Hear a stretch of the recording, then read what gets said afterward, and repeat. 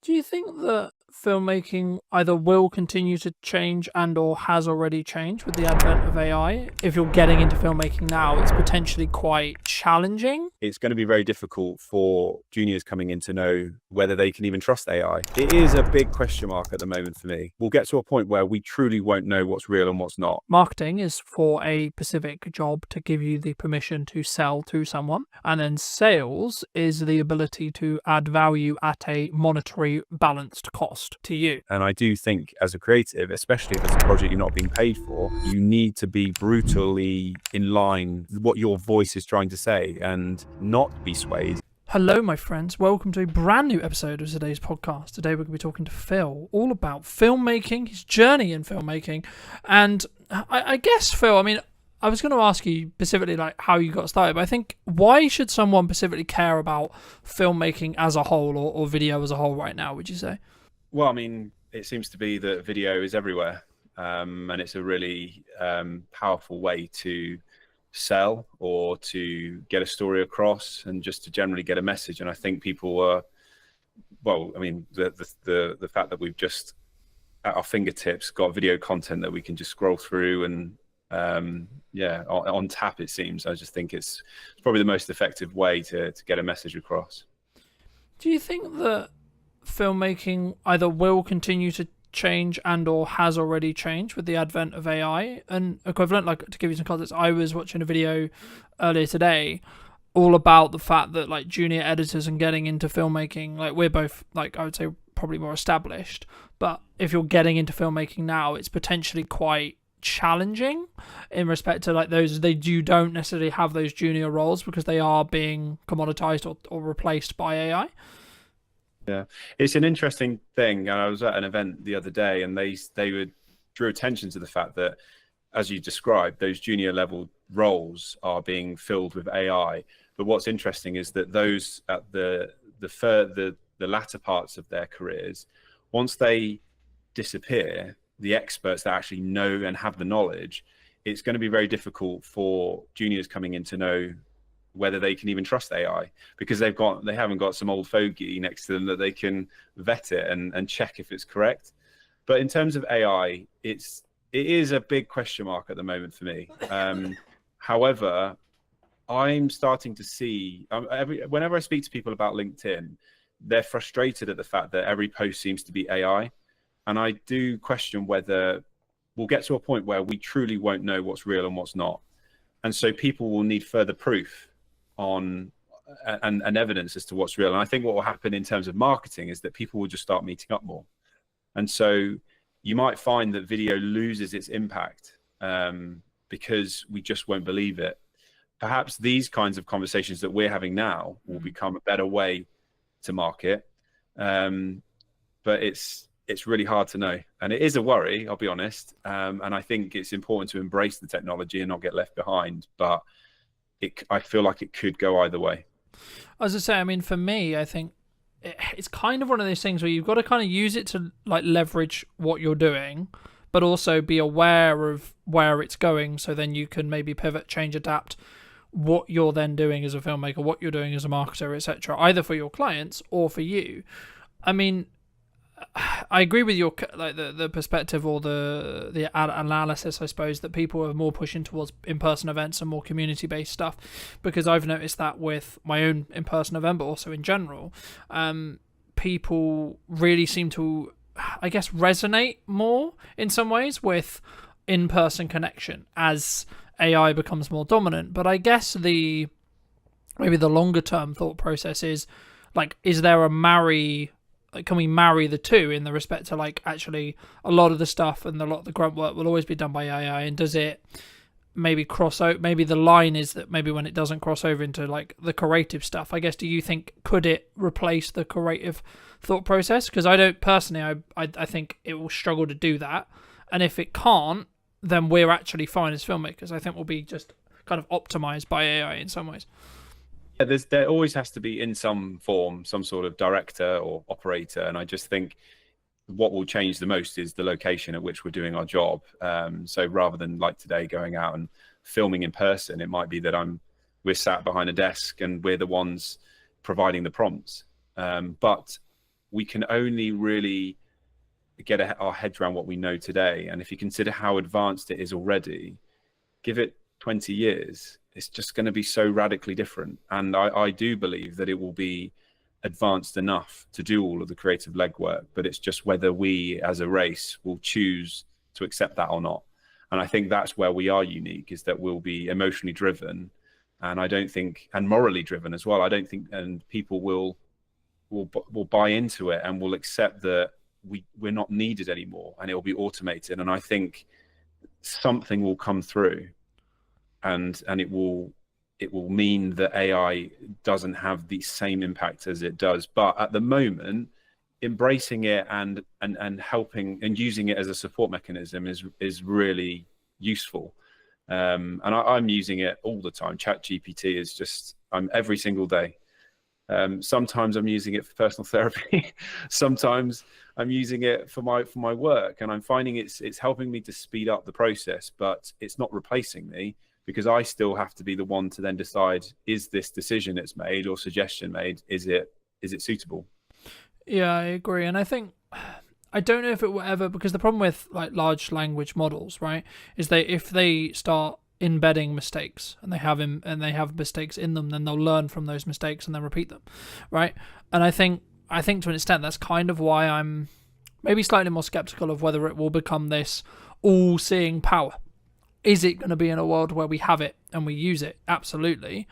But I don't think it will. I'm kind of, it might be famous last words, right? But I'm skeptical that it will get to the position where it can completely replace a human, right? Will there be elements of, like, I can see a world in 5-10 years where the camera we use for work or the camera we have in our webcams have AI features built in, right? They can, I mean, that's what we're already seeing that with iPhones and etc. when it comes to like beauty filters and etc. And I guess in some ways the vulnerability maybe if you're already in the beauty industry, I can see as a specific industry that will potentially struggle with this, because they already try to beautify non-reality, if that makes sense. The thing that AI will struggle with, for example, is like the detail on my beard, for example, at the moment, right? And I think as we move forward, I guess the question comes is like, is that a regulatory thing, do you think, of like stopping it from just completely obliterating like the entire industry as a creative industry? Or is it actually just going to be people will eventually just say, yeah, it was kind of a gimmick and we kind of use it as a quote work, but actually we're going to draw a line and sort of say, well, we're not going to, it's not going to be used for this. Do you think? I feel like we are in such a capitalist society that sadly I feel that the need to create revenue will be so strong that I don't even think, I think it will just happen and we won't even notice. And for people like you and I, we know a world before AI, whereas in 20-30 years the next generations coming through won't know any different, and so it will just be part of their life. So I think that's when we'll notice the biggest difference. But I do feel strongly that we will just require that real human interaction, and for as long as we don't know, we'll crave it. It's just hardwired into us as a species to want real connection. So I do think in some form we'll seek it out, and I reckon a new art form will come about from it. I don't know, or it might be, as we see quite commonly now, things that are retro coming back in. It's because even the younger generation are looking at simpler times. My daughter is 13 and she's taking a break from her mobile because she doesn't like what it represents in her life, and I think that's an incredibly mature choice that she's made. So it could go either way. It's so difficult to know, but what I do know is that we can't be those that turned our nose up at, back 100 years ago, the car versus the horse, because it's just inevitable. And you have to be, rather than just rolling with it, what I'm realizing is that I still feel like I'm behind the times, whereas what we should be doing is being a pioneer. We should be the ones perhaps steering the direction of AI, making use of it, and rather than sitting back and waiting for it to dictate our life, we can be the ones to say, well, this is how I plan to use it. And we can make choices now that then steers the direction.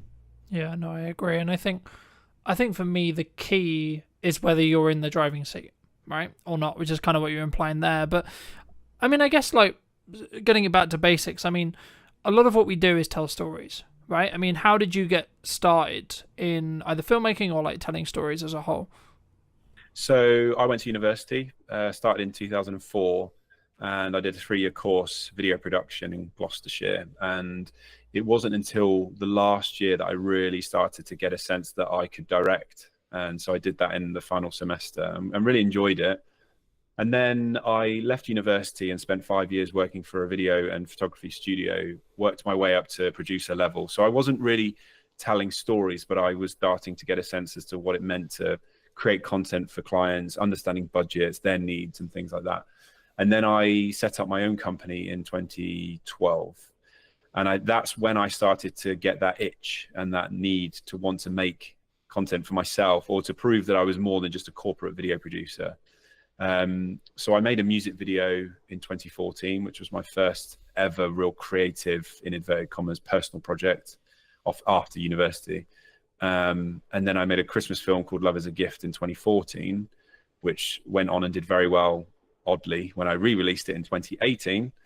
And that's when I started to get a bit of a reputation for being a storyteller and a director. So since then, it's always been in my head, this sense that I want to tell impactful stories. When I'm doing my day-to-day job as a head of creative, it's a catch-22. So I've got this desire and need to tell impactful stories, but sometimes the projects don't need it, or they don't need the amount that I want to put into those projects. So I have to be careful not to overinvest and drain myself emotionally on every single project. But I do have a need to, at least once or twice a year, tell a story that I feel resonates with my viewers. Do you think a lot of people struggle, like, I guess in some ways they're always in the rat race, especially as filmmakers, right? They're in that corporate kind of revolving wheel of I need to create something, I need to create something, I need to create something for a client. And maybe they don't step back and say, well, why should I create something for myself? I mean, is that something you've always done, or was that just to like sharpen your craft and lean into that more creative side that maybe didn't necessarily fit the client's vision, would you say? When I started making... Yeah, kind of the reasoning behind, I guess, why you still create, or why you did create your own stuff, rather than, because I guess in some ways some people would say, well, you don't make direct money from it, so why would you invest the time, energy and resources in doing so, right?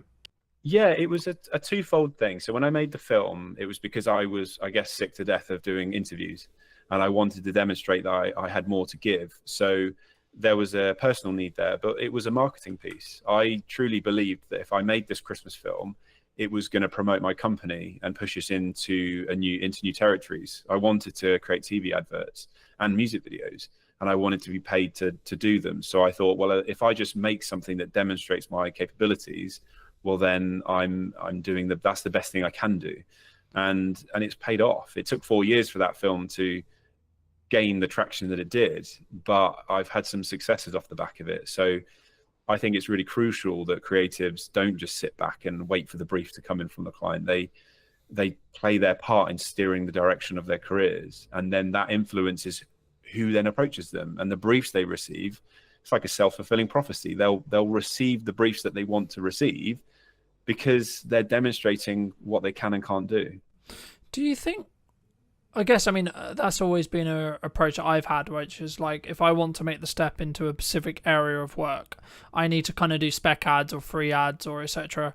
around that thing, or a personal project to sort of prove, I guess, in some ways to that industry for me to have the right to then potentially pitch for stuff. Do you think business owners, creatives, I don't want to use the term they're lazy, because I think that's it's kind of up your own arse kind of opinion of saying that, but I guess the approach could be like, if their back's against the wall, maybe they don't appreciate that marketing is the understanding, or maybe they don't have the runway financially to think about what are we doing in 3 months' time, right? Because a project like that, I haven't done one to that scale, but I expect it didn't exactly take a week, right? I mean, did you specifically plan like, oh, I've got this 3-week window and I know I'm going to be good for client work, etc., and then make the decision to do it? Or was it in a down period? Because I think sometimes we can go into this spiral of, oh, I'm just going to go get a job, or oh, I'm going to play video games and sort of wait around and wait for the phone to ring, right? Yeah.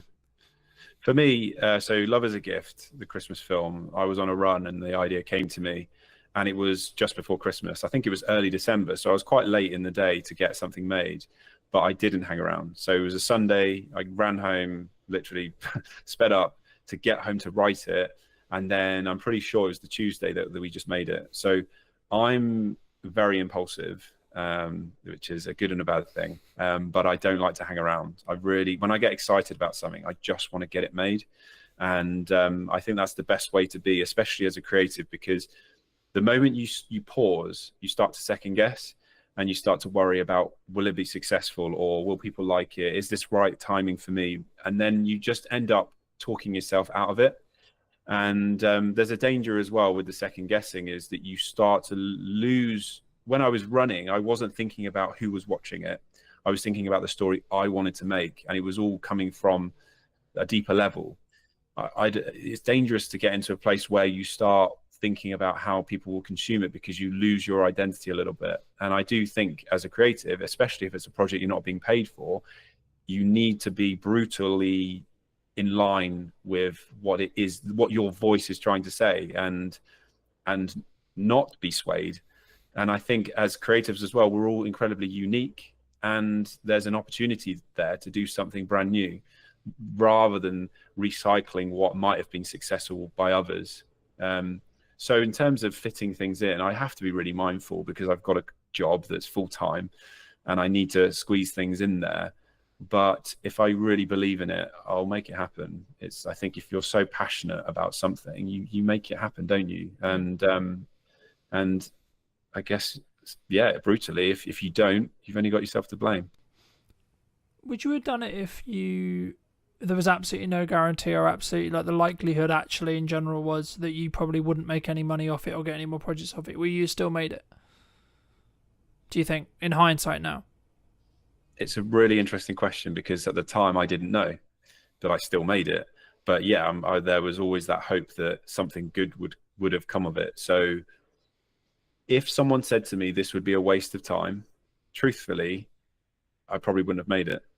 And I'm aware of that. That's something that it's a drawback, in a sense that you could argue I should be making stuff just for me. But let's not forget that I'm doing this for a career. I want progression, but also there has to be a viewer at the end of it. We're broadcasters. We're creators of content that has to be consumed. If no one's watching it, then you're purposeless.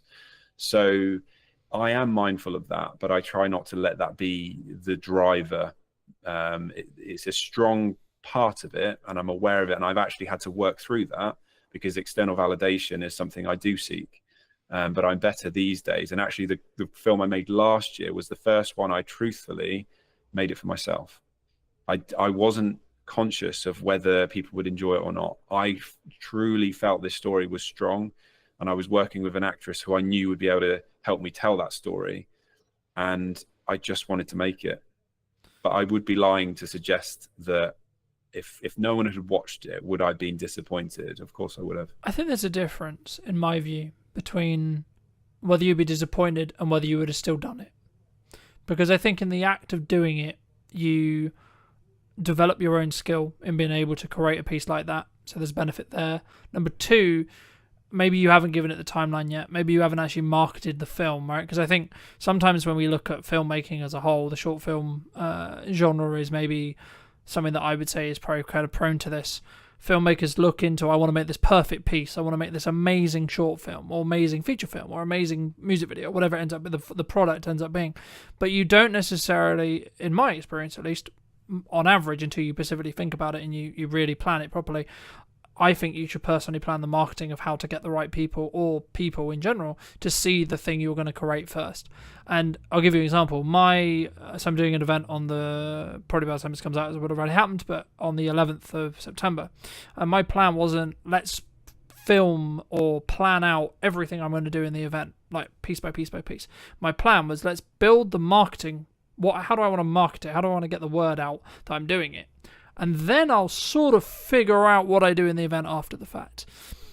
Do you think, to phrase it into a question, do you think filmmakers, people in general, especially like solo operators, video production companies, maybe less or so, but especially solo operators or people who are starting to get into the space, maybe they don't look at that marketing piece enough? Do you think? Massively, yeah, and I do think it's a missed opportunity as well. I've worked with many production companies. I've had my own, and there's a lack of strategy behind the content that's being suggested, and thought as to who's watching it and why, and how does that fit amongst a much broader marketing plan. And so thankfully now I'm in a broader creative role, and that's exactly what we have to do. And video is just part of the puzzle. And that's been a real eye-opener for me, because video was always my world. But now I've realized it's not the be all and end all. There's so much more that surrounds it. And so I do feel that production companies should be way more vocal, or should be understanding of that broader marketing plan, so that when they're pitching ideas, it's not just, this sounds nice, let's hope for the best, because the client deserves more than that. So that is a trap that solo shooters, and actually lots of production companies that are well established, fall into. They focus in on just that one particular project they've been asked to produce, but they're not thinking broader than that. And I do think clients should demand that as well. It's really important. Do you think that would be a way for us to protect us from like the future of our income, the future of our business, the future of our career from AI to an extent, if we focus on that strategic side? Potentially. However, ChatGPT is incredibly strong at coming up with marketing plans and content strategies. But again, there has to be somebody, I suppose, that controls it. That I question whether a business owner would have the time, I suppose, to be thinking, well, what is my marketing plan? What strategy am I going to be putting into this campaign, especially if there's lots of campaigns? So yeah, that's a really good argument there. If video producers can get on board with that and bridge the gap, so that perhaps you don't want to get rid of marketing agencies altogether, but for those smaller projects where they just need a video or a suite of videos, yeah, that's a really good way to add value. And whether they charge for it or not, I don't know. But then a client or a customer would come to them seeking that value. Because for me, when I saw, and I've been very honest in content before, I'll be very honest with you and everyone listening. I mean, I saw what AI was doing, and I saw what AI was becoming capable of, and I'm seeing some of the stuff coming out of Google VO and etc. And I was like, shit. All right, was the honest truth. And then I was like, actually, hold on. There is, and that's kind of why I focus on that middle ground, because with the strategic side, because I think everyone wants to chase the golden goose, right? Everyone wants the large projects. Everyone wants the big paychecks, etc., etc. In the years of experience I have personally, they only happen if you can be ROI focused. And for those who don't know, ROI means return on investment, and it's basically just focusing on, because at that point, if you can, no one can ever guarantee like a strong ROI, right? You can't. But what you can do is you can stack the odds in your favor, right? So something that I'm trying to do a lot of at the moment is be very omnipresent in my marketing, right? Like, this is the first one that was streamed, right? I'll be curious to see where the podcast is in a year when it comes to the quality of streams, how I stream, how I record it, etc.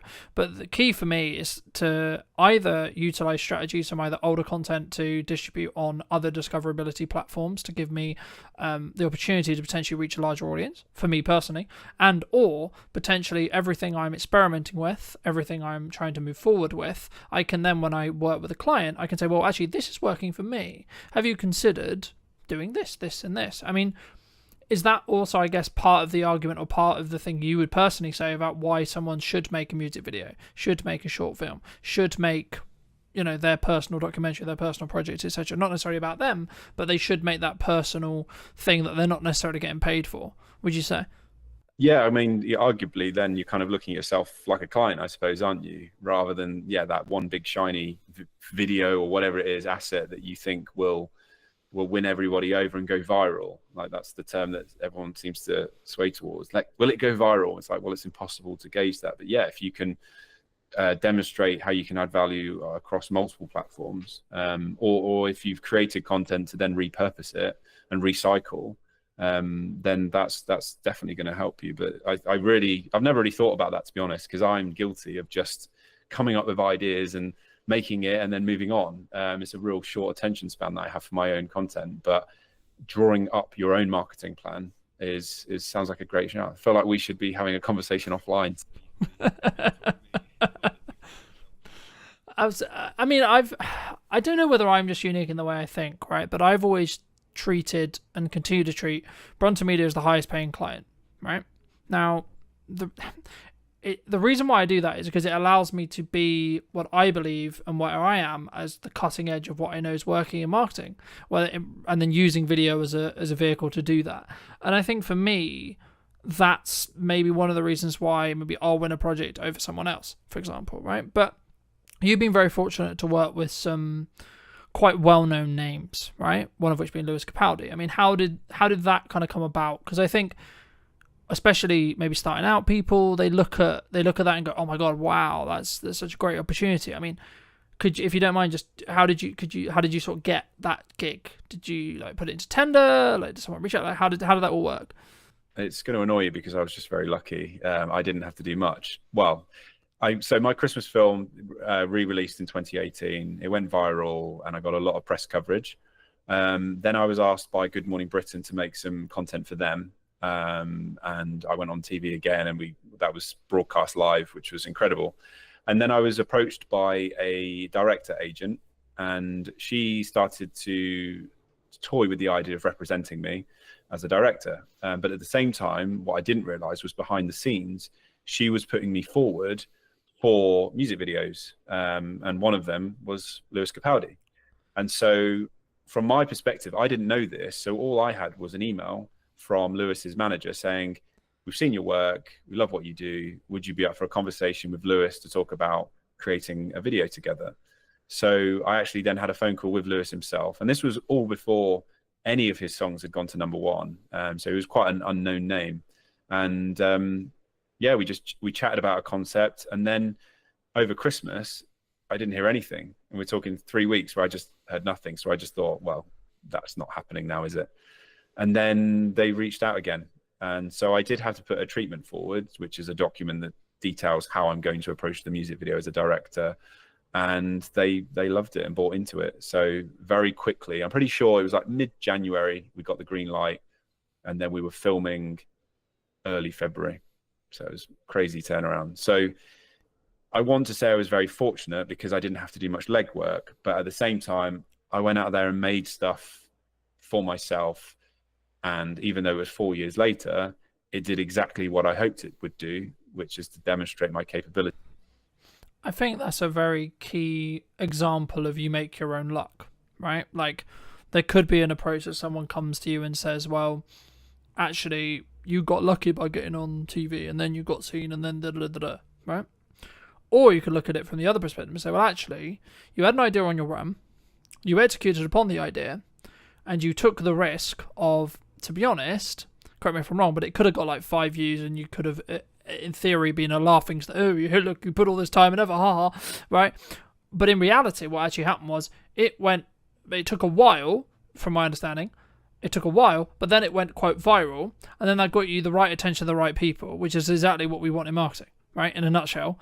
And I think sometimes, especially maybe people who listen to this, hopefully will take that as an example to say and have permission to actually do those projects that you're like, yeah, but this is a massive time sink. Yeah, but this is actually So for me, I think you make your own luck, and that's always what I believed. And it sounds quite egotistical to say, but the reason is because you can do work now that can then showcase and highlight, and that's why I treat my marketing in the way I treat my marketing, because every single time I'm live, every single time I'm moving forward, yeah, my video or my live stream might only get 2 views, but you don't know who those 2 people are, right? And then in 6 months, 12 months, 18 months, they might actually be the next big client. They might actually be, because they might have watched your progression and watched you tinker and watched you try and watched you fail, and then actually, hold on, he got back up and he did that, and then etc. I mean, how have you dealt with failure? I'm trying to, I don't mean this to sound weird, but I'm trying to reflect on when I can consider myself having failed. And I don't know whether that suggests to me that I'm continually growing, or I've just been very lucky and had a great experience in my career. The film Love is a Gift, I released it in 2014, and it only it got a few likes and watches on the Facebook notice board in Tewkesbury. And you could argue that that could have been considered a failure. But I think because the position I was in was that anything was better than nothing, I had no expectations. But I also wanted to relate to what you were saying about the waiting game. It's the same for brand. With brand messaging, it takes a long time, I think, to build a brand. And my example is a really good. I've built my own brand, haven't I? It took 4 years for the right people to see it, and it then took a further 2 years for me to get an incredible opportunity to work with an Australian company called Memories. And they'd been having conversations about me for 2 years where they would talk about video, and they were mentioning my name in the meeting rooms. I didn't obviously know this. And then 2 years down the line, so that's 6 years on from the film being made in the first place, I then got reached out. They reached out to me and offered me a 2-year role. So it is really important to just be patient, I think, but not chase the quick wins. It's very common, as you probably know this yourself, that you've got the financial directors thinking, well, what's the return that I'm going to see next week? And it's really hard to be able to say to them, well, I can't promise you a return, but as experts in marketing, we are very confident that this will gain the traction that you're looking for. But this is where data comes in really handy, because if you can demonstrate that you've done it before, then they're much more willing to take a leap of faith. And I think, again, as video production companies, which they don't tend to do, they need to be desperately clawing any form of data that they can get to show that what they've created actually had an impact. And without that, it's just pointless. And I've been in those rooms where I'm saying, yeah, I feel so great about this idea, but truthfully in my head I'm like, I don't know if it's going to work. I hope it does, but I didn't feel confident in that. So now we're really hungry for data, because it just gives us that extra bit of confidence to be able to say, well, check this out. We've done it before. I reckon we're going to do it again. Yeah. And I guess in some ways, it sounds really weird to say, but sometimes the litmus test is turn off stuff, right? Like, let's say, for example, you've got a client, and maybe you're not in the position to say this or do this, but like, I've had it previously with clients. I'm sure I'll have it again with clients where they're like, well, what's the ROI? We're paying you all this money, etc. Like, we haven't made any direct sales from it. And I'm like, okay, right, let's break that down. So you haven't got a trackable outcome necessarily. Okay, we can add something trackable into the video to see QR code, discount code, etc. Right?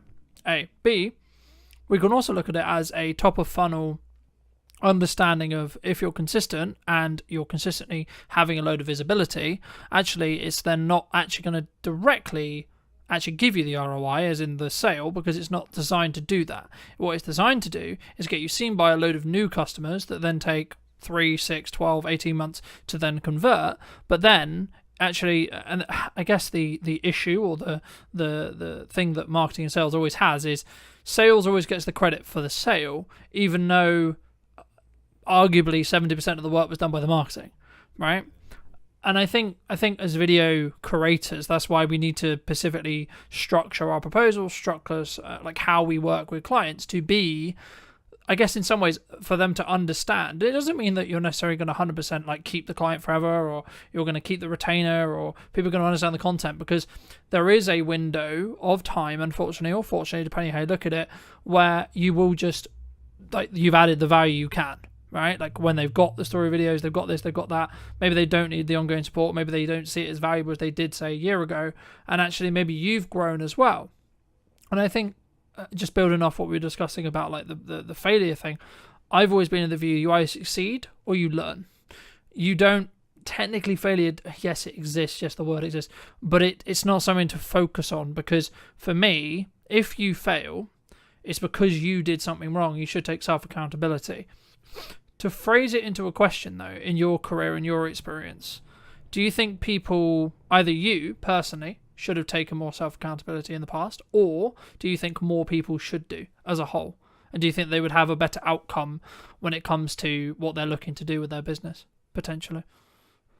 Yeah, 100%. And I think it goes back to what I said about seeking external validation. I think if you're constantly measuring your success of other people's metrics that come from your external viewer, then you aren't taking any accountability. It's just becomes a bit of a blame game.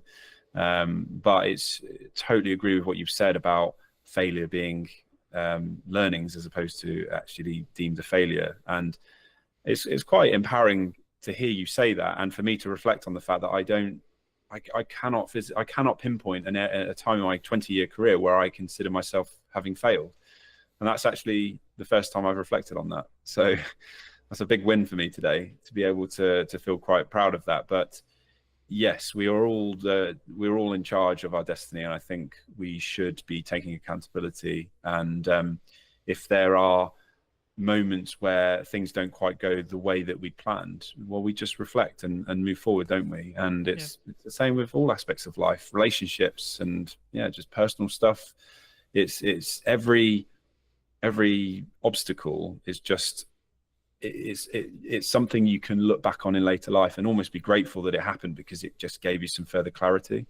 That's how I No, I completely agree. And I think, we talked a little bit before we jumped on the actual show, and I said that 2024 was really difficult, and I look in hindsight now, and I blame myself for why it was difficult.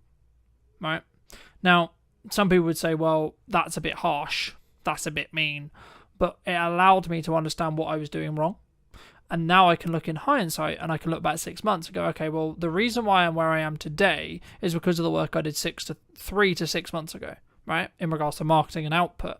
So the thing that people struggle with, clients and like me and potentially you as well, is we do a load of actions. The analogy that's always used here is like the gym analogy, right? You show up, you do a good workout, cool, sick, but I look the same. Okay, we'll go again tomorrow. Right, cool, sick, do a good workout, cool, feels great, I still look the same. Repeat. There is a day though where that compounding effect will get to the point where you actually see results, right? And that's then a motivator, of course. But I guess in some ways, is it the same, would you say, in filmmaking, in marketing, in output, in outreach, in any skill set that we're trying to build when it comes to business? Like, do we just have to keep going for long enough for them to reap those rewards across time with consistency, would you say? 100%. And I think being present and for a long period of time is, you're establishing yourself as any good brand should and does. But I do think you're being hard on yourself, because you're just one aspect of what might steer you in the direction of success, whatever that looks like for you. You can't control other people's behaviors.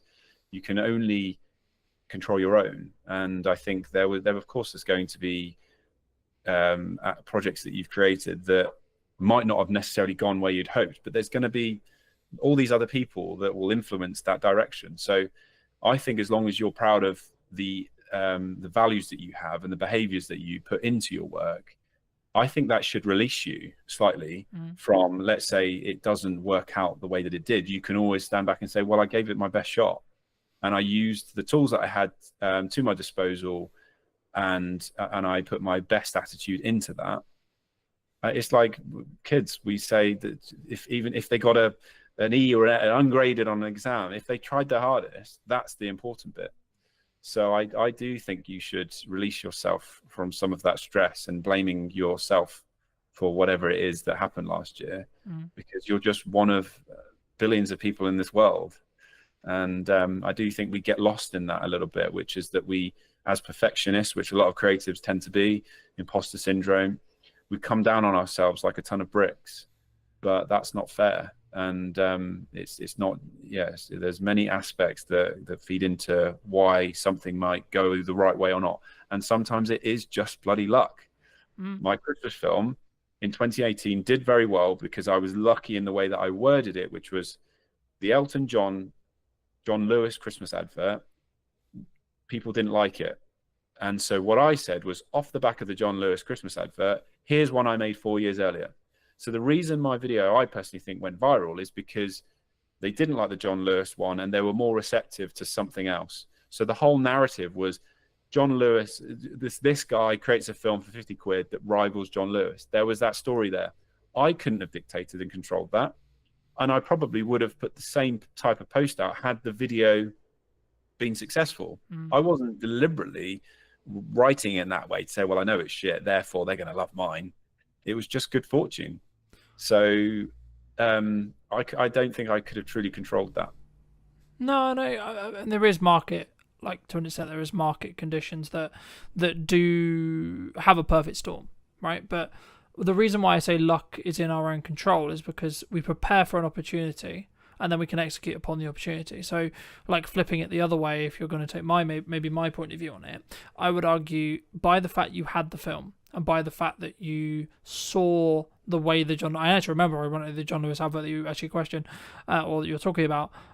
I don't know whether you saw it and that's why you made the post, or whether it was because I don't know timing, but like in a world you could make the argument to say, well, actually you saw the market's reaction and then you went, actually, let's put this post out and see what it does. I would say actually that's your preparation towards you so that's your preparation related to the opportunity. So we can't control necessarily the opportunity, sure, and that's the element that is lucky. But to give you some more context, and maybe the audience who don't know, in 2024 I was marketing mostly wildlife stuff and etc., which is still a passion and still a good thing, but I wasn't truly focused on who I was serving, right, as a whole, in respect to how I can help you with marketing, how I can help you with video, what's the ROI on video, all these things and these key things. And I think for me, in hindsight, of course it's in hindsight, right, then of course that would then have a knock-on effect to potentially the work I got. But actually, arguably, with that hindsight, I picked up a couple of clients who were in the more nature realm space that I'm still working with today. So actually, I don't regret it in that respect. So I think you have to look back to see what lessons you can learn, but don't hold yourself to this perfectionized, constant. I mean, in business, we're like constantly known for it. It's like, I turned over X amount this year, and I'm going to try and do better next year, and I'm going to continue to move forward and forward. And I guess it's at what point would you say then there's more to life, right? Is it just covering your expenses? Is it actually developing a emergency fund or having some investments in building for the future, etc.? Or is it actually down to the person, would you say? Talking about like actually the focus on where we go. I think it stems back to purpose and having a sense of purpose and feeling that you're adding value back to society. I do feel that we're in an interesting time at the moment where even back at school, we're being fed this idea that we can all be exceptional, and it narrows it down to that one individual. Whereas we are a successful species because we were built on communities, and so what I want to feel in my life is that I contribute. And I get a real sense of purpose from this idea that it's not just about me, it's about how I contribute to society. But going back to what you said about preparation, you nailed it. I was thinking that word preparation and then you said it, because that's all you can do. And it's the same I'm well into my fitness. I used to be a pretty established runner, and training is all about just preparing for that race. I can't necessarily control what the weather conditions are going to be, how I'm going to feel that day. And there's lots of factors I can't control, but I can be very prepared. And again, using that as an analogy, every time I suffered in a race, it meant that the next race, I literally would be able to say to myself, I felt this pain before and I survived. And so I think we can use that in business and all walks of life, which is to say, well, that didn't work out how I thought, but I feel.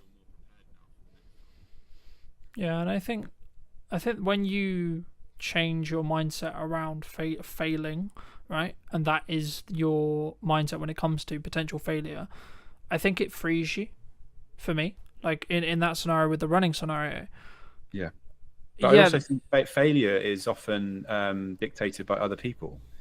And I think if there was no one around to tell you that it failed or to give you any sense that it failed, I think we wouldn't feel so bad. And so that's why it's important not to measure your success of other people's drivers or what other people are doing in their lives. It should be based on what's relative to you. Yeah. Do you think that comes from a self-belief, self-esteem, like in here thing? Like, this is more general, this is like not necessarily filmmakers, but do you think that the reason why we look for external validation constantly is that, or maybe that we want a film to go viral, right? But putting it back into our industry, do you think that's why? Like we didn't, there's something we're trying to fix in us? Potentially, but I think it's because we're taught the wrong lessons. We're taught that success comes in the form of finances and how many likes and subscribes we get and popularity. Whereas if we were fueled this idea that success came from making someone smile, it's just a whole different vibe, isn't it? And that's raw human nature. And I do think we all have it in there, but we're just being fed this dopamine hit constantly, and the need to want to be popular, which is just that again is a human natural thing, an instinct to want to be popular. We want to survive in our community. So I do believe that from an early period in our life, we're taught the wrong lessons. Yeah, I think that's true, and I think it takes some rewiring sometimes to, and also from speaking personally, like some internal work on why do I look for X or Y from that perspective. And I think you have to take it into two, just maybe lean a little bit back into business. You have to take it from two sides. One is I'll use your example. I'm actually completely cool if this video gets 3 views. I've spent tons of time in it. I'm really proud of it, and I'm not going to tie what I believe to be a successful project on what the internet or the output or etc. actually deems it. So if it gets 3 views, still great project. If it gets 50 million views, still great project. Fabulous, right?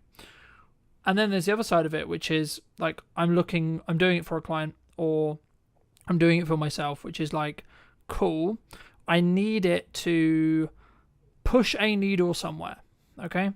So I'll give you, I've just picked up live streaming in the last handful of weeks, and I've weaved into what I was already doing into live streaming. So I'll give you an example. A handful of weeks ago, I knew that I got a couple of private texts from a couple of clients that I would call maybe on the fence, right? We don't have any open projects. We've done some projects previously. We're in between projects, etc. Cool. And the part of the text that really stand out to me was like, oh, your videos are really connecting with me, right? And I was like, okay, hold on. So I don't know what he watched. I don't know where he saw it. I don't know. I don't have any context at all outside of he watched a video, at least one, and it meant something to him. It connected with him, right? Now, if I'm looking at purely transactionally, that probably means they're more likely to use me in the future, or they're more likely to do a project with me sooner rather than later. Sure. But actually, on a nice level, actually, cool, I just made that guy's day. I made that person's day. I added some value to them. I helped them move forward, or help them pre-context or re-understand something related to the video. And I think for me, when I started really focusing on that bit, how much can I help, how much input can I give without not necessarily expecting anything. Now, it comes from a place of financial planning and financial health, sure. But actually, once you can get there, you can then actually probably make more money. If you're just looking tangibly and that's your objective of success, you can probably make more money by continuing to do that, because you don't have to constantly ask for business, right? I mean, just as I'm aware of time, so I think let's wrap up soon, but for people who are maybe listening to this and thinking, okay, I'm going to start creating my own projects, I'm going to start creating my own content, where should someone start, would you say? Well, I mean, we've all got smartphones that are very capable now. We've seen it with 28 years later. Obviously, they had some pretty sexy lenses on it, but it was shot on an iPhone. So we can all be going out and making our own content.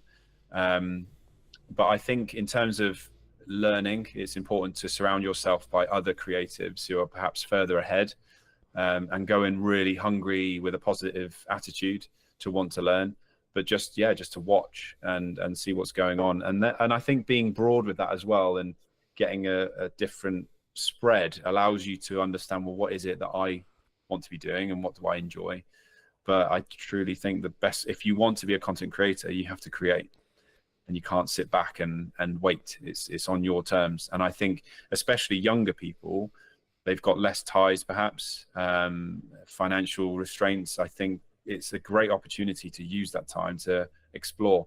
But it's also being mindful of the fact that you might not figure it out for a long time, but if you imagine there's an infinite number of doors in front of you, all of those doors could be open, but it's up to you to open those doors. You don't have to walk through every door, because that could be careless. But if you're just stood looking at the doors, then that's the bit you can control, is to open those doors and see which is the one that you want to walk through. So, and I know it's a cliche, but I do believe that those, you can have an incredible skill set, but if you're an actual arsehole, you're not going to, people aren't going to want to work with you. But if somebody who knows nothing but has an incredible attitude, I'll remember them. I'll get them back on board. I've done it before. There was somebody who had an incredible attitude, and I put them in front of the right people, and now they're living in London, having an incredible time working on TV commercials. And that was her attitude. That's what mattered to me. So that goes back to what we said before. It's about behaviors and how you feel you can contribute back to other people and make people feel something. And those people as well, they're the ones that are best at selling, because they can sit in a room and it's not about them. It's about, well, how can I want to add value to your life, to your business. And they truly, truly believe it. And the best brands in the world are positioned in that way, which is that they truly add value, and it's on the customer's terms. So yeah, that can definitely be taken into, for any young filmmaker or creative, try to see how you can add value to the person that you're working with or speaking to, and get a mentor as well. That's really helpful. I have a mentor, and he's brilliant. It just helps me to stay fresh, I think, because it's easy to get stuck in your old ways. No, I completely agree, and I think also, like, giving without expecting a return, and just, I'm going to use the term like showing up repeatedly in a good manner. It comes from understanding where you are in your career, A. B, financial planning, right? Like, there's something that I didn't get right in 24 that I am getting right in 25, and that's why I'm in a stronger position, and that's why I can act the way I am. But also understanding that, building it off the marketing and sales thing, marketing is for a specific job to give you the permission to sell to someone, and then sales is the ability to add value at a monetary balanced cost to you. So you're adding value to someone, and someone is then rewarding you with a monetary gain. Sure. Right, but what people sometimes get wrong, in my view, is they don't understand what camp they need to stand in most of the time.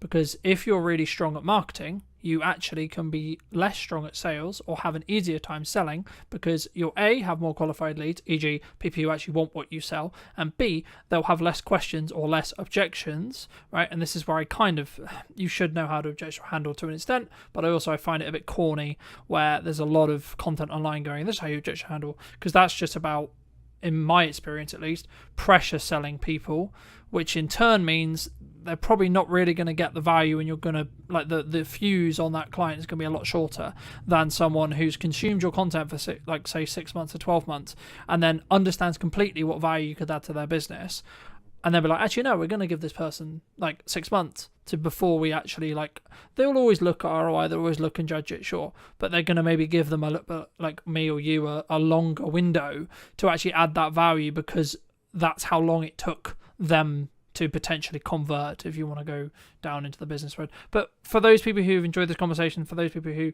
want to connect with you, want to reach out to you, want to talk to you, want to maybe hire you to do stuff, etc., where's best for people to reach out to you?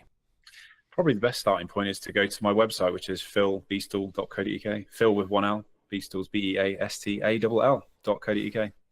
Magic. And if you were going to talk to yourself 10 to 15 years ago, what advice would you give to that person now? Chill the F out. I don't want to swear on this. That's the big F bomb. Yeah, just enjoy the ride and stop overthinking. Stop worrying about what other people are going to say. Do what feels good for you, but continue to work hard and show up. And thank you ever so much for coming back and joining me. If you did enjoy this episode and you would like to see more like it, make sure to be subscribed, follow, all those lovely things, and I'd love to hear what you think in the comment section down below. And I'll see you very, very soon. I think that's a really interesting observation, because a lot of people, I think, are maybe subscribing to the fact that things are maybe hard. A lot of people are finding or saying that the creative industry is hard, right? Or it's challenging. Have you found it challenging? Rejection is a fundamental within business, then that's going to serve you within sales scenarios. That's going to serve you just generally in your life, right? I think it's a very fundamental just within life, just rejection in general. Do you think that many people struggle with that emotional side of video, like having it in there and or thinking about how to add it in? Because that's, for me, that's the key sales metric. Ultimately, how do you capture that moment? It's impossible because you don't know when that moment's going to happen. So it's very important to have as much coverage as possible, basically. It's what we always say to people is like, yes, one videographer or one camera operator can come and cover your event, but you are limited in terms of the moments that you can capture and the things that we don't know are going to happen, but will happen. We know they're going to happen. We just don't know when, we don't know where, we don't know how. Hello, my friends. Welcome back to a brand new episode of this week's podcast. Today, I'm going to be with Oliver, talking about all things video and also starting off with niching, because it's something that we actually both kind of do opposites, I would say. For those who don't know, Oliver, like, firstly, I guess, like, what niche do you operate in? And then secondly, why did you choose to go into that niche? Yeah, it's a great question, man. So first off, happy to be here. Thank you for inviting me on. Excited to chat to you for the next kind of hour or so about everything events and video and marketing and all of that sort of stuff. So ultimately, the question around niching, we've been doing this for nearly 5 years. We've dotted around a lot of different service offerings and niches and markets, if you want to call it that, and stuff. Really, the decision ultimately came because of the ambition that I have for the company long term.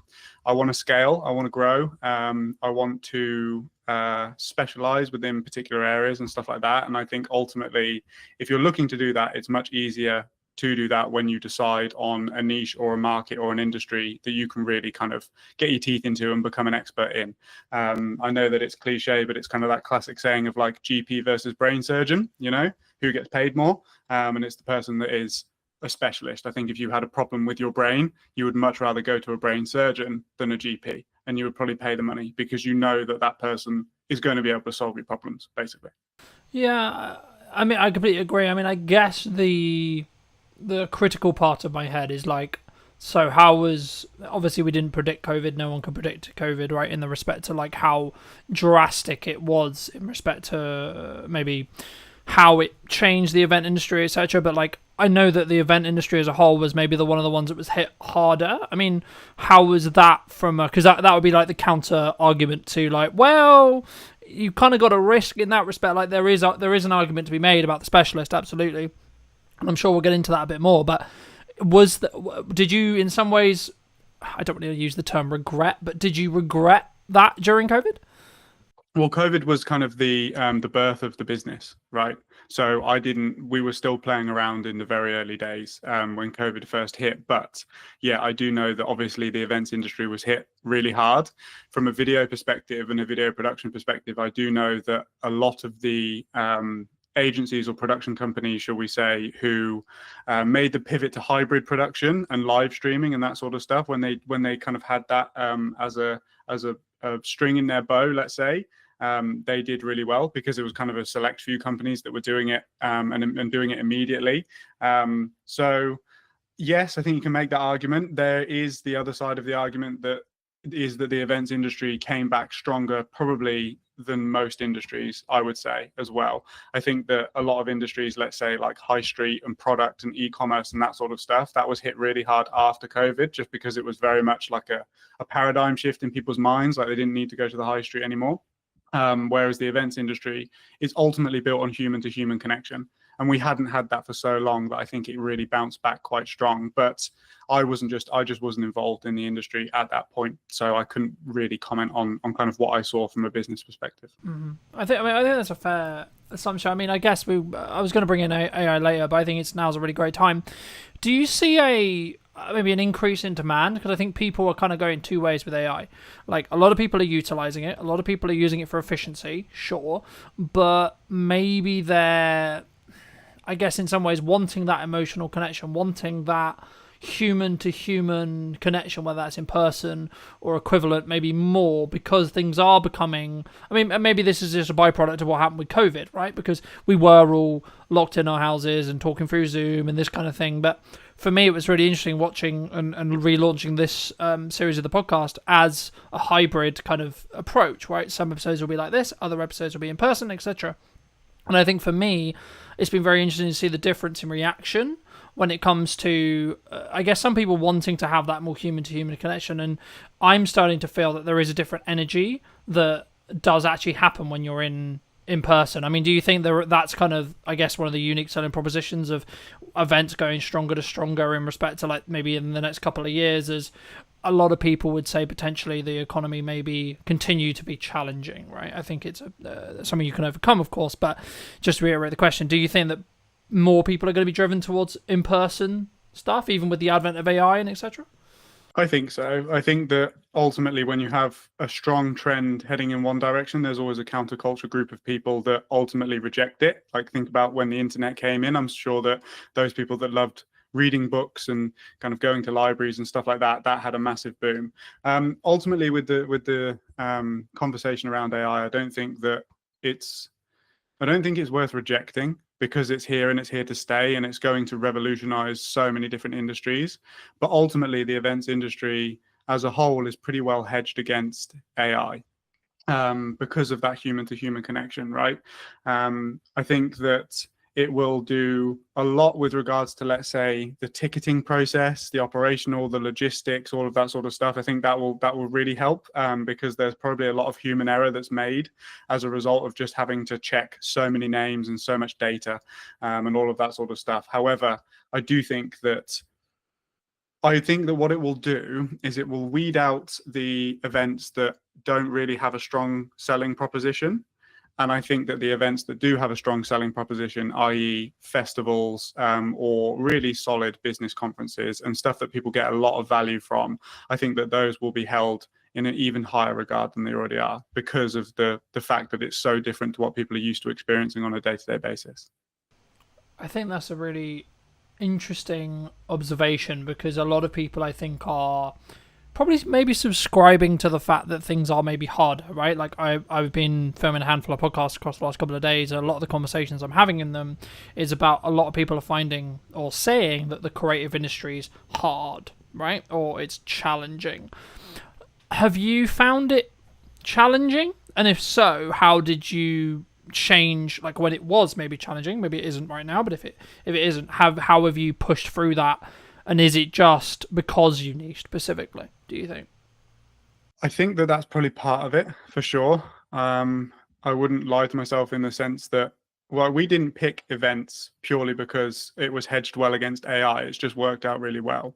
I think that if I was a production company, let's say, who niched into like animation or explainer videos or something that could quite easily be done by AI, I would probably have a plan B in terms of like pivoting. But I don't know. I think it's an interesting question. A couple of things that I'll say is that I think that your mindset and your perception around things can entirely dictate how hard things are for you. So if you believe it is hard, then you will unconsciously do things that affirm that belief. So I think that's something that people have to look out for. Ultimately, there is going to be, and there already is, a gap in the market for people that do things not with AI. Like some of the YouTube series and stuff that I watch, at the start of the video, they have a disclaimer that says like proudly produced by humans and stuff like that. And for somebody that values that and values the human input into creativity, for me, that's an even stronger reason to continue backing and watching that channel, right? So that's kind of just like a micro abstraction just there. What it's definitely done and what I've seen is on the post-production side of things, we're certainly less involved than we used to be. So I feel like internal marketing teams are utilizing, let's say, like AI short form editors. But in terms of being on the ground and actually filming the events, I think until it gets to the point where there's like robots and, you know, Elon Musk Tesla bots and stuff that can kind of run around with cameras and stuff like that, I think we're pretty safe for now, to be honest. No, I agree. And I think Of course, we don't know where AI is going to go, right? So it would be wrong of me to say, oh, that's never going to happen. But I think that actually when we get to that stage, I don't believe, personally, we'll see what happens, of course, but I don't personally believe that that will be the thing that's replaced. In warehouses, yeah, absolutely. In, like, repair jobs where it's dangerous or equivalent, yeah. Soldiers, if you're going to have to fight a war, yeah, etc. Things like that, I can absolutely see. But just quickly on the event side, I mean, do you see people maybe underutilizing the concept of like a hybrid event still, because it's not, I guess, as cool, I was going to use the term, but like not as maybe ROI positive if you want to like lean into it business wise, because we're not in COVID anymore? I don't know. I think that there's still a massive use case for hybrid events. Ultimately, the main benefit being that you can attract a global audience, not just a local audience or a national audience, let's say. If you look at some of the people that are top of their game, Alex Hormozy, Tony Robbins, they always do virtual or hybrid events to a really high-end production standard, with the huge Zoom screens in the background, and you can see how many people are on the call and stuff like that. I think that ultimately, if you're going to produce a hybrid event, it can't just be 7 people sat on a Zoom call talking about stuff. I think you really have to go the extra mile with regards to like all of the energy that you would have put into the logistics and the in-person experience. If you take that energy and you put it into, okay, how can we make the hybrid experience better? I feel like you will definitely have a better event and a more engaging and valuable event for your delegates as well, for sure. I think that, yeah, I think that's the key. I think it's about like actually branching out a new audience and maybe having, from a strategic side, maybe looking at like, here's a online ticket versus here how you can be in the room, right? And having a different tier in that respect. But when we look at marketing, right now, obviously maybe we're going to talk directly at events, but like it could also, I believe, be used more generalized. What do you think I'll ask it in an event way, but it will probably branch out outside of that as well. What do you think people are missing in event marketing right now? What do I think they're missing? Like, what should they be doing, in your opinion, that they're maybe not doing? Well, ultimately, it's totally dependent on where the bottleneck is within your marketing system, right? This is what we say on every single discovery call with a potential client or a prospect, if you want to call them that. Like, are you getting enough eyes? I.e., is there a ton of people filling the funnel, but you have a conversion issue? Like there's not enough people converting into actual ticket sales or sponsor conversations or whatever that might be, or have you got fantastic conversion metrics, but you haven't got enough volume? Like I think ultimately, what a lot of people struggle with event marketing is that they try and produce stuff efficiently that is going to appeal to everybody. But at the end of the day, what a sponsor wants to see versus what a visitor wants to see versus what an exhibitor wants to see versus what a speaker wants to see, they're kind of your main 4 stakeholders, right? They're totally different pieces of content. And I think that events and event marketing teams specifically should take a lot more time to consider where is the bottleneck and really what are we trying to do over the next 12 months in the lead up to our events. And produce content purely for that. I feel like they're trying to solve 4 problems, whereas if you just dial down and solve 1 problem, and then you'll have another problem off the back of it, but you can continue to do that, right? And it will just work in this cyclical cycle. I think also one of the biggest impact factors when it comes to video specifically for events is speed to market. People are used to waiting 2 to 4 weeks to get their video back from kind of a standard videographer, but ultimately you have to like just as quick as possible, like ideally minus 10 hours, right? You need to be getting the videos out. We kind of say 48 hours is the max. If you want to capitalize on the traffic and the buzz and the selfies and the tags and everything that's happening on social media after an event, you need to be publishing that video and putting it out to your list and kind of engaging with as many people as possible to get those rebooks. Because ultimately, it's like somebody is so likely to rebook pretty much there and then, or like just after. If you wait like a week, the emotions have died down, the memories have faded, and you're just not going to get as good conversion, basically. Yeah. Do you think that many people struggle with that emotional side of video? Like having it in there and or thinking about how to add it in? Because that's, for me, that's the key sales metric to an extent of when you have a video. It's can you showcase, highlight, show in a form that will then have an emotional either reaction or showing the actual emotion that took place at the event, for example. Do you think that's something that maybe some people lose, either because of the self-confidence of like, how do I capture this moment, or actually we missed the moment because we didn't predict it, perhaps? Yeah, I think it's both. Ultimately, how do you capture that moment? It's impossible because you don't know when that moment's going to happen. So it's very important to have as much coverage as possible. Basically, it's what we always say to people: is like, yes, one videographer or one camera operator can come and cover your event, but you are limited in terms of the moments that you can capture, and the things that we don't know are going to happen but will happen. We know they're going to happen, we just don't know when, we don't know where, we don't know how, right?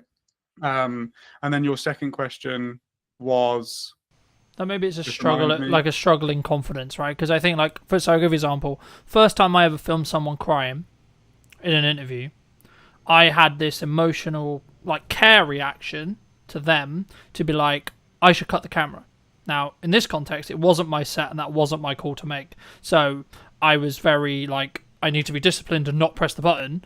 But my reaction was, this person, like, the human side of it was like, this person's clearly upset.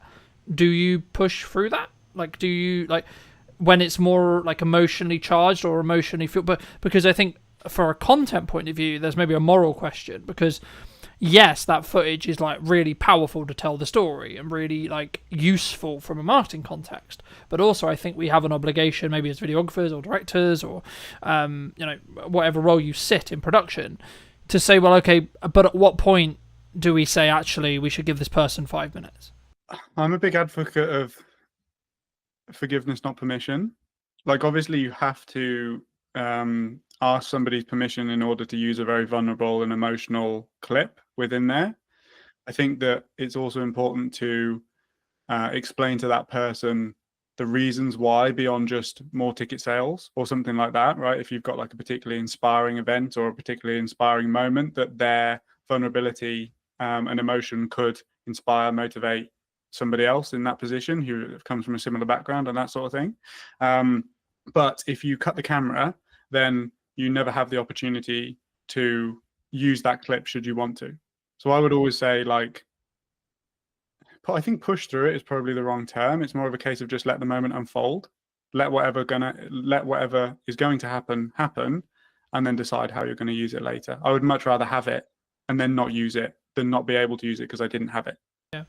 Do you think, I mean, I know we discussed briefly when we were setting this up as well, and I'm going to get a little bit into mindset to give you some clarity, but for me, I think I've always been a very disciplined person, and I think it bridges quite nicely onto what we were discussing there about like the emotional stuff. But like, I agree with you in respect to like, if it's not, because you can get retroactive permission and with the context you're potentially going to use it for, and actually that's probably a nicer way of saying how you're potentially going to use it.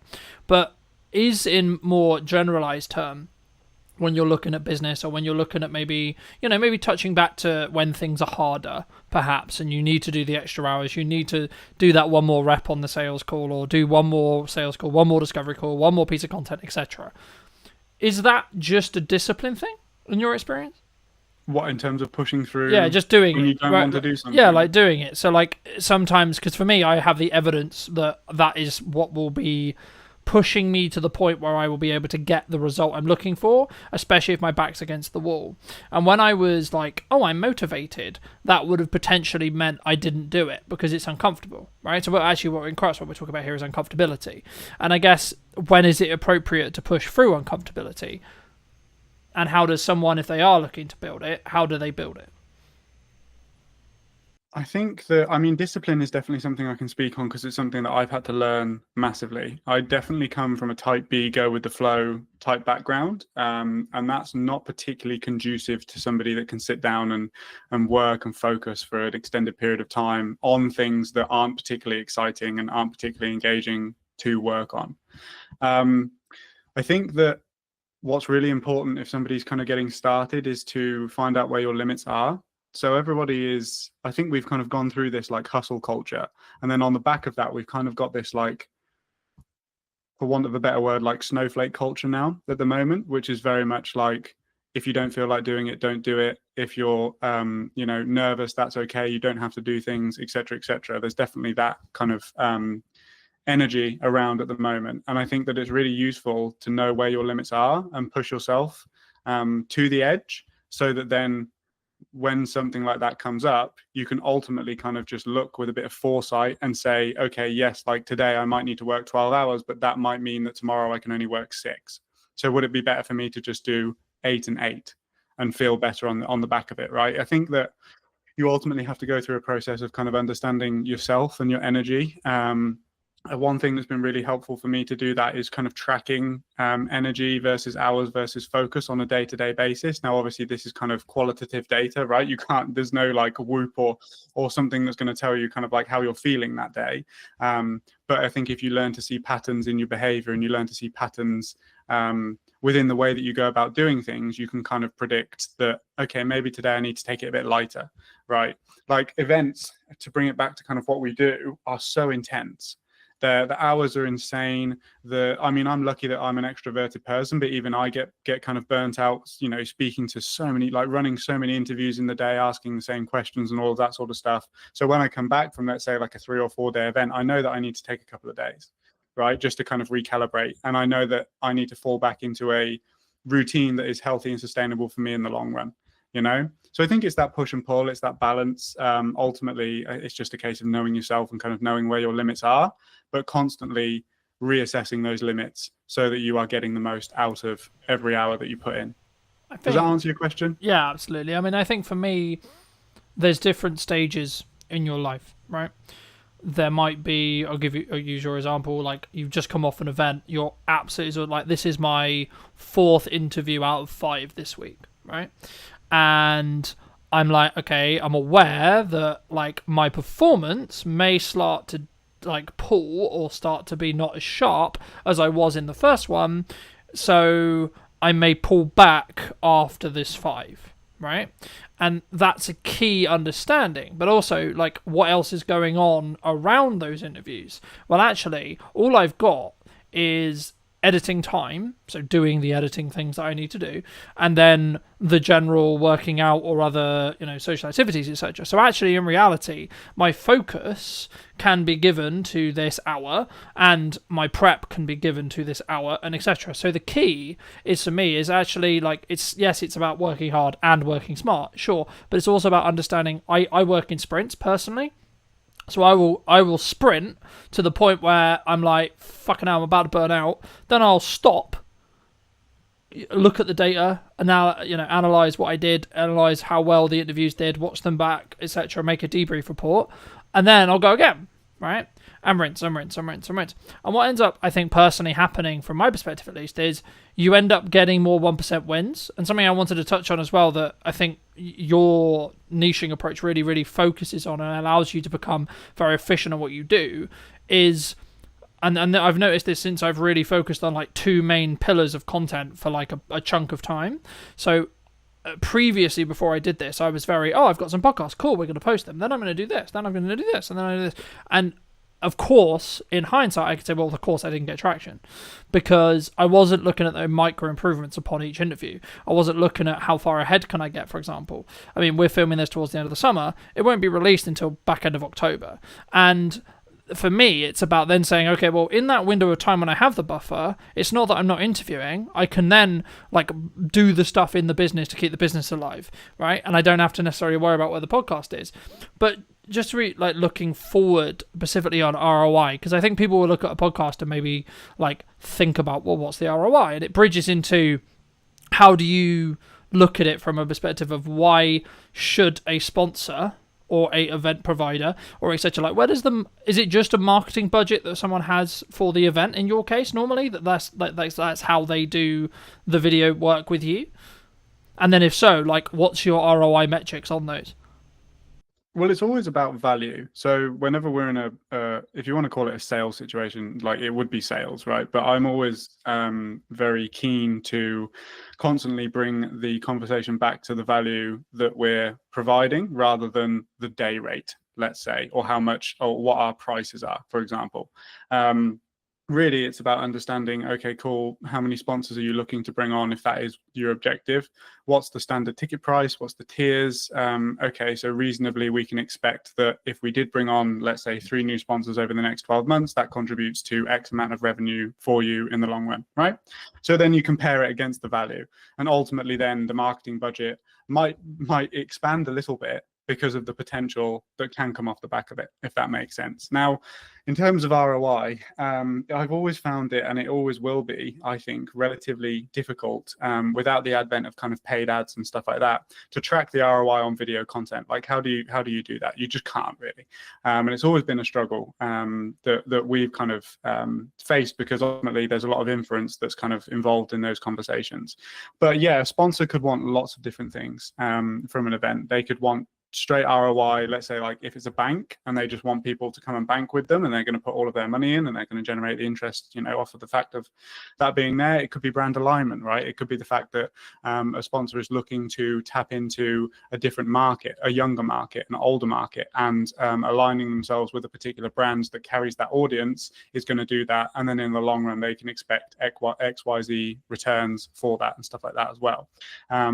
It could be general brand awareness as well. There's a lot of different angles, but I think that ultimately, if the event sales team dug into the sponsor conversations in the same way that we do, and actually kind of helps that sponsor understand the value that they can expect over the next kind of 12 months or 18 months if they did commit to a sponsorship package, I think that they'd have a lot more success, basically. And then you've got the video content to back it all up, right? The video content from an event is proof, ultimately, that the thing happened and it was fantastic, and that it got the audience that the sales team is telling the sponsor that they got, basically. Do you think people are hesitant to pay more than, like, let's just say, for example, like, a standard videographer can do it for a price, right? And you or I might be like B price or C price, right? And we're looking at the value, we're looking at the value we're going to add to a client, rather than necessarily the time that we're going to spend doing that, right? There is obviously time involved, sure, but we don't focus on, in my belief, we share that in that respect. We don't focus on the time, we focus on the value or the transformation that we're adding to that client. Do you think people would struggle, or sometimes clients would just go, oh, they're cheaper, so we'll take them? They do sometimes. I think it depends on who you're speaking to. Ultimately, the person that I'm really looking to work with and attract into my business is not that type of person who price is the deciding factor. So I don't really concern myself with those sorts of people. If I do find myself on a conversation with that type of person where they're basically playing like a race to the bottom, is essentially what we're talking about here, I will confidently sit there and say, look, we can be beaten on price, and the reason is X. If you don't understand that, that's fine. You're just not in the right position for us at the moment. That, come back to us when you, like, without sounding cocky, just come back to us when you understand that didn't get you the result that you're looking for. So you're actually wasting money. You've wasted money now. Like, and then we're going to have a different conversation in 12 months time. This is the great thing about events, is that, like, there is always 12 months, right? There's always going to be another event. Hopefully, if you've got a good event, you're going to put it on time and time and time again. So there's always opportunity to have another conversation, basically. Yeah, no, I completely agree. And I think, I guess, does that say more about, like, you then? Like, having the ability to say no to a client, or saying, actually, maybe we're not the right fit? Because I was having a conversation a handful of weeks ago with a new client, and he said, well, one of the reasons why he went with me, even though I was more expensive, was because I don't work with everyone, which I found really unique. But I've been just like, I'm protecting my time constantly, because I want to be able to run the podcast. I want to be able to put a lot of time into our marketing and our sales and such, and our scalability and our growth. So for me, I'm like, actually, I only have a finite amount of, like, availability for clients. And I think for me, that's always been the case. But I didn't always, I sort of had to grow into the confidence, I guess, of saying, well, actually, I can say no to this client if they're not the right fit. Did you personally always have that, or was that a skill that you've developed through, however many years? I don't think it's a skill that we've developed. I think it's a confidence that I've grown purely just because we've got good systems. Like, we've got systems that book calls on repeat. We've got systems, like, we know the metrics. We know if we speak to 20 people, that then roughly 30% of them will convert over time at a lifetime value of X, whatever, right? So, like, I know my numbers, and it's okay if it's okay that 70% of those people don't go ahead at that time, right? Because we know how the business operates and we know kind of where that comes from. I think that ultimately what you're talking about is, again, the power of niche, right? Because you might not have a particular industry that you work with, but you have particular types of people that you work with. And that's kind of the power of it, is that, you know, you're not saying yes to everybody. And I think that that makes the people that you are saying yes to feel even more included in your service, because they know it's for them. There is value in paying more, right? From a client's perspective, there's an assurance behind it. There's confidence behind it. There's there's just power behind saying no. Yeah, I think it also goes into that perspective of it comes with a level of prestige if you want to look at branding or marketing as well. Like, why do we perceive Rolex in the way we perceive it? Why do we perceive Audi, BMW, so on, in the way we perceive it? Do you, either for clients or yourself, look to trend jack or look at what is, quote, trending when you look to do your own marketing? My marketing? Yeah, personally for you. No, I don't. Okay, and why don't you? I don't. Because the type of people that I will attract through following trends are not the type of people that want me for me. I would much rather a video that I produce get 50 views, but all of those 50 people love that video and get invested in the things that I'm saying and be the types of people that I made that video for, than 100,000 people when, like, really none of them actually wanted to watch it. They wanted to watch the trend. That's what they're looking. They're trying to watch the trends. They're not interested in the actual content itself, right? Now, there definitely is a place for trends. It's just such the fact that we don't have the resources, i.e. time or money, to jump on particular things. My available resource for marketing my own business is extremely limited. So I'm going to do activities that I know are going to get the biggest return. And ultimately with a trend, I don't know whether it's going to work or not, right? Yeah, absolutely. Because I think sometimes, not us maybe, but a person, starting out videographer, starting out business, they look at the potential likelihood that they could get something to like 1 million views, let's just say, for example. And they're like, oh my God, that's going to change my business overnight. And not speaking as someone who's had a video hit 1 million, but I know people who have, and I go, how much money did you get for it? Nothing. Right? So I guess the follow-on question then, you spoke about like that you're only going to do the things that really work. Okay, if you don't mind sharing, what does really work for you then in marketing? Cold outbound. Okay. Has always worked for us, because I've always been a fan of outbound, because you go to the market doesn't come to you. I think there's definitely pros and cons to both, but essentially if I message 20 to 50 people per week, they are the exact type of person that I'm looking to work with, right? Versus, let's say, we also do paid ads. So I don't want, we also do inbound marketing as well. But like, for example, I dialed up all of our inbound paid ad leads this morning. One of them was qualified. And I think I spoke to like 20 people. So you have no control over the type of people that are coming in, which is a bit more of a waste of time. But the flip side of that coin is that when you do find that person, they've already consumed your content. They already know who you are. They're already interested in working with you because they've clicked through. They've made that action themselves, right? Whereas on the outbound side of things, you probably have to do a bit more persuading, because it's a case of like, who are you? I don't know you. You've just connected with me on LinkedIn and now you're messaging me, right? Yeah. For me, I love cold outreach because I want to have it as a skill set to have in my back pocket for when I need to use it or want to use it. What advice would you give to, say, a starting out creator, starting out videographer, etc., or someone in the creative industry who looks at cold and goes, that's terrifying? Because I think that's really common, right? And it might come from like the rejection side. It might just be the nature of they haven't done the reps yet. But what would you say to those kind of people who are like, because you're obviously a massive advocate for outbound, cold outbound, right? I would say that rejection is a fundamental within business. So the amount of experience, if you can become comfortable with people saying no, then that's going to serve you within sales scenarios. That's going to serve you just generally in your life, right? I think it's a very fundamental just within life, just rejection in general. What I would say with outbound is that you are people severely underestimate the volume that is required in order to get returns. People think that they're just going to send like 10 messages and get 5 clients. It does not work like that. For example, our metrics on purely cold people is like a 4% appointment booking rate, and then off of those appointments, I'll convert maybe 30% of those people into actual clients, right? So let's say that you did 100 outbound cold approaches. You're going to book 4 people, and you might sign 1 client.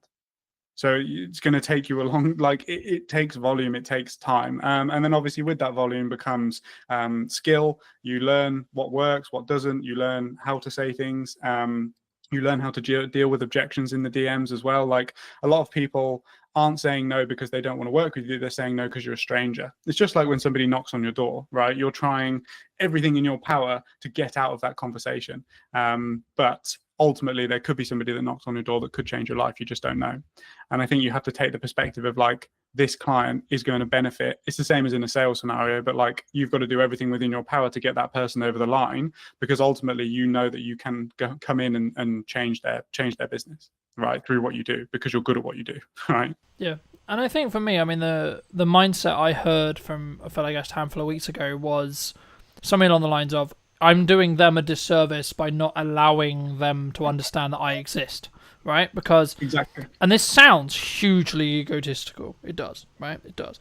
But the key is I know I'm really good at my thing, and I know I can create really strong results. So actually what I'm doing by making it appealing, obvious that they should work with us, is actually I'm making sure they don't make a mistake on who they hire, because I don't want my potential client to lose money, right? And with that rewire in my head, you then can approach cold differently, in my view. Now, there is an argument to say, like, is it in stages? Like, would you only do it when... Because I guess the perception for cold is you only do it when your back's against the wall, you need to make money quickly, right?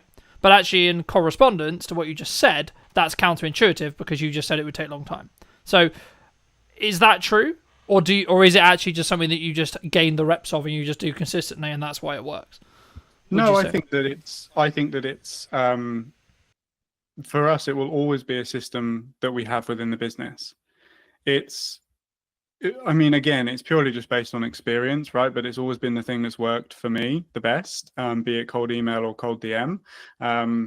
The thing that people don't get is that, like, for one, you have to be intelligent about how you message people insofar as you're not going to piss them off, right? You're just looking for a yes or a no to essentially have a call and see if it could be a good fit to work together. You don't need to do like tons and tons and tons of follow-up and like ultimately just get that person in a position where they don't like you because you've messaged them so many times or whatever. But you have to look at cold in a sense that it's contributing to a larger overall system. So if you have content systems in place, inbound content systems, like let's just take somebody on LinkedIn, for example. So somebody could connect with me on LinkedIn. I could message them. That could ultimately be, no, I'm not really interested right now. They would then get drip fed my content over the next kind of 3 months. And then in 3 months, I will go back to I will basically then go back and I message all of the people who are now somewhat warm to what we do. And it's just that constant thing over time. It's like Chinese water torture. You're just slowly drip feeding stuff onto them so that they get more familiar and more familiar and more familiar. And don't get me wrong, 4 times out of 100, somebody will book a call cold, and that's fine because they have a low action threshold. But ultimately what you're doing is you're putting them into a maybe system that's converting them into a yes over time. And I've had tons of people reach out to say, hey, I know you messaged me 6 months ago, but I'd love to jump on a call now. And that's great. That happens on probably a bi-weekly basis, right? Yeah. And I think for me, it's in some ways, even if it isn't the right time for that prospect, that person that you're messaging, actually what you're doing is you're saying, hey, remember me, right? Every time you message, and that should be the way. Or, hey, I saw this thing, hopefully it'd be valuable to you, right? Or whenever you maybe share a piece of content, I always look at it of going, how can I add as much value in the window of time they're going to potentially give me, whether this is in a short form clip or the entire podcast. And I think for me, I think that's what makes me maybe unique, I guess you could say, in the respect to I don't like to fluff around, and I try not to, if that makes sense. I don't like other people who do. And it's simply because you just don't respect the other person's time, right? But I think I guess the key, you mentioned Alex Hormozi earlier, and I wanted to ask you something specifically about, he's very well known for, you need to focus on doing one thing for an extended period of time. And what does that actually mean in tangibility reality, and does it actually work, I guess, is then the follow-on question. So, like, is it going to be you just focus solely on cold and you don't then look at content, you don't look at etc., or actually is it you get to a certain level of doing it consistently, you have a system, and then you can add another thing? Do you think? I think it gets to the point where the system's working and then you outsource it and then you build the next one. Like ultimately there's a literal job role that is an appointment setter, which is somebody that takes control of your social media accounts, goes into the DMs and does what you do. And you give them the system and you say, hey, if you message 100 people, 4 of them will book and I'll pay you for the 4 people that book. Right.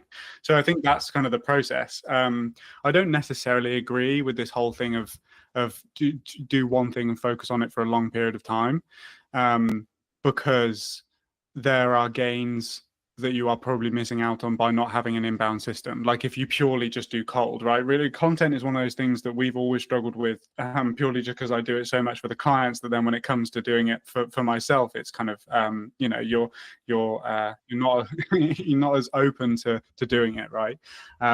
But I do think that, like I just said, those people that don't necessarily come through the first time being cold will look at the content, they'll see that it's valuable, they'll see that we know what we're talking about and that we're working with other clients helping them achieve the exact same thing, and then they'll be more open to it. So I feel like if we didn't do that, then you would miss out on those things as well. Yeah, no, absolutely. And I think that's why you have to take it with a pinch of salt, right? It's true that if you try and start too many things simultaneously, you'll fail at all of them, right? But you also need to know your own limits and ask yourself how many plates can you continue to spin, right? I think is actually the key there. But for those who are maybe looking at like either doing an event or hiring you, like, or any production as a whole, like I build a system where I try and do a behind the scenes breakdown of every single production that I've done, right? And I build that very early and I build it into my sales process so the client's cool with it, the client, etc., etc. But like for me, I guess the question is like, do you do behind the scenes content, A, and then B, if you do, how do you manage that resource? Because obviously you're there actually working. Now, I would argue that's the best content you could possibly create for what you do, right? Because it shows you in your element, shows you problem solving, etc. Like, is it just a matter of like hiring another videographer and maybe you take a little hit on the profit to follow you around specifically, or like is it in more depth than that? Yeah, for sure. It's basically that. We have experimented in the past with purely trying to get behind the scenes from the crew that's already on site to do the job. But ultimately, I think that you're doing a disservice to your clients and to the crew by doing that, because that's not what they're there to do. The client hasn't hired you so that you can make an amazing behind the scenes film using the camera operators and crew that they've paid for, right? So you're going to piss your clients off by doing that. The best way that I've found is to essentially just have somebody whose sole job it is to take behind the scenes imagery and behind the scenes video of everybody doing their thing. And yes, you do take a hit on your profit, but you have to look at it as a long-term marketing resource. One thing that I want to experiment with doing that we haven't done just yet is to cut out the talking to camera aspects of the behind the scenes video, because no matter how hard I try, I can't focus on 2 different video projects at the same time, right? It's very difficult for me to think about how the behind the scenes video is going when I just need to be focused on the client's work, essentially. So what I want to start doing is bringing somebody whose sole job it is to do that, have me mic'd up the whole time, and then have those clips of the problem solving and have those clips of us working on a day-to-day, bring that back in, and then probably review it with the camera in the studio, and basically just say like, look, this is the context, this is the situation, here's what happened, here's how I dealt with it, have a look, right? That I think is going to be a much more valuable resource. And I think that we'd be able to turn one behind the scenes video into probably 5, because there'll be multiple instances of problem solving over time. So that's something that I've discussed with the team, and that we're going to start doing moving forward. I think I think also it protects your bandwidth, right? Like just looking at like that approach, because you're not then thinking, oh, I've got to do a piece to camera because we're about to do this, and then I've got to do that, etc. Like, yes, in an ideal world, that's what you would do. But actually, I think potentially you could think about it as this way. Like, actually, if someone's listening maybe and thinking about doing that, are you doing your client a disservice? Like, whenever I do mine, I've wrapped. basically I've wrapped. So I'm basically just referring back to what we did, right? So my initial focus, as I think everyone's focus should be when they get on set, especially in an event context, but in any production, is, hey, what problem are we here to fix? Remind myself of that problem that we're here to fix, and then focus on making sure that the content does that job, right? And then if there's time at the end, or sometimes I'll do like, oh, I've got the behind the scenes, or here's like the setup, etc., and then I'll talk through it in a studio context. But for me also, it's about understanding like when that's, so I guess in some ways you could just say it's like reading the room, right? Like, when is that appropriate to do? When is that not appropriate to do? And or was that planned in? And or was the client aware of it? And how do they feel about it, etc.? And I think it's about how you manage that. And actually, maybe if that's something you are going to do, maybe look at, like, especially if it's a returning client, maybe look at it saying, well, actually, and this is really counterintuitive because you're sacrificing profit and then sacrificing profit, but maybe add a percentage discount because you get the marketing out of it. But then also you have to then pay someone, which in turn means you're kind of losing money again. But if you've planned it in, you'll still make good profit, in my view, right? I mean, do you think that's an approach or not? For sure. I would always try and not have to pay first, right? Not have to give the client a discount in order to do it, because, like you said, you're kind of losing double money at that point. We write it into our contracts, so it's a line item within the contract of like self-promotion. We are going to use the opportunity as and when appropriate to capture behind the scenes content and promotional content for our own brand. Obviously, like, if people have a problem with that, I'm not going to not do a job because they won't let us do it. And obviously certain jobs are also a bit more, certain events are a bit more, how would we say, like, they don't want to be as publicly facing. Yeah, right? so yeah, sensitive, So right? Yeah, sensitive, great word. So that is that's a something that we consider as well. And it's really just, like, we have solid relationships with our clients. The fact that in the events industry, we have long-standing relationships, and I can just have that conversation with people.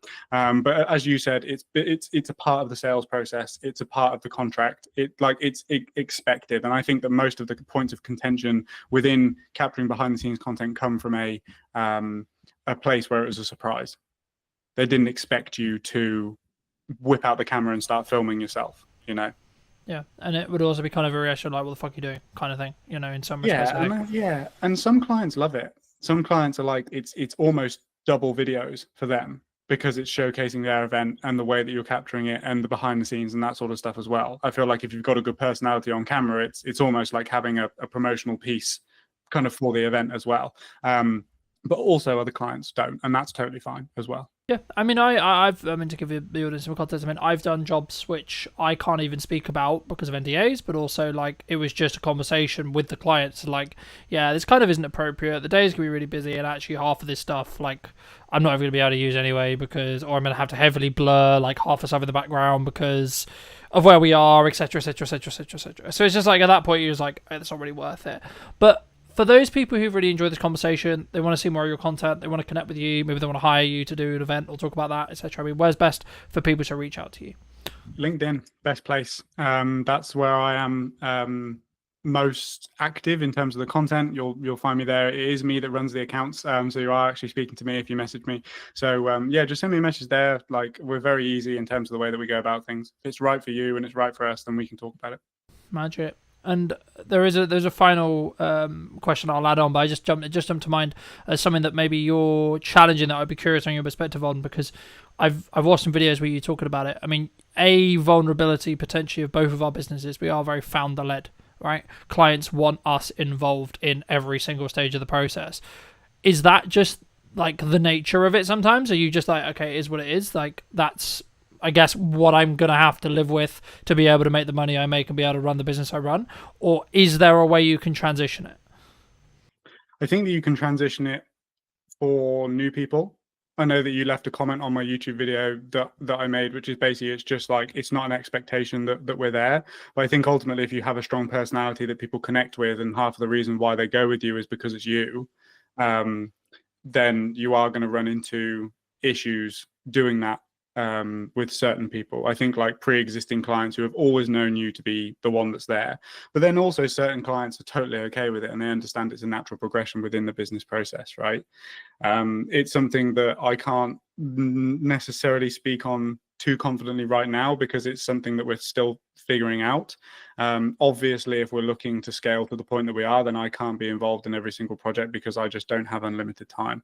And I think that's my hypothesis for this, is that the brand, whilst it can still be founder led and come from the vision and the mission that the founder originally had, I think that the brand has to have its own characteristics and qualities and quality assurances for the clients and stuff like that as well. And I think that's where the leverage is with regards to me not having to be on set every single time in order for a client to sign with us, basically.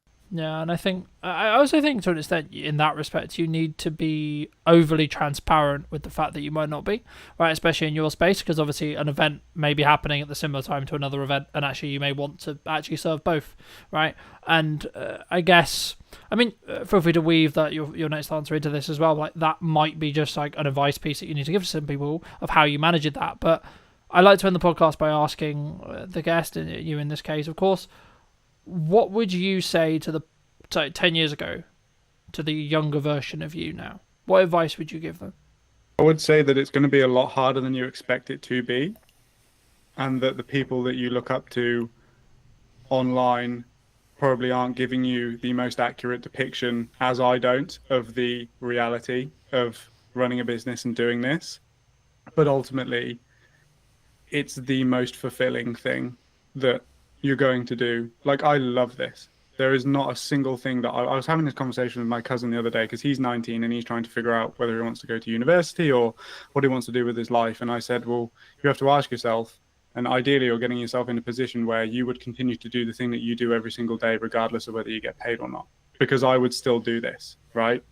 Obviously there's certain things that we wouldn't do, right? Like dialing paid ad leads and stuff like that. But, yeah. Like ultimately the goal and the end destination, I would continue to do regardless of whether I was being paid or not to do it. So yeah, it's just set expectations to my younger self that it's going to be way harder than you expect it to be, but it's going to be more fulfilling than you could ever think it could be. Magic. Thank you ever so much for the time, my friend. Pleasure. Thank you ever so much, ladies and gents. If you did take value from this video, you'd like to see more like it, I'll be back next week with a brand new episode. And feel free to let me know in the comment section down below what you thought. And I'll see you very, very soon. If we're doing things that push us outside of our comfort zone, we're naturally developing more and more resilience, strength, courage, all of those things. What do you think's missing in marketing today, from your perspective? I think what was missing then is the same as what's missing now, and that's really the understanding of buyer psychology and the way that buyers make decisions. Do you think trust can be built quite quickly, or is it just the nature of you spend time with someone, whether that's through content, actually physically with them in meetings, etc.? Is that where trust is rooted? The way I build trust is understanding my customer really, really, like, what are their needs? What do they care about? What's their mission in their organization? How can I help them be successful? Did you know that 93% of you are not subscribed? So if you could please do me a favor and you're enjoying the show, then subscribing would mean the world to me, and it would allow me to grow the show and continue to get larger and larger guests and continue to bring what's missing in marketing today. Thank you ever so much for joining me, and I'll enjoy the episode. Hello, my friends. Welcome back to a brand new episode of What's Missing in Marketing Today. Today, I'm going to be talking to Mel about mostly pivoting, but also how we build resilience in business as a whole. Welcome to the show, Mel. And before we start, I always want to open the podcast with, what do you think's missing in marketing today, from your perspective? Yeah, well, so I've actually had a lot to do with marketers in my career. So I used to, at Gartner, I was supporting CMOs, and I think what was missing then is the same as what's missing now, and that's really the understanding of buyer psychology and the way that buyers make decisions. So I think that there's a disconnect between products and services and what they do and what they actually mean and the outcomes for the buyers involved. Do you think that's overlooked? I'm sure we'll get into the actual psychology, but when someone looks to set up their business, do you think they overlook the human psychology element because they're more interested in the shiny camera, the shiny marketing technique? Do you think? And are you so I think the majority of organizations don't consider marketing as a key strategy. Often it's an afterthought. So the people setting up the businesses are usually excited about the products and services or the technology. Very rarely are they sales marketing kind of led unless their products reflect that. I think the majority of them are not thinking about marketing from the beginning. Do you think that comes from a lot of people we work with are very founder-led, so founder person-led? Do you think that comes specifically from their identity as a whole? So putting their identity out and, quote, supercharging it with marketing? Do you think that's where sometimes people get wrong? Because maybe they are not confident at coming across, or maybe they don't want to put necessarily, they're not sure how they feel about putting themselves out there? I just think that, so I work in prop tech.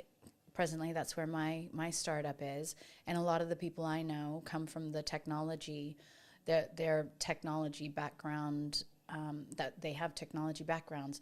And so they just aren't familiar with what's needed in marketing. So they don't even know the first steps of where they should go, what they should do. And so often they just do nothing. What, I guess, is a stigma in the tech space then? Like, they don't take that first step, but is it because it's just they don't know, do you think? Well, you only have a finite amount of energy and time. And so, and a lot of these, you know, if you're a solopreneur or you're just getting something off the ground, then you're really, really good with what the product does and how, you know, to make that work. But when it comes to, I've met so many founders who have no idea. They haven't even tested whether or not anybody would pay for their service or their technology. Like, what's the use case for it? And they often just jump to solution without really understanding how to get from where they are, which is the solution or the technology product, to somebody using it. And so all of those steps in between, which, you know, obviously buyer psychology and the way people make decisions and how they can change from status quo bias. So what are they doing now to where you want them to be in using your products and services? That's a journey. And you can't just go from one to the very end. You have to kind of navigate your way throughout the entire thing. Do you think when we look at that journey that people underestimate the amount of time that someone needs to like consume marketing or etc., or that journey as a whole they need to go on, or they need their customer to go on, etc.? I think, and you're talking about the founders? In general, like when so say I'm a tech founder and I've just started this amazing thing that I think is going to change the world. Right. Would I potentially underestimate how long it's going to take for me to educate my target consumer to be educated enough to know why this thing that I've made is going to be the solution to their problem? Of course. And if so, how would you say someone can start peeling away and start on that process? Most people don't even know the amount of different layers that they have to get through. So it's not just ensuring that you're able to deliver a message that resonates with them to pique their interest. How are you demonstrating true value? What will their lives look like once they're using your service compared to the other to what they're doing today?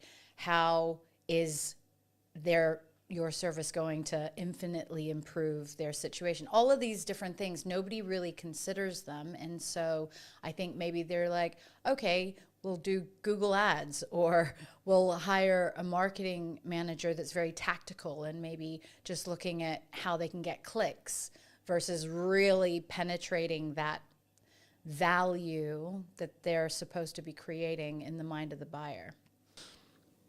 We talked about psychology in the opening kind of statements of this episode.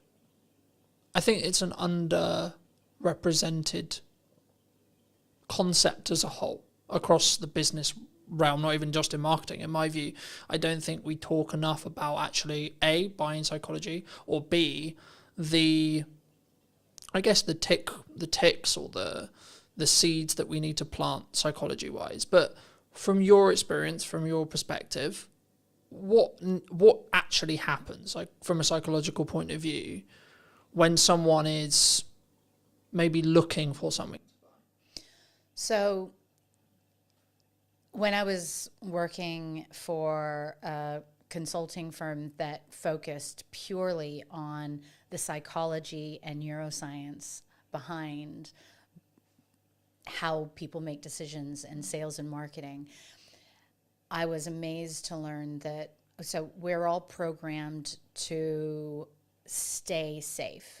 And the part of our brain that keeps us safe doesn't like change. And that's just the way that we're built. So if you want to get somebody doing something new or different with your product or service, you have to disrupt that status quo bias that is designed to keep people safe. And there are several reasons why people stay with the status quo. And so if you're not being very intentional about the psychology that keeps people doing the same thing that they've always done, I mean, there's so many instances where people come out with these amazing products. This will save this amount of time. It'll save you this amount of money, da da da da da. And everybody's like, yeah, that's great. But it needs to feel so urgent and so important to them that they have no choice but to change. Otherwise, it's easier, it's cheaper, it's easier, it's safer to stay with what they're doing most of the time. Do you think we can overdo it, though, as a society at the moment? Because everyone is, like, shouting at the start of their videos, or they're making really clear statements, etc., because of that pattern interrupt bias that we're looking to break. How does someone maybe listening to this, I guess, position themselves maybe in the middle ground? Because I think if you go too far and it doesn't align with the promise maybe that you're making in sales or the promise you're making in a video, that would then backfire potentially. For sure, but some of those people, they're not focused on buyer psychology. They're just focused on getting attention. And attention is very different from intentionally wanting to help a customer. And so if you have something and an intention to genuinely make a difference in a buyer's life world, then you're coming at it from a totally different place. The people who you're mentioning right now and capturing attention and doing all of that jazz, you may interrupt what they're doing, you may get their attention, but the trust and the rapport that you need in order for someone to buy, that's never going to be there until you go through all of those steps and demonstrate the value. And so I think that you definitely have to follow a process, and it has to be intentional and value driven. And what you're talking about just sounds like pattern interrupts that, is just more distractions that people will forget you as quickly as they stopped. I guess it comes to a longevity question. My next question was going to be like, roughly, do you think trust can be built quite quickly?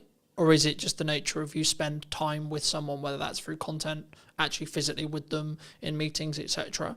Is that where trust is rooted, either from a psychology point of view or just your thoughts around like, how do we build trust? Because I guess that's the next question, right? Like you say trust is a key buying metric or a key reason why someone would buy.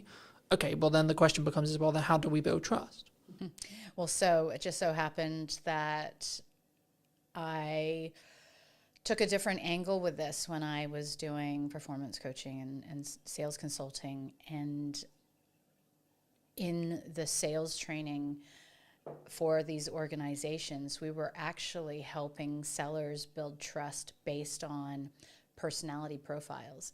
So understanding different personality profiles and the behaviors that people would exhibit and what they would need to see in order to feel most comfortable. And the reason why I say that is because if you have a salesperson that's really dominant and is just, moving very quickly and not giving all the detail, but then you've got another person who you're trying to sell to who cares very much about the detail and the information, and you don't slow down and you don't meet them where they're at, then you're going to miss them. And those people are the most risk adverse buyers out there. So there's just layers upon layers of different ways but I think that when you're dealing with humans, taking these things into account, it is a unique position that as humans we can navigate that technology can't yet, and that's by being able to predict, well, what is something that would be important to you. And I think like so just to give you an example, building trust is really important, but then you've got the old school way of selling where everything was based on relationships and not a lot of merit. And then you have newcomers coming in, and I hate small talk. And so it can be really uncomfortable for me to just pretend like I'm talking about stuff that I really just feel awkward even, starting those superficial conversations. And so from that perspective, the way I build trust is understanding my customer really, really, like, what are their needs? What do they care about? What's their mission in their organization? How can I help them be successful? If I'm demonstrating that really quickly, that I know their industry and that I understand how to really take them from here to where they want to go, that will at least get me to the table to have conversations and, rather than other methods. Did that answer your question? Yeah, no, absolutely. I mean, it's interesting that you say you hate small talk, because I thought that was just a me thing for a long time, right? And I'm on the spectrum too. since I didn't mean to. I meant as well as like since like running the show, or since like connecting with people, or being, I guess one could say that I'm quite targeted in who I choose to bring on, who I choose to connect with, who I choose to talk to. I guess in some ways, because it's quite hard for me to describe how I choose and why and etc. Because for me, it's all an instinct-based thing. It's a gut thing. It's like, yeah, I think this person might be interesting. I don't know, because I deliberately don't want to know, because I want that to be here to make a good, quote, good show, right? I guess, is that why AI may not take all of our jobs, as lots of people have been claiming or saying? Right. I love that you bring that up, because I think that people ignore their instincts a lot more, and I think we have so much more knowledge just in how we feel, in our perception, and the way that we react to certain people. I think a lot of times we ignore that. And so throughout my journey, as I've gotten to understand myself more and more and more, I firmly believe nobody, especially this year, has come into my peripheral and had meaningful exchanges with that haven't made me think that was absolutely meant to be. Like, my energy field, if you like, AI is never going to, whatever technology is, it's going to be very difficult to replace that. And so you can use technology to do certain components of roles to, for efficiencies and cost savings and stuff like that. But when it comes down to actually going back to the truly building rapport and following your gut and, knowing whether or not you can trust somebody, that is very much a human behavior that I'm not sure that we will replicate in our lifetime. And I don't think we should. No, for sure not. I think that's, I guess, if you're going to be corny about it, that's what makes us human, right? Mm-hmm. But I think for me, and we talk about a lot of this in marketing, like, however you want to be tactical, right? We're going to do social content. We're going to do ads. We're going to do our podcast. We're going to do this. We're going to do that. The reality is that's the middle bit, right? That's how do you get me as a human to talk to another human? And that's why I'm interested and also like to talk to people about psychology, because if you get the psychological stuff right, actually you can have mediocre middle bit. Mm-hmm. Or if you really want to do it well and do it scale, when you get the middle bit right as well, you then compound on those decisions. But just as you were discussing that, and it jumped to mind to me, so I'm going to mention it. I think it was Alex Hormozi who said, there's some points where you have to push, and there's other points where you have to pivot. Mm-hmm. In your experience, how would you, either for you personally or a friend of yours, when would you say that someone should make that decision? What are paint that picture? When should I maybe look to, maybe if things aren't working the way I want them to, I'm not making the money, the marketing doesn't seem to be connecting, etc. When should I just push on versus when should I pivot into something else? Really good question. So again, it's being able to trust yourself, I think, is a very, very big thing. I have tended more recently to become a bit more philosophical about these things. And if something's not working, but you know that, it's really hard because is there a need? So let's assume that there's a need for what you have to offer, that it's coming from the right place, it serves people, it's a value. I think that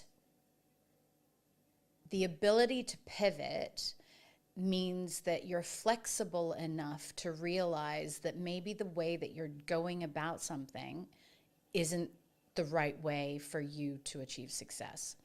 And so, I mean, I've pivoted so much in my life, but and in particular the last few years, but I think that a lot of people become really, so part of resilience and part of emotional intelligence is the ability to be flexible. If you're really rigid about, no, it has to be this way, and not curious as to, maybe I hadn't considered all of the factors, or maybe I don't know as much as I think I should, and then you go and get outside opinions or consultants to help you or whatever. So feedback and you know, rounding out your hypothesis of what you think you should be doing. If everybody's telling you that you should be going down a certain way, then yeah, I would say continue on. But if you're not validating the direction that you're on or testing it, and then how do you know it's the right one? So you've got to learn how to be flexible and try different things. And do you think emotional intelligence is missing in marketing, in sales, in business, in human? Sure, in human life. I was going to go with like in business as a whole, or when you're building relationships, etc. But actually, yeah, let's go more broad. Do you think people don't invest in like understanding, like, and building emotional intelligence and then using it? Yeah. So everybody would have a different idea of what emotional intelligence encompasses, but for me, I think it's just being really self-aware and aware of others. So you can't actually understand others until you understand yourself. And that's never taught. Like, where are we learning that? If our parents haven't learned it or gone and educated themselves on this, then schools aren't teaching it, and then parents don't know. And so then you get to adult life, and then you just think everything should be transactional. But once you start, I think, becoming really curious as to, you know, what's your purpose? Why are you here? It's not just to make money. It's not just to have a house and a nice car and da-da-da-da. Like, no, the real meaning is deeper. And so I think getting to those layers means that you have to be able to sift through, I think, a bunch of junk that, you know, has kind of been piled on top of us from childhood. And then so once you've gone through a lot of that discovery, I think that builds the resilience and emotional intelligence and all of those things that make us better human beings and better marketers and better salespeople and all that stuff. Do you think it comes from, I guess, a fear of not? Because as you were talking, I was thinking, like, does it actually come from, I'm going to make decisions because I don't want to deal with the dark stuff potentially in my head, right? The reason why I can't be emotionally intelligent is because I hire you just to do the job, right? To jump to mind from a networking thing many years ago, when mental health came up as a conversation, it was like, well, no, I'm paying you to do the job, just do the job. And obviously I don't know in this person's case whether it was they haven't done the empathy work or the inner work to be allowed to be empathetic. And I know I have some people close to me who their view is business is business. It's tangible, it's cold, right? It's transactional, regardless of how deep the meaningful relationship could be. In their view, it's just, that's cold. That is the way it is. I've always followed I'm only going to work with people who follow my values, one of which being empathy. Mm-hmm. And if you can't empathize with either the customer and or me and or the other service providers you work with, then actually I don't think you're going to show up in the best way and put your best foot forward. But also I don't think now in the market I see happening when things are, quote, harder, I think people will potentially choose the people who are maybe more soft in that respect, or more understanding, or more emotionally intelligent, you could say, than people who are solely transactional. Would you agree? So this is, again, where meeting people where they're at. And again, I've realized that people can't give what they don't have. And so the people who are really unempathetic, I don't believe that that's intentional. They just haven't learned it. And so, in fact, the people who are very transactional in business and who think that it's just like money, money, money, and, you know, deals, and it's not about the people, they would be the harshest on themselves. They would probably be the least sensitive, or like they just suppress all of their emotions and whatnot. And so I think that enables us to be a bit more empathetic towards them and understanding, and just be like, wow, that's really sad.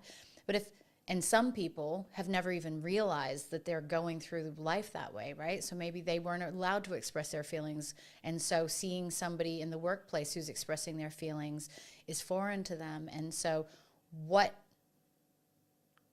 lessons do they need to learn in order to become better leaders or better partners or whatever it is? And so I think that as we progress as humans and as we evolve, those are just, so you're a very empathetic person. That's why empathy is important to you. But the reality is a lot of people aren't taught that. You know, we're taught to hide our feelings or just get on with things, and you really never know. Stoic. Correct. And especially in the UK. So, well, if I'm allowed to say, in England, you know, it was interesting because my family are from all over, but my father's from New Zealand, and we spent a lot of time growing up in the States. And I came up with this theory of the different mentality that you have. Because in New Zealand, actually, people in New Zealand are super laid back, and they're very, like, you could meet, and literally billionaires who you would never know that they're a billionaire. They're super kind, they're very cool, and like there's not this class system, if you like. However, they're taught to not show their emotions. And if you think about, and then I was like, okay, well, New Zealand's still a relatively new country, so is the States. And I believe that the psychology, and this is proven, that if you're around negative people, you will naturally start to become more negative. When people were leaving on the boats to New Zealand, it was, okay, yeah, we'll do this much of the same, and we'll start farms and whatever. The mentality wasn't very different. When people were going to America, it was, all of my dreams can come true. This is the land of opportunity. It was this positivity that I think you can see translate into the culture. And so it's going back to how are we teaching, and how are we teaching ourselves, and are we challenging ourselves to be more empathetic? And if that's not important, so that boss that you were talking about, or partner, the business partner, if they are at home like that, and if they're not empathetic, well, that's going to hurt them at some point, right? And then they're just going to start seeing that actually the happiest people are the people who show up exactly as they are at home, as they are at work, as they are in a coffee shop, and there's no big changes in their personality or their behavior. No, it definitely did. I mean, for me, I think that's what will allow you to stand out in a world where you can be perceived as like every videographer is technically the same. What we sell is the same. Every marketer is technically the same. We're going to sell you roughly the same thing, right? Roughly, in regards to tactics, we will. It's then, I guess, the approach and then how we do that from a customer service point of view, where maybe that's the thing that will distinguish us. The question that jumped to mind, though, for me, and this is something which I've toured with for a long time personally, but also in the people I want to work with and I work around, is should we look, or do you feel at the moment anyway, people don't have self-accountability, self-reflection on, so when something goes wrong, mostly this will be the context, like my reaction always is, what did I do? Why did it go wrong in respect to what I did? Not, oh, it went wrong and it's your fault. It's, okay, it went wrong. What can I do to make sure it didn't? Or how did I contribute to potentially that going wrong? And did I actually do my best or not? And the more people I talk to, the more people I connect with, I sometimes find that's maybe lacking or quite a rare perspective, because I think maybe it's a culture thing, I don't know, but it's easier to go, well, it's your fault. Do you think that's missing at the moment? For sure. But everything we've been talking about has to do with somebody's ability to self-reflect. And if you can take accountability for things going wrong, then you probably have a growth mindset because you want to improve. And a lot of people, so it depends, because when you talk about that, I just think of, if people who are afraid to be wrong were probably criticized a lot, or they got in trouble if they were wrong, or they did something wrong when they were kids. We are all walking older versions of our younger selves. And so it's like, what are the things, is that holding a person back? They may be really happy living their life that way, and then maybe just not having many friends, right? But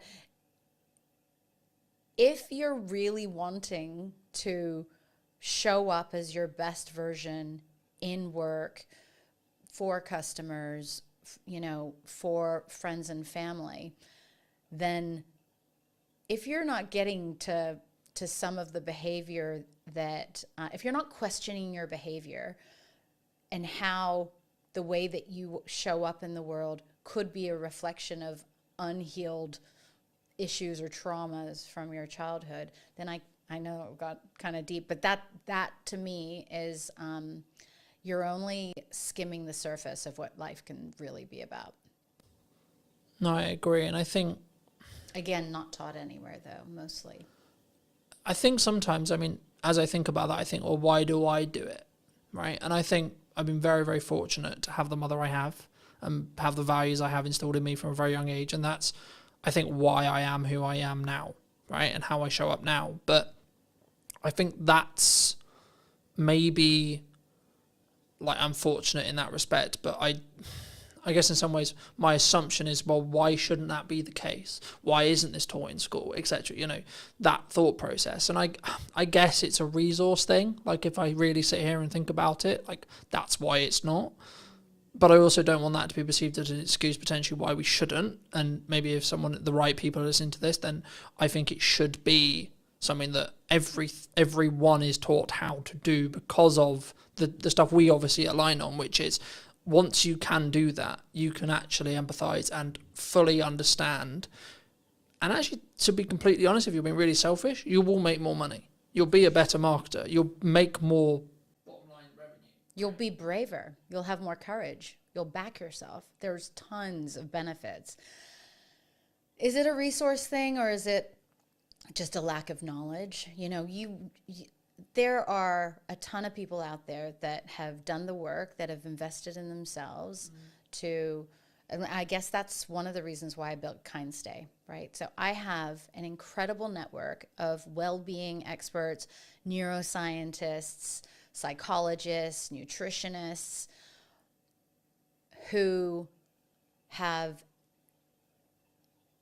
I know with the science can help people through really, really difficult situations. And in the case of my most recent situation of being evacuated, a lot of people aren't prepared for big situations in life, you know, and or dysfunction. And so helping people with basic tools that help, whether it's using some of the performance coaching or the mindset management training or any of those things, helping people access tools so that they can learn to take better care of themselves, to prioritize their needs, to consider how a lack of sleep can have a knock-on effect of other things. Or if we're walking around with anxiety all day, what's that going to be like for the people around us, let alone the chemistry inside and all the toxins that are polluting our bodies, you know? So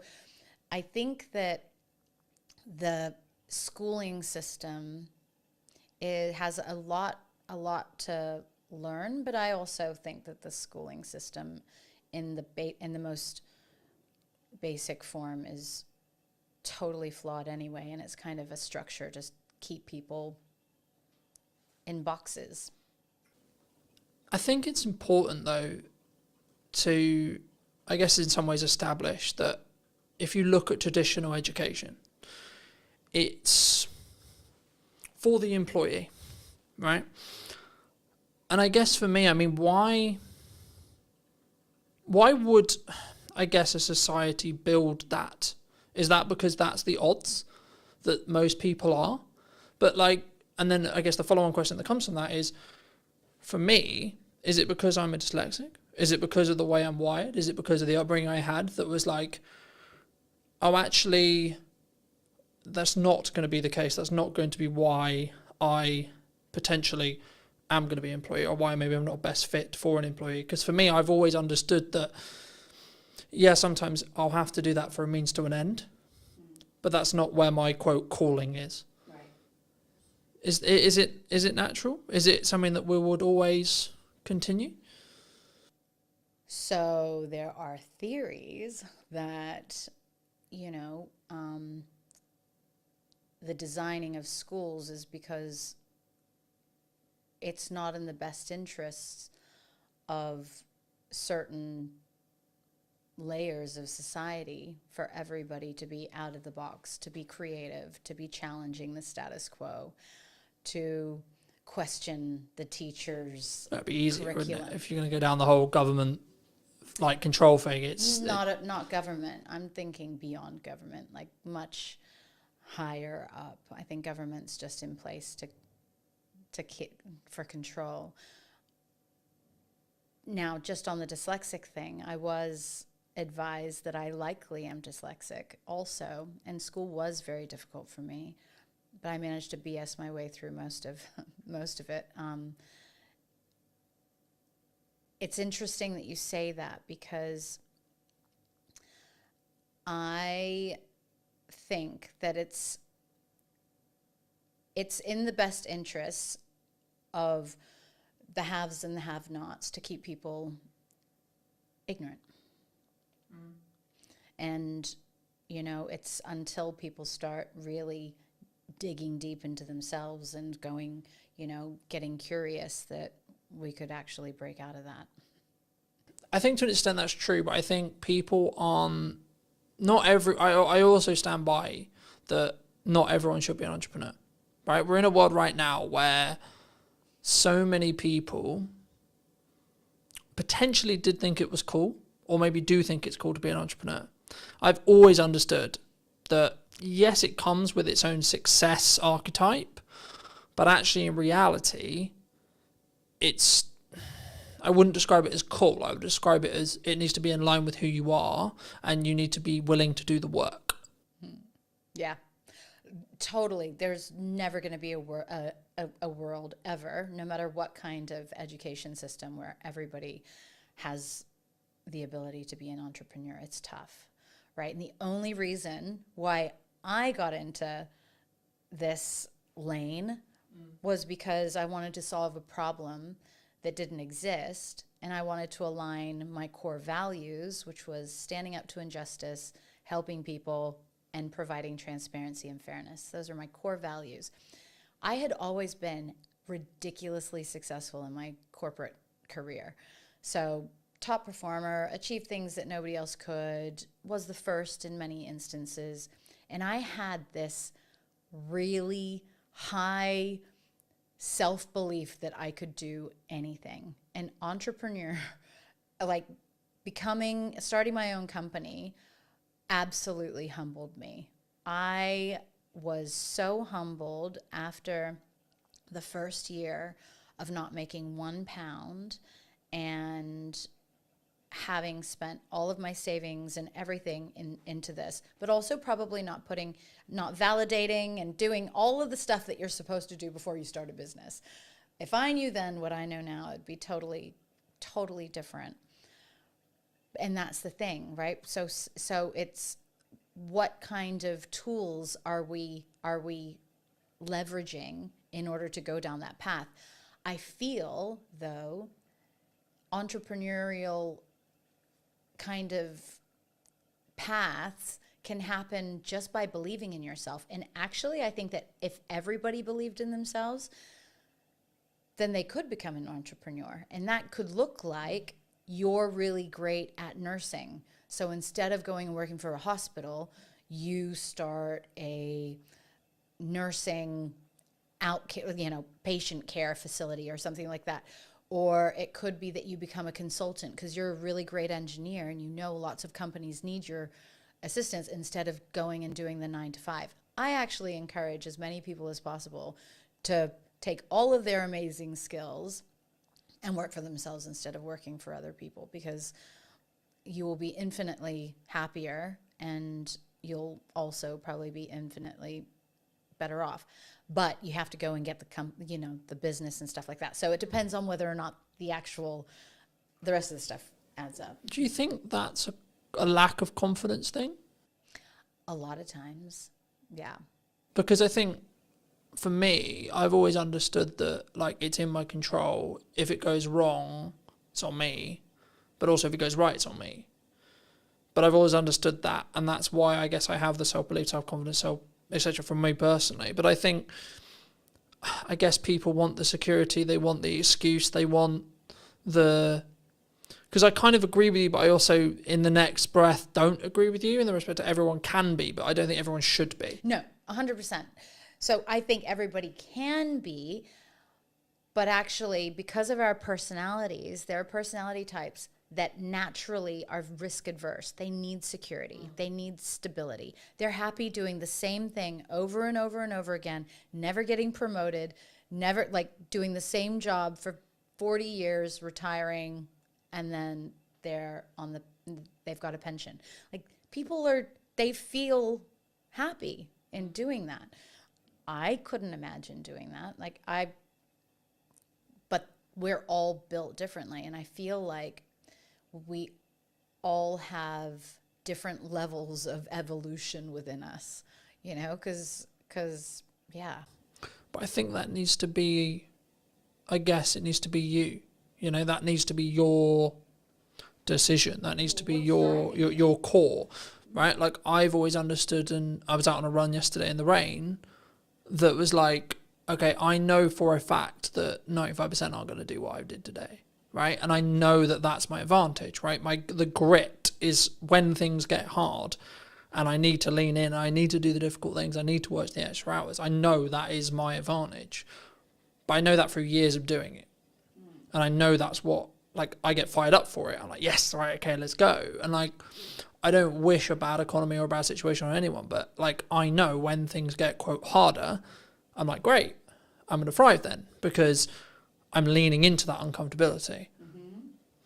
Do you think naturally we pull away and we stay inside our bubble, comfort-wise? 100%. We're psychologically, we're scientifically programmed to stay safe. Now, just the exact example that you just gave, when you are pushing yourself to do things that you don't want to or that most people wouldn't, you're actually building layers of resilience and courage and strength.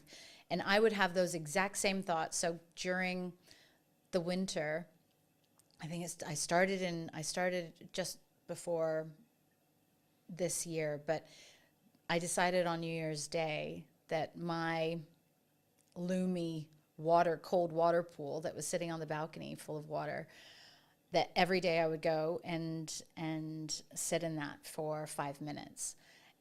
And, you know, even when it was below zero, so it was pretty cold. And as I sat there and I was like, all of these, even billionaires, like I know tons of really, really successful entrepreneurs or whatever that would not be sitting and doing what I'm doing right now. And it gave me a level of confidence to tackle the day or to go and do something that I didn't like. That, that grit that you're talking about, doing things that are uncomfortable, stepping outside your comfort zone, even doing this today, like that's uncomfortable for me. But if we're doing things that push us outside of our comfort zone, we're naturally developing more and more resilience, strength, courage, all of those things. Is it a muscle? Yeah, well, I treat it like a muscle, but I don't know for sure. There would be parts of our brains that it actually supports, but I'm not. Because I don't know whether I read it being scientifically true. So I'm not going to say it is scientifically true because I can't 100% confidently say that. But what I believe to be true is whenever we do that, we build new neural pathways in our brain, right? Correct. Which naturally will mean the ability to do the thing that we find currently uncomfortable. We have to do it long enough for that pathway to be like consistently strong enough built. And then once it is there, then it's inside your comfort zone. And then it will just feel like another day. I mean, we were talking about it as I was setting up, that this today, like I realized it when I was going to sleep yesterday. I was like, well, I've got a podcast day tomorrow and I'm not nervous, not nervous at all. It's literally like another day of the week for me. But I had a driving lesson yesterday morning that was really difficult mentally for me. And now people who drive every day and people who drive for years are like, well, that doesn't make any sense because driving is really comfortable with me and really works really well, but talking on a podcast or running a podcast would be a nightmare. And I think that's a really key example of someone's grit, someone's uncomfortability might be very different. And I think that's why, to circle back to emotional intelligence, that's why if you have and you can lead and you can operate with empathy, you can then go, okay, well, I might find this thing really easy, but then I can go back to when it wasn't. And then I can say, okay, well, this is how I felt when I started doing it. Maybe that will help you. Mm-hmm. And I think that will then, in some ways, make a more deeper psychological connection, I guess, is the question there. Like either in a buying journey or just in general, like a human to human point of view, like having that level of empathy, having that level of understanding, having that level of connection will then mean that you're connected on a more deeper level. Do you think? For sure. So if you're able to get in the seat of, or get into the mind of the buyer from a customer perspective and empathize with their challenges and what their frustrations would be, or some of their hesitations of why they're not immediately jumping to your amazing new service. And if you can demonstrate that you understand that, then certainly, and frame your conversation so that they know that you understand that it's not an easy decision, or then that, of course, helps people feel more comfortable. And I think authenticity is really important too. So if you're just operating at a level of you're being 100% yourself, and then you're genuinely curious and interested in the people that you're engaging with, then that'll just naturally come across. You can tell when people aren't being genuine. And I think that in itself creates a level, our instincts will naturally be like, oh, this person's energy's off, or we're not, like, they're not genuine or authentic.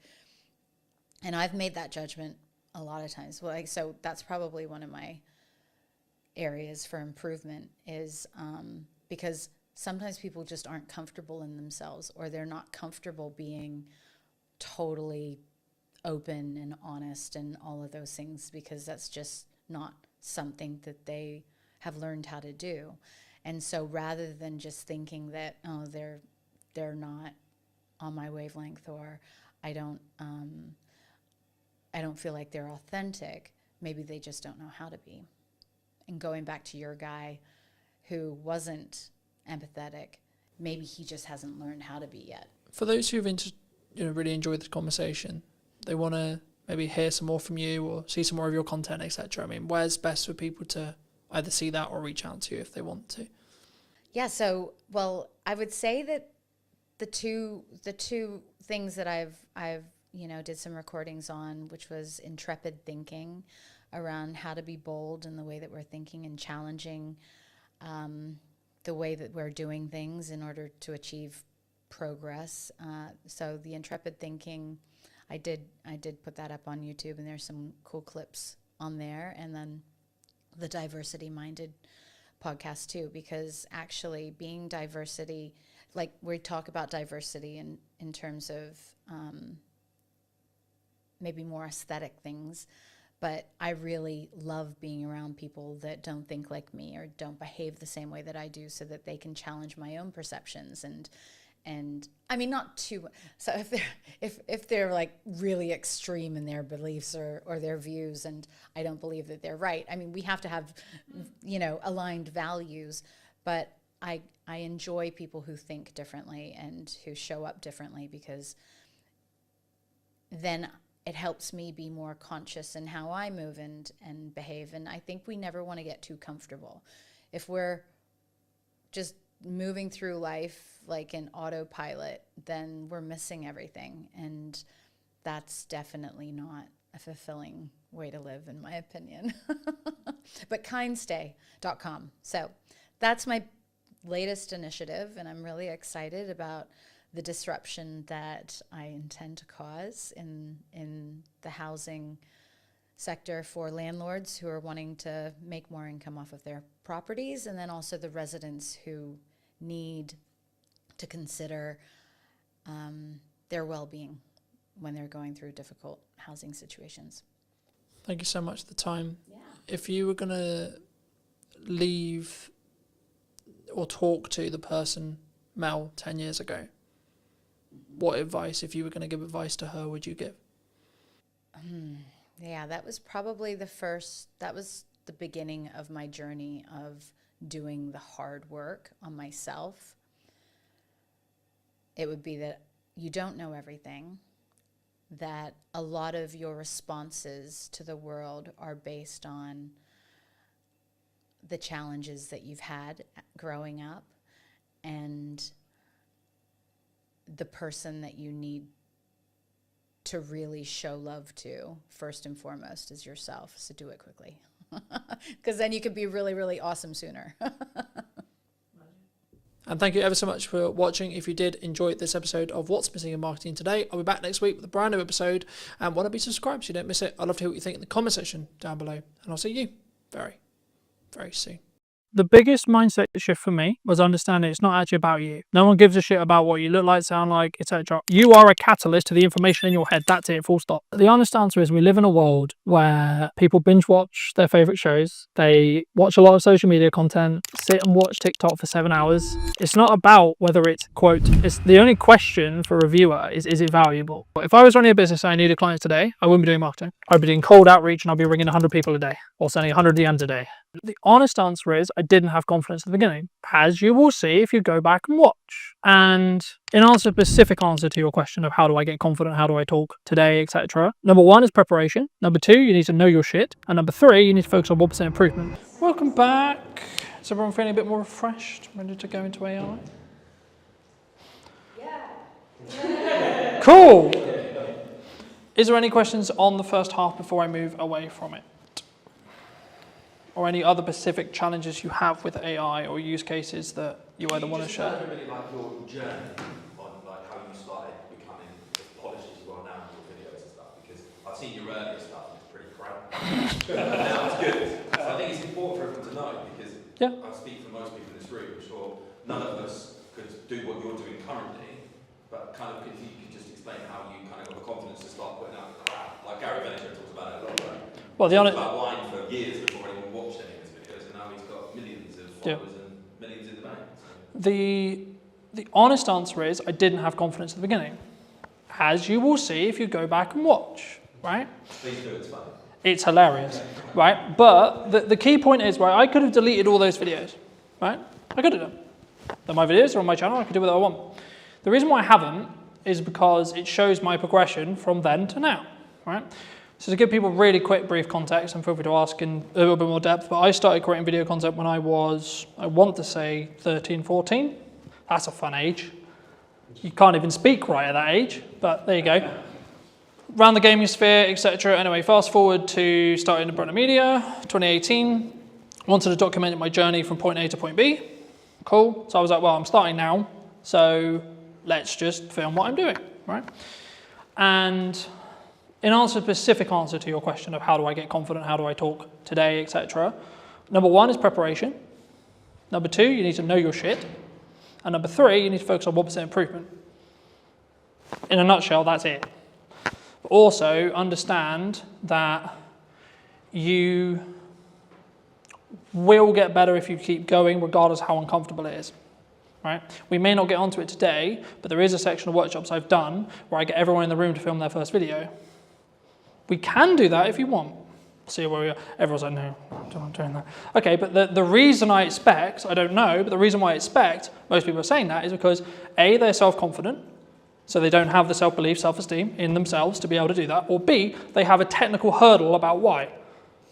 So they're not sure what happens if I do it on my phone, what if I do it wrong, how does it sound, etc. In most cases, it's the confidence end, right?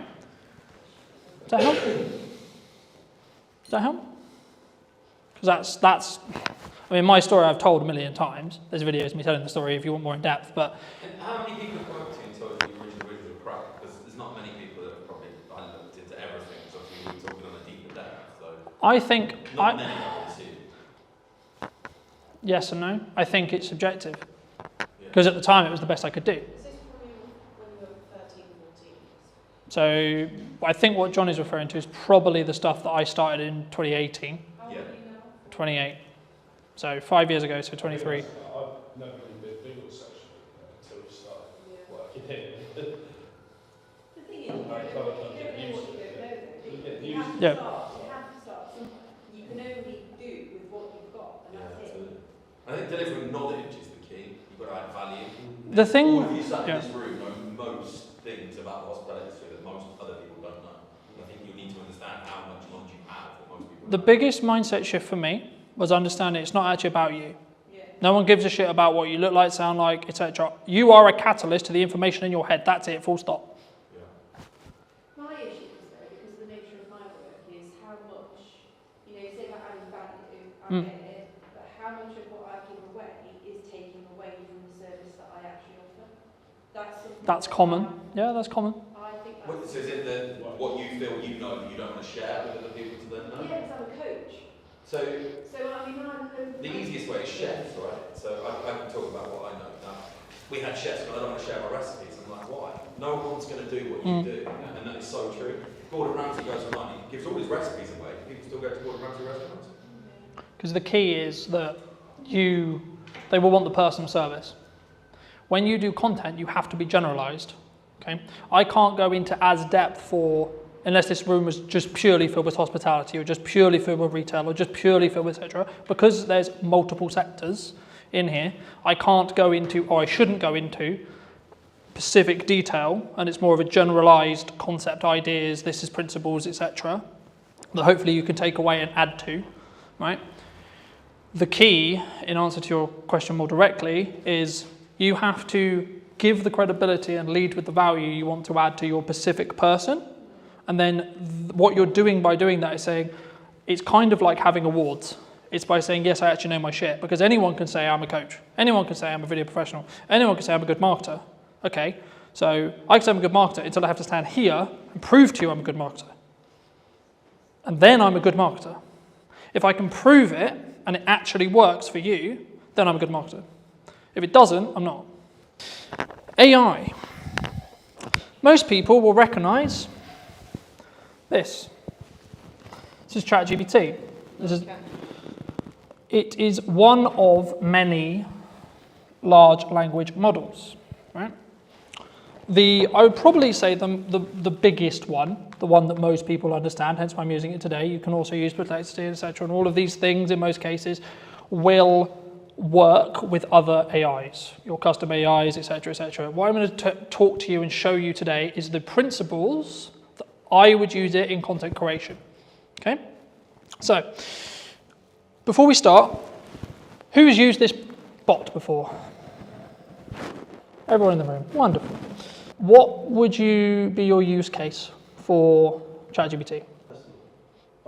The answer is you can use it to do whatever you like. It's an idea engine is how I look at it. So a common use is this. Okay? If I could type, that would be great.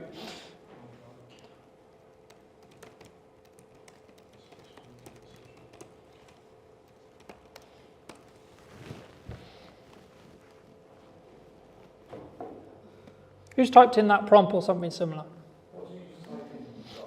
I would like a social media post for my business. So this is how I use it. Because I'm a dyslexic, I don't like to write things because it's a nightmare unless I transcribe it. Okay? But if you have plus ChatGPT, you can talk to it. So I'll give you an example. If it works. Hey ChatGPT, can you hear me? I can hear you loud and clear. Feel free to let me know what you need. Fabulous. Today I'm giving a workshop on content creation and AI use cases. Could you create me a detailed plan for a attendee to potentially use AI, things like ChatGPT, to start utilizing the tools that you can use within yourself, but also to create social media content with clear key performance indicators and pain points that they are looking to fix in their content as a whole? Absolutely, that sounds like a great workshop. So let's map out a little plan. You can start with a quick intro on what AI tools like ChatGPT can do, just to set the stage. Then dive into a section on how they can use it for brainstorming content ideas. So for example, coming up with social media posts, headlines, or even scripts for videos.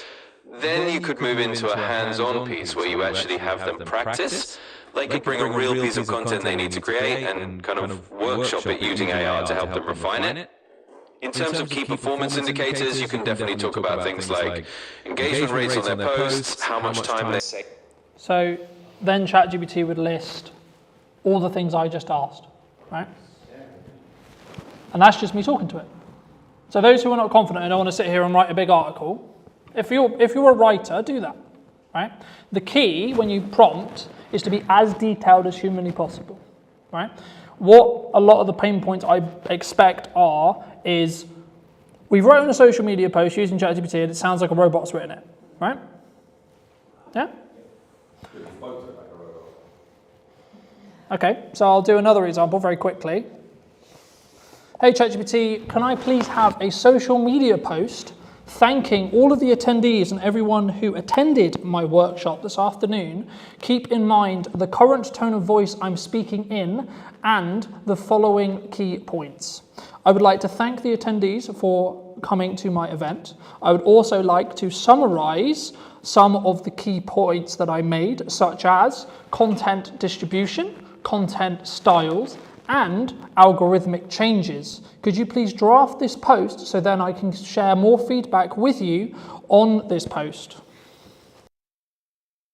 Absolutely. Let's keep it in that same kind of warm and engaging tone you've got. Here's a draft for you.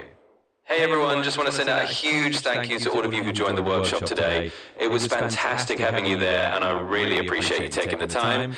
We covered a lot, from how to distribute your content effectively to exploring different styles you can try out and even how to keep up with those ever-changing algorithms. So thanks for being such an interactive group and let's keep the creativity rolling. Feel free to let me know if you'd like any tweaks or changes. And if you are using multiple devices that are connected to the same Google account that you're logged in on, you can do what will hopefully now work, which is you'll be able to see the post behind me, right? So this is what ChatGPT just spoke to me. I love ChatGPT. It's like my second brain. It can be.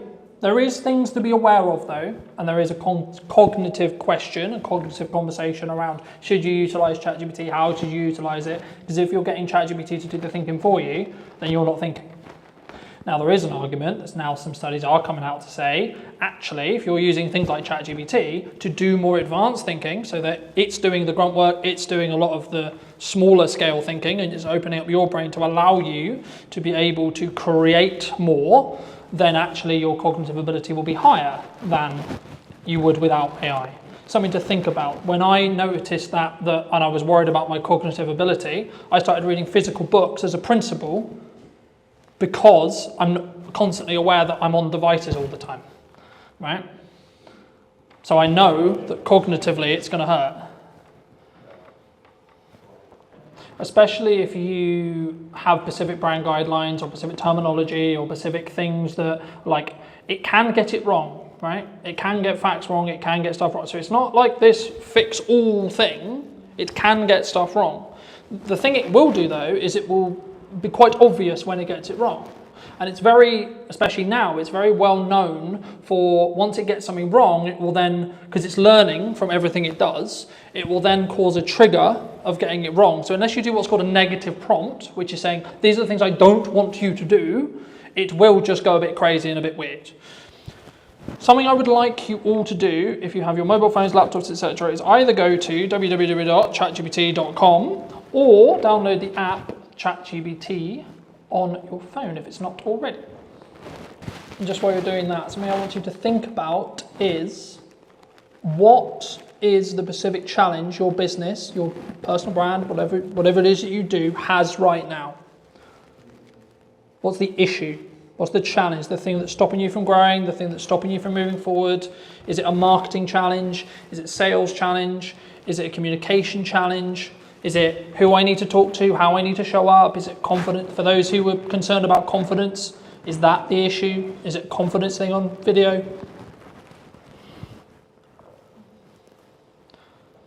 And when you're ready and when you have it, all I want you to do is put that problem into ChatGPT, whatever your problem is, and then just simply ask it, can you share an action plan in as detailed as you can to fix X problem? I'm waiting for that moment people haven't used ChatGPT for, their mind just goes. So if I wanted to get a brand new chat that doesn't really know me and understand me about my business, this is the process I would follow just while you're playing with ChatGPT yourself. So the version I'm using is the Plus version that's £20 a month. But there is a free version, and the only difference will be it will change the amount of entries that you can have per month. So you'll hit the cap quite quickly, potentially. And the memory isn't as good because you don't have access to ChatGPT 5. So if you see up here, there's ChatGPT 5. If you go onto legacy models, you can use ChatGPT 4, which is their free model that isn't as shiny and as accurate than ChatGPT 5. On the paid one, if you told it something a month ago, you could say, remember that mistake a month ago, and it will remember it. Just on the free one, it doesn't.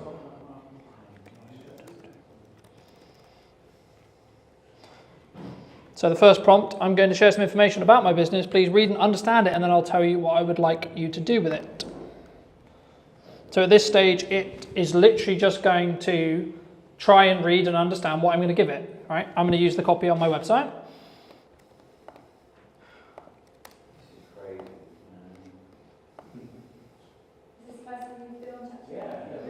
Wait till you get proper into it. We've been using it for 3 years, it's still amazing. So, does it say all the stuff I just put in? Yeah, as long as you're logged in, Yeah. it will save it.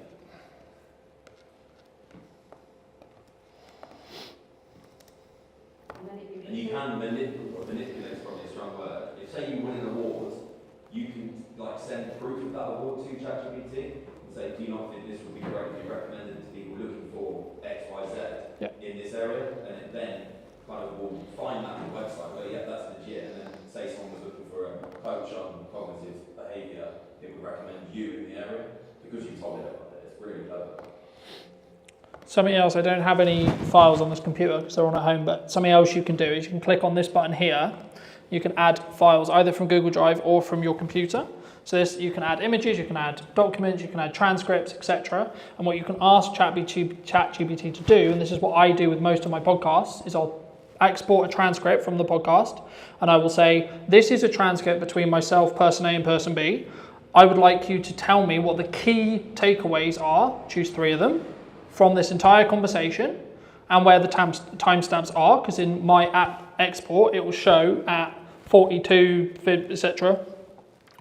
And then it will go through, it will analyze the entire transcript, and it will say, well, given your, especially if you have it in something which already has memory, so it already understands your context, already understands your target demographic, already understands your ideal customer, you can then get it to go, okay, cool. So I know I need to talk to these people, and I think these people are going to resonate with these 3 points. So we got 3 social media posts right there before you've even pulled any video out. You could just literally say, well, I'll give you an example of this week. I had Stuart on the podcast. We talked about AI, some of the risks of deepfakes, etc., trust in marketing and communication as a whole. So ChatGPT believes that they are the 3 key points that my audience would resonate with. Cool. Okay, so now I can pull quotes from the podcast and say, well, in this week's show, I talked about, quote, and then link out to either the full episode or use that as part of a clip that shows that quote, because I know where in the podcast it is. So when I export that clip, and as I'm talking about clips, welcome to the back end of what's called ops clips. Now, when I was talking earlier about that 1 hour conversation, 45-minute piece, this is how I create 27 or so short form pieces that are already formatted for social media. There's a couple of caveats. Up here, you'll put your full link in. So if I go to my YouTube channel, I will pull Stuart's specific episode, for example. I have already got the clips for Stuart's episode, but just for the sake of conversation. So you could do this with any YouTube video, and the only thing I would caveat it with that you have copyright to do this with. Okay? Is it only from YouTube, or could it No, it can be from Google Drive, it can be from a Zoom recording, etc. There is certain caveats if you're a paid person or none. You can do some free stuff, and I think it's only YouTube as far as I'm aware.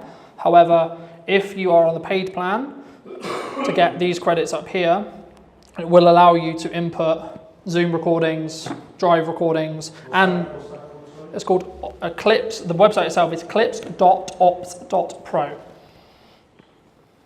But if you just Google ops clips, then it will take you to the website in most cases on first view. So just while we're there, I'll just show you what happens. So I just put Stuart's episode in.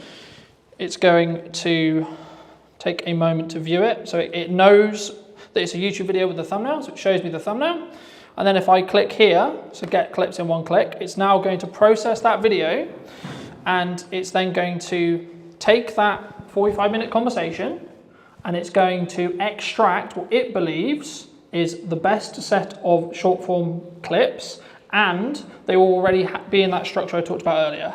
So hook, value, the only thing they may not have is a call to action, but that's where you can take that clip and either work with someone like me or yourself, add in a small call to action on the end. So AI is going to do half of the work for you, and then you can polish it. All right? How did your prompt plans go while we're waiting for this to go? Yeah. Put yourself back in, saying something like, if you love what you just listened to, like somewhere around this video, you put that into an extra video. Depends on what do I want. So it depends on, to an extent, it does depend on what I want the video to do. If I want the video to be general awareness, I just want you to consume the content, I won't bother, right? But if you wanted to book something like this today, you would be...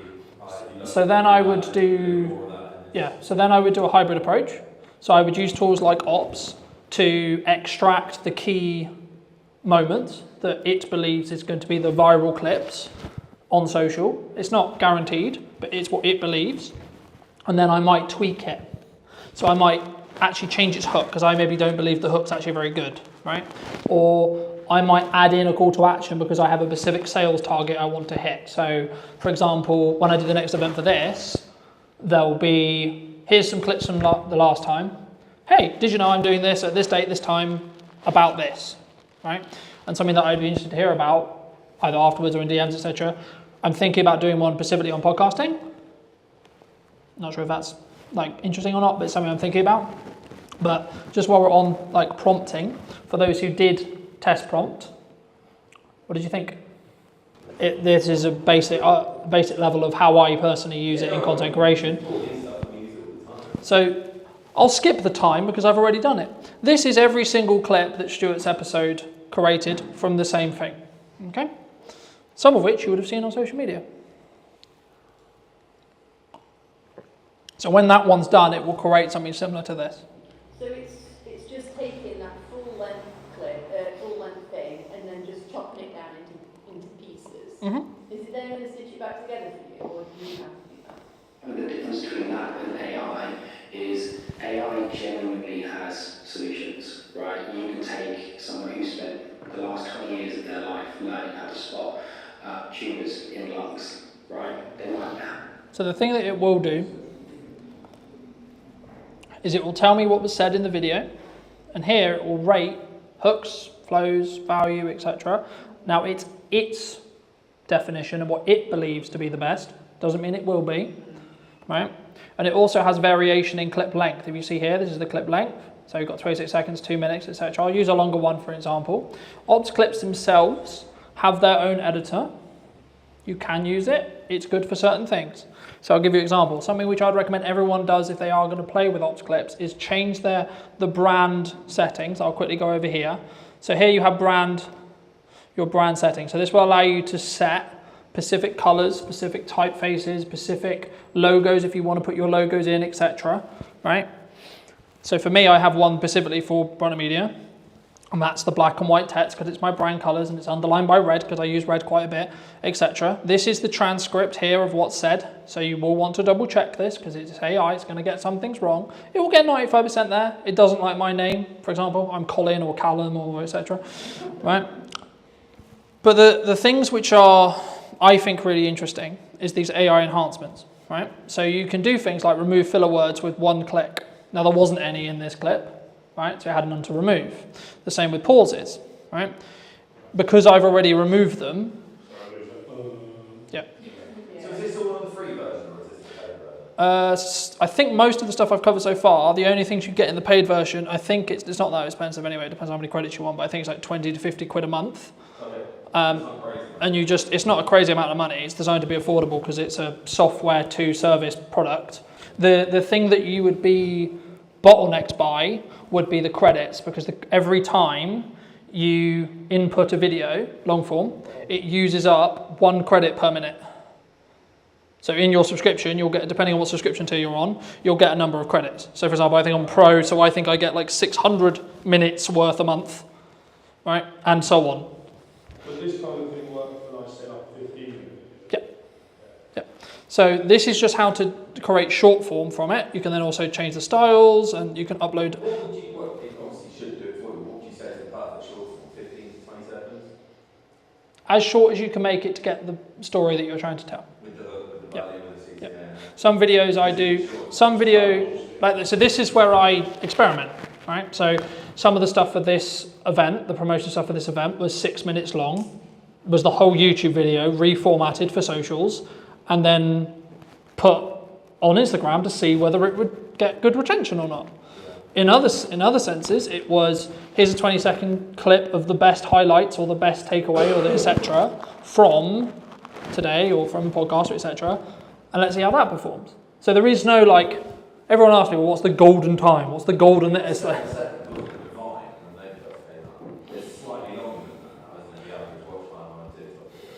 The honest answer is we live in a world where people binge watch their favourite shows. They watch a lot of social media content. They sit and watch TikTok for 7 hours, right? It's not about whether it's, quote, it's the only question for a viewer is it valuable? That's it.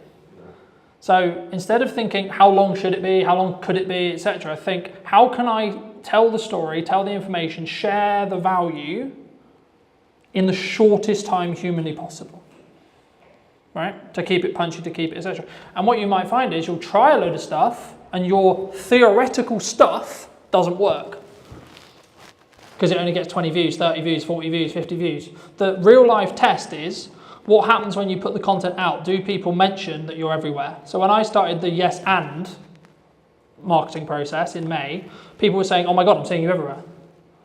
Right now, as I give you this workshop, I have a live stream on my YouTube channel, Twitch, Facebook, and so on, of 10 podcasts of me discussing those podcast episodes being live right now, along with the posts I did this morning, along with the posts I'll do this afternoon, etc. Right? So it's about being, how I look at marketing is it's about being omnipresent wherever possible. It's not necessarily a direct ROI from, I put content out, and then there is a direct correlation to someone booked my business, someone booked my event, someone that did the thing. What actually happens is they'll see a load of omnipresent stuff, and when they're ready to do the thing you do, they'll then come to you because that was the last thing they consumed. Right? That's how we started working together, right? We started in March. It was only in June when I could find it, man. I've been watching this stuff. Let's work together, right? I knew about it for 3 months. I chose not to do anything about it. And that's normally why people stop with marketing, because they go, I'm going to put it out, it's not going to work, and then, well, I didn't get anything. Yeah, but are you 2 days away from breaking the glass ceiling and winning whatever it is? Filling your pub, filling your restaurant, filling your event. Still keeping the quality there. Yeah. But you have to come at it. It's not a perspective of what you think is good or what I think is good. It's what your audience believes to be good. Yeah. Because nice way possible, nothing else matters bar the market you're trying to talk to. Yeah, and that will help with, if you have a confidence issue with being on camera or you have a confidence issue with creating content, just rewire it in your head to say, I'm a catalyst to the information, not I'm talking on video. Because the objective should be, I'm going to teach people my knowledge, especially in the thought leadership space, this kind of thing. This is what I know. If I truly add value to you today, the likelihood some of you work with me in 6 months is very high, especially if you've consistently seen me through that time. So you want to look at like strong ROI? And I guess for you particularly, you're keeping what you're saying genuine, because you're sitting here saying do this, and you are. Yeah, and that's where it gets interesting, because I speak to other video production companies like, you need to be on video, you need to be doing this, you need to be doing marketing, you need to be doing that, you need to be this. I was like, well, when did you last post? Yeah, people have their own socials. And then right? I'm like, if someone asked me that 4 hours ago, will be my answer. Or if you're on the stuff I scheduled 10 minutes ago. Right? So that's when it actually then matters, because the knock-on effect, you're actually kind of saying, I don't really believe in what I'm talking about. Right? If I wasn't utilizing AI and I'm just scratching the surface of what AI can do, right? And for me, the job personally for me and what I aim to do is give you a brief process on how I utilize it for content creation. This is the tippy top of what you can use it for. There is a billion other uses that you can use it for. You can use tools like Otter AI or Whisper AI to transcribe your meetings, to then get a summary literally 10 seconds after the meeting, because it will have listened to everyone talk in the meeting and it will take a summary. You should take it with a pinch of salt, because it might get something wrong, might misconstrue something. It's a robot, not a human, so it's not going to be able to fully empathize and fully understand. But it will take tangible data, especially if you're like, what was that number I gave? Like if you're doing a proposal and I try to get into the habit of giving numbers, talking about the pricing in the meeting and then reinforce it with paperwork.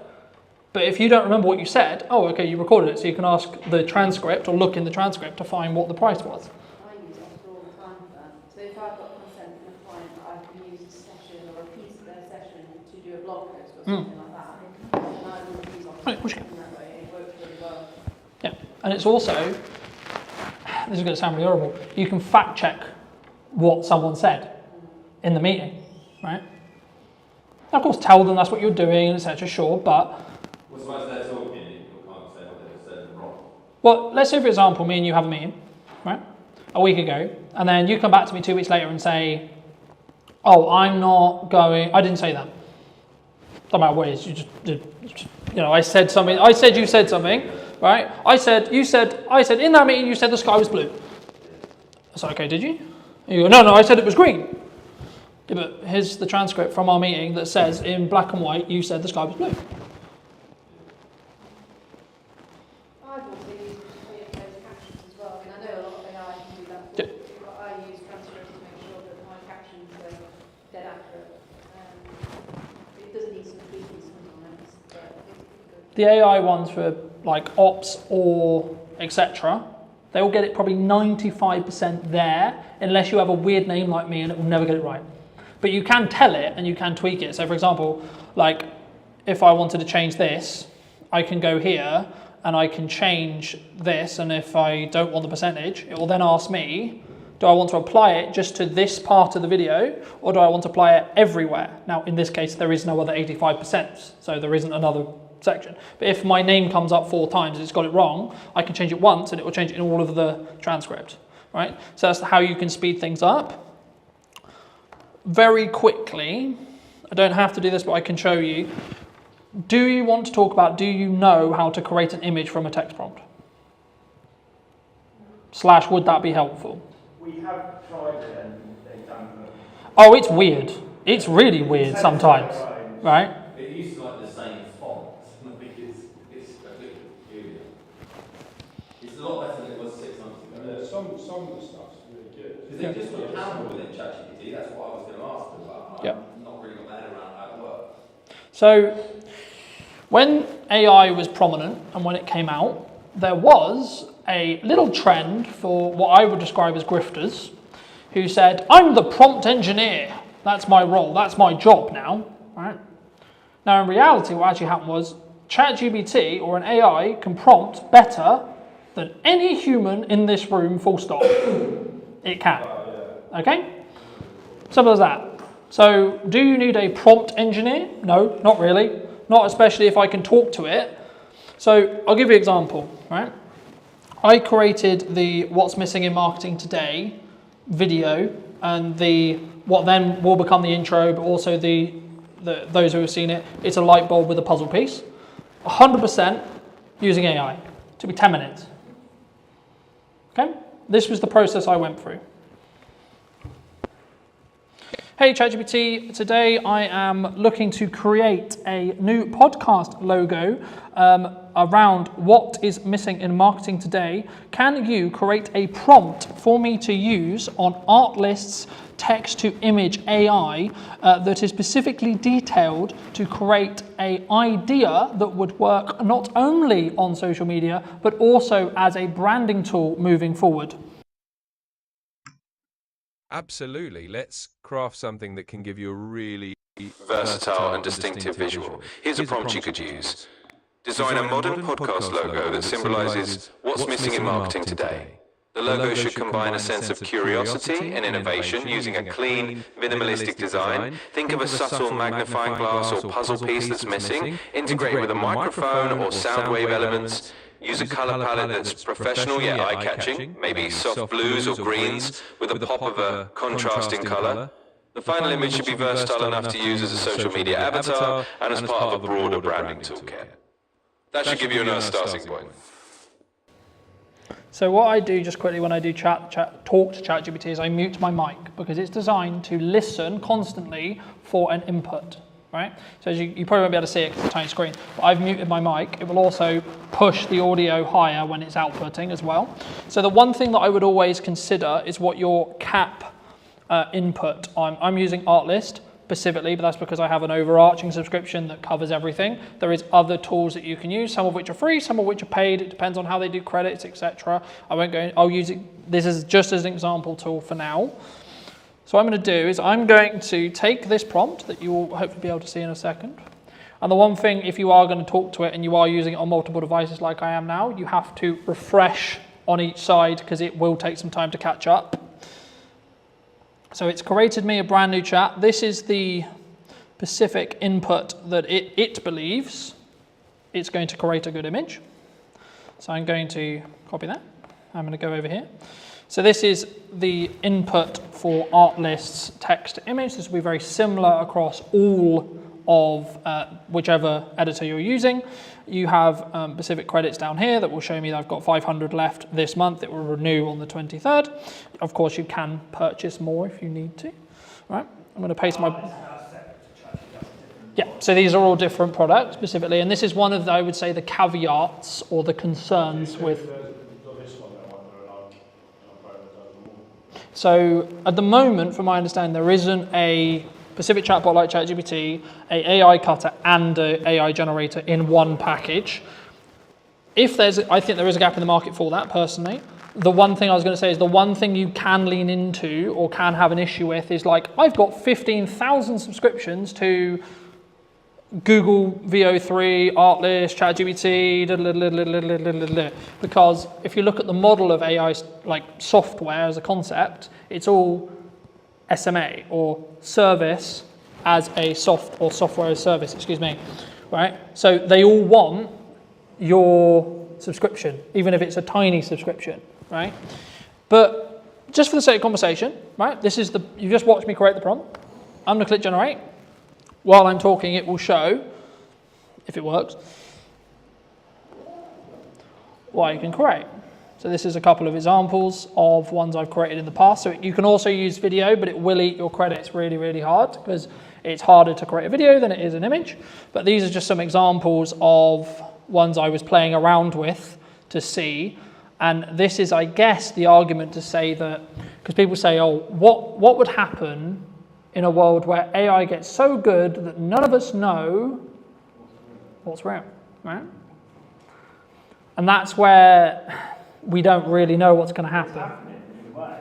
I've seen now all of a sudden, I think you can tell a bit, you can still tell a bit, but there's so many videos you go, that can't be, at the beginning you think it is, and then something happens, like, oh, it's fake. I didn't realise it was. We are going to get to a point where AI is going to get so good, especially if you can train it on videos of yourself. For example, for me, like I've got hours and hours.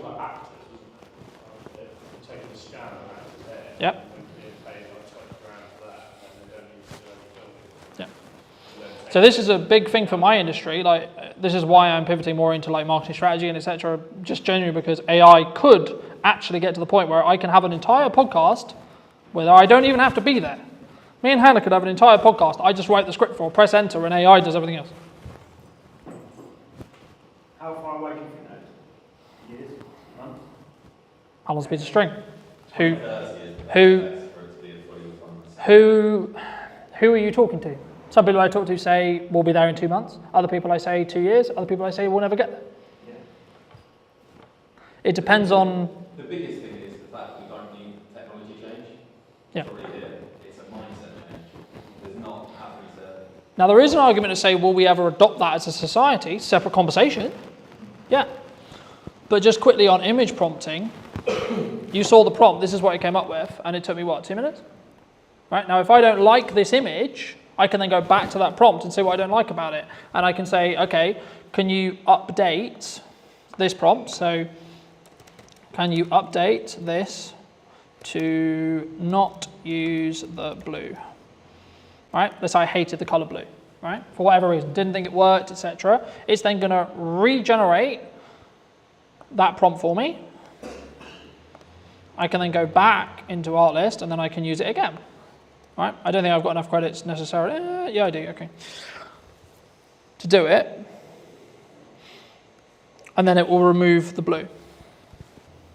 Okay, so it's given me some different concepts now.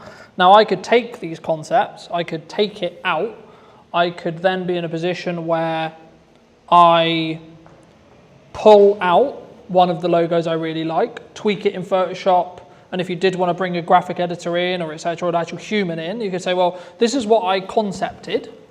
Cool. Can we build on that? Right?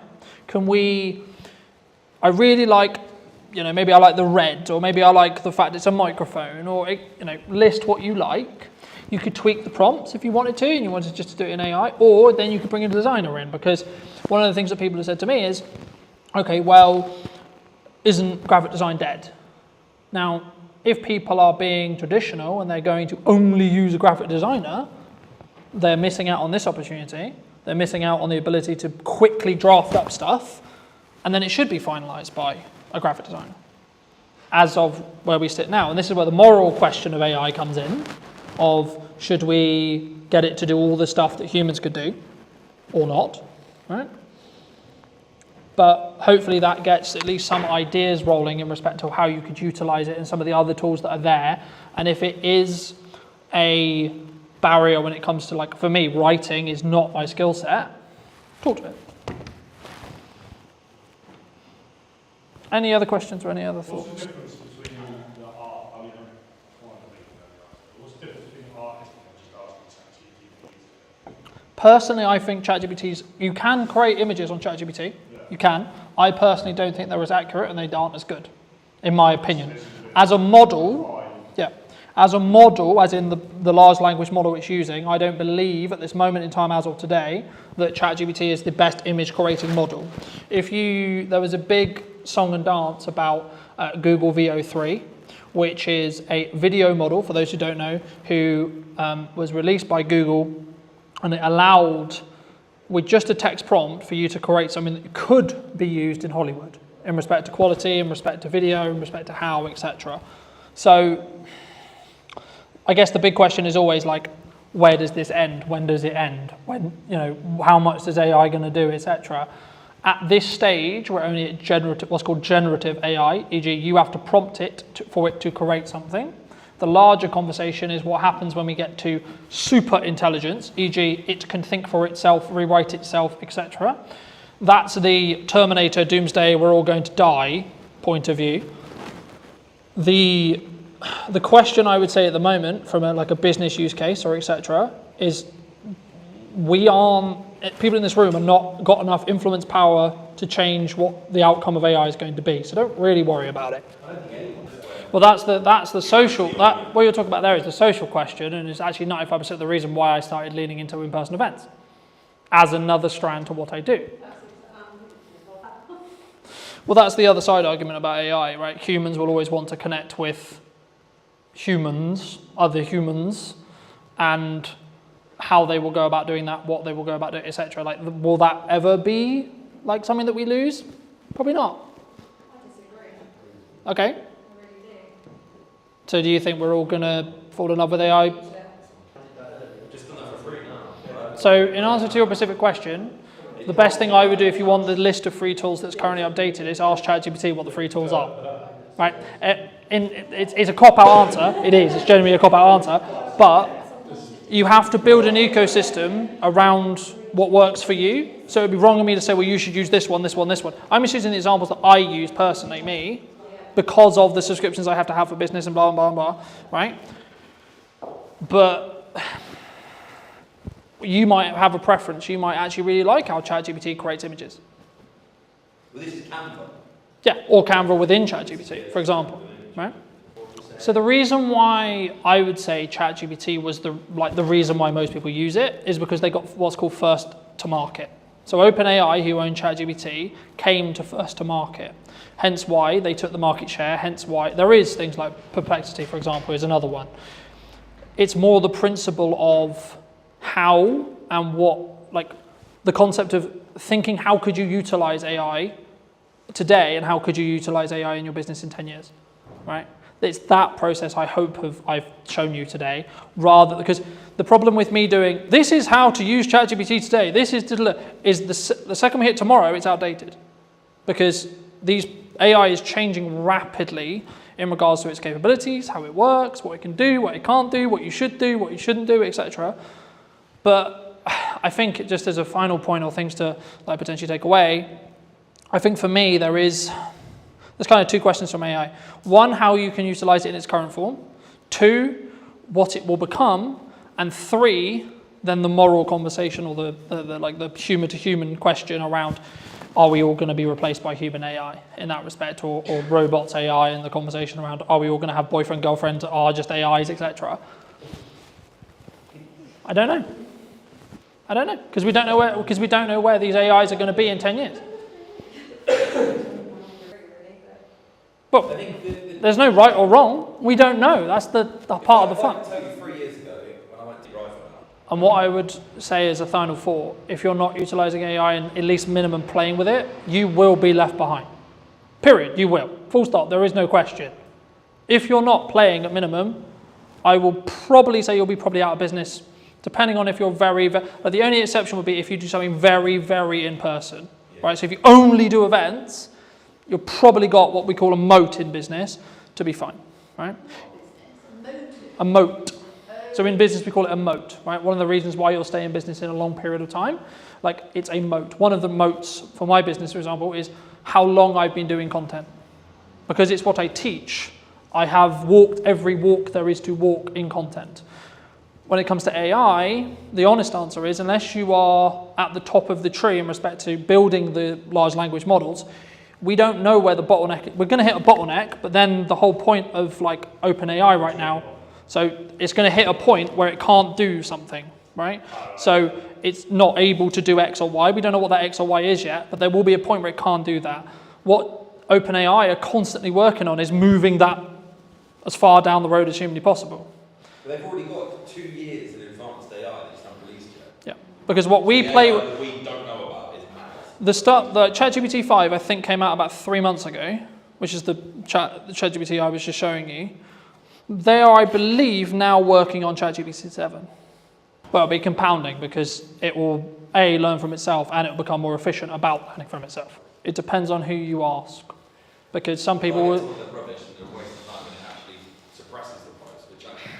It can help to tell the platform what the post is about as long as they're relevant, but it can also skew off where it's going to send that building back up to the seed audience again. The reason why FP was used is because in the early days of TikTok For You page, it was the only way you could get your video on the For You page. Now it naturally just goes there.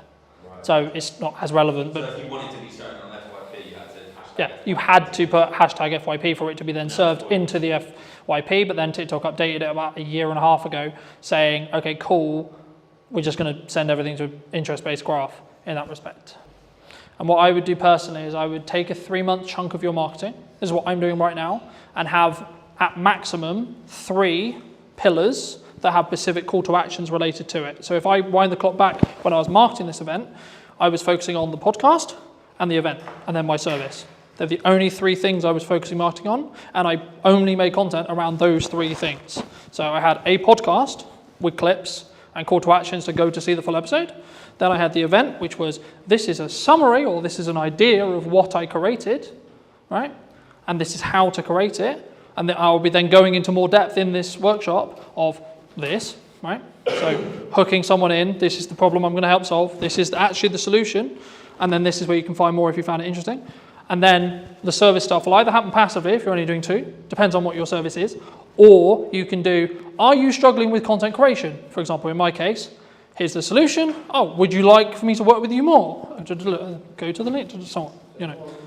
Every single thing you do in marketing should be at somewhere in a marketing funnel, right? In most cases, the content we put on social media, top, right? So you want to get awareness, then it will lead down into consideration, right? So should I work with this person? Do I like this person, etc.? And then eventually at the bottom of the funnel, this probably takes place on a landing page or a website in most cases, or through continued consumption, you'll then be in a position where you have trust with that person, and then it's just a matter of time before you work with that person. Because once you trust me, there's no like question mark on am I good at what I'm talking about? Because you trust that I am, and you trust that I'm going to hopefully add value to you, and then we can go from there, you know?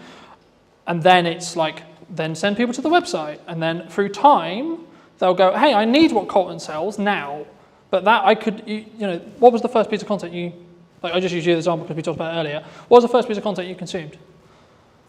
Whatever. Yeah. Social media. And then what timeline was it? Probably MySpace.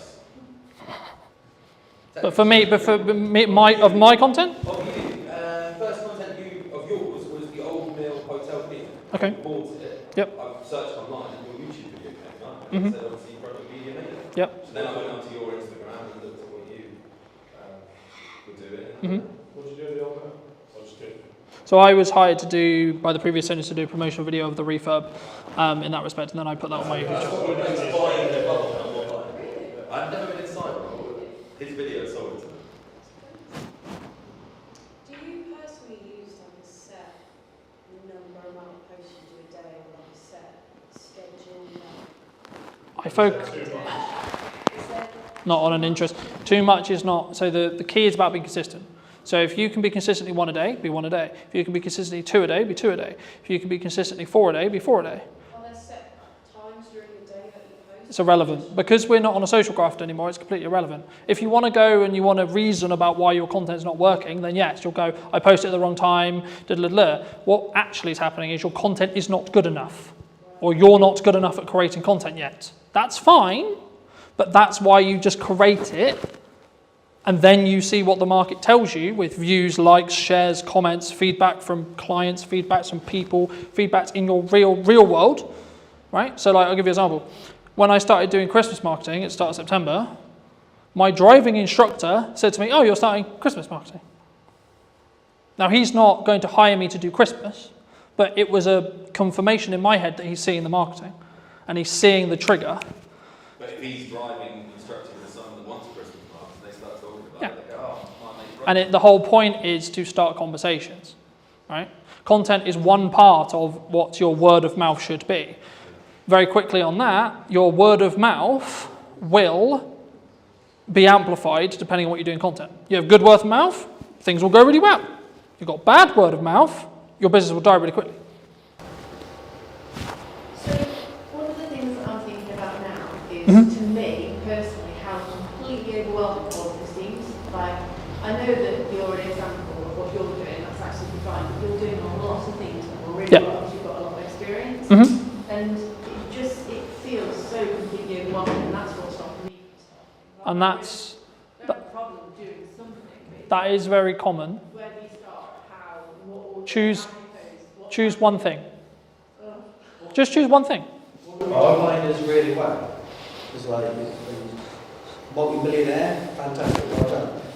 I'm not that, by the way, but Not yet. And I'm going, right, what's next? What? Because you're everywhere at the minute. And my wife went, bloody hell, it's everywhere. I'm going to unfollow politely. Yeah. And I thought, shit. but all that says. Because you're only getting 1,000 views, so there's only 1,000 people seeing it. That must be Salisbury based. Yeah, but it's also echo chamber based, right?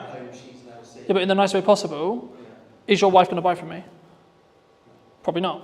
So me posting all the time because it's not relevant content to what she wants to consume, she'll find it annoying. Okay, but to someone else, it's incredibly valuable, incredibly helpful. So is that reach then as well? Like, one of the things that I'm thinking when you say you're in all these different places, doing live streaming, to me, what that's generating is reach. Yes. And so that gives more opportunity for people to go, I need that now. Yes. Because But it's also a filter. So marketing, the people think we don't talk about in marketing, is the job of marketing is actually to tell to the wrong people you don't want to work with, don't work with me. If you don't like my approach and you don't like my style, you're not going to want to work with me. But it has to be in the timeline that works. So for me to get Christmas bookings, right? So I'll give you an example. So a lot of your guys are going to think about Christmas bookings. You should be marketing that now. I've just done the pre-con because of what we've done. Right? But so for me, if I want Christmas campaigns, I need to market it in September so I can win the deals in October, so then we can execute it for the client in November, so then everyone sees the marketing in November, so then, because Christmas isn't December for buying and making decisions, it's November. Traditionally, yes, right? There's always exceptions to the rule, yes, of course, right? But in 95% of the cases, actually Christmas should be, in my case, started marketing in September. Hence why Christmas marketing is now starting in September. So what you want in 3 months, you should start today. That's the thing you should be marketing today. So the commonality in most businesses is, I'm running out of money, I don't have enough work now. Well, unfortunately, that's too late for marketing to help you. You have to go into what I call into the trenches and cold sell an offer quickly, because you don't have the time for people to see the marketing, think about it, consider, and then buy from you. But if you're in a position where, actually, I'm good for 3 months, you should still be marketing now because you don't have work in 3 months. Okay, cool. Right, so where do I want to be? So I already know what Q1 and Q2 is going to be from marketing, like those 3 pillars. I already know what those pillars are. You don't know, because I haven't started it yet. Second we hit December, Q1 starts. Second Christmas is done, in regards to my marketing plan, the plan for Q1 next year will begin on my marketing. But that's because I'm always front loading it, right? So a lot of the content for this event went out over the summer because I wanted to sell it in September.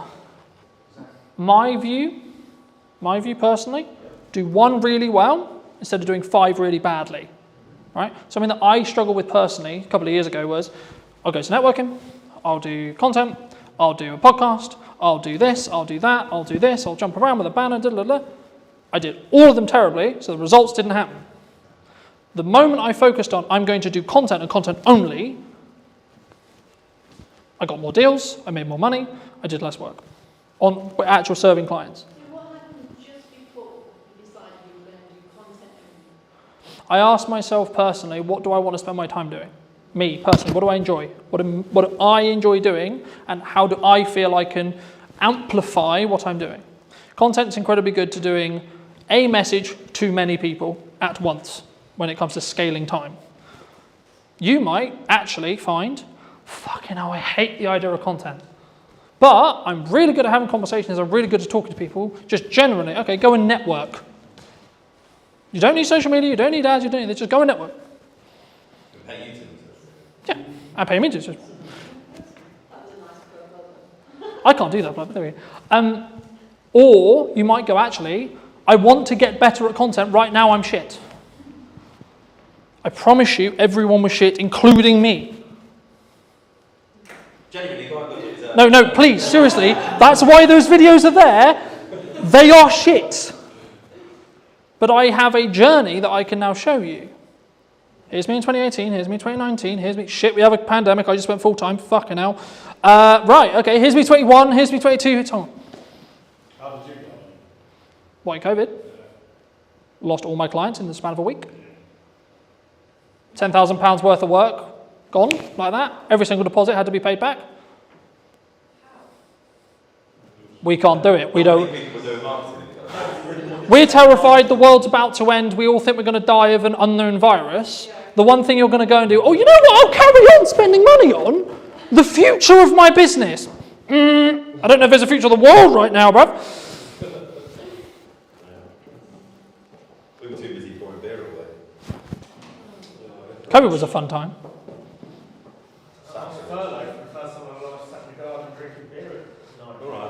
Great for you. I just left my full-time, I'd just gone full-time, 2 weeks later, COVID happened. To quote Gary Vaynerchuk, brand is the only thing that is left, and everything else gets commoditized by AI. Ask yourself, do I want to or should I be doing it? Do I need to do it? Is this vital? What's the outcome? What's my why? There's a lot of questions you should be asking. When you focus on those metrics, when you focus on having a very clear vision on where I was in comparison to where I am, rather than I'm going to focus on where I am versus where you are. One of the things you can do is look to others, see in them what you want to be. Look at someone you admire, look at someone you don't, and make a checklist. For people who are concerned, right, who maybe are listening to this and going, okay, well, what do I need to do? Should they pull back? Should they not be as visible? Should they not invest? I know the feeling of this is not going to work, or this will work. What if I spend 7 days on it and then it turns into nothing? Well, at least I've done it. I've ticked that box. I'm never going to know if it works or not if I don't try. Did you know that 93% of you are not subscribed? So if you could please do me a favor and you're enjoying the show, then subscribing would mean the world to me, and it would allow me to grow the show and continue to get larger and larger guests and continue to bring what's missing in marketing today. Thank you ever so much for joining me, and I'll enjoy the episode.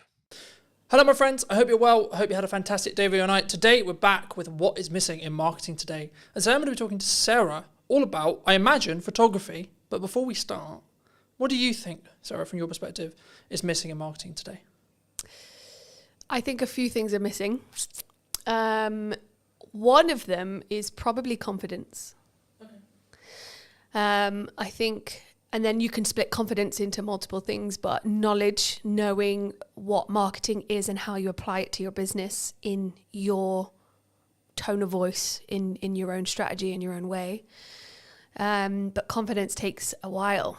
And everybody's doing it. So you want to stand out in a crowd. I think you've just got to be you. And if anything, just be more you. The more authentic you can be, the better, which again is hard. And even then you've got to figure out how authentic do I want to be for Sarah? How authentic do I want to be for my business? How authentic do I want to be when I'm networking or on a podcast? Or because I can be crazy. catch me on a Friday night with 10 margaritas, you will not recognize me. I don't want to put that into my business, although technically it kind of is now, but it's a part of your personality, right? So yeah, confidence, authenticity, I think are two things I really focus on. Do you think people struggle to be authentic? Like, obviously, I think everyone knows, like, I know what my, quote, authentic self is, right? But I think the challenge can come when it's actually putting yourself out there, right? I imagine a lot of the people who we work with and talk to are in the first stages of putting themselves out there, whether it's through photography or video or both. Is that a struggle, do you think? I think so. I think you've either naturally got the pizzazz or the no filter to just go out there and be yourself, and be truly yourself and not be what the world wants you to be. I can speak from a woman's point of view in a predominantly male industry, and other careers that I've had. You do have to stand taller and on your tiptoes, and you do have to shout louder, and you do have to talk about golf and boobs and whatever else it might be that some men like to talk about just to get their attention. Is that who I want to be? No. And so it takes a little bit more focus. A therapist said to me a few years ago when I was a bit lost and I felt like an open nerve just walking through the world. I asked her, how do I know who I want to be? I didn't have my walls anymore. I'd kind of broken those down. And so she said, one of the things you can do is look to others and see in them what you want to be. Look at someone you admire, look at someone you don't, and make a checklist. You know, I really like the way that she holds herself on stage and captivates an audience. So I really like the way that he listens, and take that on board. Do I listen that good? Do I have that kind of presence when I walk into a room because I want it? No, I don't. Okay, how do I incorporate that into not only myself, my confidence, my business, my world, my relationship, but equally when you are talking to someone and they're on the phone or they're looking around the room and they don't know, they're kind of not interested, or you know, when you've been at a networking event and somebody just walks over with their business card. You need this. You need this. Great. It's gone in the bin. Yeah, I don't want that. And so taking note of these things, and it's the same with business, right? I mean, if you look at your competitor and you feel a little bit jealous, okay, well, what have they got that I don't? How can I make that my own? When I look at someone whose personal brand is on point, and they've absolutely nailed their marketing, then what have they got that I don't have that I can twist in and make it my own? So yeah, I think people struggle, but there are ways around that to really incorporate that in their business. I think it needs to be personal though, because I think if you just look externally at what's trending, at what's the thing to do, right? Oh, this is what all the other photographers are doing, this is what all the other video people are doing, this is what all the other masters are doing, then I think you would just become a quote an ex-client or a client that I've worked with a couple of years, like you'll be in the sea of sameness. Mm-hmm. Because, and something I've always done is say, well, maybe this isn't on trend, or maybe this isn't like the thing to say or the thing to do, but it is authentically me. I would say that even if the camera wasn't rolling, I would say that. And we were talking about, as I was setting up, about like, what's the difference between me on camera and what's the difference between me off camera? Mm-hmm. This is the first time we've met, but hopefully if you talk to people who have known me for a long time, they'll tell you, well, yeah, there's obviously some differences and maybe I'm a bit more hyped up and a bit more animated, but the core, I would hope, is the same or the same. Core values, right? But I think that comes back to having that authentic side of yourself and not being afraid to show it. I think you could be a photographer in a room full of 100 photographers, but if you're authentic and you have a little bit of confidence to show that, to push that through into your marketing so people do get a glimpse of who you really are, that's what makes you stand out. Or at least if you're not standing out, your customers and your people around you are going to look at those 10 photographers and go, okay, well, I like what he's saying, but that's not quite my personality or my sense of humor, but what she had going on and what she wrote in her post a few weeks ago, I really connected. And that post would have come from some form of authenticity inside, or having the confidence to post about that. I think that's how you stand out. It's just by being more you. I think sometimes we struggle though.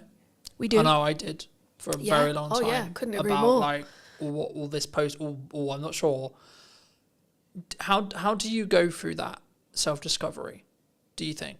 And or have you gone through that self-discovery yourself with like, what is okay for me to post? What is, quote, authentic me? Do you know what? That's a really good question. And I would say that I still struggle with that. And I think little tips like looking at others and seeing what they're doing can be a motivator. But one of the biggest things this last, I only relaunched 6 months ago. So the last 6 months, but also the last year and a half, I have gathered a group of women around me that are a reflection of what I'm doing or who I am. And I'll hear them say, I loved what you said. Or I might have something and I'll go, not quite sure about this. Does that sound like me?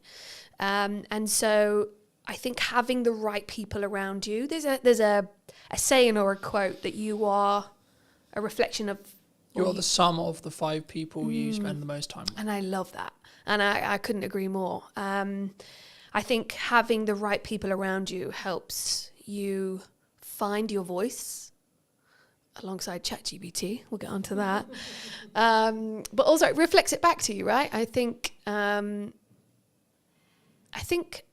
test the lines as well. Don't be scared to put something out that you think is a little bit risque or I'm dyslexic. So for me to sit there and write 10 posts is almost, it's impossible for me. And so that's how I use ChatGPT. I will write the keywords, the kind of essence that I want to go into my post, and it will come back to me. And it'll be too salesy and it'll be too cheesy. And I'll tell it, no, I don't want it to be salesy. I don't want cheesy. I want more personality. I want it to be daring, a little bit more bold. And then I'll get it and I'll go, okay, cool. Then I'll change it and I'll add more of me into that. But I haven't yet pushed my boundaries of how far I can go with my own marketing and my own voice. I think that's on my to-do list for sure. Something that I found really interesting was the last couple of years, like since the rebrand of the show and since like really pushing the show again, a lot of people have been saying to me, AI is going to take our jobs, right? AI is going to, the world is over. We're all out of, especially in the creative industry, James, who in space we're sat in today, he said, we've been talking about it for ages, about it's kind of the creative industry that happens to be targeted by AI at the moment for whatever reason. But for me, to quote Gary Vaynerchuk, brand is the only thing that is left when everything else gets commoditized by AI. But the crux, and I'll use the analogy I've used in multiple shows, but you need to sharpen the knife and then use it. So you're still using it yourself. And that's kind of what you were describing there about not just getting it to write your post. Yes, technically it's writing your post, but actually what you're doing is you're nurturing the AI to know what your tone is, and then the tonality will be the same. I think sometimes people feel like that's cheating though. Do you especially as maybe a dyslexic, because we're both dyslexics, and I think it's not for me. I think if you've got some setbacks, some hold-ups, if everybody has a day where they're just blank, they've got brain fog, they've got a blank piece of paper in front of them and nothing's coming out, writer's block. I think if you had writer's block and you are an author and you go to chat and you say, I'm having writer's block, ask me 10 questions to get my juices flowing. Yeah, all right, I'm going to keep using it. I think use it to benefit you and your business, or your relationship, whatever it might be, but don't let it take over your brain. We don't want to dumb ourselves. I think if anything, it helps me find my voice, because when it does come back with something that I don't like, I'm not going to use it. But it does help me, especially having dyslexia, or if I'm writing anything, words, I mean, this is why copywriters make such a good living. If you want more of a personalized experience and you want to actually sit with a human to really connect and get that story out of you, then go sit with a copywriter, go sit with an author. I think that human to human connection, that's never going to die. I think we're going to go for a phase of, yes, everything's AI, but there's never been a truer saying that people buy from people, right? I think that's also something that is filtered throughout my business for sure. No, I think that's really important. And I've seen kind of a step up. It was always there, especially after COVID. In-person events, people want to come in person. You know, like if I just look statistically, the show up rate for in-person podcast filming is going to be infinitely higher than on Zoom, right? But I also think even if you're not doing a high level of production, which is one of the reasons why I do it, I think you have a different energy. Yeah. And I think, for some interviews, it makes more sense to me to do Zoom, right? If I'm speaking to someone in America, Canada, Midlands, etc., it makes more sense. But wherever possible, if I can do in person, and the business can, at least for the short term or mid-term, pay for the podcast to exist, and it still gives me the marketing collateral, which means it's a justified, worthy spend, then actually it can be the bloodline or the flow or the pipeline filler or whatever you want to describe it as. I mean, you're obviously a strong photographer, I would say, from what I've seen and etc. Why does someone, because people have talked to me about, they're concerned about where the economy's going, which seems to be the age-old analogy for as long as I've been in business. Everyone's like, oh, this. There's this government change, there's this coming, etc. So I sort of semi-ignore it because I'm like, there's always something. But for people who are concerned, right, who maybe are listening to this and going, okay, well, what do I need to do? Should they pull back? Should they not be as visible? Should they not invest? And should they not, work with the photographer, work with the marketing team, work with etc.? I mean, what would your view be on it? I'm a big fan of adapting. I did grow up with 10 boy cousins, so I had no choice but to adapt, being the youngest. I have a huge family, and it taught me that whatever scenario you're put in, adapt. So if you're starting a business, if you're running a business, if you've been in business 10 years and things are changing and it's overwhelming, take a minute and adapt. I think look at what you're doing, look at where you want to go, what feels icky. Just change it or adapt slightly, make a little change. I think one of the things that I've found relaunching is I don't have endless pots of cash to reinvest into my business. I'm just trying to pay my mortgage right now. So things like ChatGPT, things like Canva, which some designers will hate me for saying, but these are the things that are stepping stones to adapting, to reinventing our voice, our image, our brand. It is at our fingertips. And if you're not learning how to use those, you're going to be left behind, unless you've got a secret magic power of, I'm going to just stand on stage, be myself and talk and perform or entertain. I think people can do that. Or you're at home, you've got a laptop, you could take on the world, but you've got to adapt. And I think it takes step by step to get there. And there are tools out there, free, affordable tools that you can use. Shows like this are a fantastic opportunity to sit down, have a chat, let the audience get to know my thoughts and feelings. This is not rehearsed. I'm convinced I'm going to say something to mess it up, but you don't. You just carry on. I think you adapt and carry on. I want to build on, you just said how you're going to mess it up. Because I think that's really important in content, because people, they always think, I'm going to mess it up. Mm-hmm. What can you? Although I'm really scared to mess up, I think it's the best thing you can do. Because isn't it learning? Yeah, 100%. Or falling forward or failing forward, it could be. Yeah, I think over the last 6 months, there's been things that I've spent days and weeks on, and I've thought, and in the moment, I know the feeling of, this is not going to work, or this will work. What if I spend 7 days on it and then it turns into nothing? Well, at least I've done it.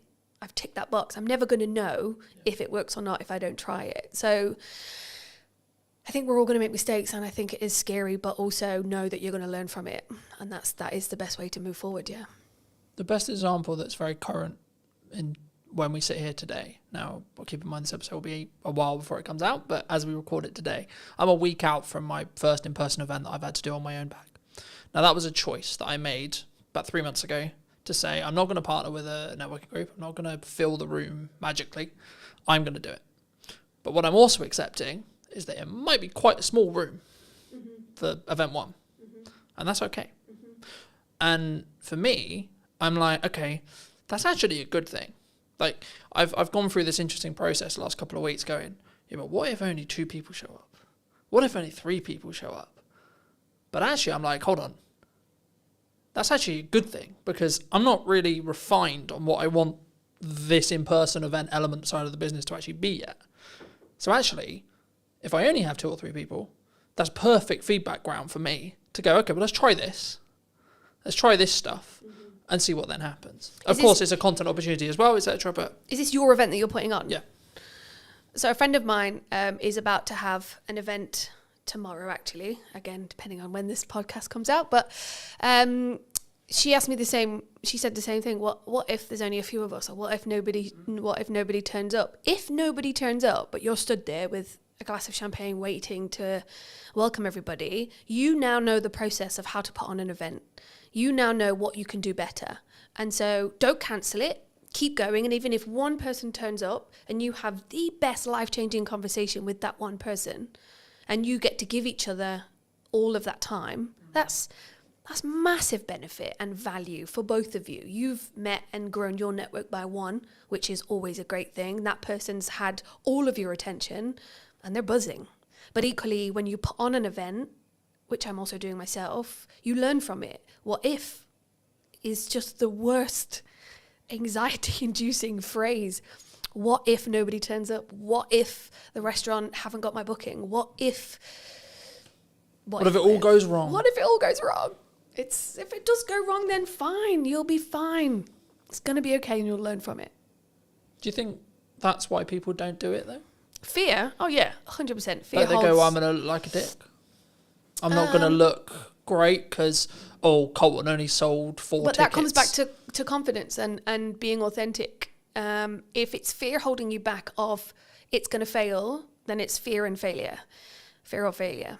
If it's something inside that's holding you back, then that's your confidence. That's stuff that you need to work on. There's a lot of psychology within business, and I think if you can do a little bit of work on yourself, if you can see an image of yourself that gives you the absolute confidence to take that next step, hire a photographer quick. No, I'm kidding. But it is that image. It's that visual representation of me doing it. Oh wow, I can do it.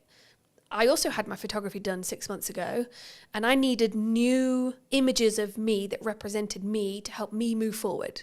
But there was a tool that I needed to tap into, and it really did reinvigorate my shop front, and it gave me the confidence to move forward. Therefore, I'm not holding myself back. But I made a move to tap into something that would get me there. So, yeah. Do you think that when we're in that scenario, right, in reality, I'm going to do my best to perform to the room, however big that room is. Do you think whenever we do, because I could use the podcast as an example, I could use the event as an example, but I use the podcast because it's the stats that are in my head. The number of podcasts that get beyond episode 10 is like 25% or so, right?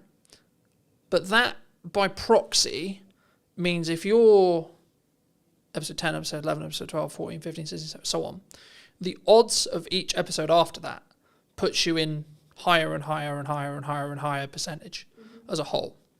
And I think we don't look at the averages, right? Like if you look at money, right, the figures that show that if someone is hit by a £300 bill unexpectedly, the majority can't pay or have to go into debt to pay that bill. And I think it's the same. And I think that can be the paralysis of, well, this is why I'm not going to do the event, because if I don't do the event or I don't launch the podcast, I don't have to be okay with it's only going to go get 5 views. It's only going to be 2 people. It's only going to be in the same way. I don't have to be okay. I don't have to see myself on camera. Yeah, but then controversially, you just shouldn't be in business. I mean, if you're worried that only 2 people are going to turn up, or if you're worried that I am going to fail and you're going to let that hold you back, then you're not a business. You're not a person in business. You could be working for somebody, but you've got to have some form of gumption to just move forward and do it, no matter what the consequence or the you can't live in fear and you can't catastrophize what's going to happen. I would like to think of myself as quite an optimistic person. And so even if nobody turns up, fine. I've learned how to put on an event, what I needed, what my contacts were, how can I do better?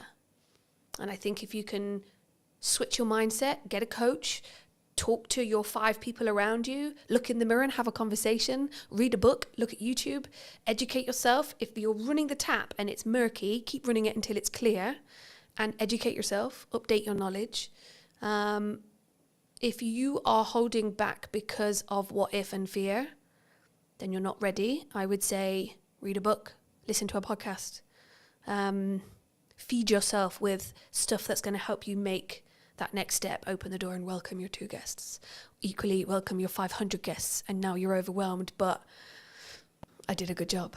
But do you think it's like, I think sometimes, especially for me anyway, and the more I think about it, I'm like, I can reframe it as a perspective of, but I'm going to give so much to those 2 people. And then they're going to be maybe advocates for my brand, or potentially have work from it, or etc. Or even just like do the nice thing of like, I gave them all this time and they took a lot of value from it.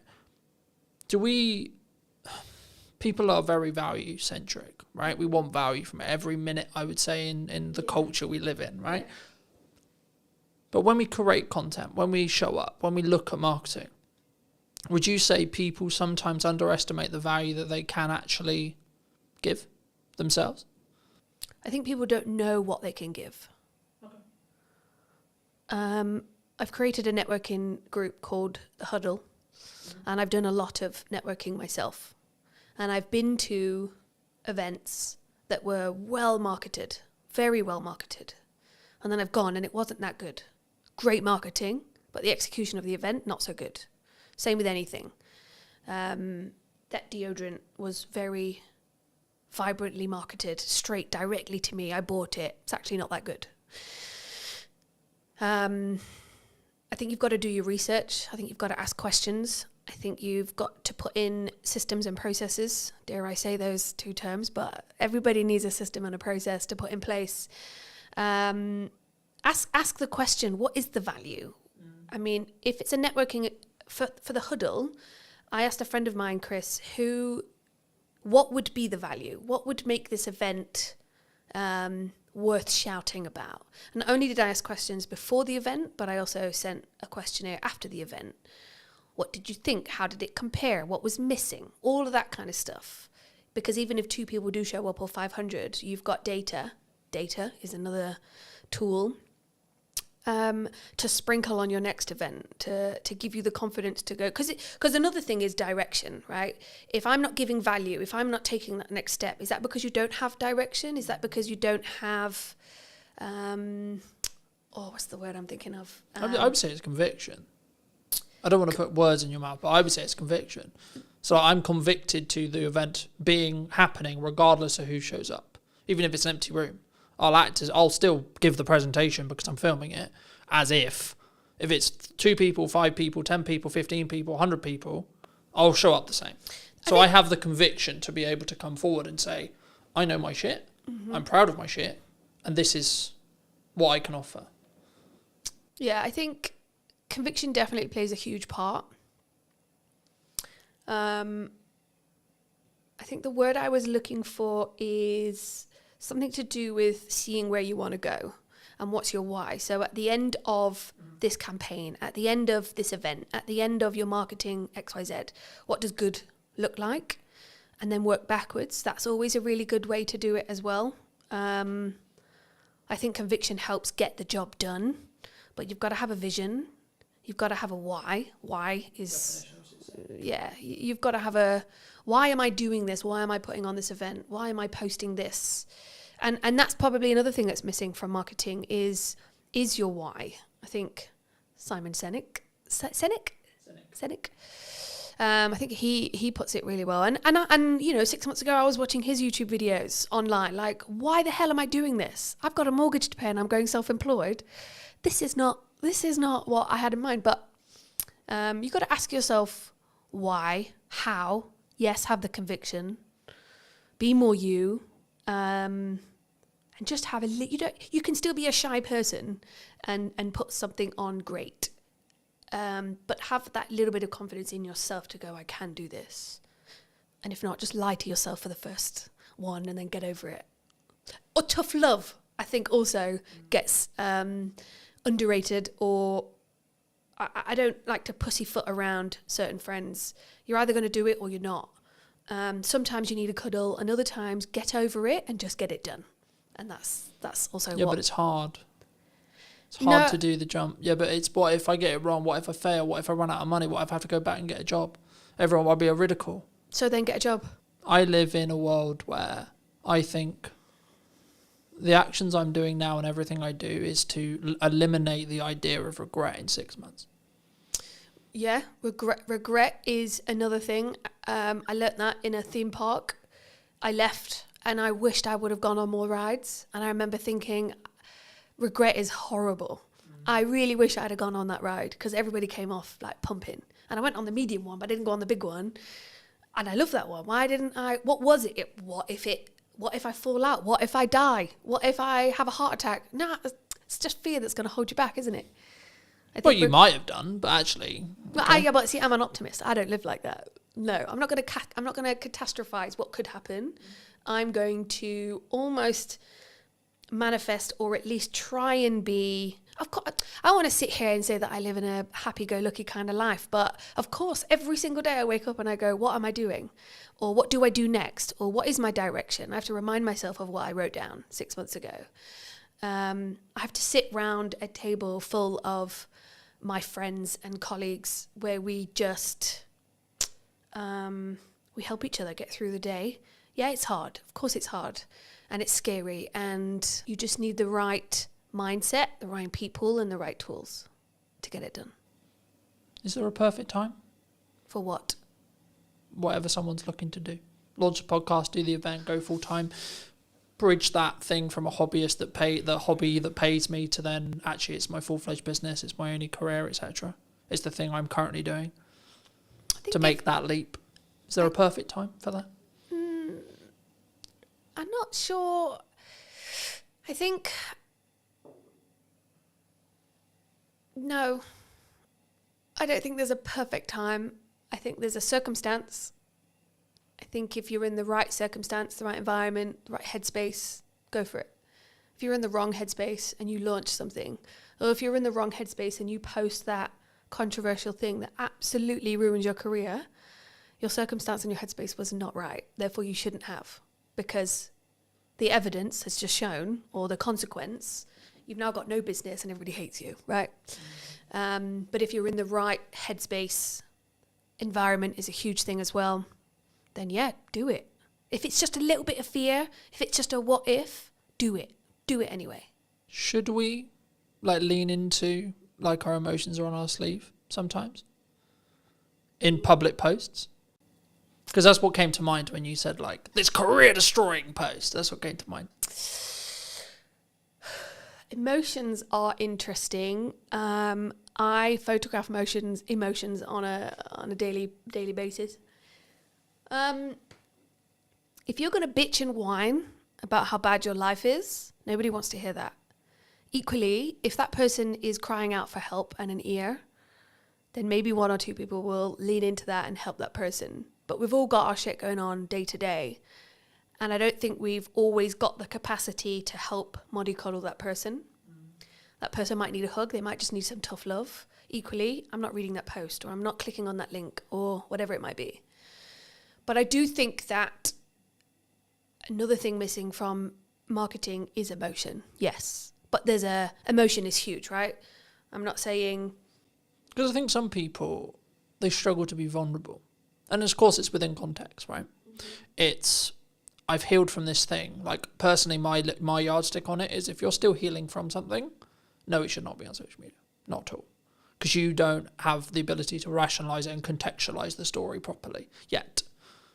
But if you have healed from it, and you're trying to tell it as a telling story that has a purpose, whether that's I want to show who I am, or this is a story and this is how I overcame it, then yes, I think you should. But also I think it should lean into the first of what we discussed, which is that authentic to you? So I've been doing some work with Serena Mann. She's a public speaking coach. She's really good at that. She's really good at sitting down with you and your story and going, well, that sounds a bit too personal. We can still touch on it. We can reword it. It's good to talk or touch on that, but let's not delve into that bit because that's crossing a line. But equally, you've got to ask yourself, how much of my personal story do I want to put out there? I think sometimes it's good to touch on something, tweak it, to make it a story, to make it listenable. I think, again, it comes back to those people around you or having a coach. What is your story? What are you wanting to get out there? And soundboarding it, sound checking it with those people around you. Is it within my marketing brand guidelines, if anybody's even got those anymore? But do you think that can go too far, though? Because I think some people will maybe listen to that. Story. But I think in general, I think people will maybe say or listen to this and say, well, I had this really good post idea, had this really cool story, or I had this really cool thing I overcame last year, but it doesn't fit in the box of my brand guidelines. Who built those brand guidelines? Because if that was what you did in a moment of clarity and it doesn't fit, then assess it in that moment. I think if you're going way beyond what you're supposed to be talking about within your brand, that's when you should probably sound check it with someone you trust that also understands your brand. But equally, this is where the authenticity comes in, right? One day you're feeling like absolute crap, and the next day you're on top of the world. Which day do I talk about? I don't feel comfortable yet enough to talk about my low, down, dark days, but I have them. Equally, when I am feeling on top of the world, I kind of feel like I'm gloating a little bit. So I almost don't want to talk about those days either. So that's where you kind of balance out and go, well, what is my story? What do I want to talk about? And why do brand guidelines even exist? Or those 5 people around you? I think, again, it just comes back to your why. What are you trying to do? What do you want to get back? Are you doing it to just get a reaction or some attention? Or are you doing it to be authentic and stand out in a crowd? Then go for it. But something that jumped to mind, so I'll mention it. I, at the time of recording last week, recorded an episode with Ravi. He's a communication coach. Okay. And he talked about, in that episode, and with me privately afterwards and before, that you can have seasons. Right, and you have seasons in your life. You have seasons where you have a specific focus. You have specific seasons where that's my North Star on success. Mm-hmm. And I think, building off what you were just discussing, I think that's the key. I think it's about understanding where you are and what season you're in. Yeah. Right. So, does it involve, or the story you're trying to tell, does it add to that season, that objective of that season, or not? And if it's not, then maybe save it, or maybe don't use it in the context you were initially thinking, and say, okay, well, I may come back to that and contextualize it some other way when the timing feels right. But also don't use, in my view at least, don't use that as a crutch to say, well, that's why I'm not going to do it. No, and I think, if you're going to build yourself a box, I wouldn't necessarily stick within it. I think it's okay to push those boundaries. But equally, you've just mentioned something that I'd never thought about putting into my marketing plan of seasons. Not at all. So actually, now watching this podcast back, somebody might go, actually, I do find that I have seasons. But that's because they've gone out of their way to watch a podcast and somebody's mentioned seasons and they go, actually, last month was really good. This month's not so much. That month's about this and that and so on. So I think have your seasons, have your strategy. Try to stick with it, but if you feel really strongly that I want to talk about this, or actually I've got a new idea and I know this is going to be the thing that skyrockets my visibility or my business, then yeah, run with it. I don't think there should be, I think you need healthy boundaries, but when you put things in place that stop you taking that next step, yeah, that's something to be mindful of. For me, something which completely changed my marketing as a whole was actually limiting what I'm allowing myself to market, but also doing it in 3-month chunks. So 3-month chunks. So I talked about the event earlier. Mm-hmm. The event marketing stopped about a month ago at the time of recording. The event's next week. Okay. Now, some people would say, wow, your priorities have changed. Wow, the event's going to get cancelled, etc. No, the marketing did the job I needed it to do to get me to the point where I'm doing the event. Cool. But now I'm focusing on other things. And for me, I mostly took this from Alex Emosi, but again, you can take it from other people as well. I only allow myself 2, maximum 3 things per quarter to talk about. For as long as I have a podcast in the current format, one of those things will be the podcast.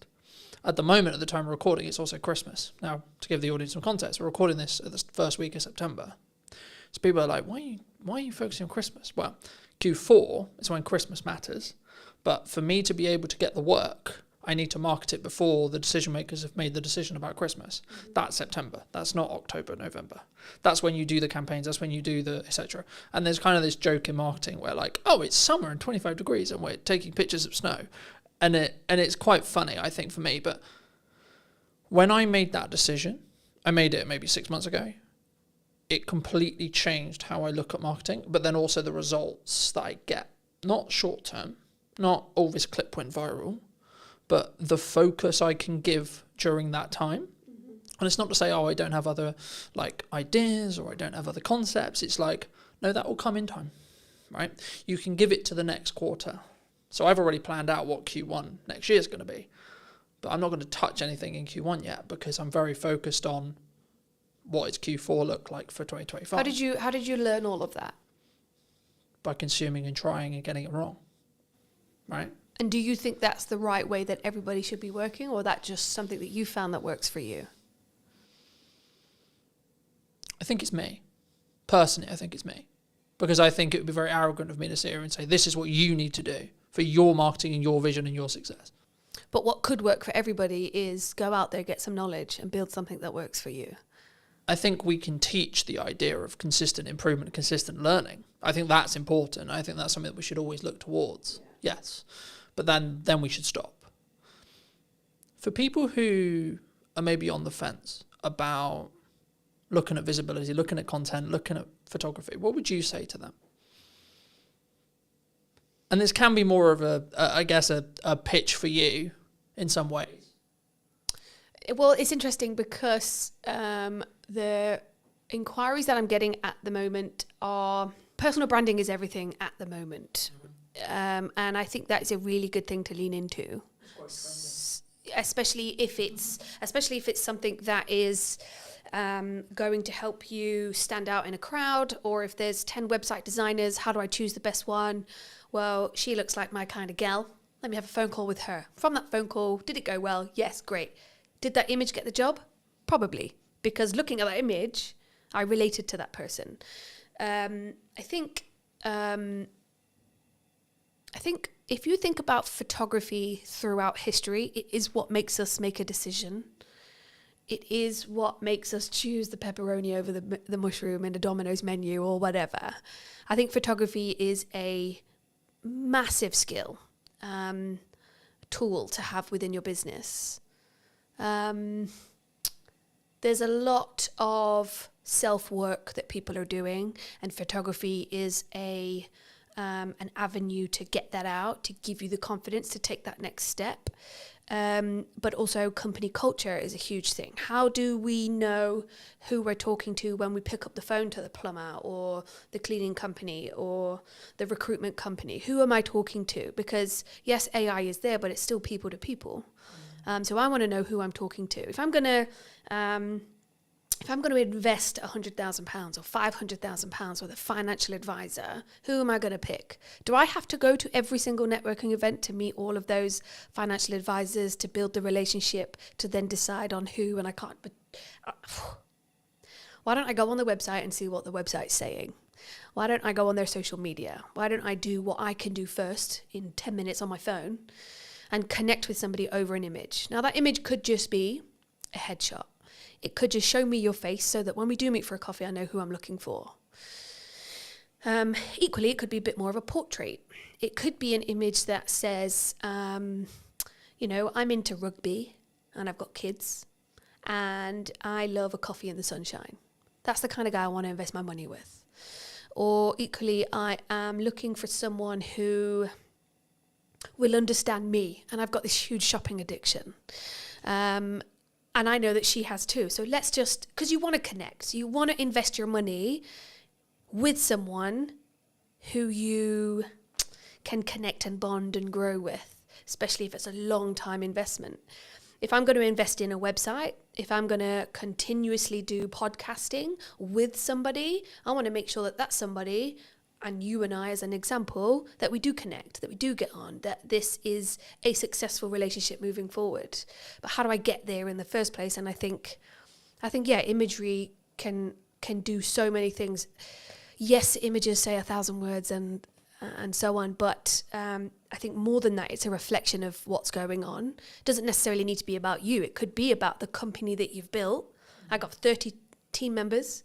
I want them all to be photographed, and then when it is on the website and when we do have it printed in a business magazine, I can be proud. I built that team, and the company culture is great, and that really comes across in the imagery, in the marketing. Imagery, design, marketing, web, all of that is integrated and helps you promote, helps build your personality of your business to get it out there. Or you have the same image on your LinkedIn that you had 10 years ago sitting on a beach with a cocktail. One or the other, I'd say. If someone is looking for a marketer, videographer, cleaner, plumber, etc., but especially when you look at brand or either brand work or marketing work, like what they're actually going to be doing, do you think it's specifically about the person and making sure that I connect with you and that's why I'm going to hire you as a photographer? Do you think? I can't speak for everybody else, but that's how I do it. I do have a plumbing company that I use, JPS. I've got a relationship with Jamie, so I will go to him. I've got his number in my phone and I will call him. Have you got anybody that can come out? My boiler's just broke. I wouldn't pick up the phone and call.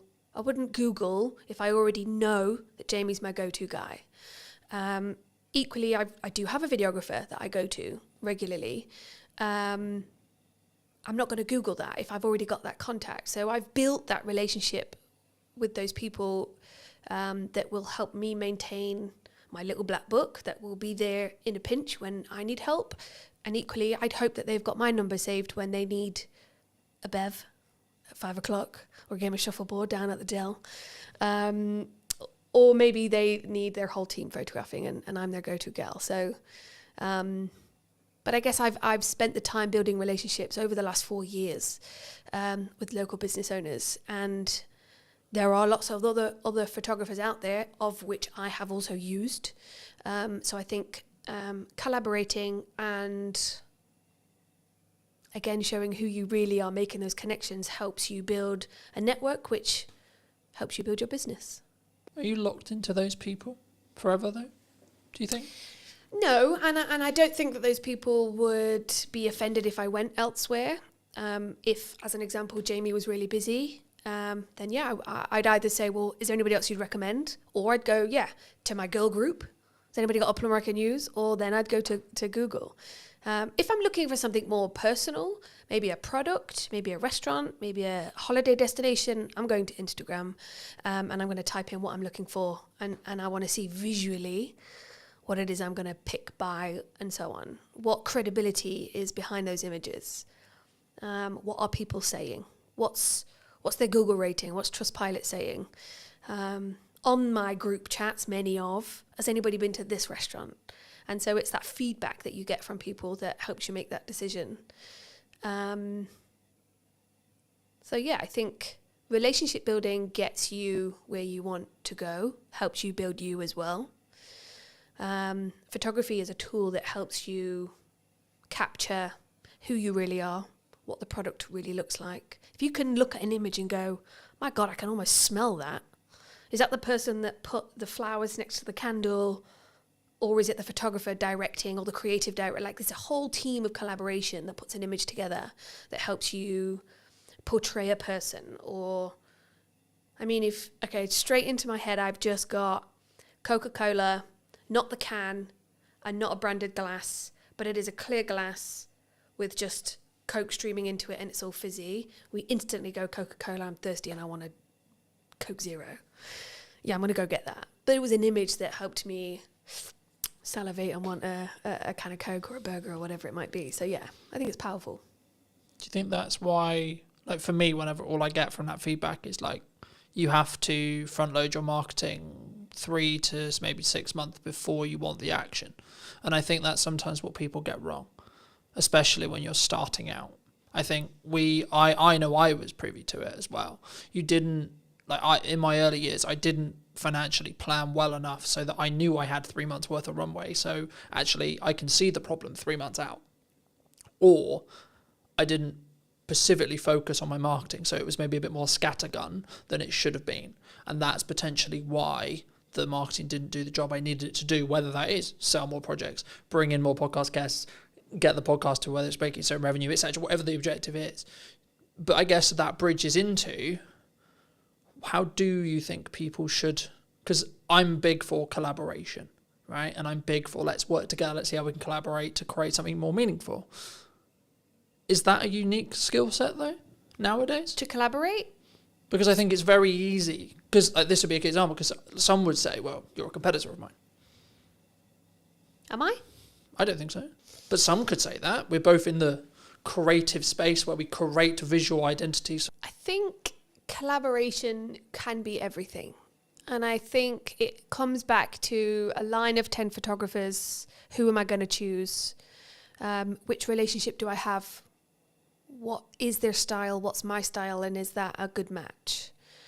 I think to be competitive and decide not to build relationships with your competitor, or, I mean, I know 2 financial advisors who wouldn't, and I know she's referred customers to this other person when she could have taken it on herself, but it wasn't quite right. It just wasn't a fit. And that was a personality relationship thing.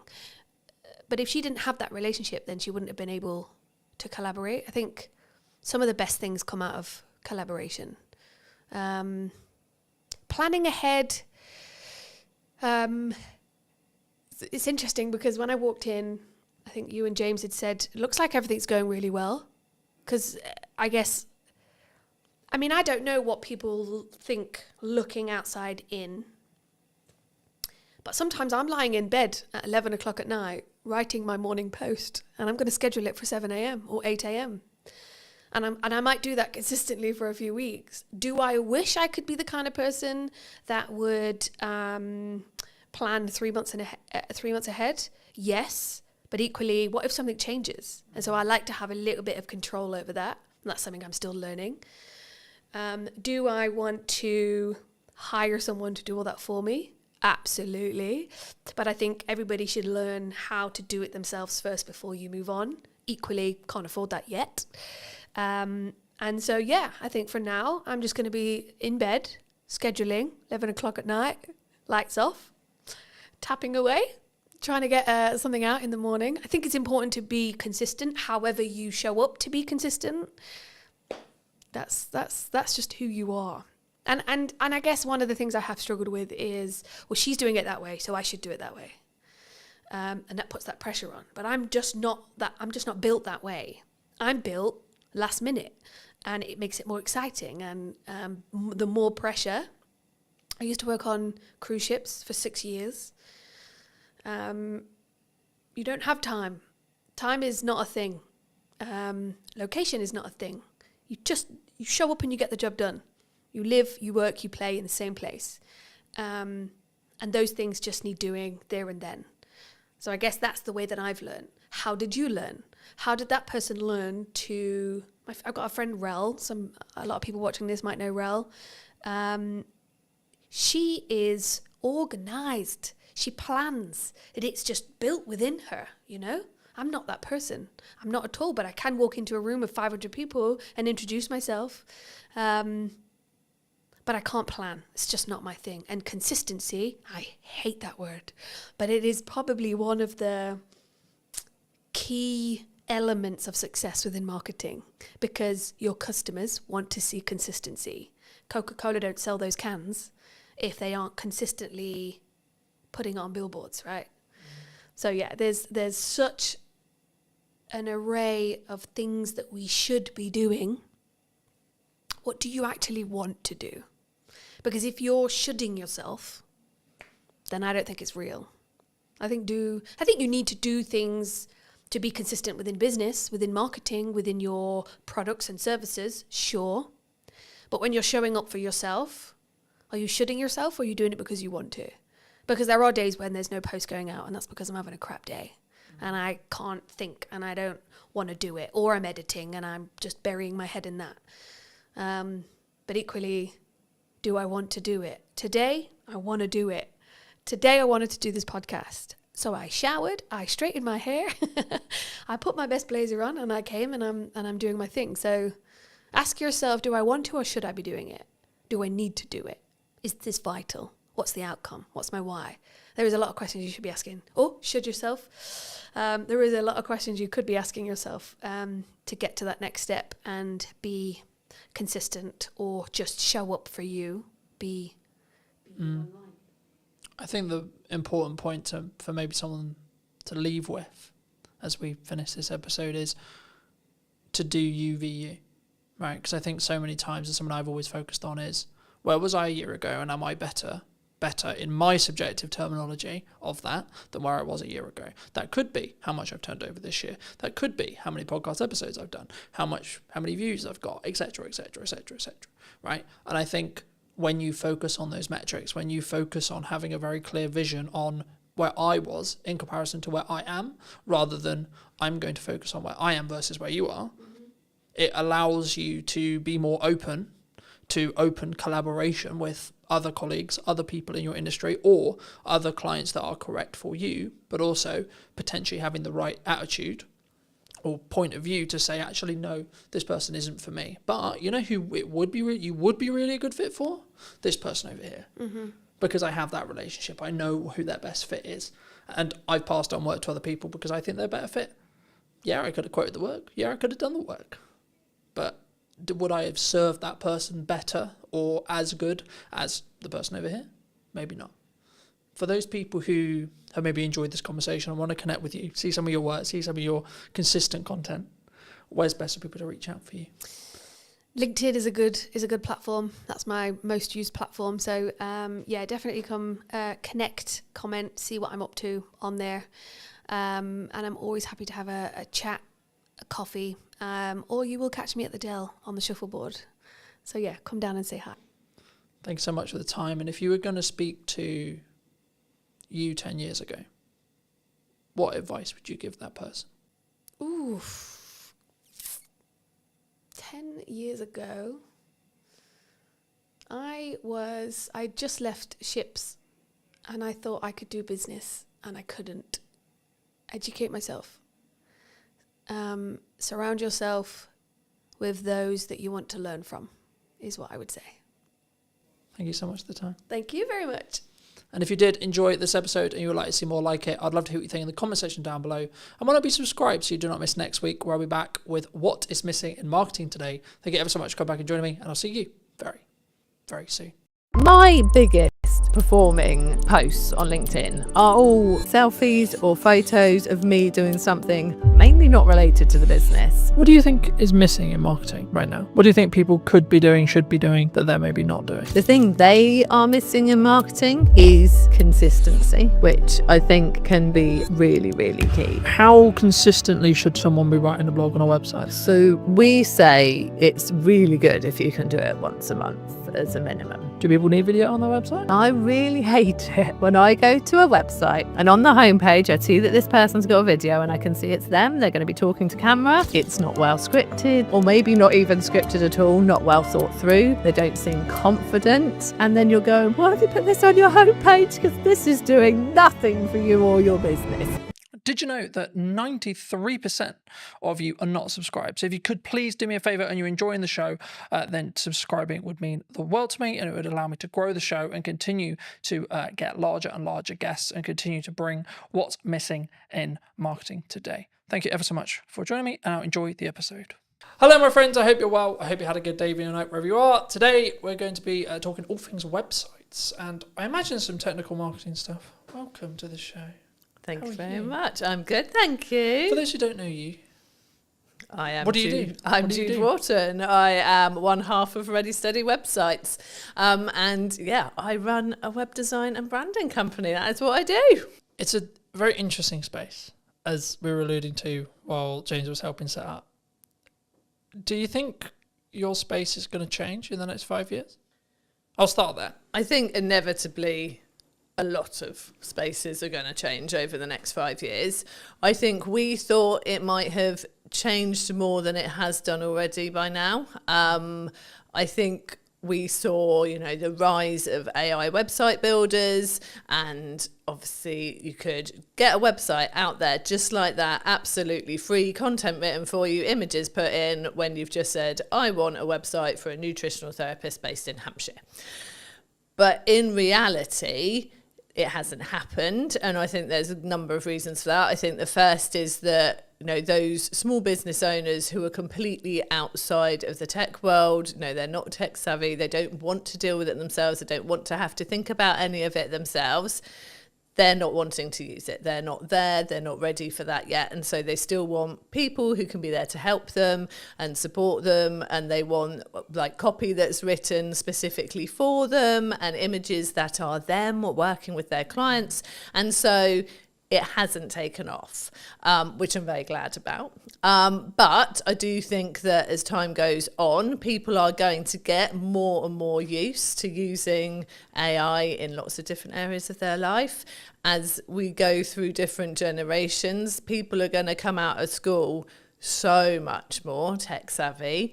I've got a 14-year-old son, my eldest son, he's doing work for us this summer, and he is insanely quick and knows what he's doing because he is taught it now, in a way that we weren't. I mean, so I came out of school and the web designers weren't a thing, so things move really quickly, obviously. So I think as time goes on, people will just be doing this stuff themselves because it will be so easy for them. But right now, not seeing it affecting us at the moment.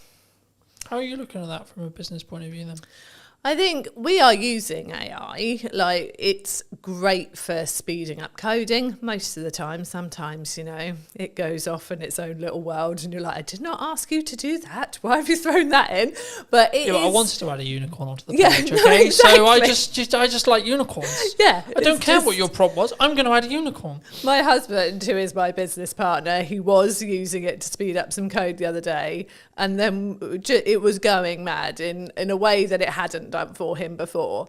And he described it so brilliantly as, it's like when you've got a toddler with you and suddenly you look up and this toddler was playing calmly and happily on the floor, but they're at the top of a bookcase pouring paint everywhere, and there wasn't even a bookcase there to start off with. That is what AI is like sometimes. It will just kind of go and do that. And that's reassuring to me at the moment, because it means that Chris, being a coder, he can use it to speed up his code, and he knows when it's gone wrong. Whereas you can't just have any old person using it to create code and do things, because they won't know when it's gone wrong and they won't know how to sort it out when it's not working. So that's reassuring for me that it's not there yet. It will be, because the more people who are using it to do this stuff, the more it's learning. So we are using it to speed things up. I think we'd be silly not to be keeping an eye on it, not to looking at what's possible with it. But I'm not worried at the moment. Cool.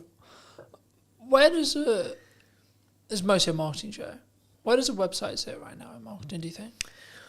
I think a website's key to sort of being the sort of centre point of where all your marketing's pointed to, really. I think it can be used as a marketing tool in its own right if you've got it working really well from a search engine optimization point of view, and it will just be bringing the traffic to you, especially if you are adding the right content to it regularly, like you're doing stuff like this, but you're putting it on your website as a blog post. You know, you've got those things attracting new people to your website, so it can be sort of part of your outreach marketing.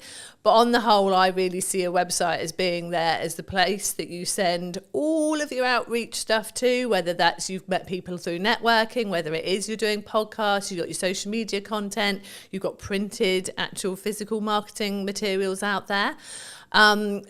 Because so many people want to see that you are a real, genuine, can be trusted business. And, you know, back in the day when people had offices and shop fronts, that did that for you. Like that was, you were there on the high street and people could see that you were real and genuine. But most businesses don't have that. Your website is a replacement for that. And I've seen various statistics and the percentages vary. But on the whole, it looks like sort of 60 to 70% of people won't consider using a business, even if it's been recommended to them by someone else, unless they can go and actually look at their website, see that their website looks good, is professional, is really representing them very well, and then they feel confident to approach that business to consider working for them, with them. And so I think that's why it's so important. Like your website just gives you that credibility, and it's a really important part of your marketing to actually get people to want to talk to you and consider working with you. Because I think we're in a social media landscape where I think there's maybe a cohort, maybe a percentage of business owners, maybe newer business owners who just look at it as but I don't need it because I've got a social media strategy, because I'm on Instagram, because I'm on LinkedIn, because I'm on etc, etc, etc. And for me, I think it serves a different purpose, right? Yeah. And I think, we touched on AI at the beginning, but I think for me, like traditionally we're looking at Google search, right? How are you seeing the shift to AI search? It's definitely happening. We've noticed it in our own analytics that we're starting to see more traffic coming from, specifically it was ChatGPT, than was coming from some of our social platforms. So it's definitely happening. I feel like though it's people, I don't think they're putting in, I'm looking for a fantastic web company in Hampshire. I think they're actually going, have you heard about Ready Steady websites? I think they're naming us to find us from the research that we've done. So it's people putting it into ChatGPT. Do you think it's more of a proof of concept at this point?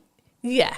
Okay. Yeah, I think it's people testing it, putting it into ChatGPT rather than chucking it into Google. And they're just putting the same thing as they would in there. So it's sort of, it's a different way of finding us, but definitely people are using it more. I know people who say that they will ask AI pretty much anything. Like they just want to see what it says, whether it's ChatGPT or Claude or whichever ones are out there. They just want to, see what it says, see if it like is sort of thinking along the same lines as them, see if it does bring up anything different. And again, it is completely based on what you've been talking to it before. Because when Chris tested it and said, ChatGPT, I'm looking for a web company that can do me a website for around this price, straight away, we recommend Ready Steady websites. They're fantastic. Got one of our business friends to do the same and didn't bring us up at all until he then went, I've heard good things about Ready Steady websites. What do you think of them? And then it came back saying, Ready Steady websites does a good reputation. It has got these reviews. This is its price point, and then did serve up the information. I think at the moment it's just a lot of people testing it, having fun with it, seeing if it brings up the right things. I'm not sure that we're seeing a lot of traffic from people who are just genuinely using it as its only way into. Because I think there's a couple of ways of looking at it. I did a video a while ago looking at the behaviour psychology from the shift from Google to ChatGPT. Replace the word ChatGPT with Perplexity or etc. But the concept was people were looking at Google and they've tried to leverage it back with Gemini, but Gemini isn't, from when you use a Google term anyway, you're not using the actual bot. it's not a chatbot. It will just service a summary of what it believes the top percentage are of answers, which is for some things in a closed question, like is it a yes or a no, or is it the answer this, then yes, that's maybe a good thing. Though I think the reason why we're seeing a behavior shift towards ChatGPT and AI search as well is actually people want more nuance. They want to target more nuance with so they want to have a conversation with a search engine, really, in crux what they're doing, and that's maybe showing itself as people having ChatGPT conversations. You know, for me personally, I used it a lot for data analytics, data tracking, etc., etc. But I found it does always, which is probably how it's designed in its nuts and bolts, it will always skew slightly more positive than negative. But I also think that's maybe a good thing, to be honest. Actually, now I sit here and think about it, because if it did skew negative, then you're talking about a negative spiral effect, because it will learn from itself, and then so on, it will get darker and darker and darker and darker. I think the byproduct of it skewing positive is actually it will maybe over-egg potential results and potential good.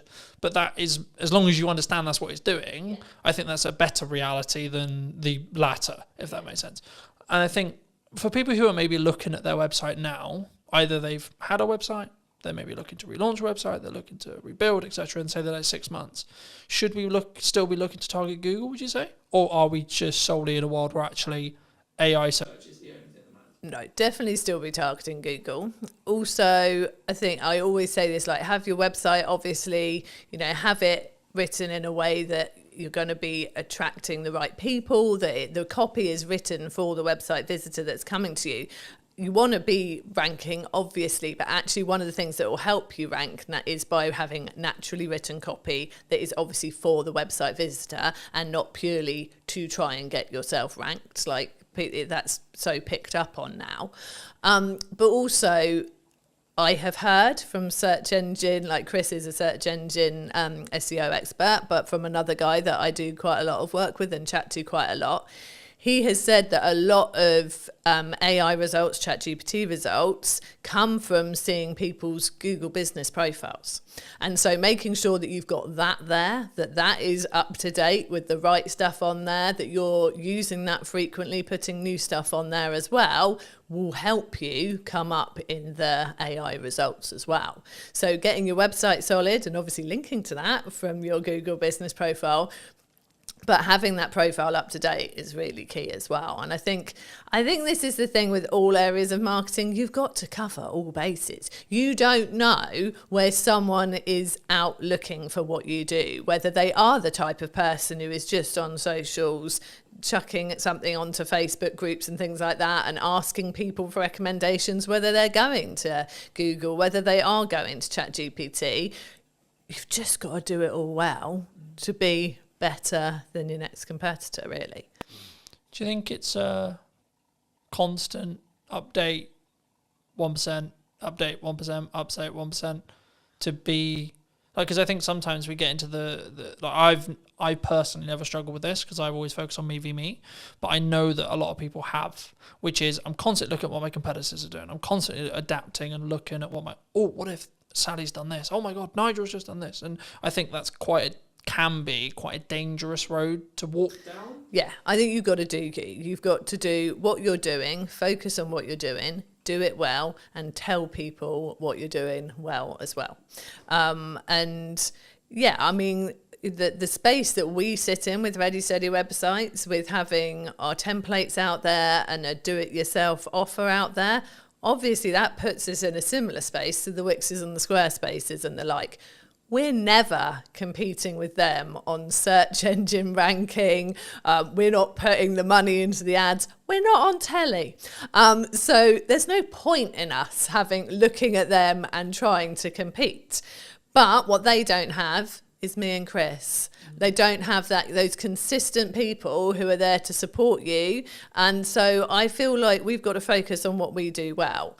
And we use the fact that we are the people you will meet. We are the people you work with that we get out there and we get to know people. And that's the way we choose to do it. We do obviously work hard on our search engine results for the things we know we can rank for. You know, we have specific templates for specific types of businesses. And so if you go and type in speaker website template, we do well for that. If you go and type in membership site website templates, we do well for that, because they're the things that we know there aren't as many people focusing in on that for their search terms, but we also know there are people looking for those things.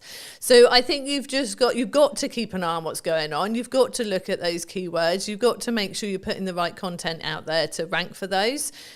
But yeah, if there are competitors out there doing things like you're seeing them doing this all the time, and you can't do that, you can't keep up with that, or that's just not your way that you would do something, no, stick in your way of doing it. If it's working and you can see you can build on it and do it more, that is the way I would always go. I think for me, it's about only, I guess to an extent, it's only adding the stuff you can stay sustainably at, 1. 2, it's also, again, focusing on that UVU. Rather than, so I always look at it as where was I a year ago, 6 months ago, 3 months ago, and am I moving in the correct trajectory? Maybe I haven't got all the results yet, maybe I haven't got everything that I want yet, or what I'm aiming for yet, but I am moving in that direction, and as long as I continue on the direction I am currently moving, then I will hit that by probability, by analysing probability result there. It'd be wrong of me not to ask you about video and where it sits on your website. Do people need video on their website? Do they not?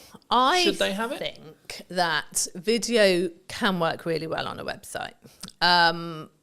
But I would say use it in a way that plays to your strengths. Because I really hate it when I go to a website and on the homepage I see that this person's got a video and I can see it's them, they're going to be talking to camera. And I think, oh, cool, okay, let's watch this. And then it's not well scripted, or maybe not even scripted at all, not well thought through. They don't seem confident. And it's just all a bit waffly and a bit awkward. And then you're going, why have you put this on your homepage? Because this is doing nothing for you or your business. And you know they've put it on their homepage because someone told them that they should use video on their website. You can only use video if it's going to be right for you and it's going to work, because it could go completely the other way and make people go, I'm not sure about this, and go and look at someone else's website. We have used video on our website. We had a video on there. We've since been structured the way that some of our packages work, and so we have taken it down because it's not current now, and that's another thing. You have to make sure that you're keeping everything current and up to date. And that was more of a like animated, sort of explain your process of how to work with Ready Steady websites. And we were quite surprised actually that it didn't get as many people watching it as we thought. Like we really thought that more people would watch the video on the website than choose to read it. But actually, there wasn't as high a percentage when we went and looked at sort of the views and the people who had come to the website in the same period of time. There wasn't as high a percentage of people watched it as we thought there might be. So I think it really depends. I think it's one of those things of try it. Just try it and see if it's working. Like we use video a lot in our business. We use it a lot in our tutorials to help people with using our templates. We have welcome videos when people join Ready Steady websites. When they initially come into our back-end membership site, there's a little welcome video from us. We use video a lot with our clients, like handover videos when their website's ready. Video is so useful, and it's such a good way to really feel like you've engaged with that person. They've got to know you. It's so easy to explain things in that way. So I think with video is really valuable. Like we've got a YouTube channel, which we are not doing enough with at all at the moment. And I know that we are going to do more after the summer. And yeah, it's such a good way to showcase your knowledge, showcase the way that you work, get people to get to know you, but only if you are comfortable doing it, I think. And that's something you can practice. You can get better with it over time. And I think social media, people expect the videos to be slightly more raw. And I think you can use video to get more comfortable using it on social media. And then once you are in a position you feel more confident, can get it more polished, that's when you can stick a video on your website, I think. And until then, get an animator to do like an animated video for you with you doing a voiceover. Or even if you're not confident with that, there are fantastic voice actors out there who could do a voiceover for you. There are so many ways you can do video without putting yourself in it looking a bit like you don't want to be on video. Do you think, I mean, my next question was going to be like, when and how do you think you should spend money on production? Like upping the quality? Is it for that perception of when someone hits the website?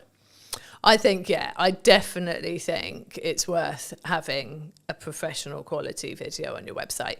If you think about the fact that you've probably got someone to help you create your website at the least, if not got someone to create it for you. So you've paid for that. You've got a professional website. You have hopefully invested in brand photography or product photography if you've got products in your business. You know, all your photos are looking great on there. You've got your content written in a way that you're happy with, whether you've used a content writer or you've done it yourself. And then you just go and shove a video of you sort of in a dark corner of your office, bumbling away about nothing in particular for about 5 minutes. And then you're like, I'm not really sure why I watched that. That just takes away from everything else that you've invested in and that you've done. So yeah, I definitely, and especially as, I don't know if people have a perception that to get a professional looking video, they are going to have to pay thousands and thousands. There are so many places now, we are sitting in one of them, where you can go and get a video created that, you know, is filmed using good quality cameras, good quality mics, proper lighting, in a nice background. Go and just pay for an hour in a room like that and get someone who knows what they're doing to help you. And it's not a lot of money. Like, I'm sure business owners would drop the same amount of money on belonging to a networking group or something like that without even thinking about it more in a year of belonging to a networking group. And once you've got all those fantastic people you've met on networking coming to your website, it'd be good to have something decent there to make them realise you're definitely the person to work with. I think for me, it's understanding what stage you're in. Right? I still film stuff on my phone, right? But if I'm doing a production piece like this, people expect a certain level of quality, I would say, personally, for me. And also, I want a level of a certain quality for this kind of thing. But if I've got a thought, pick up my phone and film. Oh, definitely. I'm not against doing it. And I think that's where sometimes people get it wrong. They think, I can't do video because I don't have X camera, I don't have X, Y lighting, I don't, etc. But I think action is always better than perfect in that respect, I think, for me, because then you can gain the understanding of what your audience wants. But I think where it changes is that heading video that we're talking about here. Like I was served an ad on YouTube a handful of weeks ago, and it was like, hello, I'm this person from this company, filmed on a webcam with dodgy audio. And I just clicked off straight away. And it wasn't even necessarily the delivery. It was actually the I think for me, now I sit back and go, well, why did I click off? Why did I not engage? I think actually the reason was because of the combination of it was a webcam video with dodgy audio and there was no hook. I was like, in nicest possible, I don't give a shit who you are. Yeah. You could have made £1 million and I'm not, I don't care. So I think, you know, even if you just do some basic research and understand how to structure a video, I've got videos talking about it. James has got videos talking about it. There's lots online, etc. Right? I think for me, if you use your phone and you have a decent audio, which is the only thing I would say that actually really matters, because if I can't hear you or I can't hear you clearly, then I'm going to click away. Psychology-wise, I'm going to. I will go, okay, maybe it doesn't look beautiful, isn't as high quality as I would want. Okay, fine. But actually, the energy, how I sound, and then the structure, and then the value that's delivered in the video is infinitely more important. Is that the same when it comes to websites and copy? So I think... And how you structure your website as a whole? I think, yeah, structuring your website is really important. So with the whole like DIY videos, selfies, all that stuff, I am there on social media with that. And I think that is important for getting people to like you. Like, I don't think you should turn up too polished. I actually was scrolling through my LinkedIn this morning trying to find some stuff I'd written ready for this interview to remind myself of some stuff. And my biggest performing like posts on LinkedIn are all selfies or photos of me doing something mainly not related to the business, because people go, like I resonate with that, I do that too, or like I've been there, or whatever it is, and so they like that. That works on social media. When it comes to your website, and your website is reflecting either you very much as the business person, the professional, the author, the speaker, you know, if it is a more of a personal focused website, or it is your business website and reflecting your business, I feel that has to step up a level then. You've done the nice getting to know people, the like, I am a nice normal person bit on social media. Yeah, filming yourself with messy hair at a beach, having a chat because something's come into your head. One thing I really would say, if you're doing videos on social media, please put captions on. I'm always reading them in the evening when I've got one child in bed and I'm just having a scroll. I don't want to turn the sound up. Put captions on, people. Anyway, so yeah. But then when they get to your website, yeah, that's a different level. And yeah, you do really need to think about the structure of it. And it's very much the same. Like you said with the videos, you want a hook, you want a reason to keep watching them. It's the same with your website.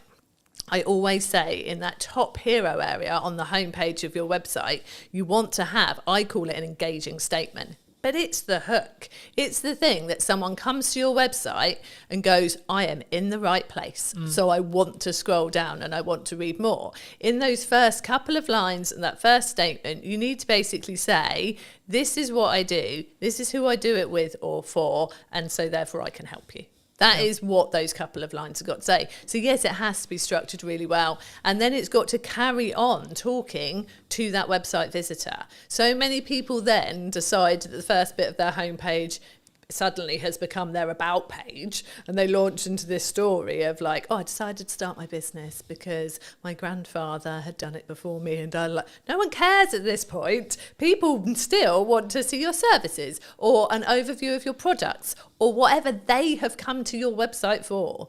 And then if they click on your about page, that's them saying, oh, actually, I'm really interested now and I'd love to know why you started the business and who you are. Put that on there. So yeah, it's definitely a structure to follow, definitely a right way of doing it to get people in and really wanting to buy from you or work from you. And yeah, it's got to be that at that professional level then. The DIY selfie in the garden approach, not great for a website. I think, again, it's what do you want to put your first foot forward with, right? Especially when it's like, it might be said by Google, it might be said by AI, and this is your first time of meeting that business. Yeah. I guess then it questions of like, from us as a smaller business, not necessarily implying small, but smaller than the Squarespaces, etc. Yeah. Do we lean into personal brand, do you think? I think, there's so many factors there. I think if you are a smaller business, it's really good to have a personal presence out there, definitely, because I'd say quite often you're out networking, so people are going to meet you in person. You are probably on LinkedIn talking about all of like the stuff that you're going about and doing and what your business is doing. So I think you're naturally going to have a personal presence, but then, and I am very much that person. I'm out there networking all the time. I am the one doing that for our business. But when you go to the Ready Steady website's website, it is a business website. There is an about page and there is a team page, and we are on there, and our sense of humour is definitely on there, and we carry that through like the way that we are on social media. It's very much on. Someone commented that to me the other day, that she loved the fact our personality was there in the website once you look for it, but actually the website was, this is what we offer, these are our prices, this is what you get, really clear and simple, and all about the person who's looking for the website or the branding or the SEO package and all the other things we do. So yeah, I think a personal brand is important, but I think how you present that on your website very much depends on, how the business is structured, where you're looking to take the business in the future as well, and that's a question right at the start when you're starting your business too. And obviously you can evolve, like we trade under Ready Steady websites now.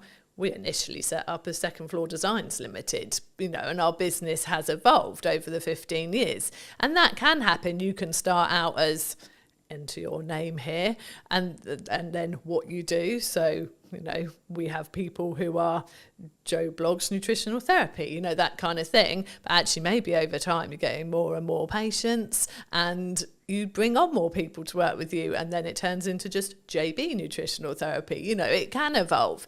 And I think whether you go out as really as a personal brand really just depends on like your vision for the business, where you're taking it, and how comfortable you are with that as well. Like, some people don't want to put themselves front and center. They're very good at what they do. They want to do it under their own steam. They don't want to go and work for somebody. But actually, they're not this person. They're not out there doing the podcast interviews. It's not them. They actually they want to be a business, and they don't want to be front and center. And I think that's fine as well. If you can find the right way to get it out there, to get your like seen and marketed, then that's great. But I think it's like with the videos, you've got to be comfortable to do a really good video. You've got to be comfortable putting yourself out there as a sort of personal brand, I think. I think for me, and I had this conversation many years ago, and I've had it 1,000 times since, like a CEO of a C-suite company, doesn't matter who he was, but he was like, I don't want my kids involved in content. I don't want them physically involved in content. I don't even want people to know they even exist. I'm like, cool, no worries. He was like, how are we going to make sure that happens? I was like, do you have control over your mouth? I said, yes. He said, yes. I said, congratulations. You will not talk about your children, their existence, or anything about them in any way, shape, or form then. Yeah. It's that simple. Exactly. Right? Yeah. And I think sometimes and that's why I always phrase it that way, because I think so many people, we sit and go, I have to be really public, and I have to be this, and I have to be that. It's like, yeah, but we forget we have control over what we say in every moment. And especially if you're post-editing it, even if we have a conversation, or the conversation ends up going into a realm that you feel is inappropriate, I feel is inappropriate, or we don't feel comfortable having out live, then you just ask, would it be impossible to remove that section? Yeah.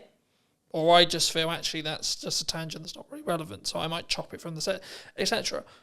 But it's doing it for a place of comfort. Yeah. Because I'm like, okay, everything I talk about publicly is everything I talk about publicly.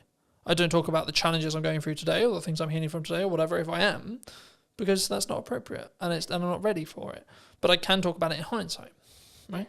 And in the same way, like, if you don't want the ability or the fact that you have children to be known, then don't mention it. Yeah. It's really that simple. It is. And I think, which I get, right? Like, I'd be like, no, but also, what's it got to do with business?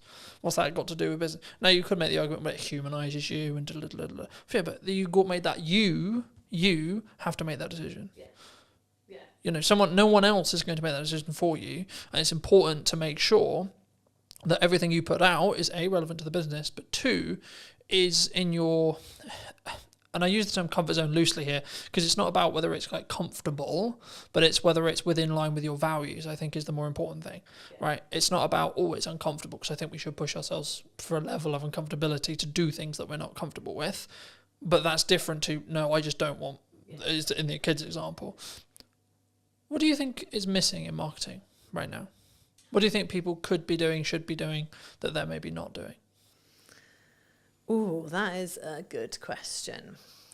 I think the thing I see people like, so we're looking at very small businesses here. The thing they are missing in marketing is consistency, which I think can be really, really key. I think there's people who think, well, I put this out there, and therefore, you know, everyone will know about it now because I mentioned it once. So I've marketed that, and that doesn't work. Like, there's so much out there. Like, people, the term, like, so much noise that people are having to deal with, whether that's visual or audio. But there's so much out there, and people aren't consistent with it. So I think that being consistent in whatever form of marketing you're choosing, so whether you are using social media, whether you are doing email marketing and putting emails out there, whether you are, you know, putting out flyers places, you're doing some actual, like, putting up posters and that kind of thing, you know, you have to be consistent with it. You have to be doing it in a range of places. And I think people feel like, well, I don't want to bother people. I don't want people to get bored of me because they're hearing it so much, and you have to do it an awful lot for people to be hearing it so much they're getting bored of you. And I think that is one of the key things that I think people are missing. I think in marketing in general, what's missing, I suppose, perhaps I'm seeing so much of the personal stuff. It might actually be nice to see actual more businessy marketing. I wonder if that would actually catch my eye more these days. Like, rather than people out there doing all the talking about themselves and like, oh, I've been here and I've been there and this, that and the other. But actually, I don't see that many people putting out from business perspective, this is what we achieved this week. This is what we did this week. This is actually what a proper week working with a client looks like. Or this is actually, these are all the testimonials I got in 1 week. And I don't know if that's because it's a bit braggy, isn't it? If you get lots of testimonials all telling you you're lovely, but actually that's what's going to make people really want to work with you. If they go, wow, they put that many sites live this week and that many people said that stuff about them. I actually don't see that much these days. And I am bad at doing it myself. I know I am. Is that because it's easier for you to talk? You talking as you're walking down the beach, or of course, it's so much easier. Or just when you're in the garden, or etc. Yeah. It's not. Yeah, it's easier from a couple of perspectives. One, that takes no preparation. Just going, quick selfie, talk about this that I did here. Whereas if you want to put out okay, this website went live this week, we got this testimonial, I've got to sit there and make that look nice and a visual before I stick it on social media. And, if it's a busy week, I'm not taking the time to do that. And I know I should. And I think that is a key thing, that doing it well always takes time. And we all have a finite amount of time. And if we are busy in our business, obviously, we've got to make sure those deadlines are hit, those clients get their websites, that the support tickets are responded to, the site that went down because the server got overloaded is put back up again. We're doing all that stuff that we actually have to do as the actual stuff in our business that pays the bills. And then we've got to go, oh, do you know what? Yeah, testimonials, do this next week. And then, oh, look, next week came and went, still going to do them next week. And actually, I think, and this is something that's clicking in my head right now while I'm talking to you, that, you know what? Some of that might stand out a bit more because people aren't doing it as much. It won't be the stuff that gets the likes and the shares and the comments on social media. There'll be those 5 nice people who are always lovely on every post and go, oh, that's so nice that you've got such a lovely testimonial. Well done, Jude. And I love those people for taking the time to do that. But it won't start the discussion. It won't be those posts that go mad. But actually, they're the posts that when people are scrolling through your posts, that really solidify what it is you actually do, that actually she doesn't just work out in the garage and try and grow vegetables in her garden. She does actually do websites. Do you think, I've just filmed Gemma's one, and we talked about the fact that some marketing agencies that I've seen in my lifetime are what I would call fall into the classic trap, in my view, that when they're busy with work, their marketing kind of shuts off, or they stop as much as they maybe should, either completely or as much as they should, or then they only turn it back on when they need work again. Yeah. Something that I've always done for as long as the business has existed is Brunton Media is the highest paying client, period. It's not the most priority, but the reason why I always frame it as the highest paying client is it means it's the amount of resource, energy and time that it consistently gets. Yeah. Because regardless of how well I do my job for clients, if I'm growing, there will be a point where we don't work together anymore. Yeah. And I need a strong pipeline to stay in business. Absolutely. Right? So I need to constantly be going. If you're just looking at project work, I've pivoted the business slightly so it's retainer-based and project work. But if you're just looking at project work, you need project. And it might feel overwhelming as you're starting to put them in. But then I'm just like, just be honest with your client and say, well, what's your delivery timeline on this? Yeah. Because if you don't have the availability to film, edit, and produce it, for example, in my case, then don't commit to doing that in the month you can do it. Say, that's a really cool idea. Is it time sensitive right now? Because if not, I can do it in September at the time of filming. This will probably be out in October, but like the same is true. I can do it the following month in November, for example. And I think sometimes with that mindset is why I'm always on top of marketing. Right? And why I'm always constantly looking at my 1% on my marketing, but also then taking the learnings into my client delivery stuff and saying, well, actually, these hooks are working really well for me. Have we thought about doing something similar for you? Is that common? Oh, it's so common. And I think... And if so, how do we fix it? How does a business... Is it just, you just got to work the hours? You just sometimes. Yeah, and you've got to prioritise it. So I think, like you said, people will get a project in and they'll be so desperate to please that client and go, oh yeah, well, I can deliver that in 5 weeks. But to deliver that in 5 weeks, they will no longer rock up to any networking and they will no longer post consistently on social media. And yeah, absolutely, there's no way they're creating any nice social graphics to put out any testimonials, anything like that. It's all going to go because they've promised the client it'll be delivered in 5 weeks. Well, actually, if they said to the client, is 7 weeks all right? Then realistically, they could still fit in their 3 networking meetings in that time. And they could still have prioritised their marketing posts and whatever else they do for their marketing.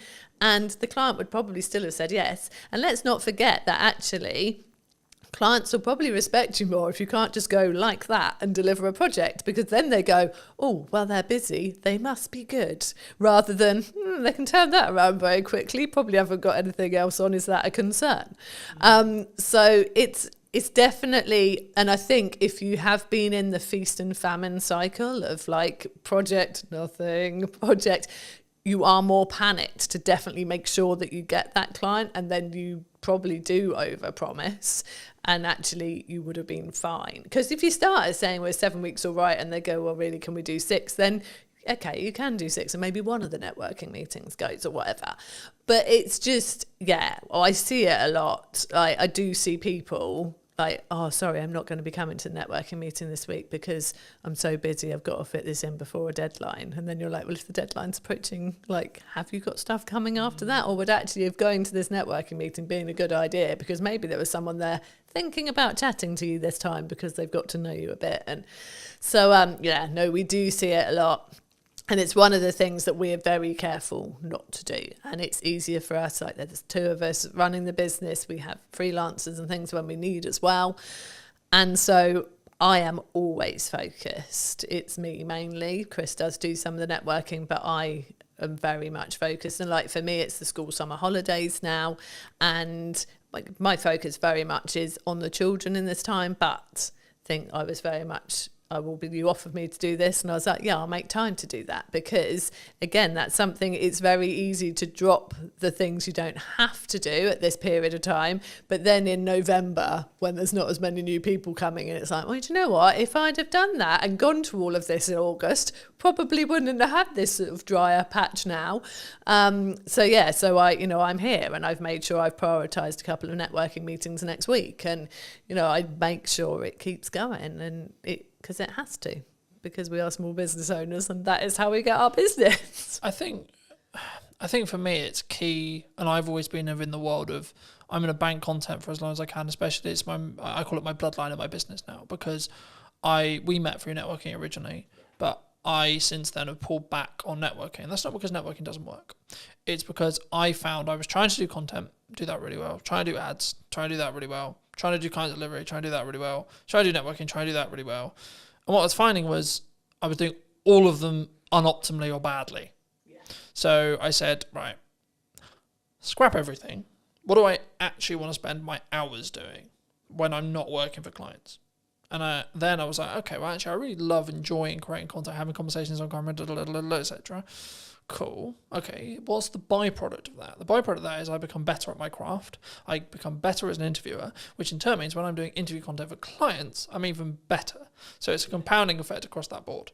But also I can then make sure that I'm consistent. So as we're discussing now, it's the middle of the summer holidays, but this won't be out until probably closer to October. And it's actually, I can have a really busy, I'm expecting September to be really busy. because of the natural progression where you have a month where people are really focused on family and but then they're like, shit, I've actually got business stuff to do. And in September, that's normally what happens. So I'm actually prepping it as a perspective. I probably won't be filming much in regards to podcast my own content in September, but that won't matter because of how much content ahead I am. So then when it comes back round to it come October, I can then go back to filming, say, 5-6 episodes a month, or maybe 8 episodes a month, and then I'm good till December again, and etc. And I think once you understand that principle, and once you can kind of get there with either your blog writing or etc., then you can be in a position where you don't need to worry about consistency. Like, I'm not worried, oh my God, what am I going to post? Then the question becomes, what could I post or what should I post? And it removes all the pressure. Yeah. Do you, like, how consistently should someone be writing a blog on a website then? Let's focus back in on websites. So we say it's really good if you can do it once a month as a minimum. Like, to have that new content going on your website once a month. In that respect? I think, well, I mean, I used to write posts weekly for Ready Steady websites. People told me that they loved that they did go and read the blog post every week. And I maintained that for a good few years. But that's a lot of content. And I got to the point where I really felt like we were getting busier.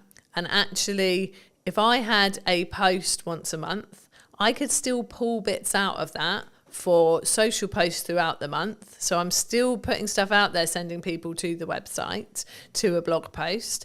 I could still pull different bits out of it for our newsletter, which is weekly. And Google likes to see something new on your website every month. Like, it just reminds Google that you're there. Something new's gone on there. It's something new for Google to index. And so, yeah, so that's why we say once a month. And that is what I do now, because, yeah, once a week got a lot. And I will like batch. So like you said, like I've said, it's the summer holidays. I don't want to be doing as much during the summer holidays. So I had blog posts and social media posts already at the start of July for July, August, and the first couple of weeks of September. And my email newsletter as well, all scheduled, all ready to go, sorted. And I think it feels like that's a lot, but actually that took me not even 2 days to write the emails for every week, 3 blog posts, and I haven't written the social posts fully because I do like to be more reactive on social media, but I've written like probably 2 for each week, like full, solid, good posts that are more business related, and then I can put in my fluff of like, you know, sat in a school field today and did this type thing, and yeah, so it can be kind of a mixture. But it doesn't take long to do it, to schedule it. Like you said, like I know you've obviously booked this room today, you're blocking your podcasts, and that's months worth of content. And it's easy to do if you organise your time right to do it. And I think it feels big for people who just aren't used to doing it. And the people who say to me, oh, I'm not building an email list because I don't have anything to say to them. It's like, you've got so much to say.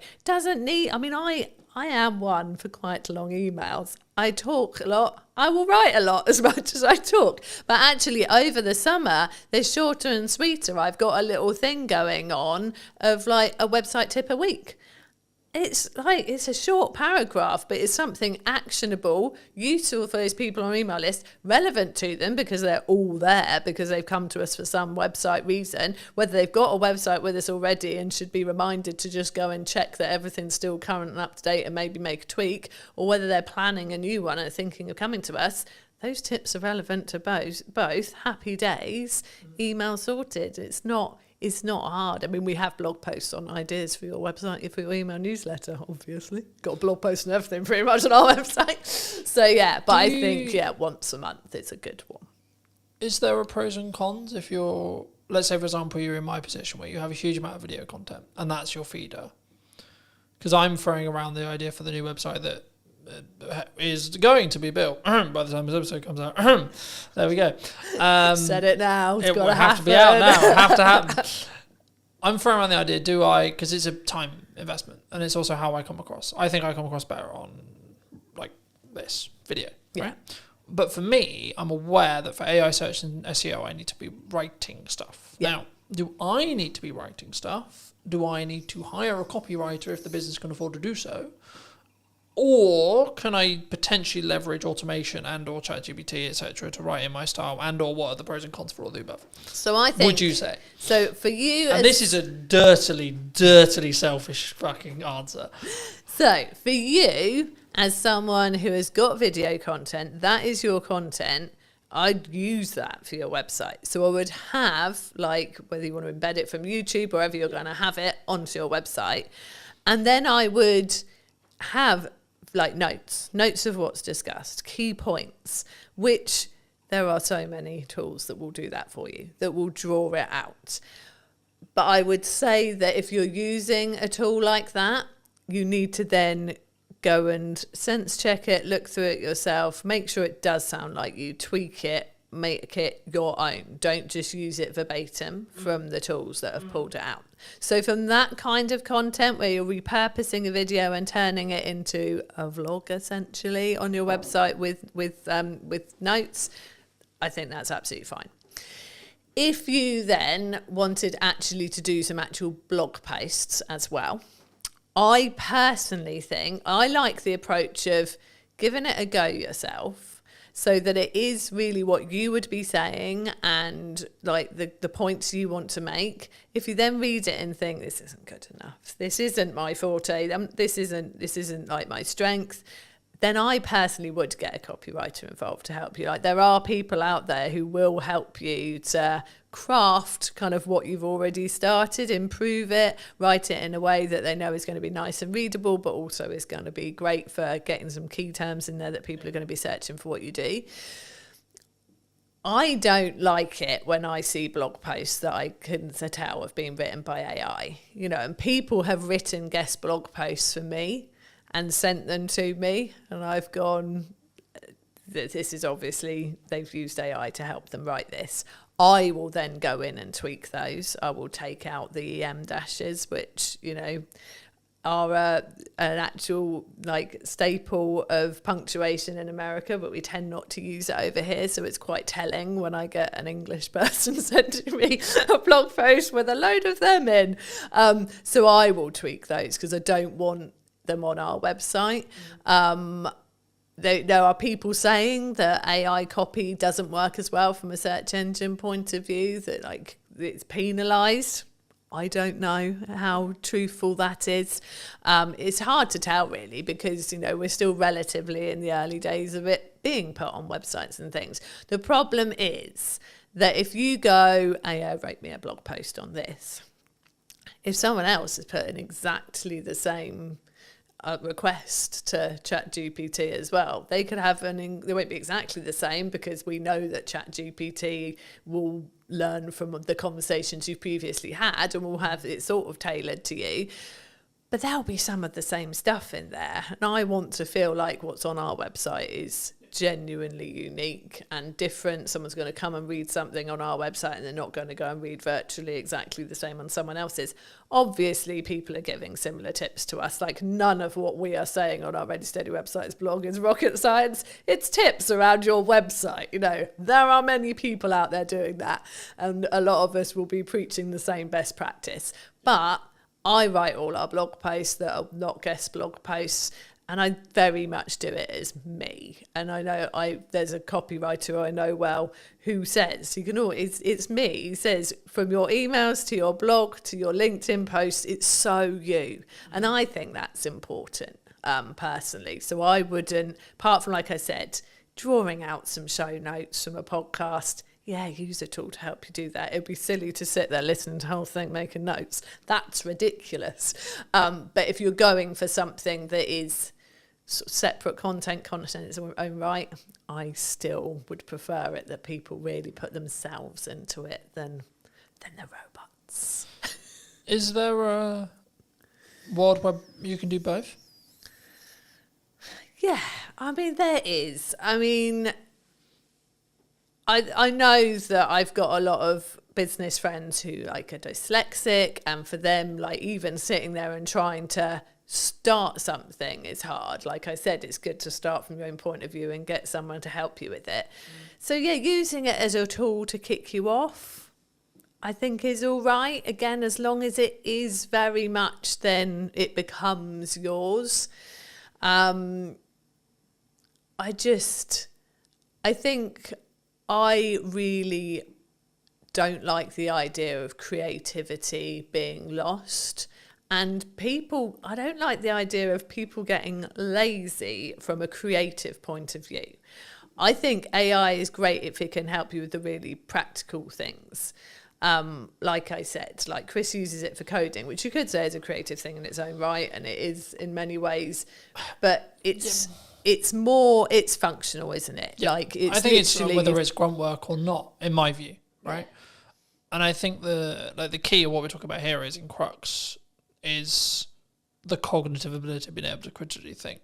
Yeah. So for me, I'll give you an example that I've probably used on other podcasts. Apologies if I have, but for me, I'm now basically solely only reading a physical book out of principle, because I'm aware that I'm utilizing AI in tech, and I want to balance the cognitive ability that I'm losing for using AI, but I'm gaining efficiency, but I still want the cognitive ability to be able to think and get creative ideas, etc. But I'm also leaning into let's do more stuff in person, because I think the energy is better where possible, etc., etc., etc. And I think there's the conversation will flow better, so on, in that respect. And I think it's actually, to an extent, you can utilize both sides of the world as long as you're aware of the caveats. Yeah. Is which I think what we're touching on here. Yeah, definitely. And I think I had a brief conversation in comments on LinkedIn the other day with somebody who said, do you use AI for writing blog posts? Do you ask it its opinion for things? Like, do you get it to do it? And I said, to a certain extent, but I'm really concerned that people will stop using their brains. But like you said, if you're aware of the fact that you're using AI for certain things and you go, do you know what? I do need this to keep working. I can't just let this computer think for me the whole time. Then that's great. And I think there is that balance there, and that's good. But I'm letting AI do the day-to-day stuff. I wouldn't really find that hard or challenging to think for me. Yeah. So I have freed up capacity and then the ability to think longer term problem solving, larger scope problem solving, longer term business challenge, growth challenge, so on, for clients and me.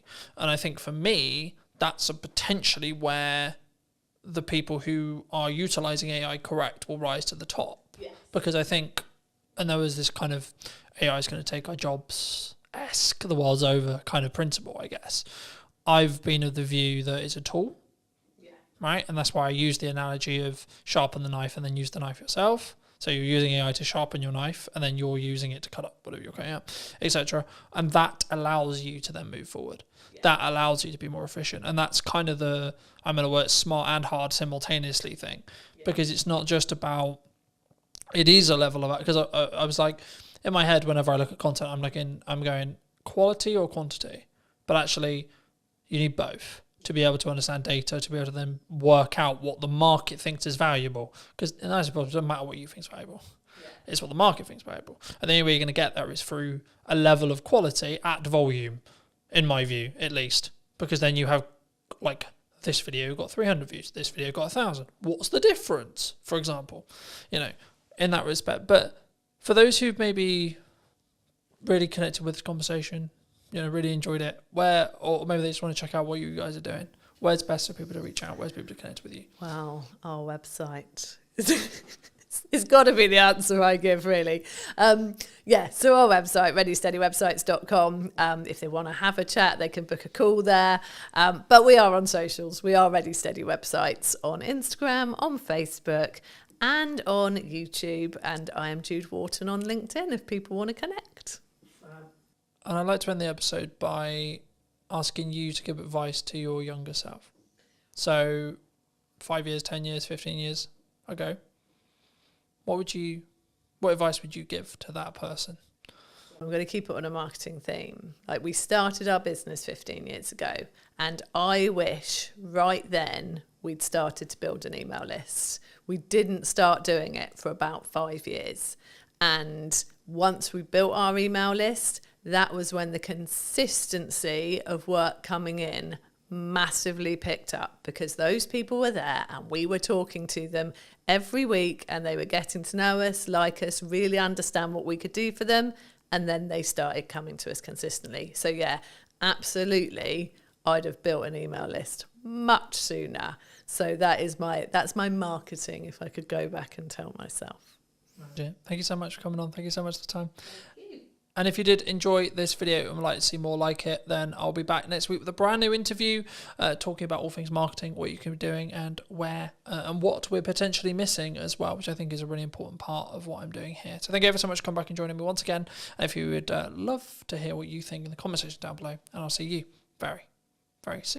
But you've still got to spend money on marketing to be visible and put yourself in front of your customers. You can't just expect it. You can't expect them to find you without you talking out there. And I think for me, the important element with marketing especially is if you're really busy, that's when you should be accelerating your marketing. Yeah, I think everyone is guilty about not marketing themselves enough. You've got to go through some pain to really learn that lesson, and then hopefully you won't make the same mistake twice. You have to have a level of volume to understand what works, because something will over-index. A video will get 1,000 views when your average is 300. Okay, why? Don't wait for the perfect conditions, because there are no perfect conditions.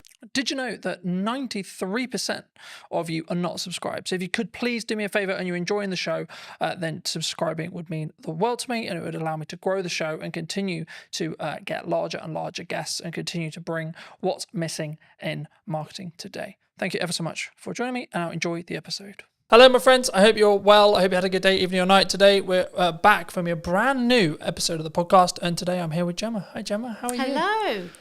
How's it going? Yeah, I'm really good, thank you. Yeah. I think marketing's an interesting space at the moment. I wasn't necessarily going to start here, but I think, is it an economic thing?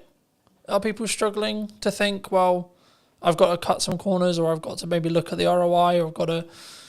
I think to keep things afloat? Is that what you're feeling at the moment? I think it's definitely part of the influence. You know, people have to think about where their budget's going and be smarter with it. I think if businesses are still constantly searching for the hack or the quick wins, then that's where it gets really difficult, I think, for me as a marketeer selling to clients. Because, yeah, if they think there is a shortcut or there is a quicker way, and especially the space that I work with being B2B, and it is that longer buyer journey, it isn't, there are no hacks or quick wins. It's not about being in a consumer space where you can use sales tactics to get the sales quicker. So yes, partly the economy is having an influence, like especially businesses where they've got lots of employees. They've had the impact of the national insurance contributions in April, so that has hit their bottom line. But it can't always be the excuse, I'd say. You know, the economy is going to go up and down. Look at all the things that have happened in the last 5 years that people did not see coming. So it can't be used as an excuse. You still got to spend money on marketing to be visible and put yourself in front of your customers. You can't just expect it. You can't expect them to find you without you talking out there. Do you think that a lot of businesses, especially conversations I'm having with some clients, retainer clients, etc., like they want really strong ROI, right?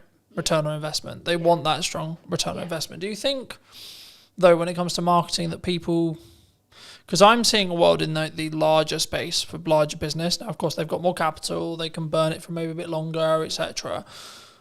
But they're actually focusing on brand building, right? The larger space. But do you think the small business space is more driven towards strong ROI, like trackable ROI in marketing?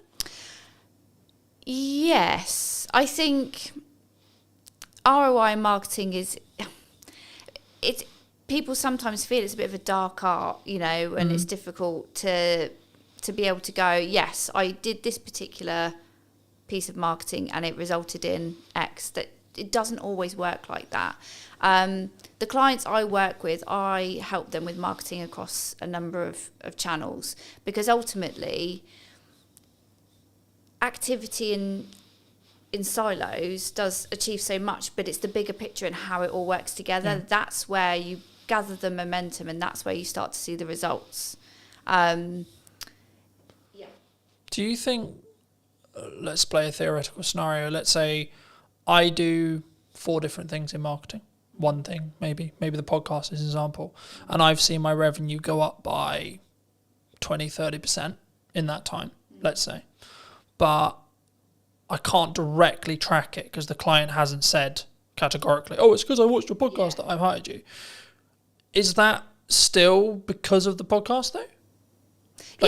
Like, could I look at it that way, and could I, from an analytical point of view, when a client or me or you or etc., we look at our spend and we go, okay, well, I'm outputting these things, right, and my revenue has jumped this way. I've had a change in revenue, whether it's 10%, 20%, 30%, whatever it is. And what did I do before that change? That's how I look at it personally. But is that how you look with clients? Is it you say, well, okay, well, we did these things, and then the maybe not the direct outcome, e.g. the trackable thing, but the byproduct was you're consistently, across months, not a week, etc., but like across months, you're up 10%, 20%, 30%, etc. Yeah. Do you think? Yeah, definitely. It all works together, and the thing, especially with B2B and the longer buyer journey, is that they might remember like the last engagement they had with your marketing, and then that, when you fill in the surveys online or something, how did you hear from us, you might then you'll legitimately put the last thing you remember, but it will be because of the influence of all the other engagements that you've had. So it might be that they go, oh yeah, the most recent thing I saw was one of your podcasts, that's how I heard about you, or that's made me want to buy from you. But whether you want to get down to the granular detail and kind of attribute 50% to the podcast because it was the last thing that they saw, but actually they were also on your email list, and maybe you give that 30% of the credit. It depends how you want to analyze it and get into the detail. But ultimately, everything will have a weighting. And it's good that you've obviously gone, right, before this point, I wasn't doing this, but after this point where I've seen bigger engagement and bigger sales revenue after, because I've done this, you can kind of logically go, that's because of the podcast. I think for me, like, especially in marketing, especially in content, you have to continue to adapt, to continue to test. I'm sure we'll get into that in a minute, but for me, I would just look at it as a kind of a binary set of actions. So I do a set of things in marketing. What is then the outcome, either in my number of views, etc., tangible target there, or revenue, right, or both. And I think for me, sometimes people, especially maybe starting out businesses or maybe, I was going to say maybe slightly older businesses, but not even necessarily older, but I think businesses as a whole, sometimes we don't understand that marketing is the journey to the sales conversation, and then the sales, when it happens, gets all the credit. Oh God, yeah. So it's like, oh, it was an amazing funnel and amazing client journey and this and this and this, but actually the salesperson who closed it is the one that gets all the hooray. Absolutely. Because they're the one that's tangibly tied to the revenue. Yeah. What would you say to businesses, people listening maybe who are in that boat? And should they just focus on the sales side of it? Like, oh, that salesperson did a really good job because they signed the X. Yeah. I mean, God, sales and marketing have had a crazy relationship over the years, haven't they? So they have to work together, because yes, sales will ultimately get the glory of converting that prospect into a client, but it won't have happened because that prospect won't have got to the point of needing a proposal or, having a sales conversation without all the effort that marketing has done to warm them up, to build up the knowledge of the brand, to build up the trust, to build up the credibility. Sales can't do that in their kind of one hit, I'm going to tell you about features and benefits, or whatever the conversation goes like. So yes, they might get the credit at the end, but unless they work together, and it's the same, like marketing can do so much to get a prospect to the point of wanting to buy and convert. You still need to have a sales message and a sales process to get them over the line and get the revenue in. So they can't work one without the other. They have to work together. But yeah, you'll always come across organisations that kind of weights slightly more to marketing, slightly more to sales. But, you know, marketing has to think about what happens at the point of sale, and making sure that they're not going to get the sales team kind of go, these marketing leads are rubbish, you know, and actually it's because marketing has done so much, but then the salesperson is missing a piece of information that they didn't tell us that they needed. You know, you've got to get them to work together. Got to get them in the same room. I see them in, well, there's two analogies I could use here. One, like marketing and sales is a dance, right? You can't have one without the other. But also, number two, I think that your marketing is like up or downstream, depending on which one you're looking at in regards to either sales or marketing, in correspondence to what then you get in 3 months' time. That's how I look at it. And I say, well, the actions I'm doing now, the actions I'm doing today, they won't have ROI today, but they will have ROI in 3 months, 6 months, or 12 months. And when you're in a position where you can spend that little bit more on your marketing, maybe that's this month, and then maybe you have to pull back next month, or etc. Or actually you're in a really strong year, you should be pushing brand. You should be pushing marketing as much as you can and investing where you can. So making the upgrades where you need to, making the, you know, for me, buying a new camera, buying a new lens, buying a new microphone, etc. That's then going to pay the rewards when things are harder, because I can lean into those changes and use them as maybe selling opportunities or selling reasons, right, in my marketing that will then trickle down into the reason why people made decisions. But have you always wanted to work in marketing? Have you always like done marketing? Like, how did you get sat in front of me today? Yeah, I knew exactly the career I wanted to take. I knew I wanted to work in business. I knew I wanted to work in communications. So I've kind of been your standard student who did GCSEs, A-levels, did a marketing degree, and went into a marketing agency. Just because that's the path I knew I've wanted to take. Never did I think I would actually run my own business. That kind of came over the last few years. I was always happy working for somebody else, working part of a marketing team. But yeah, I was always, I didn't foresee the kind of the change. Why did you go freelance? Because some people are forced into it. Right? Yeah, no, they're I like, wasn't. oh, I'm good. Yeah. I'm in an agency, and then suddenly like the dreaded redundancy call comes. Yeah, I wanted to do a bit more marketing. It was for me. So I'd had my son, and I'd sort of lost a bit of my work identity. So I started to do a bit of freelancing on the side, not in the freelancing that I do now.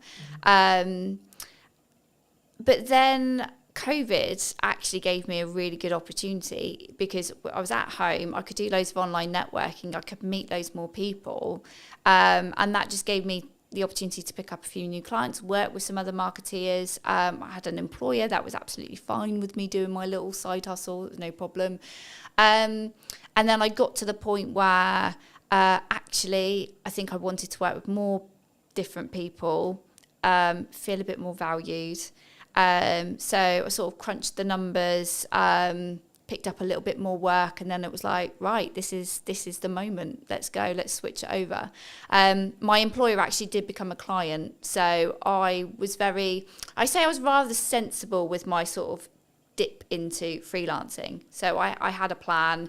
I had a bank of clients kind of ready to go, and then it kind of went from there.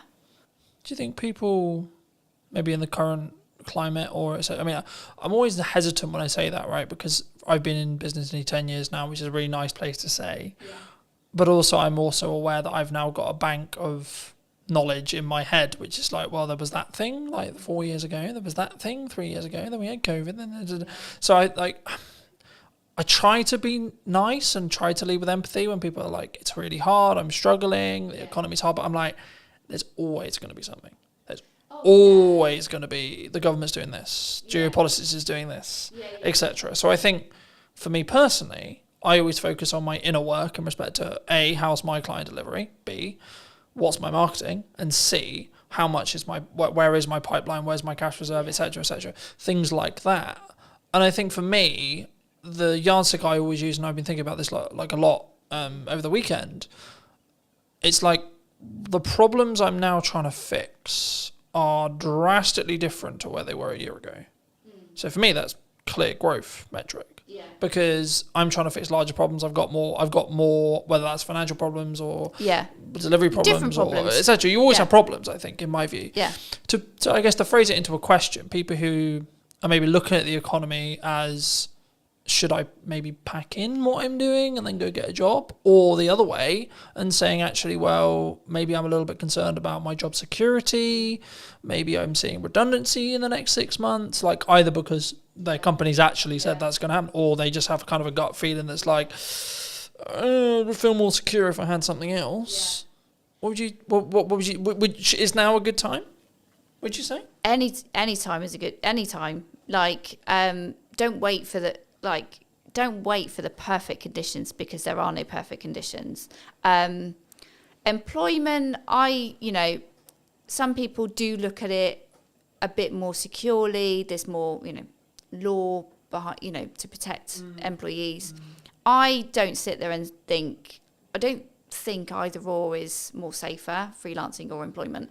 I saw somebody post something the other day about, maybe I think they must have gone through a redundancy, and I just sort of commented to say, like, look, don't overlook freelancing, but also don't look at freelancing if you want to get some income in your pocket quickly, because it's not the quick result, unless you've got somebody that has got a project lined up, that they're going to be good payers. But I think that happens because you did the work 3 months ago.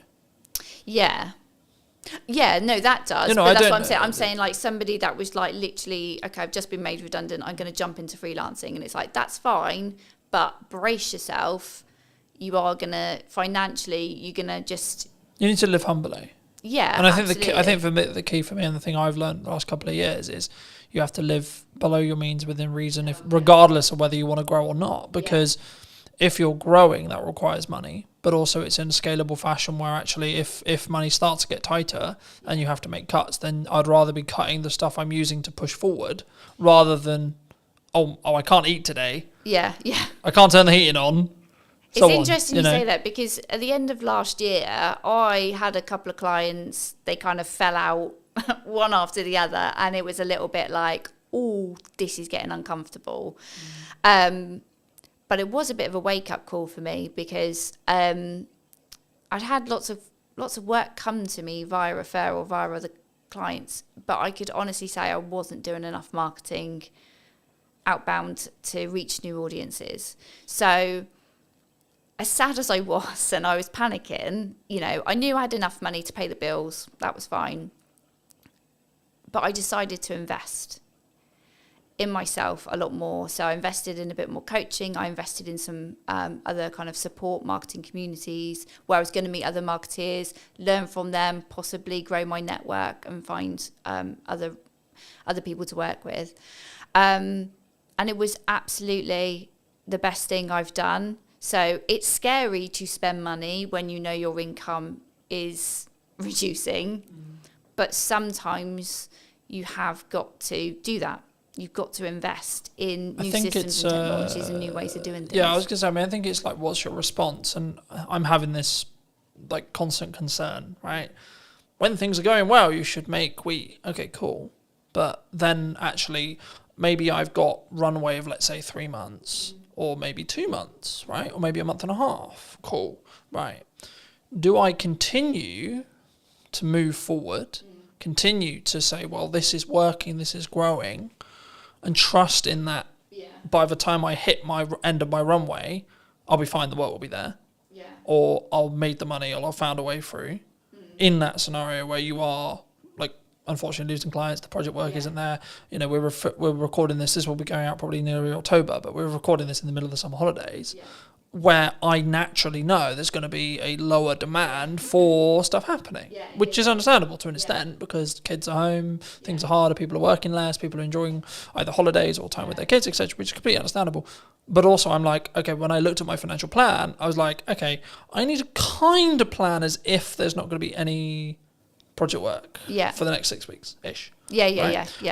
I guess to phrase it into a question, I mean, what's your response? It sounds like it's like lean into growth and lean into investing, or have you always been that way, or do you sometimes feel like maybe you should have pulled back on costs and gone, actually, I can live on this for 3 months now? The interesting thing is, if you ask my husband, I am Captain Cautious, so I am not necessarily a risk taker. Like you mentioned earlier about sort of like living within your means. So I think you've got to be sensible, and it is. I guess it's a personality type, isn't it? So if you're somebody that really likes to live on the edge, and you're quite comfortable, kind of going, it'll work itself out, then you might take more risk. You might spend more initially and kind of hope for the best. Know that it's going in the right direction. You're investing in the right areas. So for me, in November last year, where I had less clients, but I knew I had to do something different, and I knew perhaps I was probably hiding away from really putting myself out there. Because it is scary. It's scary to put yourself out there. I was just saying, did that come from like I've overused the word insecurity, but I can't think of another word to use lately. It's like, but is it an insecurity within yourself? It's like, what if? Because it's the classic of like, what happens if people comment nasty things or etc. Yeah. It's pushing yourself out of the comfort zone. So when I went into my freelance stuff, I had a bank of clients. I grew, quite quickly. I was quite fortunate. Maybe I use that word too much. I'm good at what I do. That's why people work with me. But I guess I was comfy. I had enough money coming in, but ultimately I didn't have enough of an eye on my pipeline. And so, and that was in like the first 2 years. So I've learned a lesson, and I'm happy that I've learned that lesson. I don't think there was any other way I was going to learn it. Like nothing was giving me the kick up the bum to focus on my pipeline. So when you say focus on your pipeline, what does that actually mean in tangible terms? What are you doing when you're focusing on your pipeline? In terms of having more conversations and lining up potential new clients, new work. So you're in sales? Yeah. So I think there's sometimes a misconception when we look at pipeline, which is like, I'm going to push marketing really hard. Because that is a approach to get more pipeline. My answer is yes and. Right? Yeah. Yes, and you should be doing more marketing. Yes, and you should do more outreach. Yes, and you should be connected with your clients. Yes, and you should be adding more value to your clients. Yes, and you should be trying to go above board for all of the clients you currently have. Yeah. When things are good and when things are bad. Because the result is identical. But I think if you can financially plan it and or plan in such a way where actually absolute worst case scenario, you probably got close to 3 to 5 months, you're going to be fine either way. Because if you think about how long that time actually is in regards to actionable things, it's so unlikely if you look at probability that you're going to then not have any other work within that window of time if you're doing all the right things. Yeah. You would, it would fill me with a sense of, okay, actually I'm going to be fine. Yeah.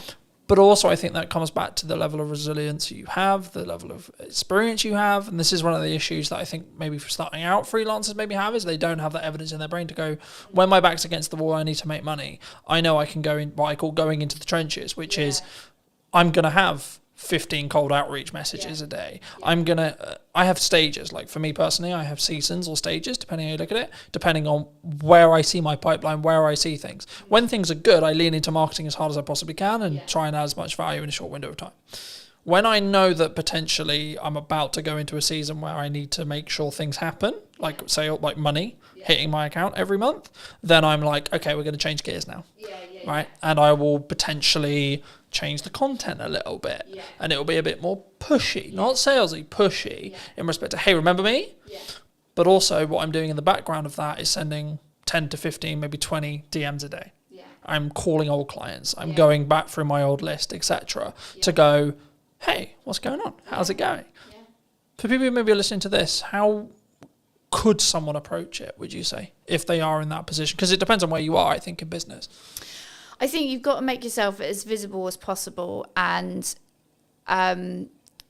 just put yourself out there. Be confident, be yourself, but put yourself out there. And I would say get out from behind the screen. So it's great if, you know, you're doing all your digital marketing, you're sending your DMs, hopefully you've built your email list and you're reaching out to them and saying, hey, I've got availability right now, grab it. But also it's being seen in person as well. Just try and be in as many places as you can. If you're really like, I need to get some money in this month, you've got to, and be honest. Like, I don't think there's any shame in anybody going, hey, I've got a gap. I've got a gap right now. I need to make some money. You know, my skills are going unused. Like, just be honest, because there are lots of people in the same situation. And like, there's no shame in there's no point lying and going, oh yeah, I'm fully booked until next year, when you're not. Like, that's not paying your bills. So, yeah. I think for me, there's a couple of layers there. The first is, if you're in that position, you need to get yourself out of the hole short term. Yeah. Second position, you need to take the lessons that you got where you got there. Yeah. And thirdly, you need to then understand that actually, even in a year's time, when you've taken the lessons and when you've moved forward and when you've done the money management, and I keep leaning back to money management because that in crux is what will fix the problem long term. When you make money, stash some away. Yeah. When you make money, stash some away. When you make money, so on. And that can, you know, there's loads of ways you can do that. But I think for me, the key is to understand that once you do that, you're then thinking longer term time horizon, but you still have problems. Yeah. You know, I might lose some of my retainer clients tomorrow. I might not. Right? Cool. But what am I doing to potentially get 2 more? Yeah. Constantly. Absolutely. Yeah. So I think sometimes, I mean, I'll phrase it as a question. Do you think marketers can get complacent sometimes? Things are great. Things are good. I think we can. I think anybody can in their role. And I think people have different fears at different times. So the whole thing when you said there about you've got enough work, but you're always thinking about trying to get 2 more. I've definitely had the fear of, well, if I put myself out there too much, what if like there's loads of people that want to work with me and I can't work with all of them? And I'm not necessarily, for me personally right now, I'm not interested in growing an agency. I might have thought that last year, but this year it's like, who cares? If I end up with that problem, I'll find a solution when it comes. Right now, it's not a fear to worry about, you know. Right now, it's all about having those conversations and keeping visible and reminding people. Like, I mean, I had a client that I now work with this year. We had a conversation 12 months before, and it wasn't the right time for her to work with me. And then, as soon as she was ready, she comes and has a chat, and that's it. And then we're working together, and we started working together on one particular project, and that project has grown, you know, as a result of continuing to have these conversations. Do you think? I mean, I've always looked at it from more.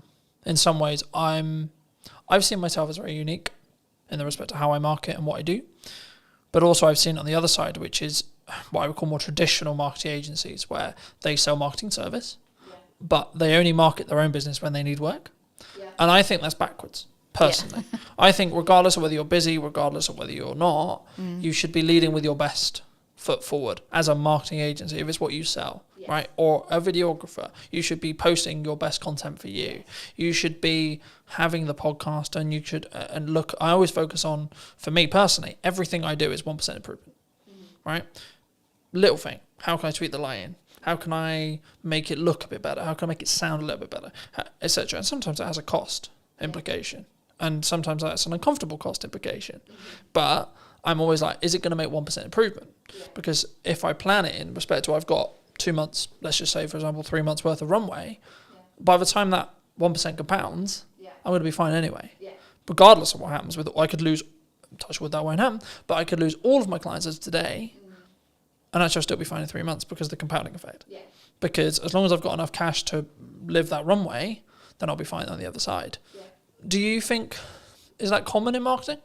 Do people take their foot off the gas for their own stuff because it's just a application of resources kind of question? Yeah, and this is the reason why I'm a freelancer and people work with me, is because they might give marketing their best effort when they're really motivated. Like I say, they need the sales, they need the income. They win all that work, and then as soon as client delivery needs to focus, marketing, then they take their foot off the gas, and they're like, oh, we're fine.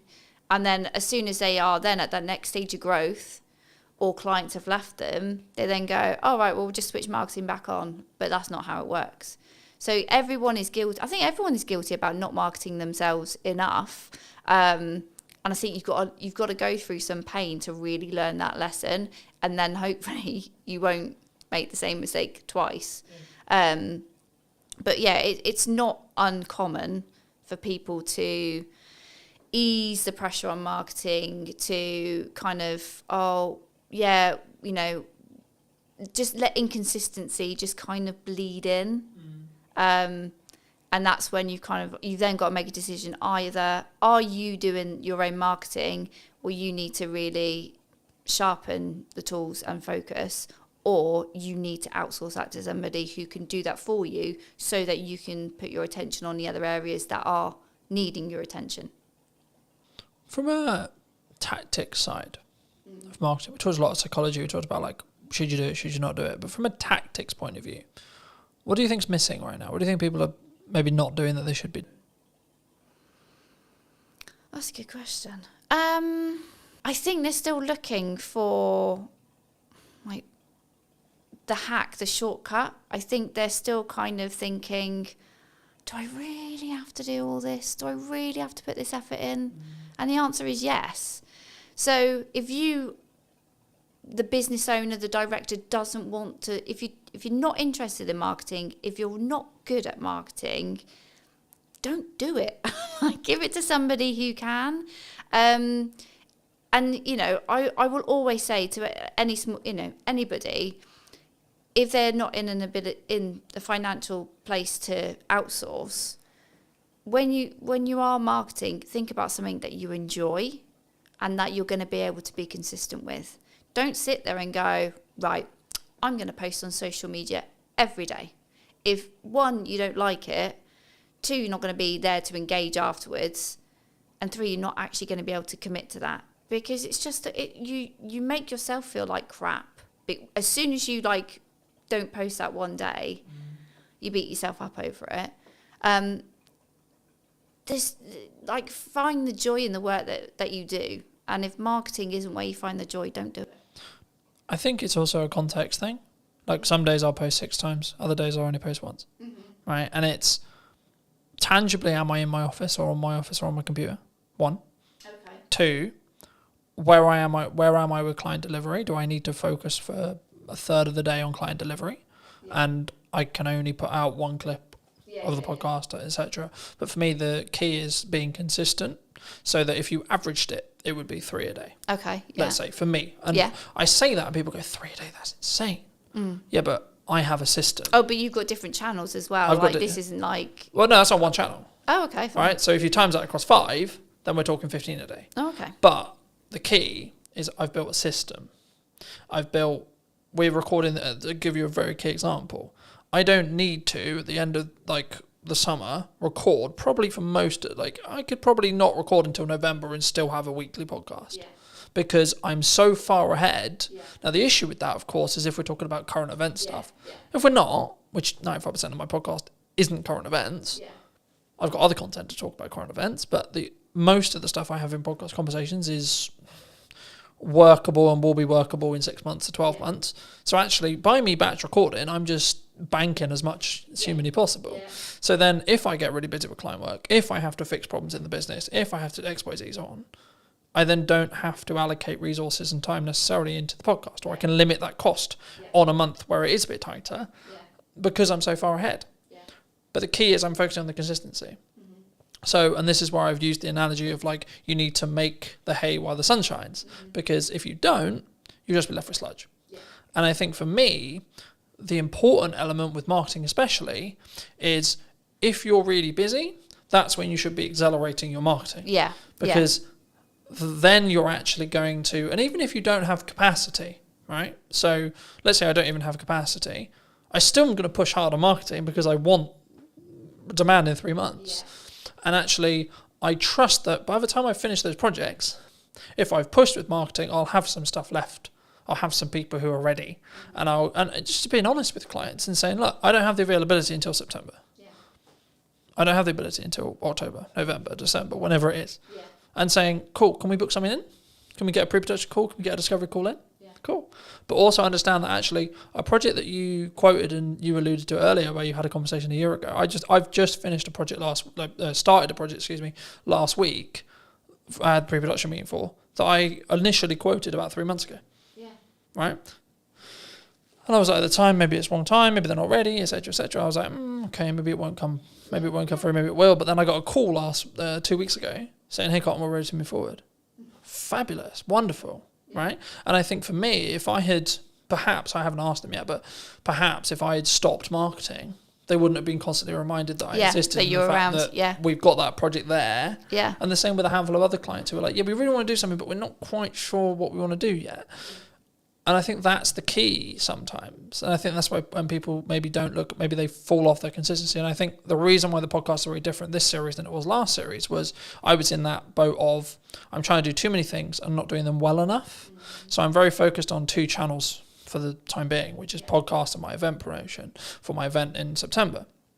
And by the time this come out, the event will probably have finished, and then it'll be about marketing the next event. But anyway, the crux, I guess, from a tactics point of view is what role do you see?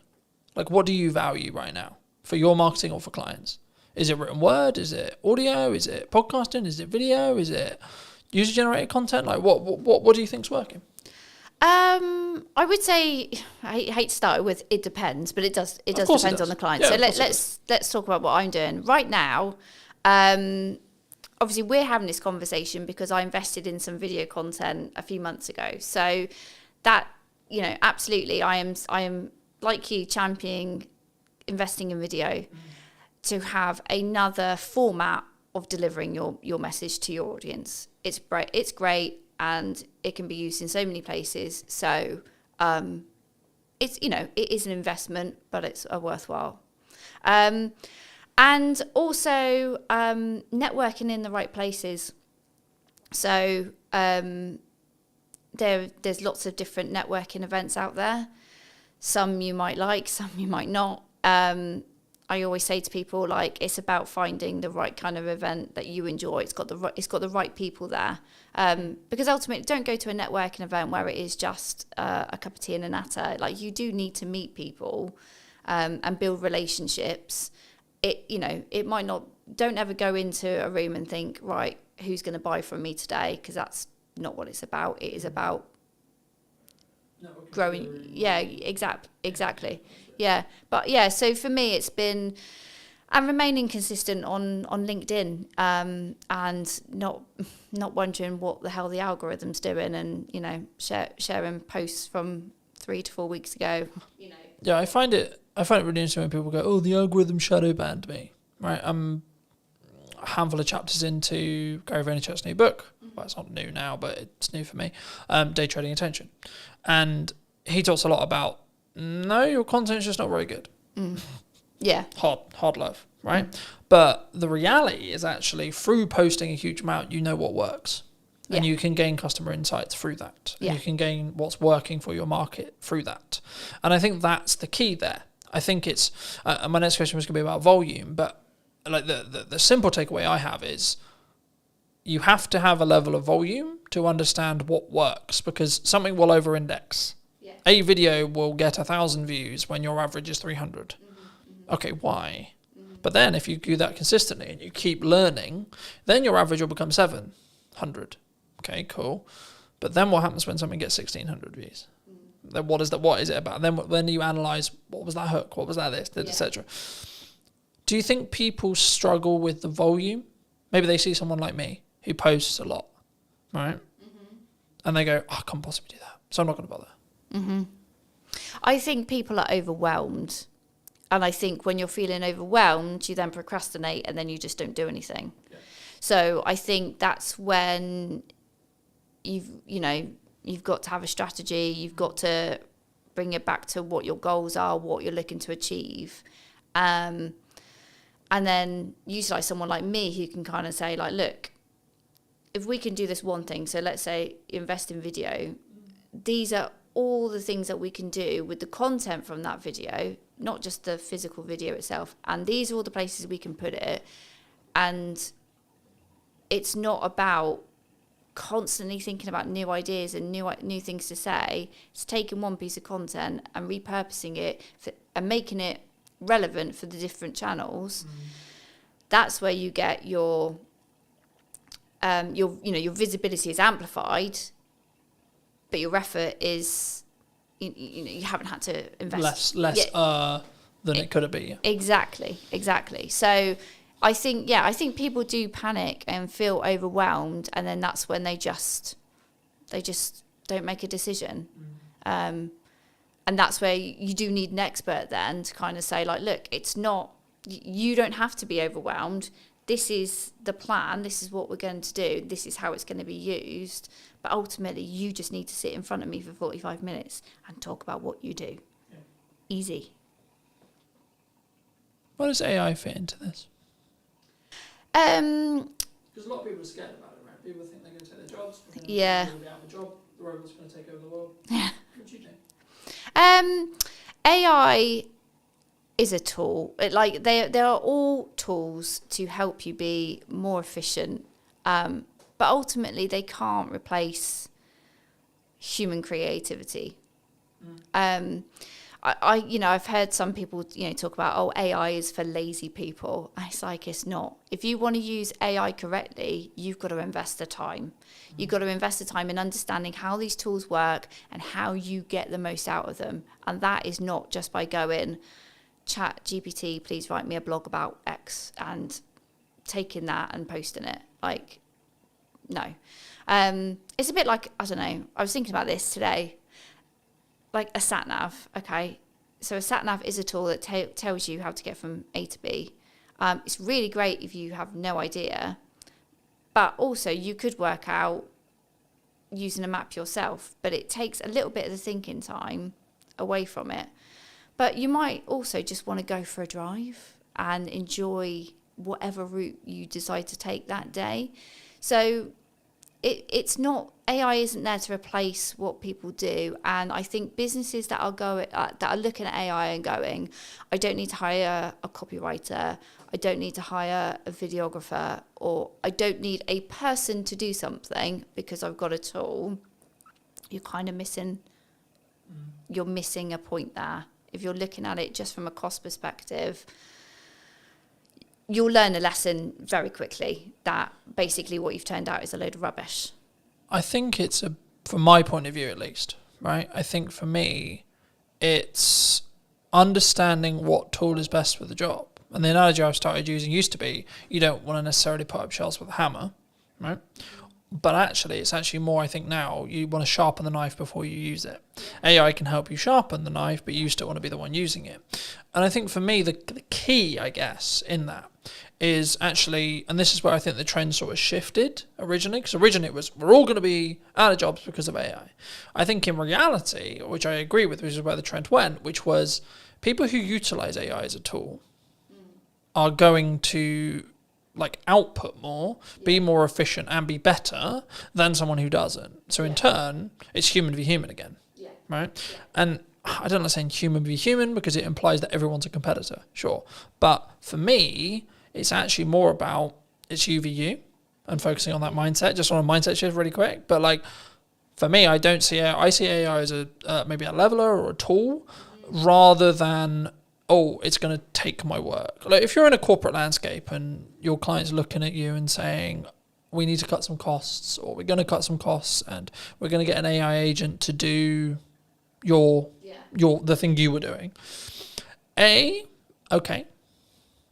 Ask yourself what you can control about that. The answer is probably not much. And then ask actually, well, did the client actually value what you were doing as much as they probably should have done, or actually, in the nicest way possible, are you actually that good?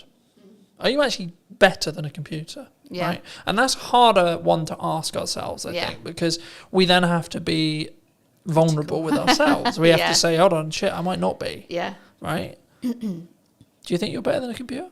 Yeah. Yeah, because the computer. And if so, why?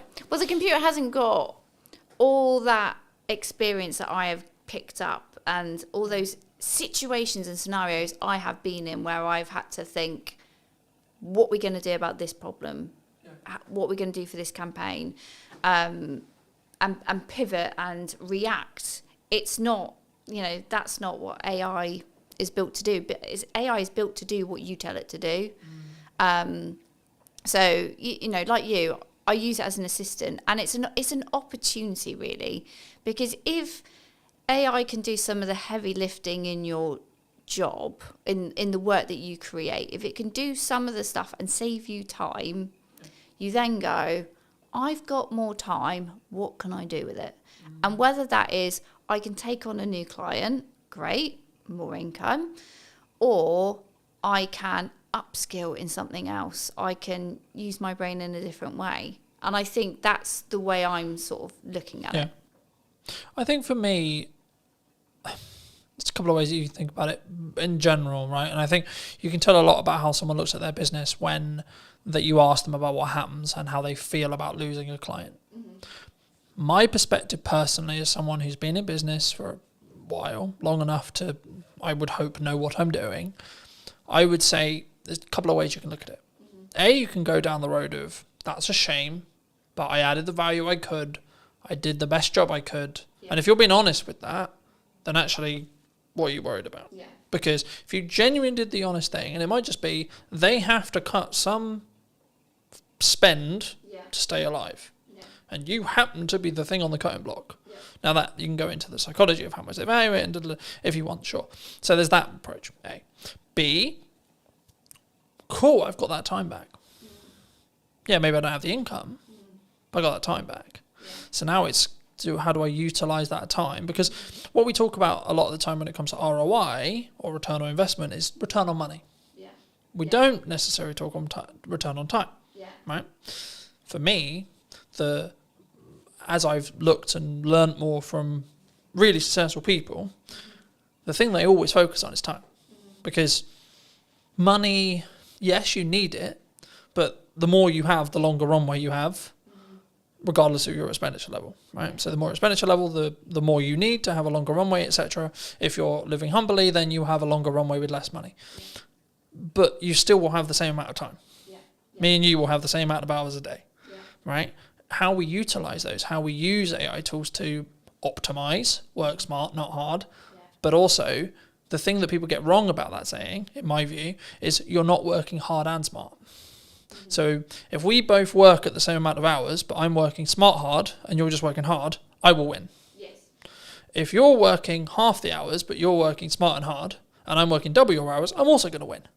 Because I'm not just outputting more, I'm also working smarter and then harder on top of that. So I have a volume metric and then a optimization metric as well.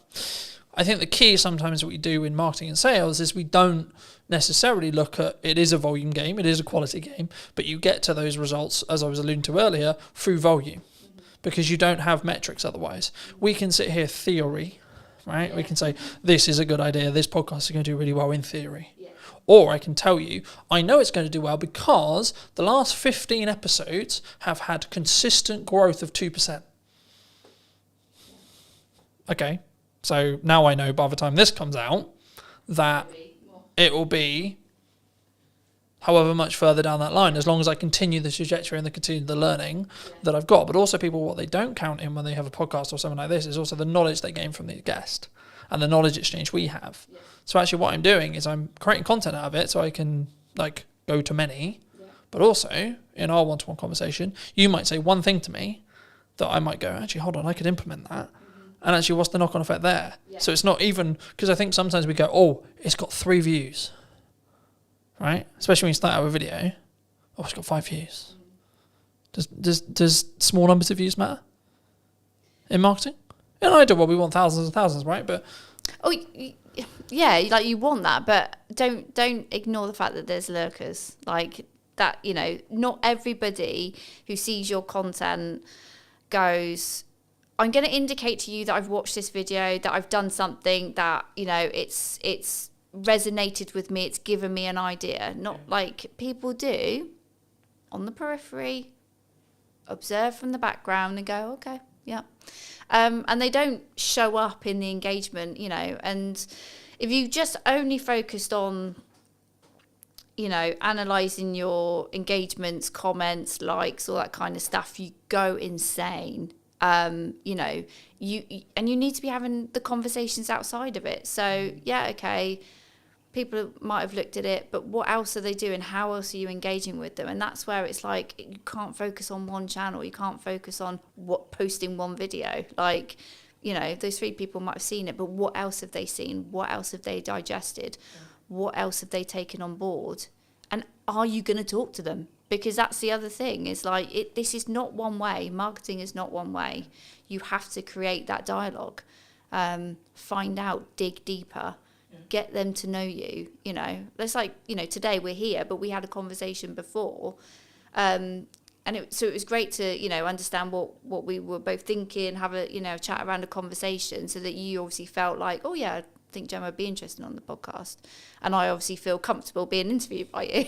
I think sometimes, I think it depends on the context, right? Like, if you're fortunate enough to get a guest who's quite high profile and they've done 100 million podcasts, and they're very good at very quick rapport building, different conversation.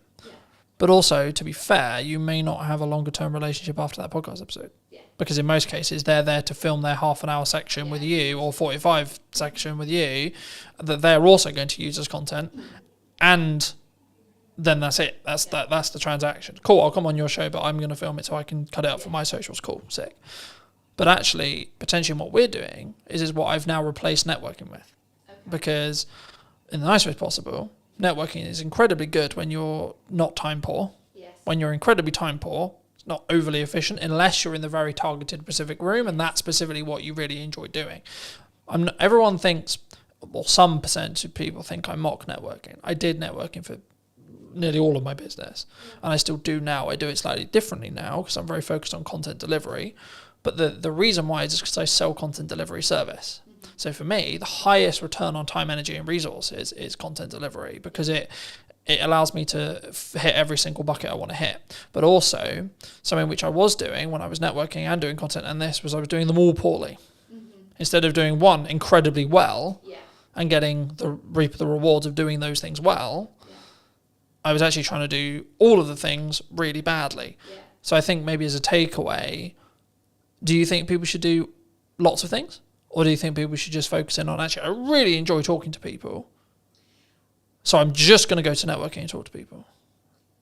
I think the joy, doing something you enjoy is one part of it. So don't, you know, if you're doing something in marketing that you really feel uncomfortable and it's not your bag, find another way of doing it. And if that's outsourcing, or like if you've got a firm of people and somebody else really enjoys networking, make them the person that represents the firm out in public.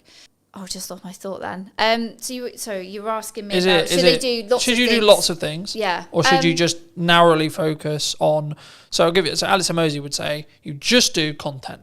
Yeah. You just do ads, you just do networking. You pick one, and because you have either decision fatigue or optimization fatigue or etc. or performance fatigue, in when you're trying to pivot from, I'm going to do content, then go do networking, then go do this, then. So yeah, my answer would be no, don't just put all your eggs in one basket, because I don't think that's efficient. And again, with my B2B buyer's hat on, they won't make a decision. They won't get to know you just through one channel. So you need to be in other places of where your prospects are going to be.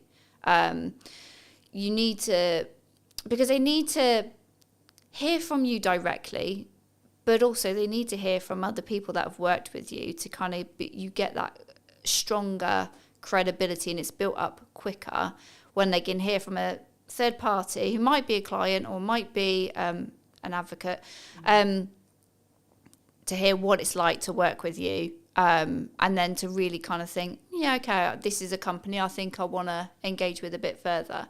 So I would always say, like, no, you can't just focus on one area and ignore everything else. But if you've got limited time, budget, resources, you've really got to go back to, well, why are you doing this? What are your goals? What are you looking to achieve? And you've got to be really critical and say, okay,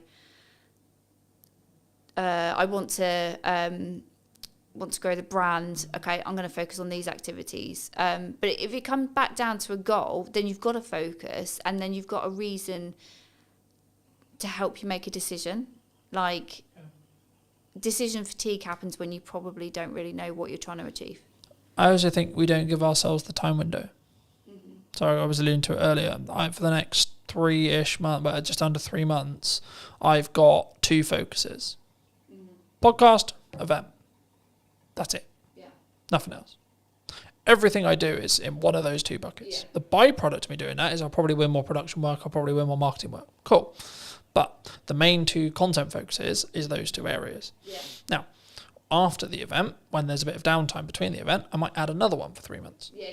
But the thing I did potentially poorly in the past, and why my marketing didn't reap the rewards I wanted it to, was because I was constantly pivoting and adapting and changing what I was doing all the time, so I didn't commit to anything, which showed a sign to the market, if I'm really looking into it, that I didn't necessarily believe in what I was doing necessarily, but also I wasn't getting good enough at it through that 1% improvement consistently, right? So I think, to be honest, if we have another conversation in a year, I would hope that one of the channels I'm still consistently focusing on is podcast, because it's something I've committed to doing for the long term, not for the short term, because of the way I'm investing in it, because of the way I'm utilizing it, because of the way I'm testing it. It will reap the rewards in a window of time, either 6 months or 12, but I don't need it to reap the rewards now either. All right. But for those who maybe enjoyed this conversation, who want to connect with you, see some of your content, see some of the video content you alluded to, etc., where's best for people to connect with you? Find me on LinkedIn. That's where I am in my professional self. That's my main channel. And you can also obviously go onto my website. I do have a newsletter, so I don't bombard people. I send a semi-frequent newsletter, sharing tips and advice, and explaining to people how they can work with me. Fab. And I always like to end the show by asking, if you were going to talk to yourself 10 years ago, 5 years ago or 15 years ago, what advice would you give to that, Gemma? Oh God, if we went 10 years ago, my life was totally different, and I would tell myself, be more confident and value yourself more, because I think it was like one of the other questions you sort of mentioned before about like what have I sort of like learned, and it's like I've learned that initially at the start of my freelancing journey I was massively undervaluing what I do, so it is definitely confidence and just fucking go for it. Thank you so much for the time, Gemma. Thank you. It's been good. And if you did enjoy this episode and would like to see more like it, then I'll be back next week with a brand new episode. So why not be subscribed and let me know what your thoughts are in the comment section down below. And I'll see you very, very soon. Hook. This is stopping the scroll. I use TikTok as example because it's probably the commonality in the room. Scroll, scroll, scroll, scroll. Oh, what pattern interrupt? What thing, either visually or audibly or on screen, is going to stop me from infinitely scrolling on Instagram or Facebook or TikTok or etc. I redistributed it on short form. One without captions, one with captions. The one without captions got 100 views. The one with captions got 1,100 views. It's the same video. Done is better than perfect, and posting a lot is powerful because you can work out what happens. To quote Gary Vaynerchuk from his new book, you should market to get better at marketing. It's the market will tell me in views, reactions, shares, sales, etc. what's working. No one really cares who you are. That's why I didn't start this conversation with, hello, my name's Colton. I wanted to get the basics, or help you understand the basics of marketing before we start. So can I just get a show of hands? Has anyone read, listened, or watched something on social media or the internet today? This is an opportunity for you to have either marketed what you do, how you do it, why you do it, or been marketed to. By the fact that you've all consumed content at least once today means you're in that marketing system. Now this is quite basic, but then the question becomes, well, what do we create? How do we create it? The commonalities for me, in 95% of cases, whenever I have a one-to-one conversation, I work with businesses, etc., their hurdles are, in most cases, not knowing what to create, not having the time to create it, or not knowing specifically what to create it about as a whole, right? So the first part of this workshop has been designed in such a way for you guys to really troubleshoot what you feel is your hurdles. So I'm going to apologize ahead of time about spelling, because I'll probably get some spellings wrong, but just quickly around the room, what is your main hurdle right now with either creating content for what you do or utilizing AI in that process? So standing out. Okay, yeah. So it has that feel of AI, yeah? Okay. How to use AI. Anything else? Confidence is a really common one, but it doesn't sound like that's really the issue for the room necessarily. So that would be content pillars. So what you're talking about there is content pillars. So what are your specific pillars that you're looking to build? So I'll use myself as an example. For this moment right now, I have two main pillars. Podcast, what's missing in marketing today, and Christmas promotions or service-based stuff. So it's kind of three in some ways. This would be counted under service, right? Because I sell knowledge, I sell teaching, but also I sell the application of that teaching if you don't have enough time to do it yourself. The key whenever you do any marketing, before you start, is firstly have an overarching strategy that will help your bottom line.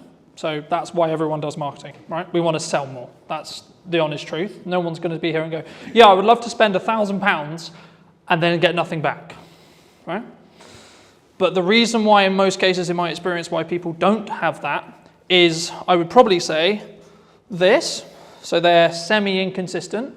So they do that example that Johnny gave, which was, we're going to post really good when we're not busy, because we've got loads of time and nothing else to do. So we're going to post 5 to 10 times one day, then nothing for 2 weeks, then 10 times again because I went, shit, I forgot. Or life got in the way, etc. Right? But I think the biggest thing for us is the standard. Yeah. Okay. Standing out is, I'll do that next actually. That's quite simple once you understand how that works. So very quickly,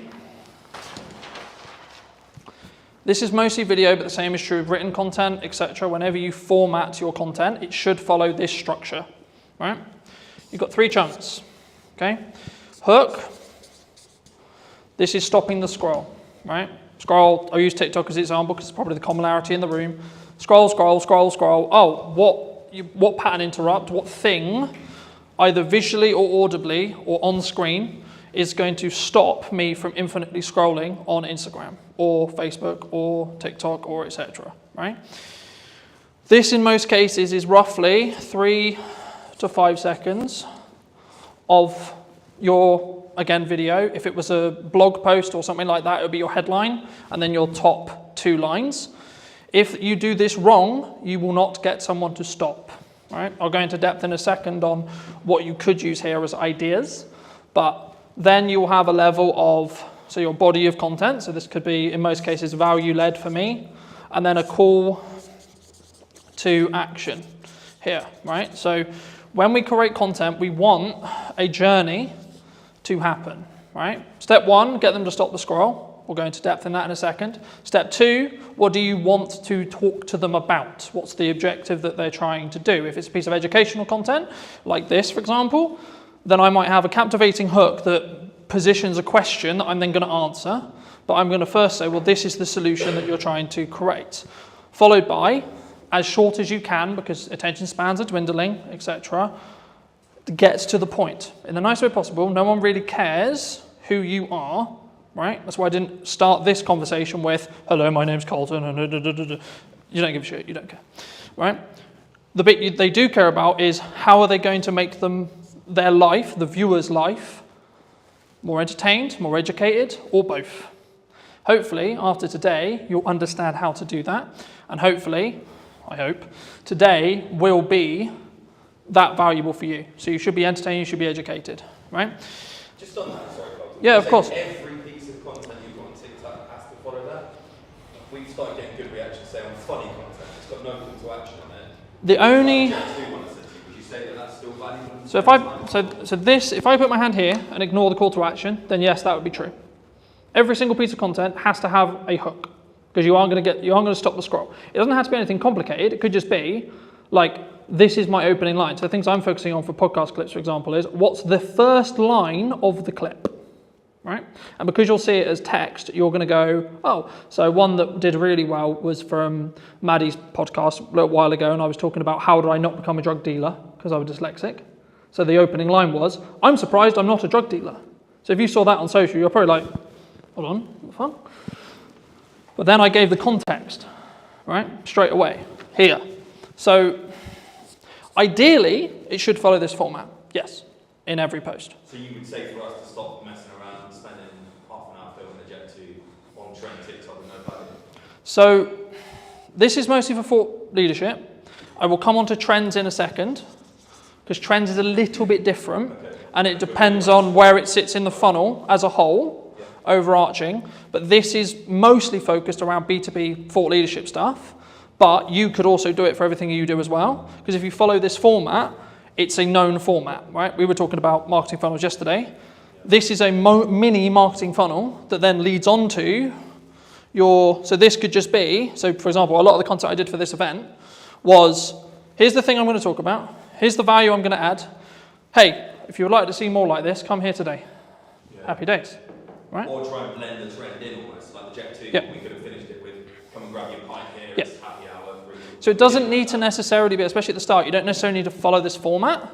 It's being aware that this is the ideal format and then using it in the content where possible. When you specifically look at trending, so on TikTok, it's kind of controversial in some ways because some people think, yes, you should trend jack, okay?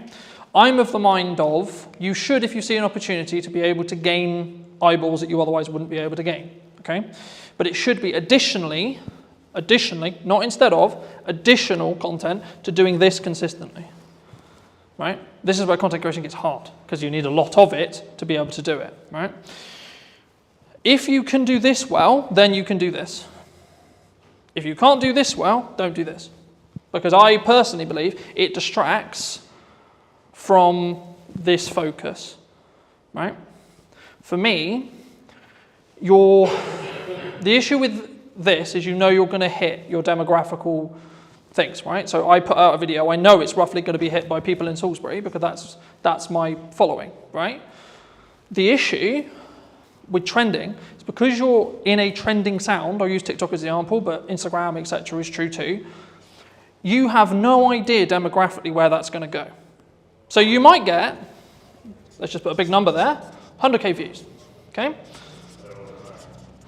Wonderful. Okay, but if we look at ROI on a business and we ROI on time, what would you rather have? 100 views to 200 views on something like this, or 100k on a random video that's actually mostly spread across the Philippines, China, America, the UK, so on.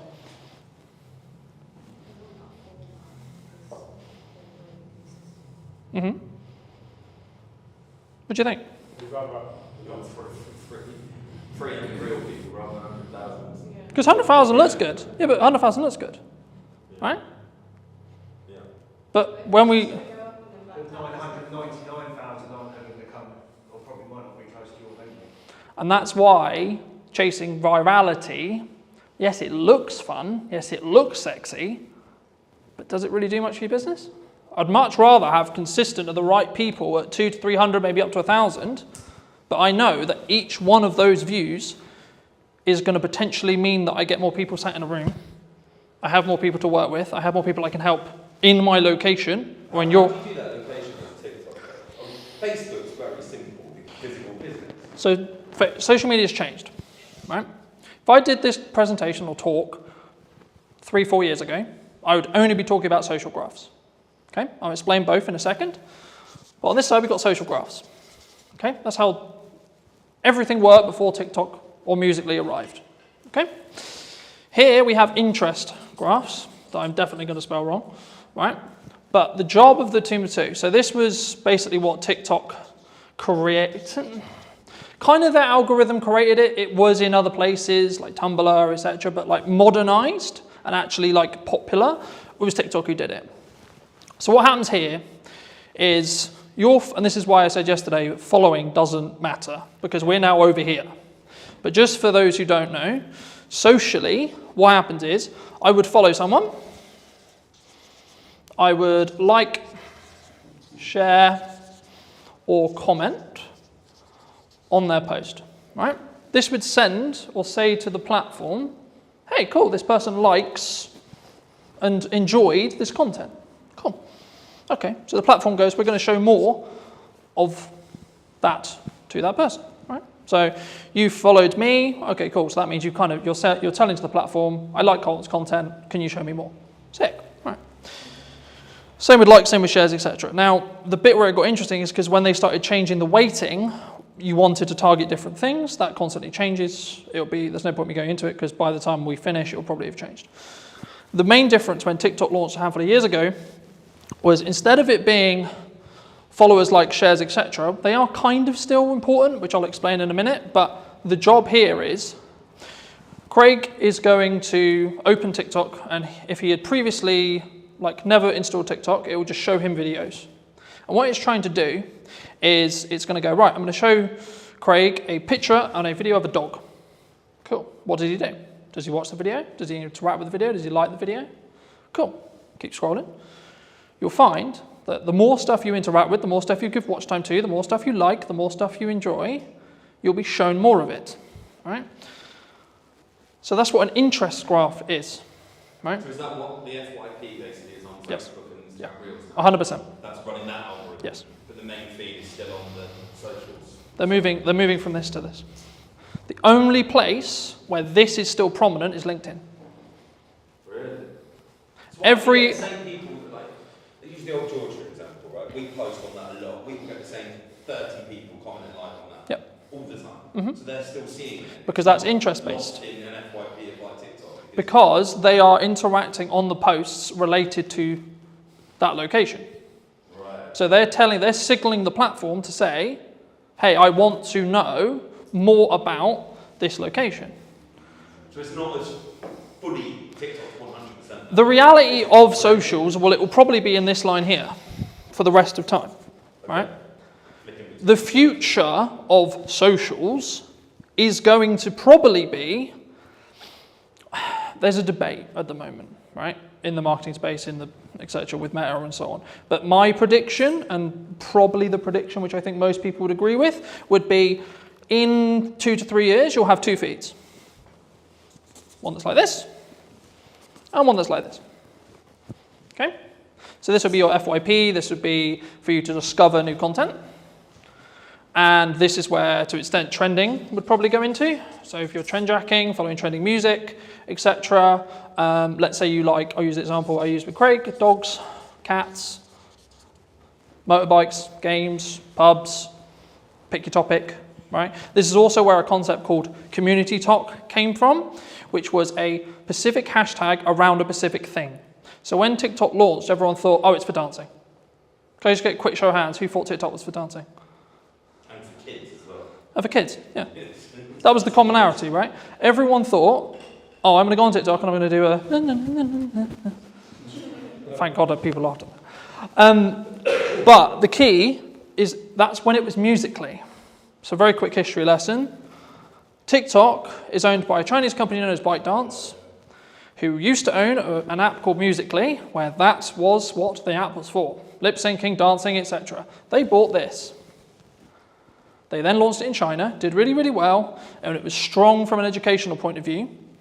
And then it moved to the West, and it became interest-based. But what they didn't realize was that interest-based would work so well, right? And that's why you're seeing, in the last couple of years, Instagram Reels launched, standalone, short-form feed that scrolls forever. Facebook launched, scrolls forever, so on, right? Even LinkedIn's now doing it. LinkedIn will probably have a video-only feed that's interest-based. The only post that will be social graph-based will most likely be carousel or image posts where you tag. So Johnny came to my event today. Thank you so much, Johnny. Going to tag you. Cool.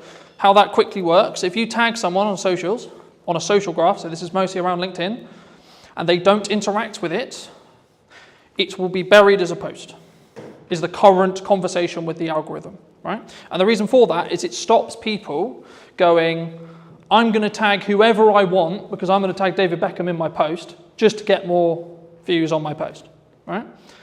Because unless David Beckham actually connects and actually, comments, likes, does something related to the post, it doesn't confirm that that actual connection happened. Because you need to remember, LinkedIn specifically is a recruiting platform. That's what it's designed to do. It's designed for you to get a job. Any questions on anything I've discussed so far? So the next thing I'll go into very briefly is creating a content ecosystem. I'll use mine as an example, and then we can go around the room and see where the holes are and see if I can help fill them. My content kind of evolves around, in most cases, 2 long-form pieces. So it could be an educational piece like this, or my podcast. So for this conversation, it'll be a podcast. So this is an hour to 45-minute conversation between myself and a guest of choice, right? So most cases it'll be talking about marketing, could be talking about trends, could be talking about very similar to this. But you might say, okay, well, who's going to sit and watch the 45-minute presentation? Quick show of hands, who would watch a 45-minute presentation? It was interesting. Okay. It must have been booked by, I'm sure. That's the key. Okay. So what most people do, and the reason why most people don't do it, is because they don't have the self-worth and self-belief to be able to put this 45-minute conversation out and it to get 2, 3, 10 views. What 95% of people should be doing is creating this, and then using it to fill their socials, right? I'll show you in a minute. And that's when you get when you scroll through on YouTube. Yeah. So that's called, that is basically about how you structure your short form, right? So very quickly, short form. I'll show you how to use AI to create 20 plus pieces from each one of these, because I do it, right? Every week I do it. For you specifically, you could talk, I'll use an event that you're running for an example, okay? You could talk about every single unique selling proposition and every single thing about the event that you think is really good, okay? Like a Q&A almost? Yeah, with your staff. You get someone to ask you questions. Okay. What's it going to be? What's it going to do? Film it, chop it down, and then put it. And you don't have to film it the way I would film it, with multiple cameras and pro audio and this and this. I literally mean, right, a phone on a tripod, looking at 2 people, right, stick person, wonderful, another stick person, you can tell I'm not an artist, right, 2 people having a chat, wonderful, okay? That will fill your socials, okay? Because it's this long piece here. Could be anything. Your long form piece could be, this is how to utilize 1 hour of content, especially if you're time poor, right, and you've only got an hour of content to deliver. You can film it once, then distribute it into short form, you're probably good for a month. And then if you want to hire an editor, like I do, I get a custom trailer made for each podcast. Some of you would have seen them. If not, go on my socials. There's one every week, right? And that is designed for the hook, which I showed you earlier, on the front of the podcast specifically. So that's meant to hook you in, show the best parts of the conversation, etc. if you come to the whole hour. But also it allows me to be on social media with short form. So by the nature of how the trailers are designed, I'm naturally going to get a higher retention chart, which will look something like this, which means people are watching the whole video, which in 95% of social media cases, if people watch up to 100% of a shorter video, less than a minute, it will then be served to multiple audiences, right? I'll go into that very quickly, but just quickly on this. Once you've got short form from this 1 hour, you can then do lots of stuff with it. You can pull out the audio and have it as a standalone audio podcast, right? You could also get it transcribed, and then using tools like ChatGPT, you can get it into blogs, etc., in your own tone, etc., right? And then also, you can then take that blog, turn it into 20 tweets, 15 tweets, right? Or standalone social media posts on their own. Hey, in this conversation, it doesn't even have to have the video, you can just take some pictures afterwards and say, in the conversation we'll be releasing next week, we talk about X, Y, Z, right? This is a very key example of hooks don't have to be anything, you need to do them to then see what works for your audience. Because what works for me is not going to work for you, and vice versa. So that's a social question. 95% of the time, socially, we watch videos in our breaks, when the kids are asleep, etc., right? So you don't want... Yeah, so or the telly's on or something else is on. So in a social scenario where you wouldn't necessarily want to blare out your reel, but you still want to know what's going on, right? And just to give you some numbers behind this, I re-edited some Christmas content that I did, I think about 4 years ago. I redistributed it on short form, one without captions, one with captions. The one without captions got 100 views. The one with captions got 1,100 views. It's the same video. Okay, that's a 10x difference in views with one change. And this is how I'm starting to test stuff. The one thing people get wrong with marketing all the time is they go, this is our ideal profile, this is the person we're trying to talk to, and I know what they like. Do you? You may have known what they liked 2 years ago, but is that what they're into now? Does your ideal profile change through time? Mine does. Personally, my content consumption habits and what I consume will change on a weekly basis. When I want to go really deep on AI, I'll be watching nothing but AI stuff. Okay? When I want to go really deep into content and delivery and how to do it, shift again. So on an interest graph, my feed is going to change dramatically across 2 weeks. On a social graph, I'll probably get some of the same content. Look into the terms and conditions of TikTok, you'll be scared about how much it knows. Well, this was actually a big problem a couple of years ago where I was aware of it, where people would be watching a specific video. So I'll give an example where maybe it's a motivational video or maybe they're feeling a bit sad, etc. They're watching something that may be a bit sad. And what the TikTok algorithm did, and they got in a lot of trouble for this, where they would then start feeding more and more, and you would go down this loop of negativity, right? I don't want to go into detail on it today, but it's the same with the quote Redfield spear, right? You are fed what you watch. So people are like, oh my God, my TikTok's so annoying because it only shows me X, Y, Z. I'm like, okay, log out, reinstall the app, watch stuff that you don't want, so watch the stuff you want, and then the algorithm will catch up. Or just when you're on the socials, just stop consuming and interacting with the stuff you don't want to see more of. Or search what you do want to see. Yeah, or manually go in and search, I want to see pretty kittens. I want to see dogs. I want to see positivity. I want to see quotes. I want to see etc. To start, put your video everywhere. Put your blog everywhere. Put your piece of content everywhere the same way. Because the first thing you need to get into the habit of is doing content consistently and getting consistent, right? Because that's where the results will come from. And concentrating on video. I focus on video because it's my best, building off Emily's point, it's my best way of communicating, and it's what I will also consume, and also I know the power of being able to leverage it because I can use it a million ways. Some people say, I don't want to be on video. Okay, that's okay, don't be on video then. But if you're a good writer, then write. Okay?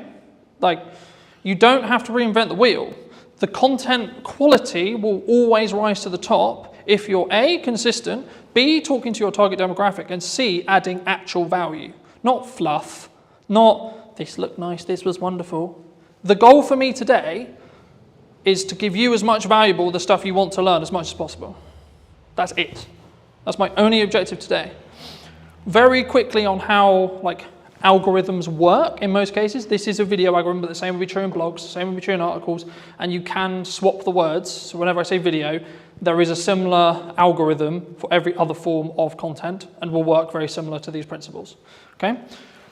So when you post a video, I'll use Instagram Reels, for example. This is your video. Okay?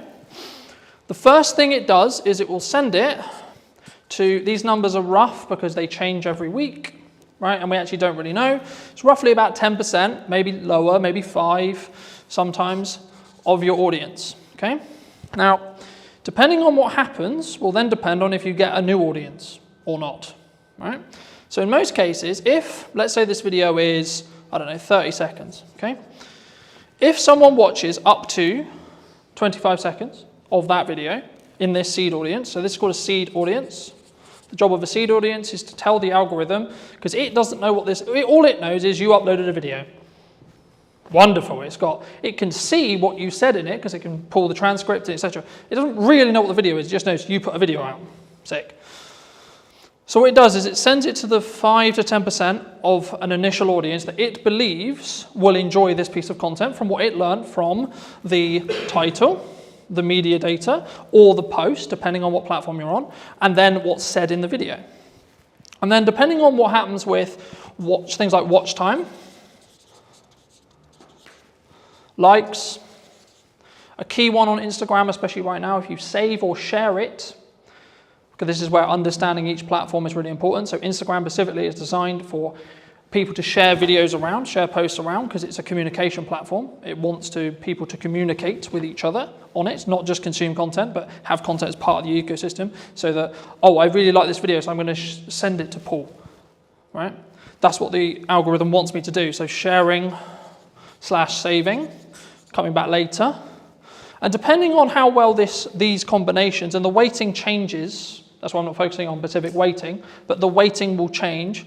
Depending on what happens will then change how much of an audience, what that audience is, and what the size of the audience is. So when things go viral, what's happening is this. So it's going, initial post, okay, cool, it did well.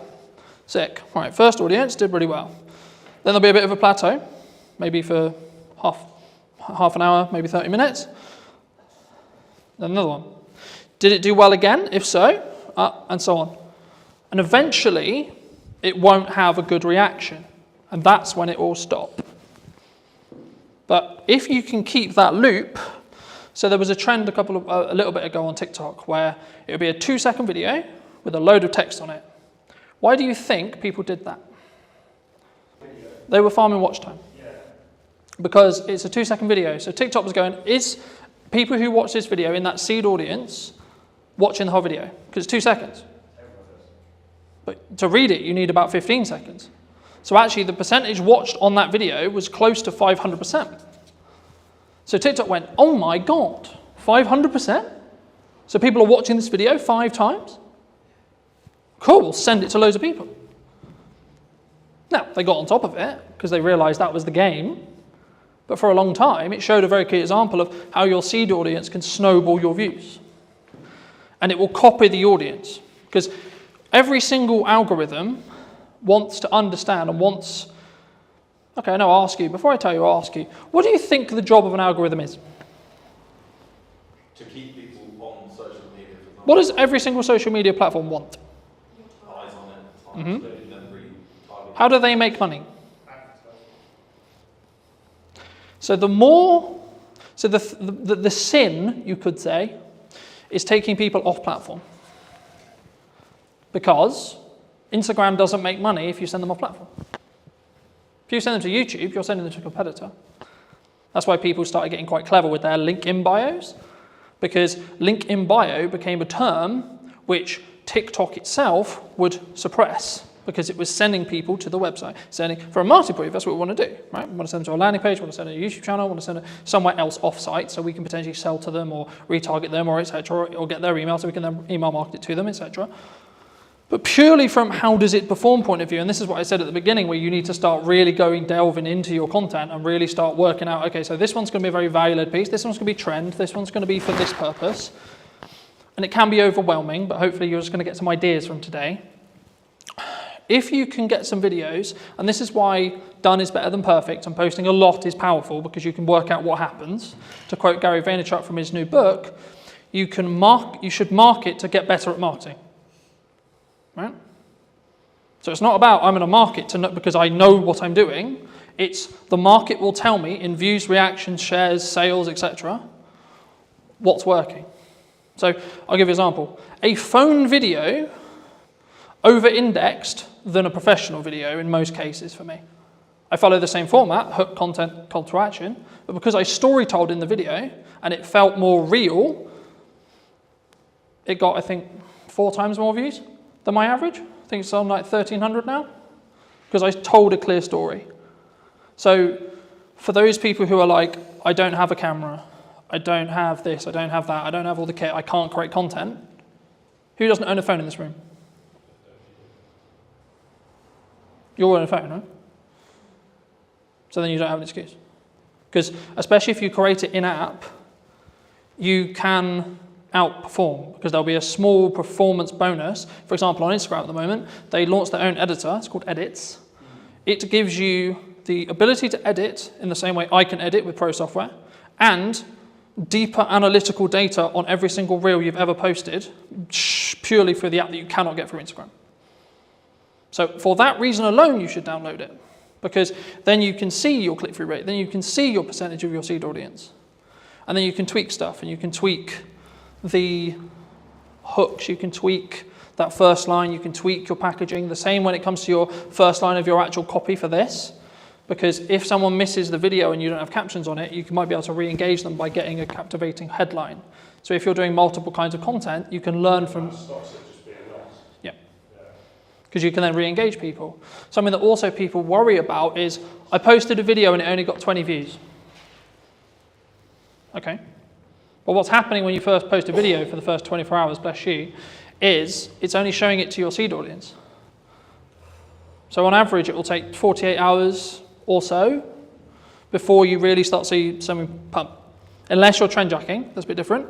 But on the structured content we talked about at the beginning, it will take roughly about 24 hours before the algorithm really understands it. The more content you feed the algorithm, the more it's going to understand what you do and what audience is going to connect with the content you're creating. Does that make sense? So what stage do you start paying for it then? So at the minute You don't need, nothing I've talked about today is paid ads. I know, that's what I'm trying to think. If you want to do paid ads, you can follow all of these principles, and what I'd recommend you do very quickly for those who are interested in doing paid ads, you should post a load of content, see what does best in regards to views, retraction, etc., and then take the best performing pieces of content and then amplify them with ads. Because then you don't have a question mark on whether the creative or the video or the blog or the post, etc., is actually going to do well or not, because you already know, because it did well organically. So that way you're not wasting money on amplifying bad creative, because you know that it's going to be good, because you've already tested it organically. Does that help? But if 10,000 people saw it organically, you go to millions if you pay for 10. Yeah. But the key there is to understand that is that 10,000 the 10,000 that you want? Moving back to my original analogy of, do you want 100,000 or do you want 10,000 or 1,000? If the metrics align, as in you've got 10,000 of the right people, absolutely you should pour money on it. Because you've already done it. You already know it works with the target sector that you're trying to talk to. So of course you know. And then it's just taking the guesswork out of paid ads. Yeah, you should tweak the copy, you should tweak the text that goes next to it, maybe add a stronger call to action on the end to be a bit more salesy if you're going to, or maybe tweak the hook slightly, or tweak the video very slightly. But you know the bulk of the content's going to work for creative because it's already worked organically. How important is something like LinkedIn for a business owner or a filmmaker? Yes, LinkedIn is essential, I think, for any business owner. I've been posting regularly there for 8 years, I think, something like that. How do they up their prices? Because they struggle to actually put that into practice. If you're paying a freelancer £300 a day, that's way more than 30 grand salary for a full-time editor. Did you reach out to the brand you were looking to do the spec ad for? Because I think some people, when they look at spec ads, there's kind of like two approaches. One is like, do it, tag them in it, or send it to them and sort of see what happens. How did you navigate that initial process of making that spec ad? Anybody looking to scale their video business needs to double down on the brand, and people want to work with the brand, not necessarily just me. Does speed really play a factor, or is it more kind of standard to think about? Did you know that 93% of you are not subscribed? So if you could please do me a favor and you're enjoying the show, then subscribing would mean the world to me, and it would allow me to grow the show and continue to get larger and larger guests and continue to bring what's missing in marketing today. Thank you ever so much for joining me, and I'll enjoy the episode. Hello, my friends. Hope you're well. Hope you're having a good day. Today I'm talking to Carl from over in Manchester. Specifically, he runs a really, I would say a upper class or like premier video production agency on the higher end. And today I really wanted to talk to him about specifically branding, but also how I think a lot of filmmakers, we're stuck in this rut of like being quite maybe lowball or midball or just working on ourselves. I mean, How does would you say, and feel free to give any context you want, Carl, and do you think that people really struggle to sort of scale their business as a whole? Firstly, I've never been called upper class in my entire life, so that's really just thrown me off big time. We're definitely a premium offering though, so I get what you're saying there, so thank you for that. So yeah, I run a production company called Dead Pixel Films, doing video and photography for a variety of FTSE 100 clients, online brands, TV commercials, that sort of stuff. And what was your question? How do they differentiate themselves? Yeah, because I think a lot of people, they're very maybe solo space, and they're maybe worried about like how do they up their prices, because I think that's maybe the dream or the objective of a lot of filmmakers, but they struggle to actually put that into practice. Yeah, absolutely. So for context, we're a team of 5. So I'm not a solo shooter anymore. I started off shooting weddings, same as a lot of videographer journeys, I guess, shooting corporate videos, went to universities, then jumped into freelancing pretty early on. So I was a solo shooter for 4 years. I did weddings, corporates, bits of football, bits of TV, all sorts of stuff. And, I made a really good living doing that. And there was nothing wrong with that. And I loved doing it. And the wedding specifically was amazing. I was working with really happy people, and it was really, really good fun. But I eventually reached a cap where there's only so much time in the day I have. There's only so much I can charge. And I just realized I was I was at a peak, I suppose, in terms of camera operating in Manchester as a technical skill and what I could therefore charge or how I could scale that into a business. So my next step was to go from a freelance camera operator, solo shooter, to a production company owner. And that was a monstrous leap because I alienated all my clients literally overnight, because all my clients were other production company owners. And so suddenly they're like, oh, hang about, now you've gone from Cal Thompson camera operator to Dead Pixel Films, video production agency. You're now a competitor. You're not a collaborator. At least this is how it was perceived 8 years ago when I first set up the company. So I had to kind of start again, really, in terms of finding new clients and developing those relationships. I had some crossover for a year or two, but eventually it just fizzled away, and I had to then go after bigger and better clients that would, and then focus more on relationship building and then scale it over time. And it's taken 8 years to get to where we are now. There's 5 of us full time. We've got a production studio downstairs. So I'm in the it's like a meeting space that we're in at the moment, and then we've got a 1,000 square foot production office, and that's where all the edits are being done. And then this downstairs a 4,000 square foot studio space, and that's taken years to be able to have the cash flow and the regular clients to be able to build to that point, to be able to afford to have a studio. We've been in the studio 2 years now, and we use that as a bit of a marketing tool as well to generate more opportunities. It's very challenging because it's very expensive to sort of keep it going and making sure that it's not just burning through cash. But it's all part of the journey. It's really good fun. Yeah, I mean, I was going to ask you about cash, because I think as cash flow as a business owner, right? Because I think there's a massive difference, obviously, from a solo shooter who's maybe positioned themselves as an agency, or maybe the traditional, I think, from the sole videographers that I've spoke to about, they're looking to get work through other video production companies or agencies similar to yourself. Did you always have good money management skills, or because the story that I found is people normally get it wrong before they get it right? Yes. Cash is king with any business, and it's definitely applicable to video production and photography services.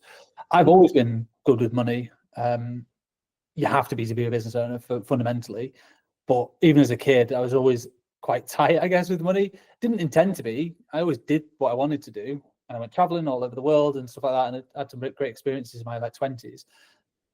But I've always been quite strict with money. I've never been spending it on designer clothes. I'm not really fussed about anything like that.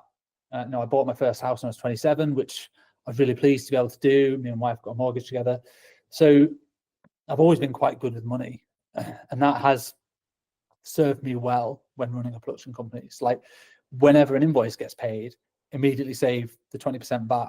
That goes into a reserve account.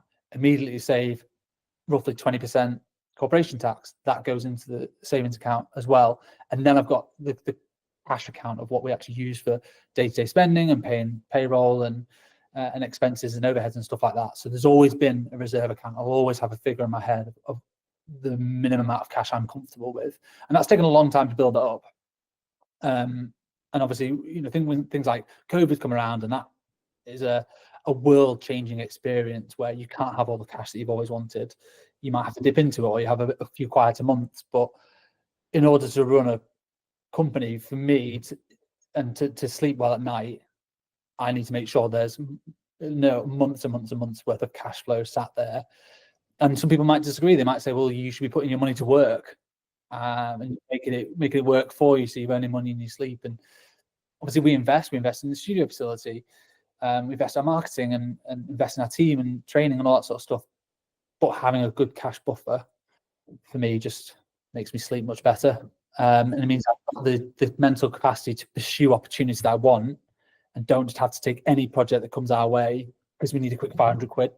Yeah, I think, I think that does lean on to my next question, which would be around, like, how does one attract larger brands to work with us, either consistently or as like maybe one-off projects in general. But just to build on what you were discussing there, I think it's very key to understand, and something that I have struggled with maybe for the last couple of years, but not this year specifically, has been understanding your numbers, but then also giving yourself a little bit more like cash cushion than you think you're going to need, right? Like, oh, I'm going to be fine on X amount. And then in reality, if you have just a little bit more, then something will end up happening that takes that cushion, I think, for me. But just to reiterate the question, I mean, how, for maybe someone listening to this who's maybe solo or maybe looking to scale up, how would you say they should look at maybe working with, the Red Bulls of the world or equivalent in that respect, in regards to like the size and the scale of the actual brands that maybe they're looking to attract as a client?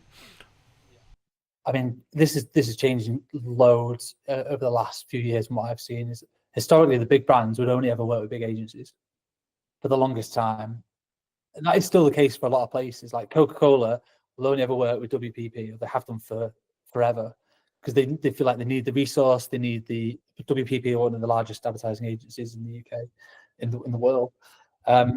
They feel like they need the cushion and the experience of a big advertising agency, and they probably do. They need the strategy thinking and all these different resources they're going to pull upon. But what I can see is over the last few years, more and more brands are doing more in-house, and they don't necessarily need the big agencies or the big thinkers, from what I can tell. Now, I could be wrong, but a lot of brands are now doing that big thinking in-house, and they're bringing more smaller, independent specialist agencies. So rather than just like one overarching agency that handles everything in terms of their marketing and their branding and strategy and their content, they might have, okay, there's an SEO agency there, and there's a production agency there, and there's a web design agency there, and they manage it themselves rather than an agency managing that. And they just make sure that's all sort of aligned, which means that smaller companies have access now to bigger brands, and they're able to work. And basically, once you've got one, it's easy to get the next one, or easier. You still have to chase for it. It's more competitive for sure, but once you have a few bigger brand names under your portfolio, and the work can start speaking for itself. So we were able to attract bigger name brands because we've worked, like we had a Premier Foods Group, which is a FTSE 100 company. That we did over 15 YouTube pre-roll videos for those guys back in, it was like 2021, I think. And that's for their whole suite of brands: Ambrosia, Oxo, Bisto. Anyone in the UK will have heard of these brands. They're in every shop ever. So we did loads of ads for them. And by doing work for those people, it opened up doors to more foodie brands. So then we're suddenly able to work for BBC Food. There's another project we got off the back of that. Yeah, we had to pitch for it. We went up against 27 different agencies and a public tender to win that particular project, but suddenly we got that. And then I marketed the fact that we worked with BBC Food for a 9-month content retainer on LinkedIn. That then led to one of our current biggest clients, which is Uni, and they're the pizza oven company based in Scotland. And that's because I put out one post on LinkedIn about working, like a blog post about how we work with food and break down that process. So it went from one to the next. So you can, when you look back, when you're in the thick of it, it's hard to tell what's going on. It's just like, shit, where's the next client coming from? And you just want to do the best work you can. But when you kind of step back, you go, okay, I can see how that one has led to that one, has led to that one, has led to that one. But it's been I've been self-employed for 12 years. It's 12-year experience to be able to get to this point alone. And some people are way further on than me in terms of their career, but I'm really happy that we get to work with like some world-class brands. And just by working with one does tend to lead to working with the next. So I bet your next question is, well, how did you get the first one? Because that is the challenging bit. And the way I would say doing that is work for free, which I know everyone here is going to hate. By free, I mean make a spec ad. Speculative. I don't know if you've ever done it, but you basically need to prove your skills and your services and the quality of your work off your own back. So that's how we won we started getting into super slow-mo. That's one of our core specialisms, which works with food and drink kind of content, is the 1,000 frames a second super slow-mo videos. We shot an ad for free with Whitley Neal Gin in a little corner of a studio. Me and my business partner at the time just kind of messing around, working out how does the kit work, how does the lighting work. This was years and years ago. And we put together a little 20-second montage. We partnered with a kit hire company who lent us the camera for the day. So that was very generous. All it cost us was our time and the ingredients. And then we pieced that together. And we used that piece of work as a marketing asset, piece of collateral, to then go and win the next one, and then win the next one, and then win the next one. And that just snowballed. We then became the specialists in super slow-mo and food and drink, which then led us on to the next project and to the next one. So that's always my advice to anyone looking to get into it. How do you attract bigger brands? Is you can't just go to university, study a bit of film, and then go, well, now I'm just going to either have my own agency or go work for another agency, and I'm going to be balling working on these big bad projects. Like, you've got to prove it. Education, you've got to prove it with your skills and your portfolio and your work. And if you've got to just go out and do it. Yeah, no, I completely agree. And I guess the question that comes from that is, did you reach out to the brand you were looking to do the spec ad for? Because I think some people, when they look at spec ads, there's kind of like two approaches. One is like, do it, tag them in it, or send it to them and sort of see what happens. The other one is like, hey, start building that client relationship, etc., and be like, hey, we would love to work with you, or etc., but can we make one for free? Like, how did you navigate that initial process of making that spec ad? Depends how big they are. If they're massive, if they're like a high street name, if you're suddenly I want to do a spec ad for Gymshark, they've already got amazing commercials, an amazing in-house team. They don't need your spec ad. So you emailing them saying, I'm going to do this ad for free. If you want to use it, use it. They just won't. They don't need it. So in that sense, I would just go and do it and just tag them. Like, massive fan of you guys. I hope you don't take offense to this. We've made our own ad. We want to tag you in it. And if Gymshark will unlikely see that and then want to just hire you immediately, but their competitor might. So someone else who maybe is slightly smaller than Gymshark might see that and go, oh, I love what these guys have done. Or you can use that to market to Gymshark competitors. So you can reach out to people directly that made this little piece for fun, just showcase our skill sets. Be really honest and transparent. Don't suddenly try and pretend that Gymshark are your client. You've done it as a paid project. That's the last thing you want to do. But just be honest about what you've done and how you made it to showcase your skills. And would you be interested in that one for your brand or business?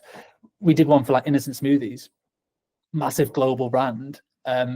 We didn't ask them to make that. We just did it as I was building all these like mad rigs because we've got a food studio, we have the space.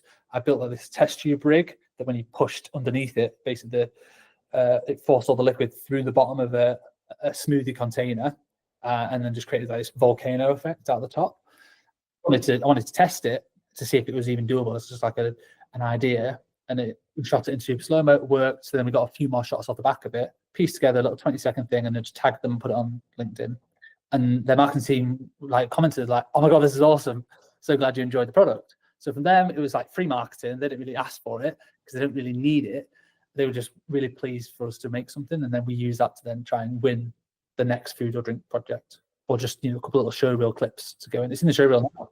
Do you think you've mentioned LinkedIn specifically a handful of times. Do you think that some people are worried about either putting up a spec ad or like maybe creating content that's not specifically for a client or for a production company, etc., that could showcase their work, could get them that next level, but maybe they're like concerned about either like what would the reaction be, or like where people see, because I kind of see it in two respects from my experience with filmmakers.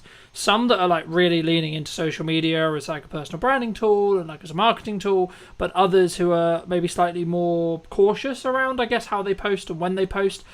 In your experience, I guess the two questions there is kind of two-pronged. It's one, how important is something like LinkedIn for a business owner or a filmmaker? But then number two, like, why do you think people are potentially quite cautious? Yes, LinkedIn is essential, I think, for any business owner. It's still quite untapped resource. I've been posting regularly there for 8 years, I think, something like that, and built up a sizable following. I don't know how much work exactly we've got, but I could probably guesstimate we've generated well over 6 figures worth of work and opportunities through LinkedIn without spending a penny. Don't pay for any premium, anything like that. Don't pay for any sponsored posts. It's purely just turning up consistently and regularly, and I try and offer advice to my younger self in terms of the personal branding side of things, but just use it as a marketing tool, just to share the work, to share the behind the scenes that we do, so that people can see, oh yeah, it was those guys that made that ad, because I can see them in the behind the scenes. We use that a lot to show scale as well, which also subtly promotes a more premium offering. If you see a squad of 10 or 20 in a team photo, you know that's a big production. Doesn't matter if you're in the industry or not, you know that's probably cost a pretty penny, versus the behind the scenes of a solo shooter. You know there's a certain cost implication there. So subtly you're planting these seeds within your feed into your potential target audience, and you never know who's looking on a LinkedIn feed.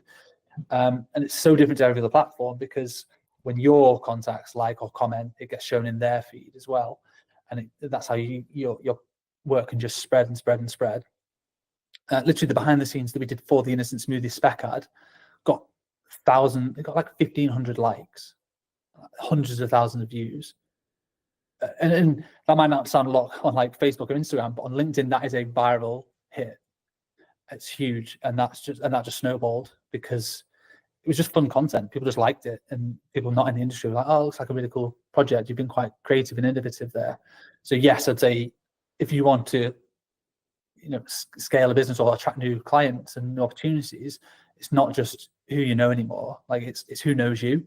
So LinkedIn is so valuable for that, and anyone could do it. Yeah, I mean, just because I think traditionally so much of filmmaking was like go to filmmaking meetups, meet another filmmaker, meet a gaffer, meet a sound guy, etc., and then you sort of build your, I guess, referral work from there. But for me personally, I've actually seen it as a builder now, where you should be doing that, absolutely, but you'll potentially get to a scale, especially as a production company, where you actually, and I guess it comes back to like who's your target client, right? So if it's another production company, then actually knowing other people is probably a better use of time. Maybe I'd be curious on your thoughts. But the key for me, if you're trying to get end clients, as we're discussing here, I think you have to put a level of best foot forward, either on LinkedIn or on socials, etc., because you need to gain the attention of the right marketing people. I mean, do you think it's solely down to like the target person you're looking to talk to? Yeah, it's 100% that. Like, who's your ideal customer? If your customer is video agencies or production companies that make high-end TV commercials, then your best job is to network with other crew members. If you're a gaffer, meet as many DOPs as possible. If you're a makeup artist, meet as many producers as possible. And you're a technician, your job is to get on set as much as possible, and you charge a day rate and you get to work on some amazing projects. That is completely different to being a production company, because you are dealing more with brand managers, marketeers who don't live and breathe that specific skill set every single day. They're thinking more wider strategy of the brand. So you need to completely change who you're networking with, completely change your messaging. So, I see filmmakers all the time like geeking out about the latest kit, and ultimately clients don't care. They don't know really what the kit is and what the difference is. They'll be able to tell the difference in the output, the final output, and the results it's given. But fundamentally, technology's got so good that I don't think people need to be geeking out about kit as much anymore. Technicians always will do. Like at my heart, I'm a DOP, and I'm a technician. I'm a camera nerd. I always have been since I was 13. So I do still love it. Doesn't mean my clients care about it. really. They care about, okay, I need a super slow-mo shot. How do I get that? You know, okay, we need a £100,000 phantom camera that we have to rent for the day. And we need the skill sets to do it. You need high-speed lighting and all that sort of stuff, and a lot of power. So they care about the results of the slow-mo and what it does, not necessarily the camera. They don't care what it's called or how much it might have cost. Yeah, they care about the rental fee. But in terms of like the specs of it and stuff, they're not really fussed. You have to market to your respective customer and who that is.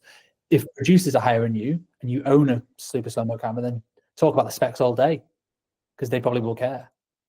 But the end I mean, my next question was going to be like, from a delivery point of view with larger clients, does speed really play a factor, or is it more kind of standard to think about, like, oh, we're going to give you a 2-week delivery or etc. I mean, obviously it depends on when they're going to use it, but would you say like a unique selling proposition for what you do specifically is speed related in regards to turnaround, of course quality as well, but is specifically looking at speed really important?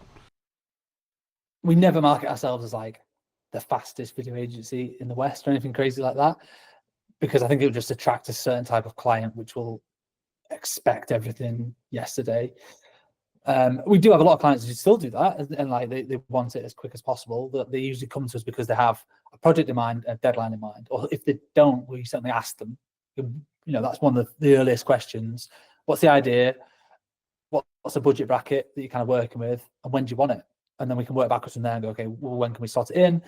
You know, we have certain projects that we're producing one now that we're not shooting until September, and the deadline's not until the end of September, and that's marketing for a Christmas ad. So we're talking about that now. Other ones we're shooting tomorrow, and we need it live by 1st of August. So that's quite a fast turnaround, because there's 5 20-second ads, like montages with like heavy edits and a lot of content going into it. So speed is important, but I think clients prefer more like a stress-free production. And are you going to handle the brief? Are you going to deliver on the concept? And are you going to be obviously professional and make them look good to their boss, ultimately? People might not say it, but they kind of is what they mean. That a lot of brand managers are sticking their neck out certainly with a new agency they're working with. They're putting their neck on the line. They've said, right, we really like these people. They're going to be great. You have to deliver on that. Yeah. You have to. Yeah, I think the key is you have to follow through on the content or the promises that you have, like, said that you're going to do, but then over deliver on those. So I've always followed a motto for a long time, and it might be why I'm doing quote unquote okay in business, because I've always under promised and over delivered with every project that I do. But I think it does, to an extent, kind of bring me on to kind of the next question I wanted to ask you, which was about like, how do you justify to a client who's maybe on the fence about spending, let's just say 10 grand or 15 grand or whatever it ends up being, right? How do you deal with those hurdles when it comes to being higher priced as a whole?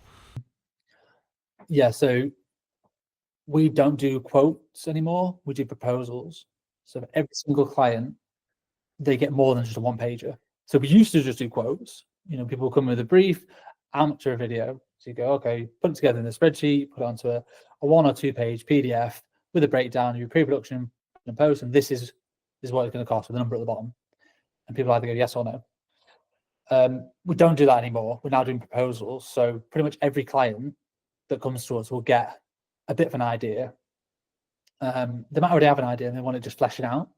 But here's a few visual references of the style that I think we can execute on based on your budget. I tend not to do this like on a whim. Like if I know they've got 20 grand, okay, I can work backwards from there and go, well, this is the kind of production that I think they might need. It's a couple of days, a couple of crew, there's production value there. I know what to spend, so I can know what the references are going to be. And we put that into 5 or 10 pages for every single client with a cost and a breakdown of this is exactly what it's going to cost you. The information that was in the original quote still goes in the proposal, but you've also got a lot of more visual references in there so that people can see you understand the vision.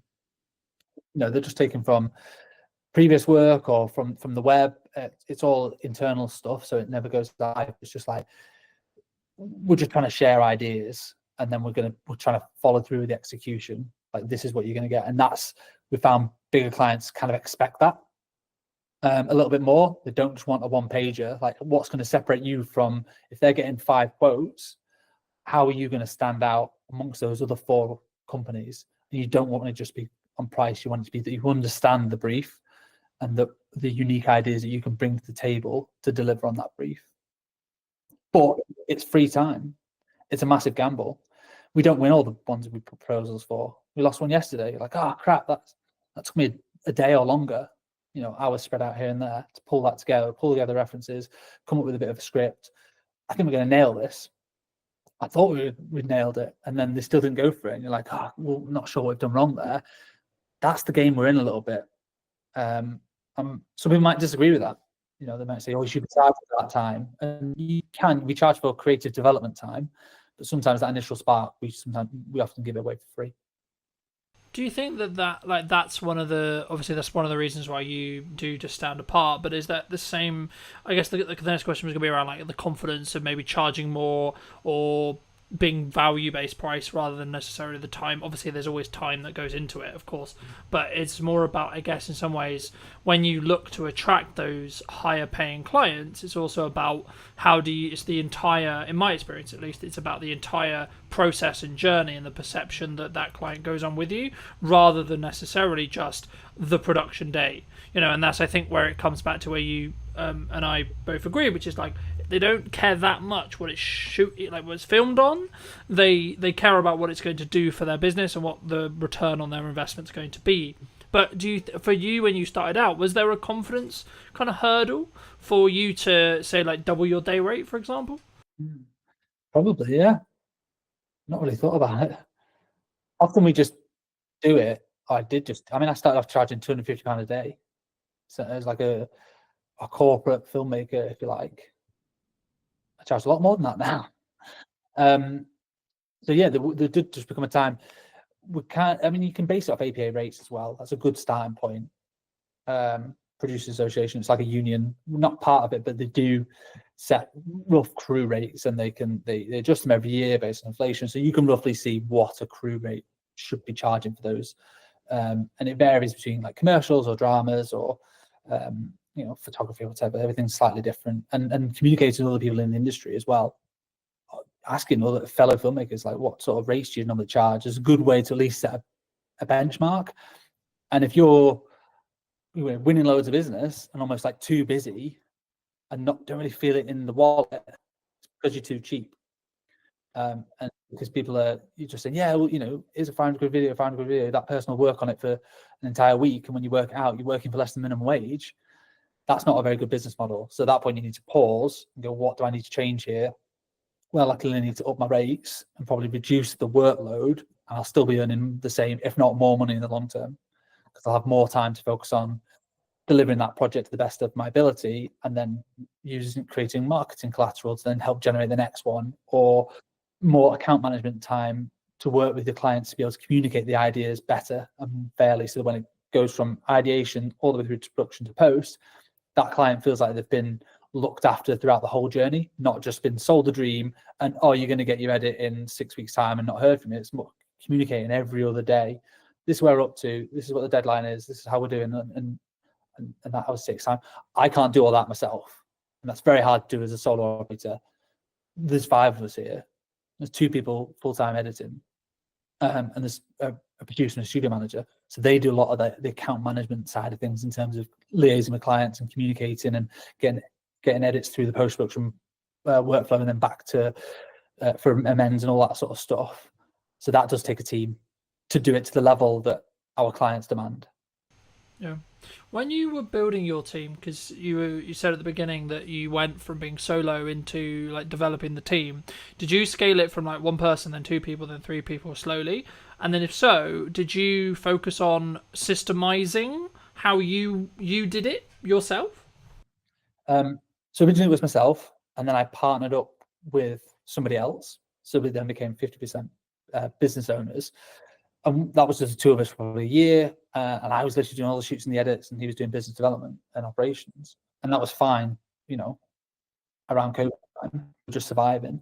But eventually the edits got too much. So it's like looking at the business model and trying to work out where are we bogged down with in terms of time. And it was edits. So it made sense to hire an editor. Great, let's work out what the finances are going to be. it can be quite daunting when you look at your first hire, like, oh my God, how am I going to find 30 grand or whatever you're agreeing that first initial salary is? But you tend not to look at it on a yearly basis. You just have to look at it on a monthly basis. Oh, I actually need to find 2.5 grand or whatever it works out at. Because obviously including tax and all that sort of stuff. So that's much more manageable. And it's a bit easier to think of it like that, or what do I need for this quarter to be able to hit that, rather than thinking about the larger scale side of things. And editors are amazing, hardworking people, and that is quite an easy way in terms of a business model to, as long as you keep them busy, they will pay for themselves very, very quickly. We did, and then we did just add on to the next one, different skill sets, and eventually the producing was bogging us down a little bit. So we're just like, oh my God, we're just having to, my email inbox is 100 every day. Like, how do we help manage this? Okay, we need a producer to start doing some more of the logistics, booking hotels, doing casting, all the logistics of like sorting crew and client liaison. Right, that can come. Basically, I hire somebody when I get too busy with one thing that I don't necessarily want to do all the time. And then just let them do that, and then I can focus on the stuff that I want to work on. Yeah. Did you, from like a management or money planning point of view, when you were looking to do that, like, did you have the money in the bank to pay for like 2-3 months, or did you have like the full salary, or did you like just have it in like contracted jobs in the respect to like, I know I've got consistent revenue for say 6 months and it's going to be that number, and that actually means that pays for me plus 2 people? How did you sort of plan that when you were scaling? Because I think so many people, when they maybe look to take from a video production point of view, they take it from maybe a solo, what I would describe myself as, which is like solo plus, where they only have budget for project by project basis to bring in people, expand those crews. But for me, like, potentially in like 2-3 years, it will be a situation of, I guess maybe it's a risk profile thing, but I'd be curious on your thoughts around, like, did you plan it as a, like, I've got 6 months and actually we're good regardless? Or did you maybe lean into like, actually, I know we're going to get the work, or I know it's going to free me up to the point as a founder where I could do the marketing and the sales to then mean that I can then know that I'll have the work? Yeah, I mean, for like a U+1, use freelancers until it becomes so obvious that you're spending so much money on freelancers that it's more cost effective to hire somebody full time.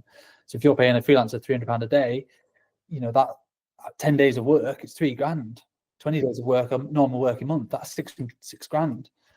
That's way more than 30 grand salary for a full-time editor of what you've got to pay out as an individual. So if you do that consistently, you'll soon realize that having all these freelancers has cost me way more money than a full-time person. So generally, that's exactly what we did. We had freelancers, and we actually won a few big block bookings. So we knew we had 2 months worth of editing work. So we had freelancers just coming in. I think we had 2 at the time, just helping us churn through this massive volume of work. It was all costed for, so it was all fine. And we just knew that, well, hang about this. Once that project was coming to the end, we were getting another big project that was sort of, we had loads of edits on, so it just made sense to eventually put a job ad out and hire for that full-time role. So we would effectively be saving money on the freelancers. And we gave the freelancers the opportunity, like, do you want more job stability? Do you want, to come on full-time? And some people did, some people were not interested. They're like, no, I'm happy with the flexibility and the variety. Like, there's a place for both in terms of freelancing as a technician or going full-time in-house. Really depends on your personality and your personal circumstances.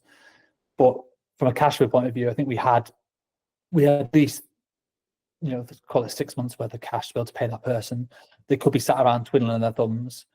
It'd be a terrible business model, but they could be without us necessarily worrying about how we're going to pay that person. Because also when you hire them full-time, you have an obligation to pay them. They're now an employee. You can't just get rid of, you can make it redundant, but that's a failure on your part, I think, rather than just, we didn't have enough work to be able to pay them. Like, you've got to then go and get the work to keep them busy. So that is part of the risk. It's definitely it's a high risk move. I mean, it's such a while ago now. I've always had staff members around me for the last 6 years, so I tend not to worry about that as much now. It's just a no-brainer that we are a team, and it takes a team of people to deliver on the projects that we have now. So if it does sound scary to anybody as an initial thing, I'd always just say, bring on freelancers until they become too expensive to not just hire. It's a no-brainer to hire somebody full-time. Yeah, I think I agree. I mean, I think, would you say that in that though, one of the things that a founder, like an origin person of the business in a video production context, like they should spend, like as they're scaling and as they're bringing in people to help with the delivery side, should they spend like a significant amount of their time in trying to, I guess, apply financial resources to getting more people to help them either with their personal marketing or the company's marketing or etc., to then like, because I found like for me that will have the strongest ROI by me creating my own content and me being in the world of marketing all the time as much as possible and not as much in client delivery. And if so, how did you transition? I mean, did you just end up, like you sort of alluded to it at the beginning, but did you have to transition all your clients because they wanted to work with you specifically? Because I think that's sometimes the weakness when we're very founder-led as a business, where a client wants to work with me because they've consumed my marketing and then they want me to have that touch on the project. And how do you sort of balance that with also then scaling it with a team? Yeah, I'm still figuring that out, to be honest. A lot of our projects are of a scale where it can never just be one person. That one person ideally should be on the job. That was a big USP for the longest time, is we weren't necessarily just another production company that brought on loads and loads of freelancers. It was like, you know, if you see us in the initial call, you're going to see us on set and we're going to hold your hand all the way through the project. And that's done really well for us for the longest time. It's helped us build relationships with the right people. It's helped deliver good work. But that is only scalable until a point. I can't be on every single job if I want to scale the business beyond where we are now. So that's probably a bit of an ego thing that I've got to figure out and navigate and work out. There are other people who can shoot. Yes, technically I'm a DOP and it makes good financial sense for me to be on the shoot, but also makes good financial sense for the wider business for me to be marketing and spending more time doing business development to bolster the scale of the productions and the bigger business and clients. As long as they are getting a good service from you as a brand, not necessarily you as a person, I don't think they'll fundamentally care that much. As long as it's not sell them the dream and then you never hear from them again. You've still got to check in, but that could be checking in with just emails, texts, how you finding everything. You know, I went on holiday last week and I was like, oh, all these productions are going to fall down. Well, of course not. I've got a team who've been briefed in and they looked after the clients and they did a smashing job. And I came back and I'm like, so what are we shooting tomorrow? It's all been done. You know, I just trust the team to do their jobs. Yeah, no, absolutely. And I think that's a really important thing for people to think about before they start scaling, which is like how they're going to set that expectation. And at the end of the day, if the client's getting the customer service, the client experience, and the product that they are like they're paying for and they want, then I think that becomes lesser to an extent, right? Like, of course, you can't be completely removed from the service or from the entire client journey, but I think it become like if you have a trusted team and you're known as someone who has a trusted team, I think there's maybe a pivot or a change that needs to happen with marketing.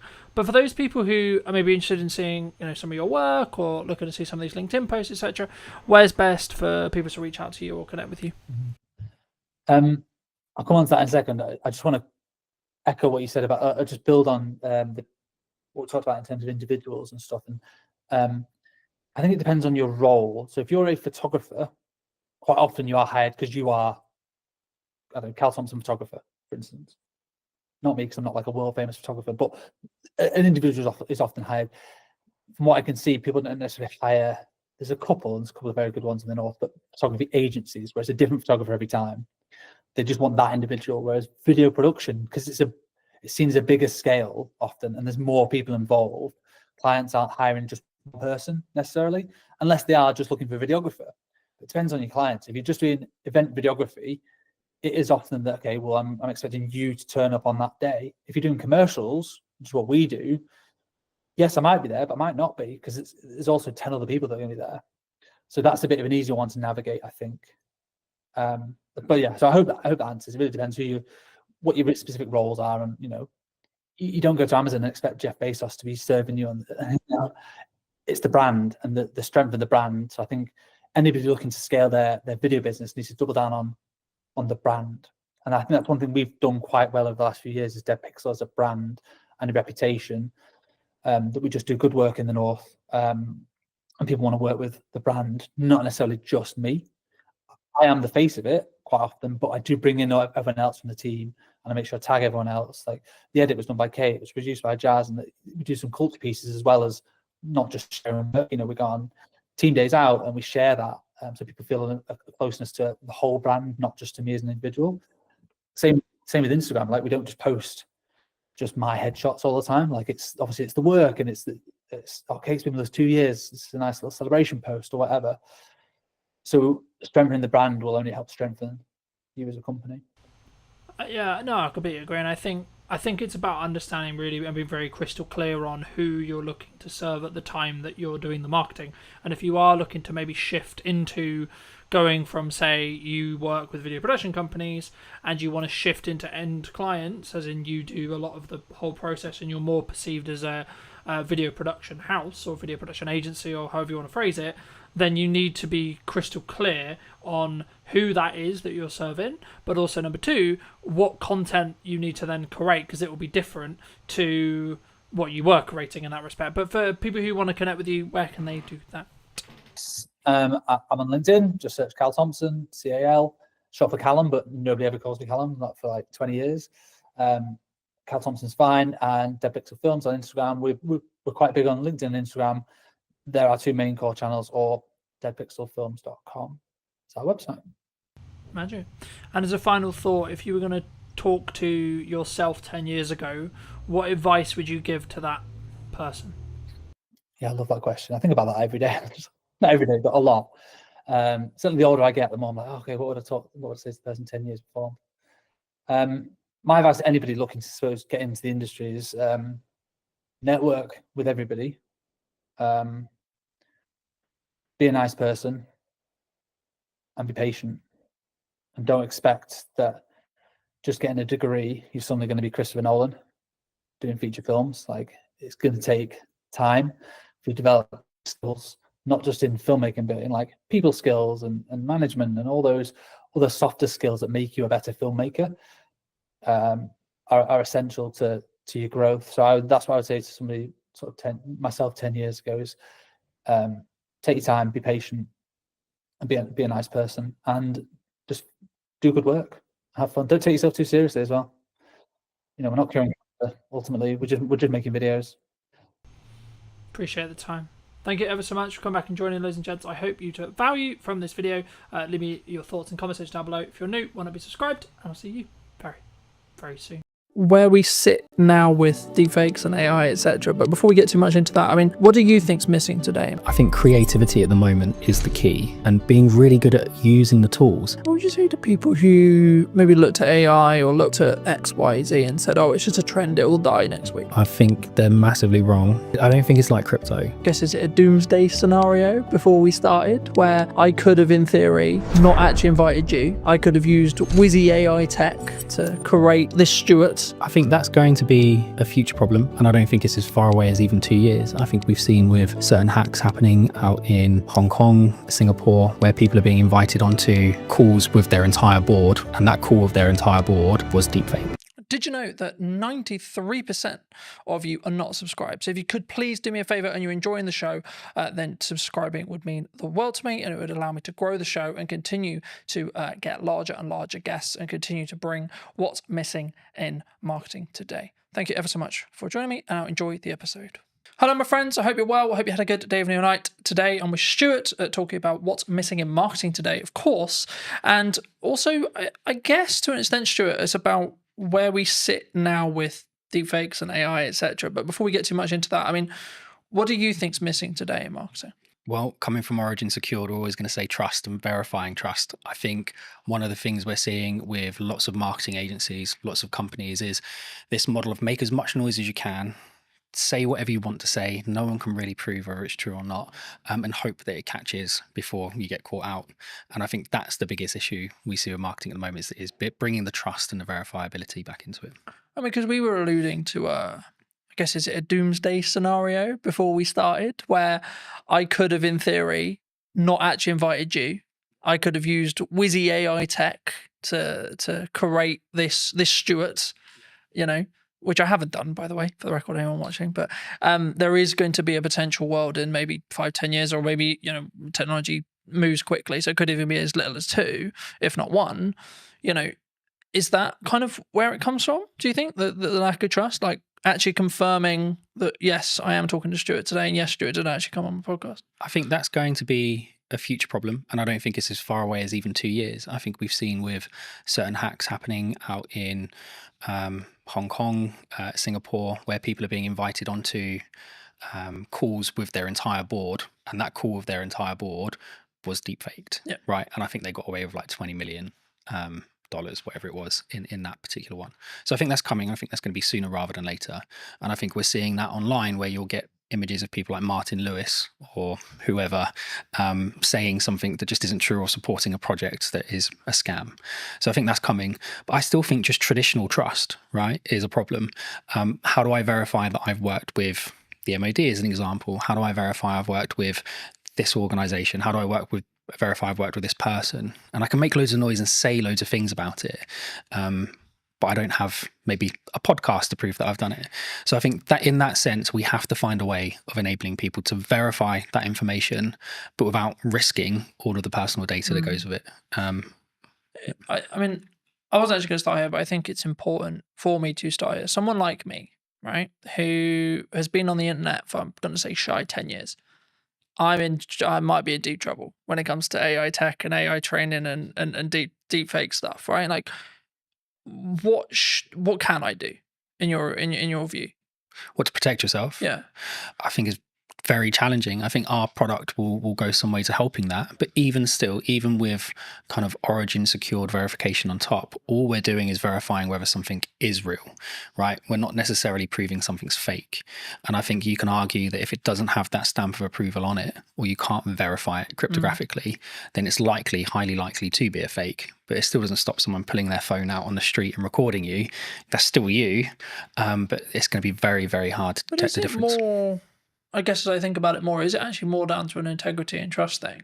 Like, someone looking at it, you might look at it and say, well, I know Colin. I've known him for however long, 2 years, let's say 3 years, right?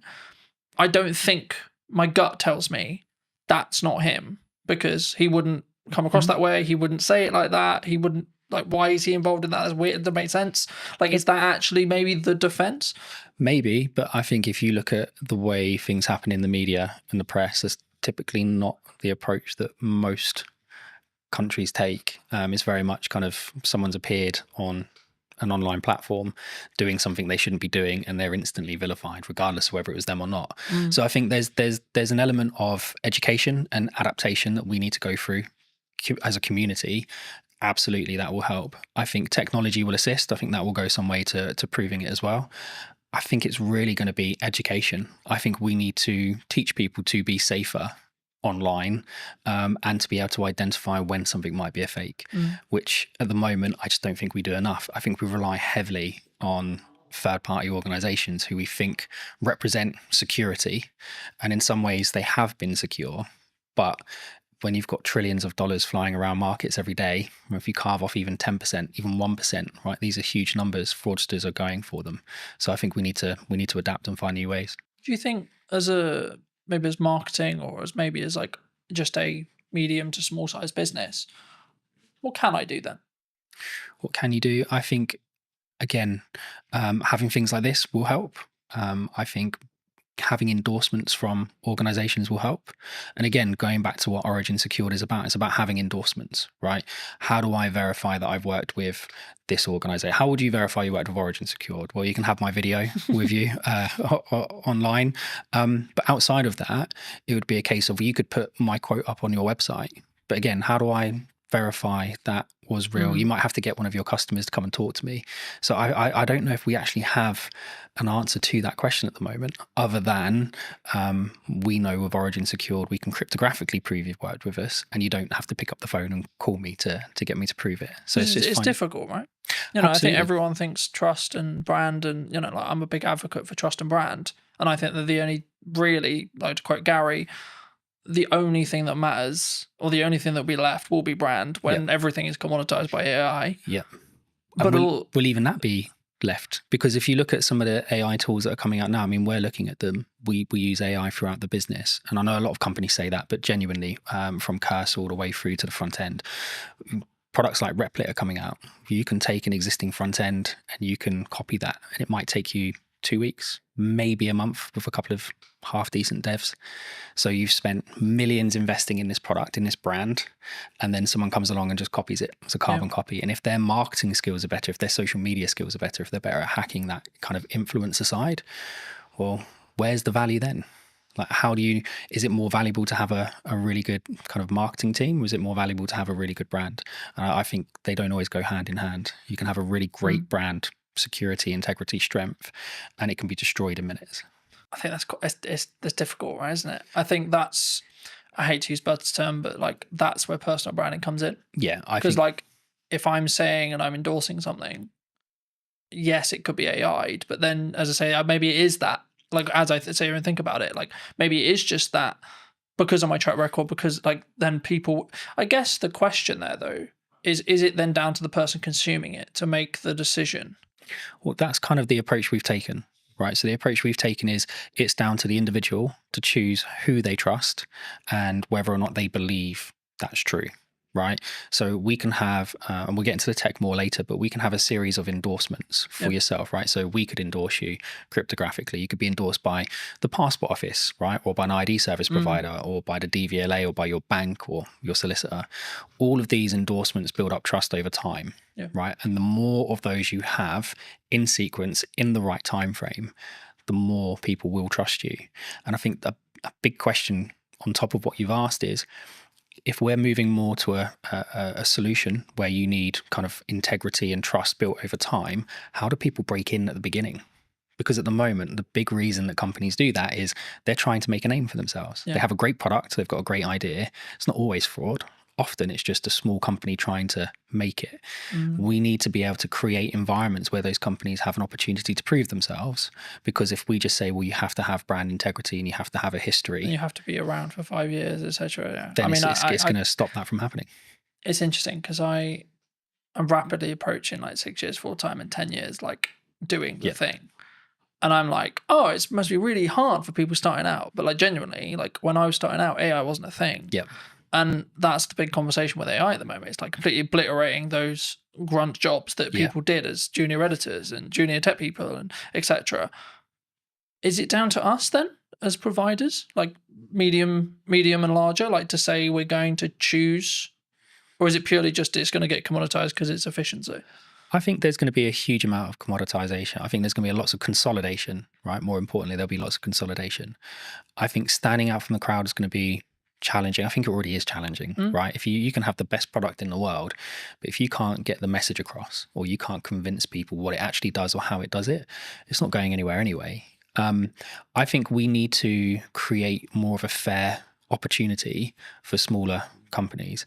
And I know that the government have got lots of programs in place. We're working with the MOD at the moment. They've got loads of programs in place to try and fast track SMEs and give them opportunities to deliver. I think we need to do more of that. And I think we probably need to have better controls over, well, how are these contracts won? How are they tendered for?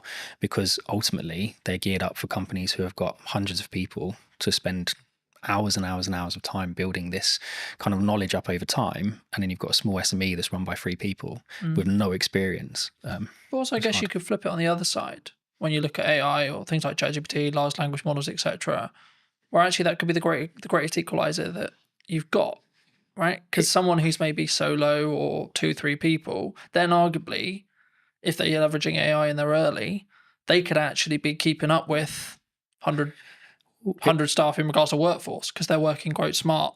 Well, they can. And I think, look, we've certainly benefited from it, right? Lots of smaller companies are benefiting from using AI, but so are the larger companies. And I think if you, I'm going to get in trouble for talking about this, but one of my favorite TV shows is The Wire. And there's a scene in there where one of the characters is out of jail. Cutty, I think his name is. He's sat with this other guy and they're talking about doing something they shouldn't be doing, and he gets handed a gun, and it's supposed to be a revolver, and he's like, oh, I'm used to using a revolver, and he goes, yeah, but that doesn't hold 17, and he's, oh, the game's changed, and the other guy goes, no, it hasn't changed, it's just got more fierce. And I think for me that's what AI is, right? Yes, there's going to be less entry-level jobs. Yes, there's going to be less opportunity for people coming out of university. It doesn't mean anything's changed. The industry's still the same.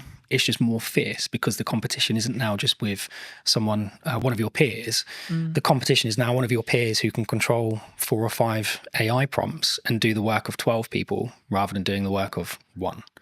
And so, yes, these companies will benefit smaller ones, but I think you're in a more fierce environment because those larger companies have access to just the same technology. Do you think it comes? I mean, there's kind of like, there's 2 strands here. Number one is like the larger companies is like turning a ship, right? A massive ship. When I'm a speedboat, I can go, woo, you know. But I think the more important, I guess, question is around number one, how agile you can be as a company, but also number 2, it's the mindset, I guess, in some ways, because I think like with the commoditization of automation, technology, etc., like we could go down the mindset of, okay, we're all gonna be out of jobs. Bye-bye, farewell, right?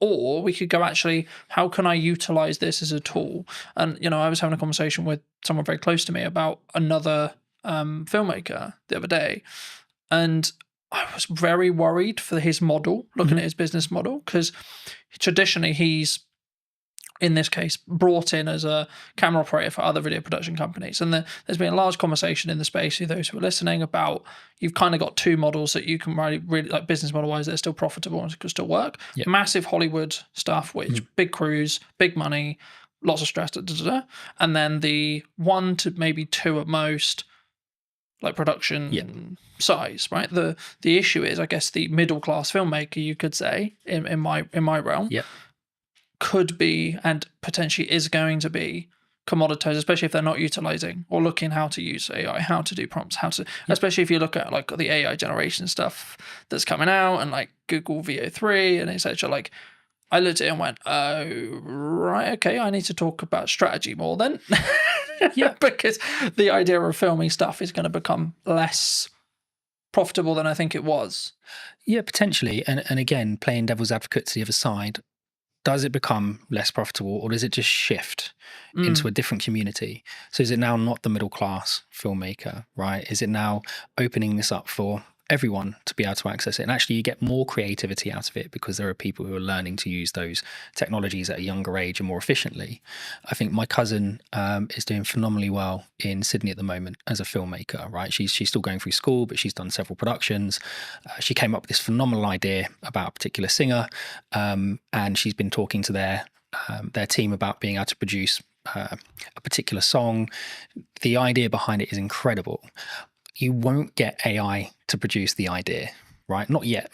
That might come in the future, but at the moment, AI is just really, really, really good autocomplete. Lots of people are going to be really upset with that, but it is, right? They're just predicting tokens. We're not yet at a point where it is finding new ways of doing science, right? It might find a new mathematical way of folding a protein, right? But that was always there.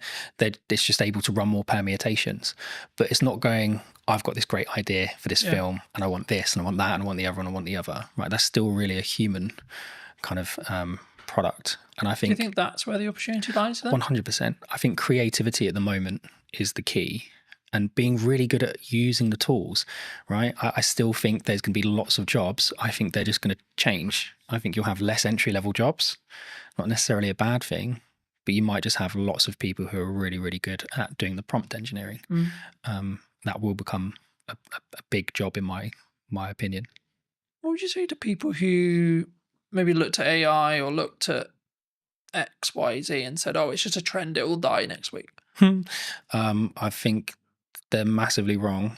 I don't think it's like crypto, right? I think my co-founders and I always disagree on this, especially one Mark. He's very, optimistic on the crypto side. You know, Mark, and he loves it. I'm still very much of the opinion that there's been too much happening with the mainstream cryptocurrencies from a dark web standpoint, right? From a criminal historic standpoint. So the AML piece and the KYC piece can be incredibly challenging if you can trace it back on the blockchain to criminality, because really you should be taking that as proceeds of crime.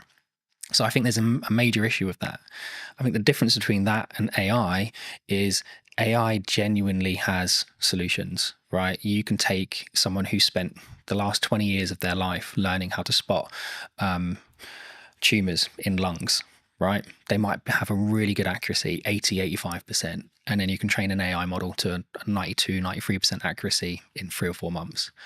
That's a huge jump, right, for us as a species, in my opinion. So I just don't see AI dying. If anything, I think it's going to become more and more integrated. And I think actually what we're going to see is that AI is going to become smaller and smaller and smaller. And I don't think it's going to be long before it's fully inside your device, not in the cloud. It will be inside your device. You'll have your own private AI, and it will learn you more and more and more. And this is why Origin set out to do what it does, right? As more and more information is being collected, you need to secure that in a better way. You need to be comfortable that your data is yours, that you have control over who accesses it. And if they do manage to get access to it, that you can revoke that access. And if someone is storing your data somewhere, you've got some level of encryption yourself over that data. I think that's much more important as a conversation. Is not necessarily is AI going to be a great tool, 'cause it's not going anywhere. Is how do you secure the data? How do you scrub the PII out of it? I think, yeah. Because I know that, you know, other large language model providers, I'm sure, have done similar. But I know OpenAI, owners of ChatGPT, got into some hot water because they basically, what it seemed like was they were basically ignoring copyright law completely. And they just went, oh, look, the internet's got loads of internet and information on it. Let's just take that. Thank you. And I don't believe that could be undone now. We're kind of in the wild, like we're in the Wild West in that respect, as in like ChatGPT knows everything and they will know everything forever. Yep. And again, there's only so much data in the world, right? So forget kind of some of the data that people think is proprietary for their organization, right? Where they might have taken 4 or 5 pieces of information and done something cool with it to produce another metric. The actual data, there's a finite amount, right? OpenAI found that out really quickly. You can still download pretty much the entire website scraping, and you can pay to download that online, right? There's several companies that offer that as a service. Anthropic will have done it. Google will have done it. Apple, all these organizations, if it's not just specific to OpenAI, every single company has done it.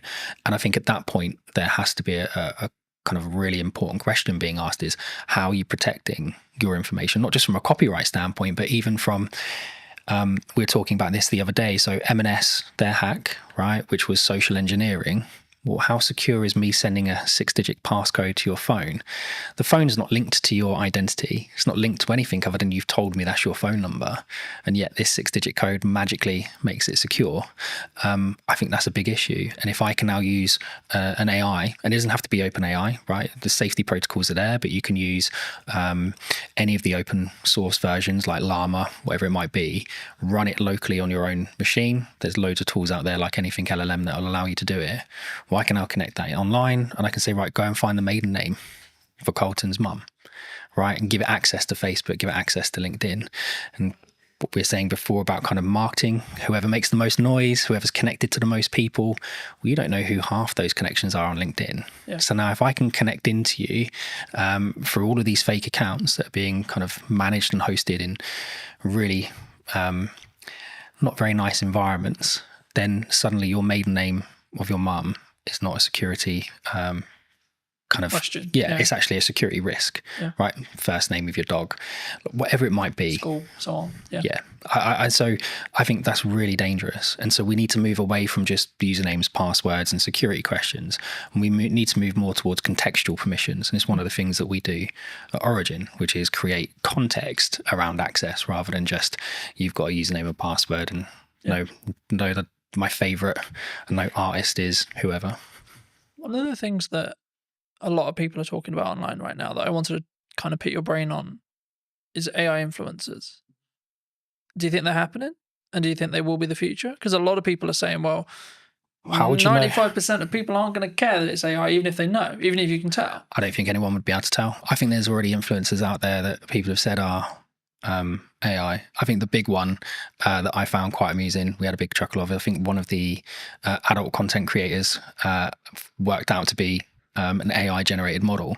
And I just think that's hilarious, right? That these people are paying for this personalized service and they've got no idea that it's not even a real person. And I guess the question, like you said, would they even care?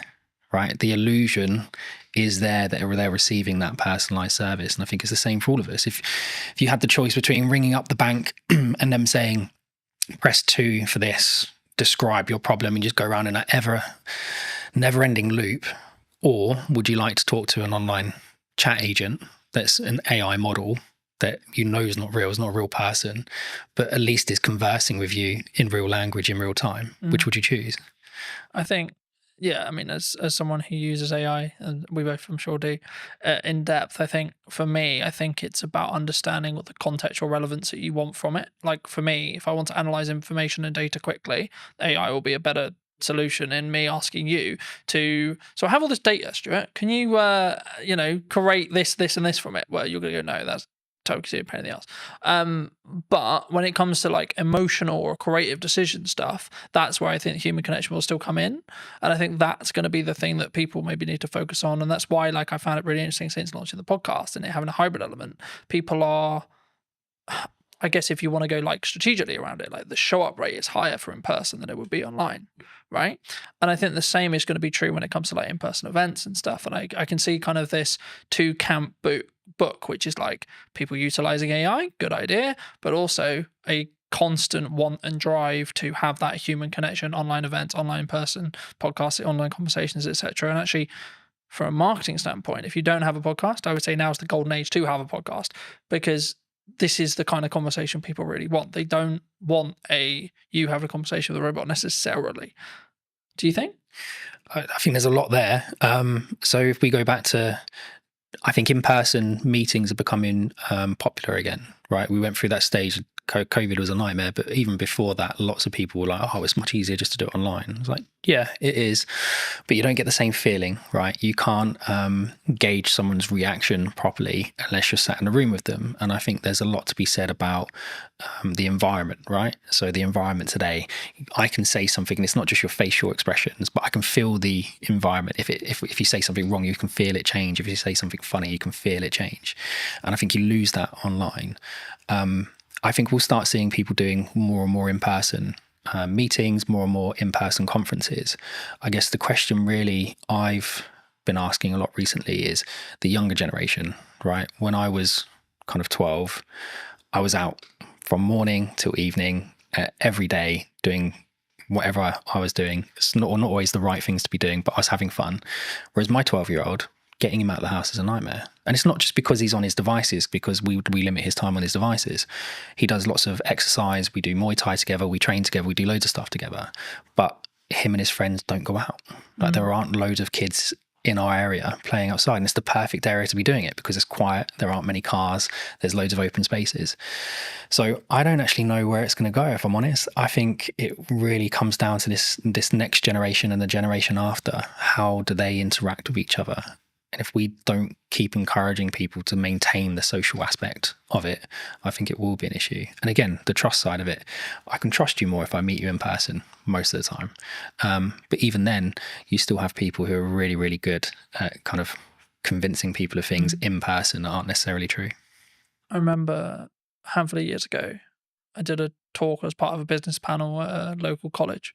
For obvious reasons, I won't mention which college, and the consistent thing that came through all of the feedback that we gave to these students, like we all gave little talks on our business, gave some context, then we did an open Q&A, and the constant thing through all of it was, you need to work on your communication skills, you need to work on your communication skills, you need to work on how to articulate. But I think sometimes especially someone who talks on content a lot, who does content a lot, who's constantly trying to do that 1% to improve how I come across, the words I use, when I pause, etc. I guess to an extent I take for granted the fact it sounds really weird. I know how to communicate, right?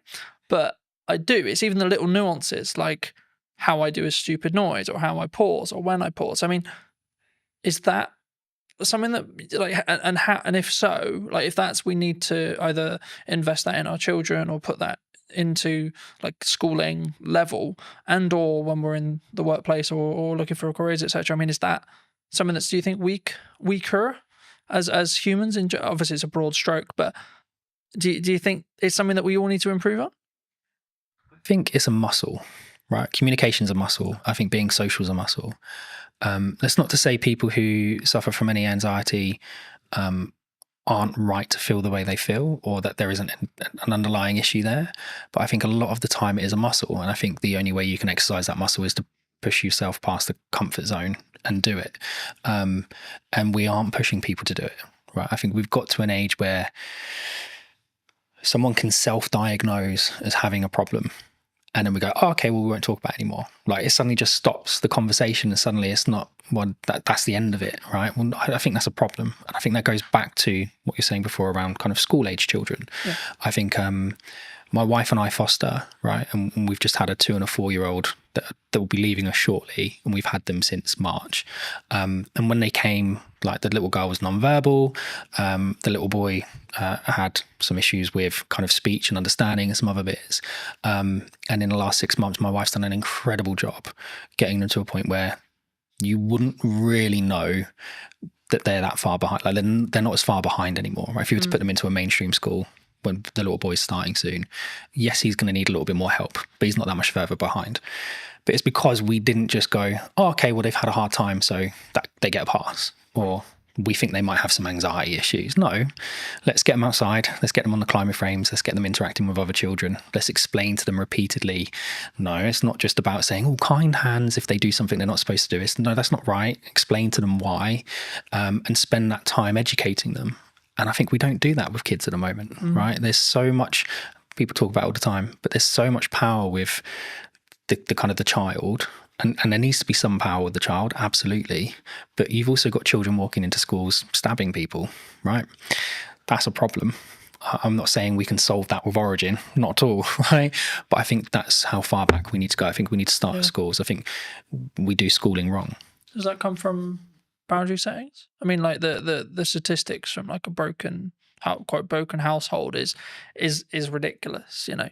Like, mine is true in that respect. You know, I didn't have my dad around for 20 years, and since about probably a month ago, 2 months ago, I spoke to him for the first time in 20 years. Mate, congrats. Right? How did that make you feel? Big deal. It was just like, it is what it is. You know, like, I wasn't there to be like, right, I'm going to, and I wanted to make sure that when I did it, it wasn't coming from a place of anger. It's like, right, I'm going to pull 20 years. And it was, right, okay. But I did it for a point of view of, I need to make sure that I do this so that I don't regret if I'm told he dies. I did my best. I tried. And I think, but then also I've set a boundary to say, this isn't a fully open door as well. And I think for me, that's come from years of building on it. And that's why I asked you about, that's why I guess the question of like, do we naturally have boundaries, either in work or from parents to kids as well? I think we spend a lot of time teaching people how to drive, right? Lots of time teaching people how to drive. We spend a lot of time teaching people how to communicate at work, right? You can't say that. You can't say this. You have to say it this way. You have to say it that way. We don't spend a lot of time with children teaching them boundaries because sometimes the parents haven't been in a position to learn those boundaries in the first place, right? Not everybody has the same start. I had a similar experience with you. Didn't see my dad for a long time. And I did go in different directions, and I was lucky enough to meet my wife who kept me on the straight and narrow. And I didn't speak to him for a long time, and he passed away. So before we had a chance to reconcile, whether we would have not, I don't know. So I'm really pleased you managed to get through that. But there's a lot of people that don't have that kind of, they don't know themselves enough, right? They don't have the same strength of character. They haven't gone through the same experiences the same way and come out the positive side of it. I think we encourage people, and TikTok and the others drive me mad because it's 10 ways you know you've got ADHD, and 10 ways you know you've got this, and 5 ways you know you've got that. And we're just creating excuses all the time for the behavior. And so boundaries, I think we all know where the boundaries are. I think a lot of the time we just choose to ignore them. Is that personal though? Because my boundaries and your boundary may be different. They should be, right? Otherwise it'd be boring. They absolutely should be different. But I think there are some basics that we should be able to agree, right? Certain spaces are private. Yeah.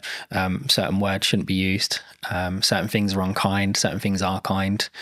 It's just mutual respect stuff though, right? Like, oh, absolutely. Like, you don't need to be, just because I think you may be acting in a manner that's maybe unkind or etc., that doesn't necessarily mean I'm better than you by saying that you're being a dickhead, for example.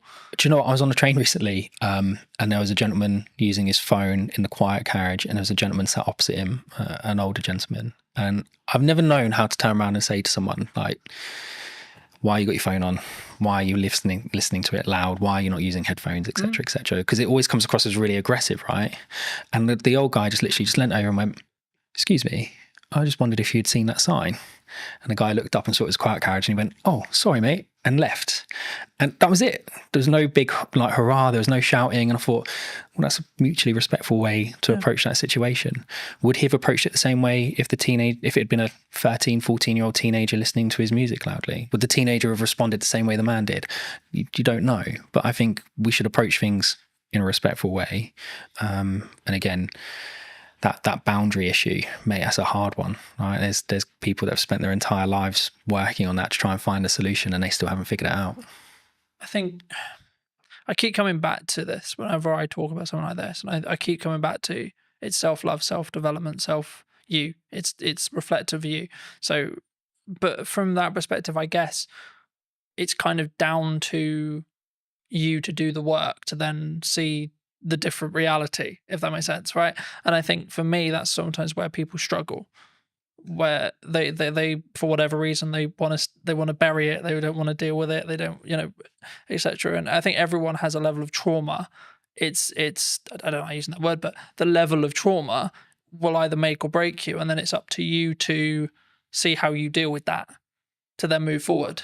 So I think I'm smiling because it actually brings up a really good example. You remember you'd go to the gym, right? I want to lose weight. You go to the gym, you're trying to lose weight, and the guy go, well, if there was a pill you could take that would make you lose weight, everybody would take it overnight, right? But it doesn't change the fact that you need to create these habits and these kind of self-motivation that drive those behaviors, right? Because this is really important.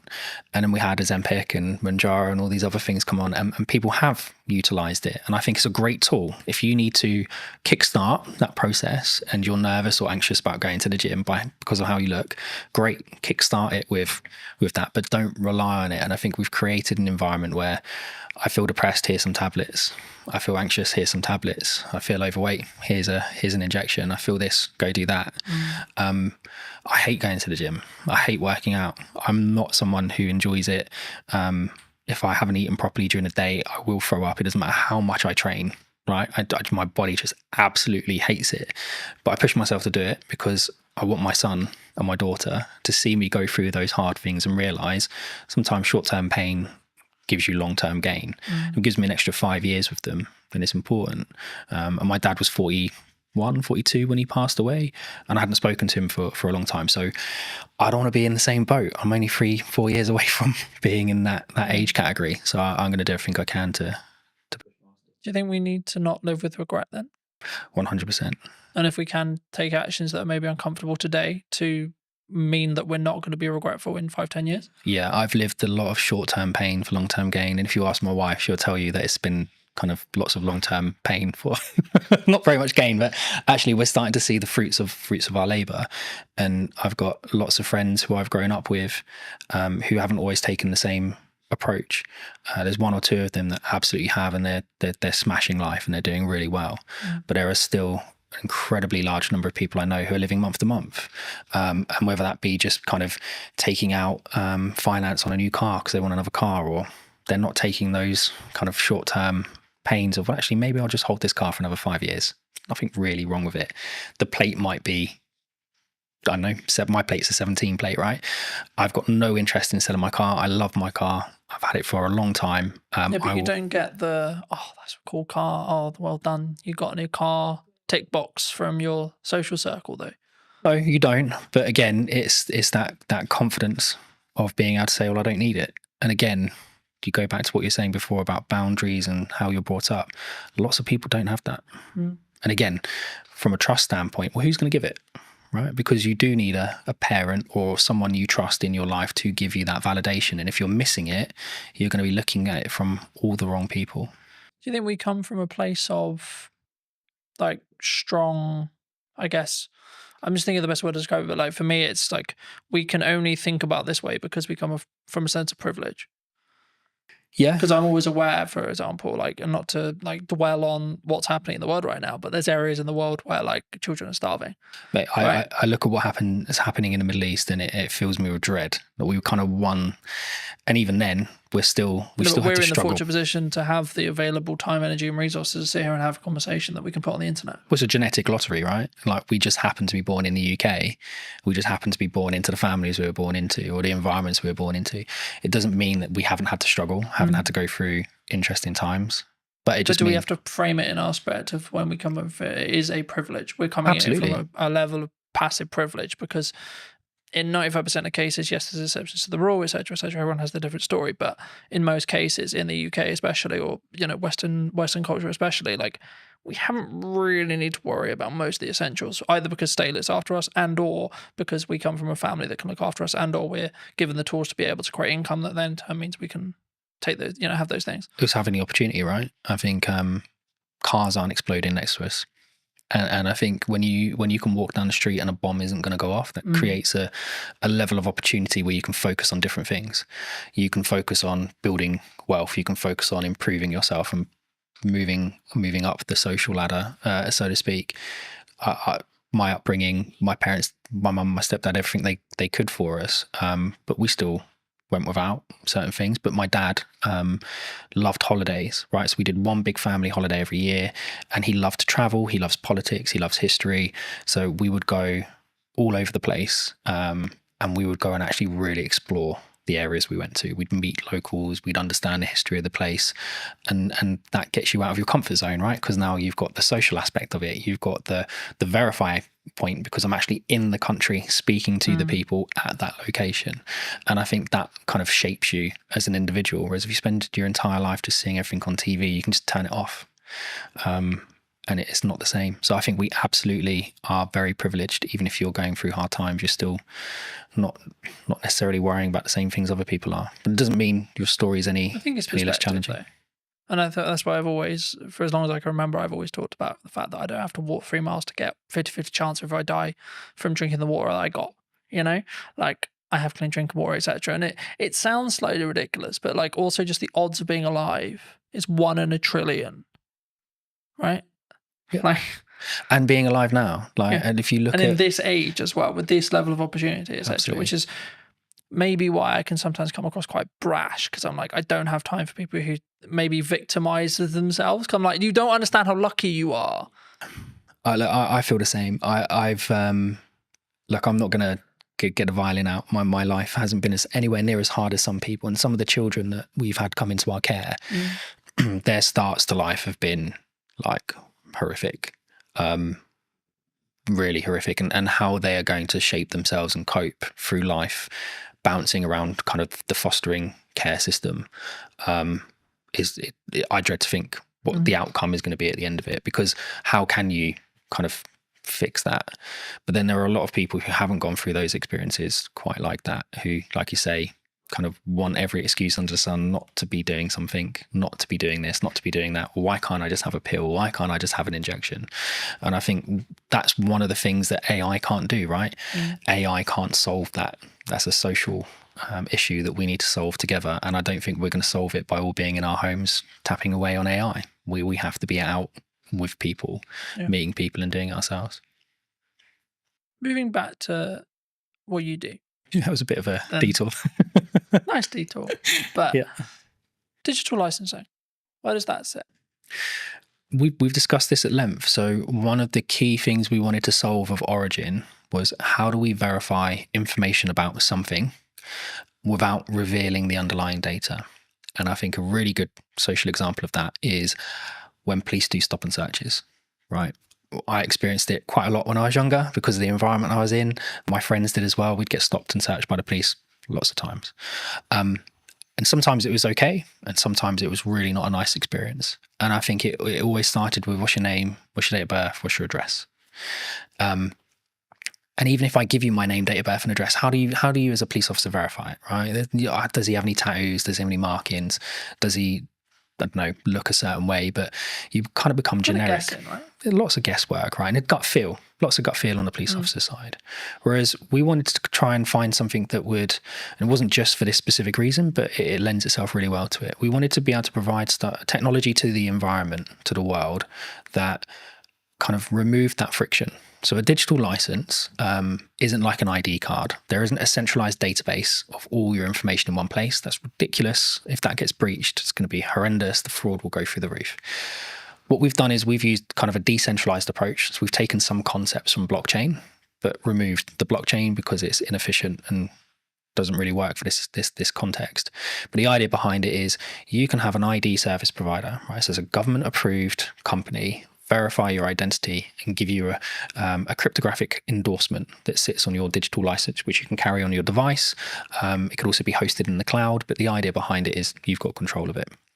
So now if I was to come and stop and search you, you would be able to present that credential to the police without revealing your name, your date of birth, or your address, but the police would know to a degree, oh, he lives within a 5-mile radius. There's no outstanding warrants. He's verified that is his identity because he's done it with a biometric check on his thumbprint. And we've conceded that biometric check that's linked to that IDSP hasn't been changed on that device.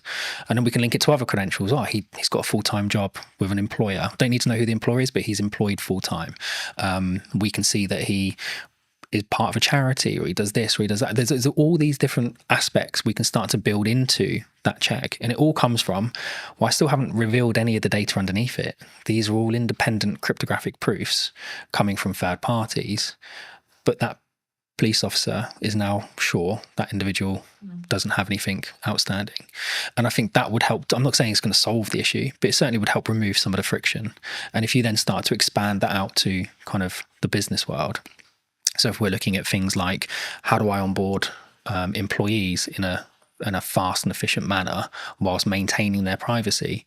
So one of the tools that we're doing for the digital cleaners license is we do the right to work checks. We do a modern slavery check by making sure that the bank account name matches the name on the ID. Real basic check, but lots of organizations don't do it, right? And that's one of the flags for modern slavery. We then can go and endorse all of your employment history. Right. And again, we're not the verifiers. We're not verifying the data. We're not storing the data. Right. But we're going off and having those independent third parties endorse you. Same for your certifications, your training. And I think in that environment, when you're dealing with disparate workforces where English quite often is a second language, not your primary language, these people, they kind of get left behind, right? They come along with their paperwork and they have every right to work. They have every intention of working, but it might take 5 or 6 meetings and 10 or 11 copies of their documents. Now, where's all that documentation going? They've got no idea where it's being stored, no idea who has access to it, no idea what copies are out there, but we're expecting them to just continuously do this. And if they're now working 3 jobs, we're extrapolating that 3 times over. So for us, it's about digitization, yes, but without just copying the existing paper process and doubling the problem. Right, you have to do it in a different way. That would fix the problem we opened with. What, going for back? Someone like me, for example, who, let's be honest, if deepfakes become mainstream in AI, someone points an AI with that mindset, I'm screwed. Yeah, I think there's definitely a way of being able to verify something's real. But again, there's then nothing stopping someone from creating an AI deepfake and just putting their endorsement on it anyway. Right? They haven't had to do the work. Like the AI has done all the work. I think it will become more important for organizations and in fact probably more important for creators to be able to verify that's their work, right? I was the one that created that first. Here's kind my of endorsement. In some ways from a maybe not a legality point of view, but kind of a copyright plus model, I guess you could say. Yeah, absolutely. And I think one of the things we've seen with the endorsements is, and you'll get it all the time with correspondence from the BBC, right, or for Sky News or whatever, our person on the ground. Well, that's great, but I don't know who that person is. I don't know their credentials. I don't know where they're from. I don't really know if they're from that country. I don't know what their background is. Whereas if you were able to say, here's the credential that's been lent to this article, well, now I've got, well, yeah, he's got an IDSP verified in that country that he comes from that country. He's got a university credential that says he went to that university. He's got an employment credential that said he was employed there at these points in time. That's not to say people can't build those profiles up at a state level if they really wanted to go to that level, but it becomes much harder to do, right? The threshold for access to fraud becomes really, really high, because when we're actually taking these interactions and monitoring them, we create an encrypted hash of the interaction, and that gets stored on what we call event chains. So not blockchain databases, but the event chain is a point in time. And so you can't go back in time and put something on the event chain in the past. It has to be done in time. It's temporal. And so in order for someone to perform a high degree of fraud, it's going to take them 5, 6, 7, 8 years to build that profile up. And they will have to do it in multiple chains simultaneously. And they're just not going to be able to do that. And I guess it comes back to that like point, which is like, it sounds horrible whenever you say it, but like you're making it less likely that you're the one who gets targeted, because the burden of likelihood that your stuff gets stolen, etc., is so much higher than Barry, than Sally, than James, so on, you know. And that's, I hate to say it because it's like, oh, go and steal their car, not mine, because mine's a pain in the ass to steal, for example. There is that, but again, from our standpoint, I mean, we want to give it to universities for free. Right? We want to give it to schools for free. You have the Online Safety Act that's happening at the moment, and I think you've probably seen some degree of access to adult content reduced. But it's seen VPN usage go through the roof, right? Because we know how people are accessing it, just going around the issue. And I think they had, was it Keir Starmer's driver's license got leaked online, and people using that and a picture of him to be able to skirt around the sides of it. That's the same tech, by the way, we were talking about at the beginning that some of the retailers are now choosing to use to verify their staff, right? It's not with an IDSP, it's just a localized check that looks right. I guess this was a big conversation like a handful of years ago, and I've covered it in the social media show and etc. But like, there was this big conversation, and lots of jurisdictions across the world have said, below 16, you're not on social media. And that seems to be the future, because it's like, we're now like half the world has basically got that. How do you verify you're under 16? Exactly. Right. And again, with Origin, it's one of the things we were saying, if we give it away to students for free, you can have a cluster of credentials, right? And so from our standpoint, it's about enabling the verification of a credential to create context. And contextual permissions is something that we've kind of started to patent from using our tech. So the idea behind it is, I can access a system. I don't need a username and password, but I need a credential from an IDSP. I need a credential from my employer. I need a credential for someone linked to that system. I need a credential maybe from a school or university. All of those credentials must confirm specific assertions about myself, right? I'm under 16. I'm a UK citizen. I go to a particular school in a particular area. That means we're putting the control of the people that need it, schools, etc. But we're not then enabling people who have bad intentions to come along and manipulate that system, because they would have to manipulate it in 5, 6, 7 areas at the exact same time. So now, if you want to access the internet, well, you could have your Origin handle with all of the credentials on it, and we would know straight away how old you are. Right. And parents mostly can be trusted. So your parent could create a credential for you. But if that doesn't match your school's credential, well, then that's going to create an issue. So you don't have the permission to access that service or that particular piece of content. And that for us is really important. Context is much more important than just, well, we think you might be over 18 because you click the button. Yeah. Yeah. For those people who have enjoyed this conversation, who maybe want to see more of the content, delve into a little bit in more depth that what you and the team are doing, where can people reach out? They can reach out to us directly, so they can come to us via the website, or they can reach out to us on social media or LinkedIn. I think we're starting to put more video content out there. So going back to what you were saying before, about kind of verifying trust, how do you prove it in the marketing world? Well, for us, it starts with video, right? And yes, there are deep fakes out there, but from our standpoint, I mean, we're able to verify our technology in our videos with our technology, right, which is important. We're certainly seeing kind of proof of concepts with the MOD gain lots of traction. We're talking to OFDIA, the Office for Digital Identity and Attributes, about shaping kind of how the UK consults on digital identity. And I think all of those aspects are important. So it's not just about us.